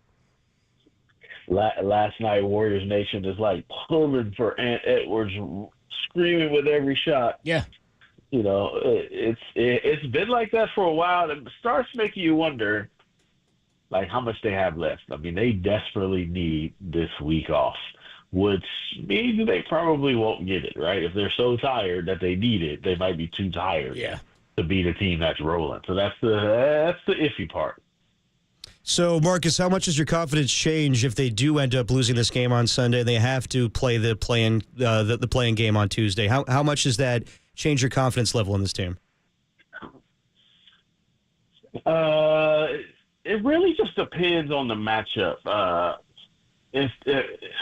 The part about the play-in is whether they actually survive it. That's the part that's a little bit scary. I feel like if they get into a 7-game series, it's about the same, right? It's matchups. It's, they'll get a day off in between. If they can win, if they make the play-in and they win the first game and they're done Tuesday, and they know that. So now they got Wednesday, Thursday, and Friday to rest before they play Saturday. It's still 3 days off. That's good. Like, they'll be fine. But you know how they are in play-ins. What are they, 0-3 now? Yep. So the question is, they lose that game, and they playing a must-win game, against either, Sac or Dallas. Like that. They're just like, all right, that's tough. And if they have to do that, then they go into the playoffs. It only exacerbates the issue that they needed the rest. They won't have it. So to me, I don't. If they win the first one and get the 3 days off, maybe even 4, depending on when the game one will be, then that's fine. I feel the same about them. But we just know the Warriors in play-in. They don't. It doesn't go like that for them in the play-in. I got a Marcus Thompson on the UMA guest line. If the Warriors finish with the same record as the Clippers and Minnesota, will they be the 6? They'll be the 6, and Clippers will be the 5. Right. Yep. Yeah. So, I mean, the number one thing here, and this is what you got to feel confident about if you're a Warriors fan, is they control their own destiny now after what happened last night. Yeah, if they win in Portland, and then they beat the Clippers, they're the 6th seed. They avoid the play-in. Like that. That's the benefit of them winning that game. Or it's the benefit of Minnesota beating Memphis, right? And especially if Memphis loses again to Denver, then Memphis is out of the picture. They're almost locked in at 8. And then there you go. So if they just went out, the problem is that if is a massive if. Like, it's probably the most massive if. Beating the Clippers, they haven't been able to do. Kawhi's healthy. The Clippers have won like 13 of 15. Yep. And the only 2 games they lost were to Oklahoma City and Cleveland, and those were by combined 7 points. Like, they're balling on everybody. Zubac is rolling. They've got the best of everything that bothers the Warriors. They got the athletic wings who defend with Chris Dunn, right? A Kawhi Leonard, and then they got the big who's just a problem inside, and they make threes. So they are a problem. So that's a tough one. I do think they could beat them. It's been close, but they just haven't. And that's what makes it a little bit concerning if you're a Warriors fan. How strong do you think the Western Conference is this season, Marcus? And I say this because you have OKC that have been a dominant team this season, but they're inexperienced when it comes to the postseason. Houston's inexperienced. And you also have, 3 teams that are coached by interim head coaches in the Denver Nuggets, Sacramento Kings, and the Memphis Grizzlies. So do you put a lot of value in the Warriors being an experienced team and, having the most experience when it comes to head coaching, kind of rising above everybody else in the Western Conference? Yeah, I don't think so. I feel like it's going to be a battle. It's probably more a battle of weaknesses than it is of strengths. The West is strong, but it's also like mid. So it's like a bunch of really good teams with incredible flaws, and they're just trying to not let them flaws hurt them that much, right? The Warriors are right in there. If one of these teams goes out and plays lights out in the series, you'll be like, yeah, that's what they are. Like if Minnesota makes it out to play-in, gets the 7th seed, upset Houston, like none of us would be shocked. We watched Minnesota in the playoffs already. We've seen it. We know they can do it, but they also could very well get boat raced by Houston. I think that's the West. It's a lot of really good teams with really big flaws, and the Warriors are one of those teams. So it's really going to come down to, does their lack of size and age hurt them more or less than the Lakers' lack of perimeter defense and size, or Houston's lack of experience in shooting, right? Like it's really like whose flaws can be hidden the best, and you probably gotta like the Warriors' chances of hiding theirs the best because that's what they've been able to do. But man, it's athleticism and energy is a tough matchup. I usually tend to favor the Warriors' shooting and skill set over the young athletes. We've seen that movie before. The question is, can they still do it at this age? When we had you on about 2 weeks ago, you said that the Memphis Grizzlies move of firing Taylor Jenkins, I mean, you weren't a big fan of Taylor Jenkins as a head coach.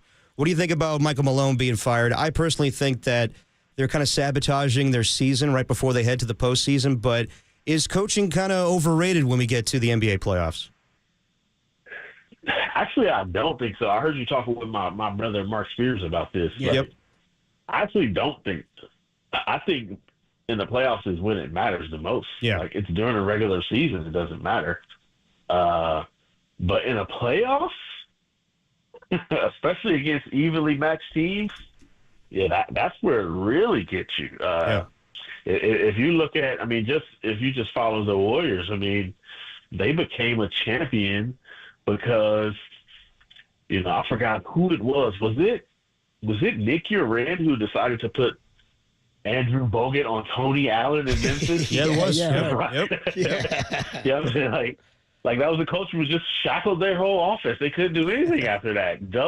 Put him on and then doubled Mark Gasol or Zach Randolph or one of them in the post and made everybody else beat you. If Tony Allen even thought about shooting, they just walked away. Like that was a scheme adjustment that changed the whole series. And then they win the finals by starting Iguodala. Yep. Like to me, good evenly matched teams, that's what it comes down to, which what makes Ty such a great coach, which is what makes Spoelstra good. So to me, in the playoffs is where the coaching actually matters, and I think it's gonna hurt Denver more than it hurt Memphis, to be honest. Yeah. I feel like Mike Malone is gonna be a tactician about it. And then this new guy's supposed to be really good, but we'll see about his experience in that moment. But the only thing that keeps me hey, maybe this was the good move is you ain't hear Jokic say a word bad about this.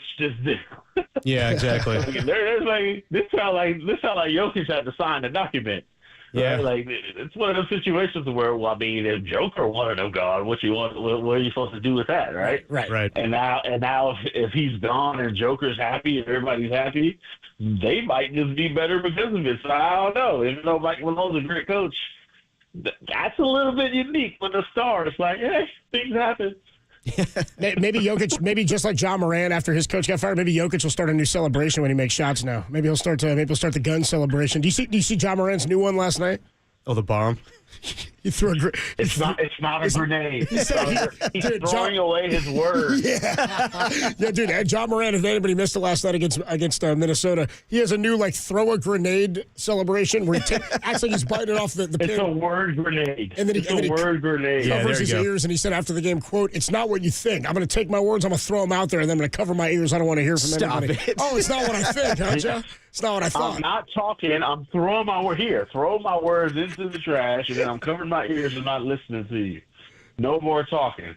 I got it live when he said it. I didn't think that was taking a pin out the grenade and throwing it. I thought he was taking the words. Well, you've watched a lot of basketball. I mean, you know how that stuff goes. Marcus Thompson with us on the UMA guest line. You mentioned the Warriors being flawed, and I think you're right. I mean, a lot of these teams are flawed. I don't know if there's any. Obviously the best team is OKC, most athleticism, rangy. They've got all those big wings. Been one of the best teams in basketball in the last few years. What is the Warriors' biggest flaw in your mind? When they don't make threes, they have a really difficult time scoring because they don't really have ISO players.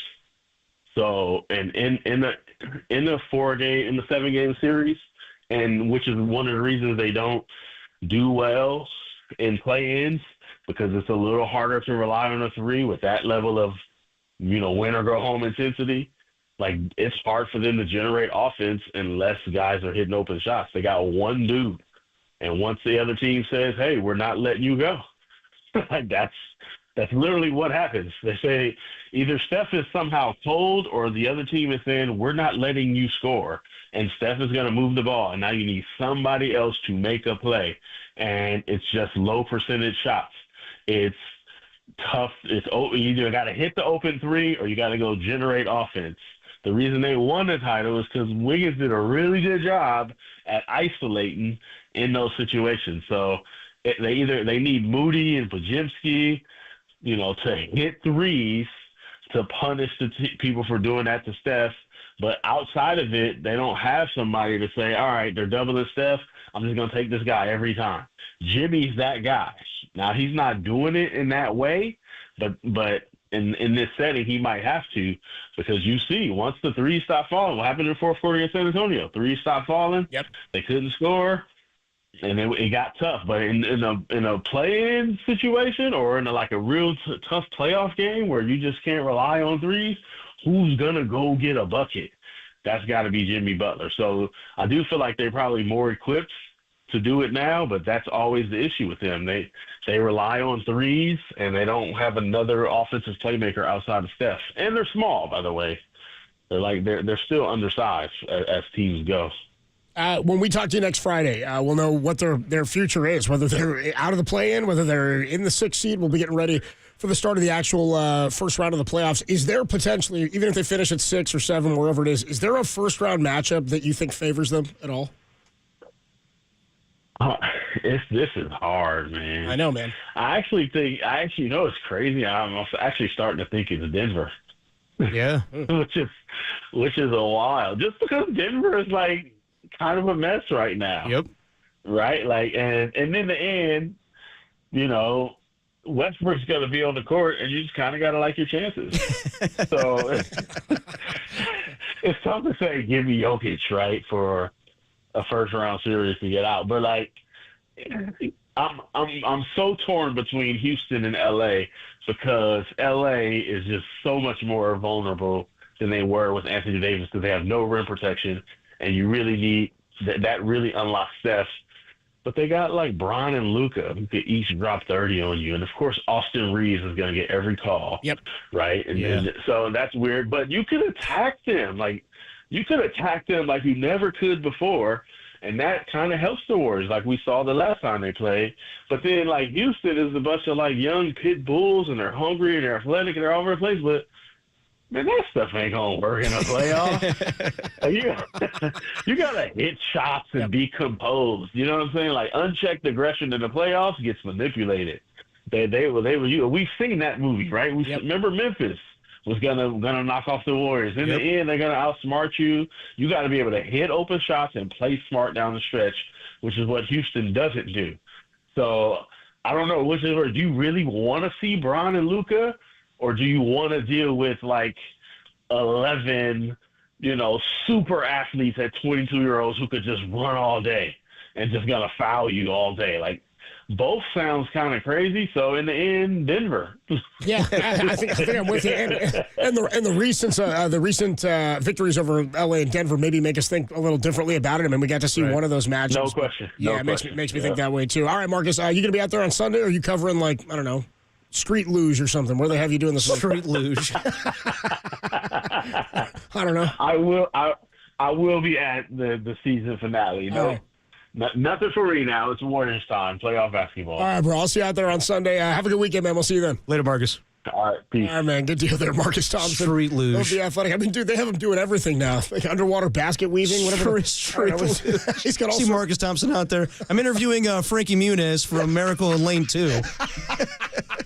It's a soapbox derby or something like that. Is Pinewood Derby. Yeah. By the way, if Jokic start doing the finger guns thing, that's legit, because his brothers are about that life. John Moran, not so much. You remember Marcus Thompson told us one time years ago, he was like, yeah, I feel like the Jokic brothers, there's two dudes that roll around. Yes. Big brothers. So I feel like they roll around with, like, plastic tarps in their trunk. Yeah, exactly. And I was like, dude, because you know what that's for, right? I was like, yeah, I got it. I know. No, Tom had the best line where he was like, I would call both those guys sir.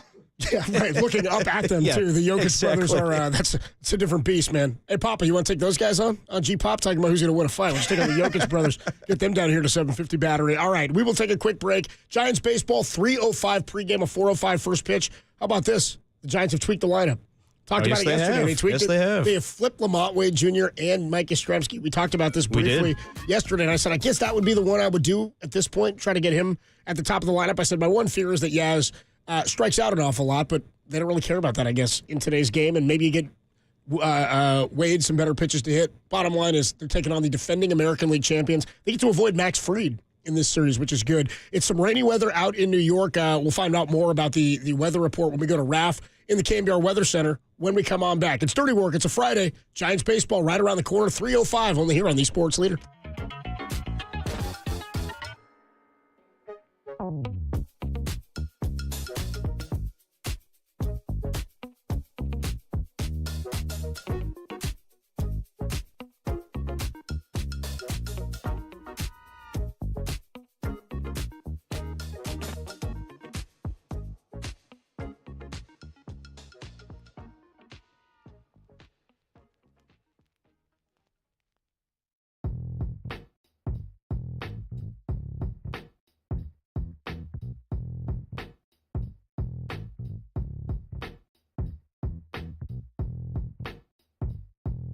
ESPN's Mark Spears joined Dirty Work yesterday and said there's no easy path for any team in the Western Conference playoffs.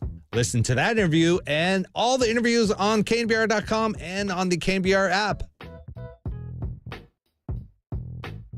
Hey, what's going on, everybody? It's me again, Adam Copeland here for, Taco Bell. My friends at Taco Bell want you to download the Taco Bell app, and I want you to do it too, because you'll unlock rewards and exclusive access. You can earn points on every order in the app, on a kiosk, or when you hit the Taco Bell drive-thru. When you join Taco Bell Rewards, you can choose a Cantina Chicken Crispy Taco, a beefy 5-layer burrito, or a soft taco for free just by joining the rewards program. Not to mention, you get exclusive insider access to limited time offers and drops. What's better than getting rewarded for eating all your favorite snacks at Taco Bell? Be the first to hear about new menu launches and member-only events. Is there a better place to earn and redeem points than the Taco Bell Cantina right downtown near the ballpark? It's just off 3rd and Towns and a block from the stadium. It's the perfect spot to grab a pregame bite. I've done it many times, and a drink before walking over to the stadium. Or if you're looking for something to do after the game, stop by. Get yourself a beer, get yourself a taco, and your taste buds will thank you. You can keep the good times rolling. Stop by the Taco Bell Cantina downtown for a cold drink and good food. And as I mentioned, your taste buds will thank you. And of course, don't forget to live Moss.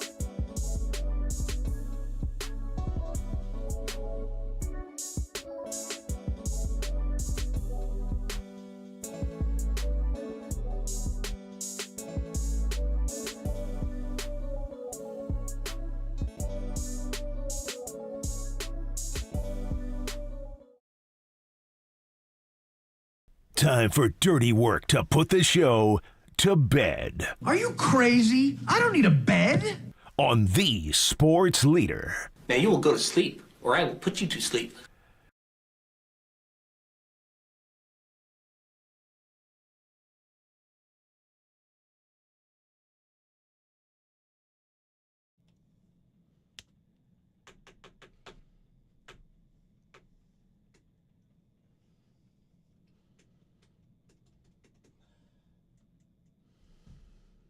You think this is the last time we'll put the show to bed today? I don't know. Yeah, I don't know either. This might be a premature putting of the bed. Giants baseball, 3:05 pregame. The rain is it's good. I mean, it's raining in New York. It's raining right now, according to the weather app. Well, you know, if you trust the weather app, I don't trust apps. You know what we trust on this show. We trust Raf and the KNBR Weather Center. Right now, it's looking like Darren Chan tells us they're optimistic they're going to get the game started on time. It's supposed to rain like all night tonight in New York as well, but maybe it's not raining all that hard. I know it's really cold there. Maybe they'll be able to get it in. I don't know if it just means it's misting. By the time the game gets going, it's projecting like a 45% chance of rain or something like that, but it is raining right now. Apparently, the tarp is on the field. Anyway, why don't we get to Raf in the KNBR Weather Center? And Raf, do you believe we're going to get this game in today? What's going on, dude? Well, to me, it looks like it's a slow-moving weather system. It's going up the coast. So that's the issue. Hopefully, it goes more west, and it kind of avoids hitting New York. But it looks eventually it will get to New York tonight. The problem is it's going to be, once it hits, it's just going to be raining all night long over there. So, well, Raf, correct me if I'm wrong, but before the show, you told me that it's so cold there tonight that it can't possibly rain. No.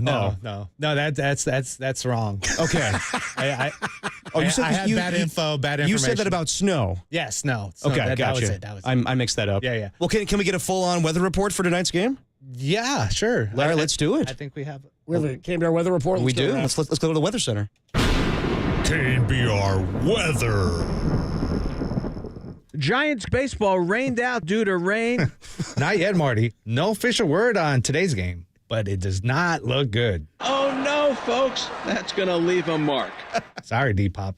It's a slow-moving, low-pressure system going up the coast, so there's a chance we could start the game. But the rain chances increase this evening and overnight. So I would say Saturday's game is a guaranteed rain out. To sum it up, there's a 1 in a million chance we'll get to see a Giants game today. So you're telling me there's a chance? Yeah! That was KNBR weather. That bird chirp always gets me. I like that Raf did the weather report while he's sitting here. Yeah, why not? He could have just done it live. It's so much better when it's produced. The production value is a lot better. It is high. It is a good production there, Raf. Do you really believe it's a 1 in a million shot we're getting the game in today, Raf? The whole game, yeah. I think it's going to be, So let me ask you this, Raf. Do you think that Derek and I are coming back on air during a rain? Do you think we're getting a rain delay? I would say they won't even start the game. They'd probably go to you guys. This is the worst possible scenario. The worst 405. You know, dude, the thought of having a Friday afternoon. What a tease. You're getting off work like 3 hours early and dude, what a treat. I know. I was ready to walk down the happens. I was ready to walk down the Embarcadero, check out this naked woman statue. Statue, of course. Yeah, thank you. Raf came in and just literally rained on the parade. Seriously. Giants tonight, if they get it in, it'll be Robbie Ray against Marcus Stroman. Jordan Hicks is scheduled to start against Will Warren tomorrow. Logan Webb scheduled against former Giant Carlos Rodon on Sunday. And you should know they have flipped the lineup, or they've shuffled the lineup a bit. Yaz in the leadoff spot, which drops Lamont Wade, I think, down to the 6 hole. 6 hole. So what do you think about this? We talked about this yesterday. Obviously, Yaz is hitting a lot better than Lamont Wade Jr. I mean, Lamont Wade Jr. striking out, but Yaz striking out a lot too. But I think this is the right move. He's hitting 344 with 2 homers in his last 4 games or whatever it is, and he's been hitting the ball hard. He's been playing great defense. So, look, I didn't say don't shake the lineup up, don't twist it. I just said everybody who wanted to move it around and shake it up, I said, I'm okay if they leave it for now. They're 9-3. If this is going to help them get more offense generated, maybe it gets Lamont Wade going. I think ultimately they would like Lamont to sit in the leadoff spot. I think that's the plan. Also, Yaz doesn't play every day, right? You see a lefty on Sunday with Carlos Rodon, he's probably not going to be in there. Usually you go with Matos in that spot. So, cool. I'm down to try to get some offense going, and we'll see what happens if, in fact, they do get this game in. Pregame coming up in just a couple. I'm optimistic. Yeah. Raf, you're not optimistic, no? Raph is not. We'll check in with Joe Rizzo and ask him. We'll see what happens when Joe Rizzo joins us during the talkback segment, and we'll get you your award-winning Diamond Nuts before presumably Derek and I just wait this one out until 6 o'clock, and then it's Larry Kruger's problem. It's going to be a goofy-ass show, people. You got a note to self for us, Raph? Note to self. Yeah, note to self. Get my band to play that Rusty song. We're going to learn it. I think, this is something that we want to get in our repertoire. Sounds good, dude. Raph, you're right there with me, man. Note to self is who knew Rusty had a sweet-ass song like this? This theme song is bitchin'. Yeah. Come on. Dirt up. It's a bitchin' tune. Rusty, the anatomical robot, he used to sit out on the Old Navy Splash Landing. Now Levi's Landing out at Oracle Park. Down a 3rd and King. Could dive. He could catch. He could raise his eyebrows. And then they shoved him in a closet. Nobody's seen him since. Dude. Oh, he'll be back. Well, I think he's hanging out with that big statue of that naked lady. I hope so, man. That'll be the ultimate power couple right there. Rusty and the naked woman in the Embarcadero. Note to self: get out of here as quickly as I can, so I can go take down Greg Papa at the corner of Broadway and Battery here. No, he was just to be fair, he was defending his guy Walter. He said if Cubs is sober. Yeah, I know. He said you were a pushover. Yeah. No, he called me a pushover. Those are fighting words. Depends how much imbibing Copes did. The more he imbibes, the tougher he gets. When he's sober, he's a pushover. So yeah, how about you walk? I would say it's flip-flopped. Actually, how about you walk by a flight of stairs and we see you as a pushover, huh? We'll see what happens, huh? How about we see you push yourself? All right. Adam Copeland, Depop. I'm making his name is Rusty. Adam Copeland, Depop. That's going to do it for dirty work. For anybody who needs to hear it, it gets easier every day. It gets a little easier. Just got to do it every day. That's the dirty work, but it does get easier unless there's a rain delay. Giants baseball coming up right around the corner, and we'll talk to you soon, I'm sure. Only here on the Sports Leader.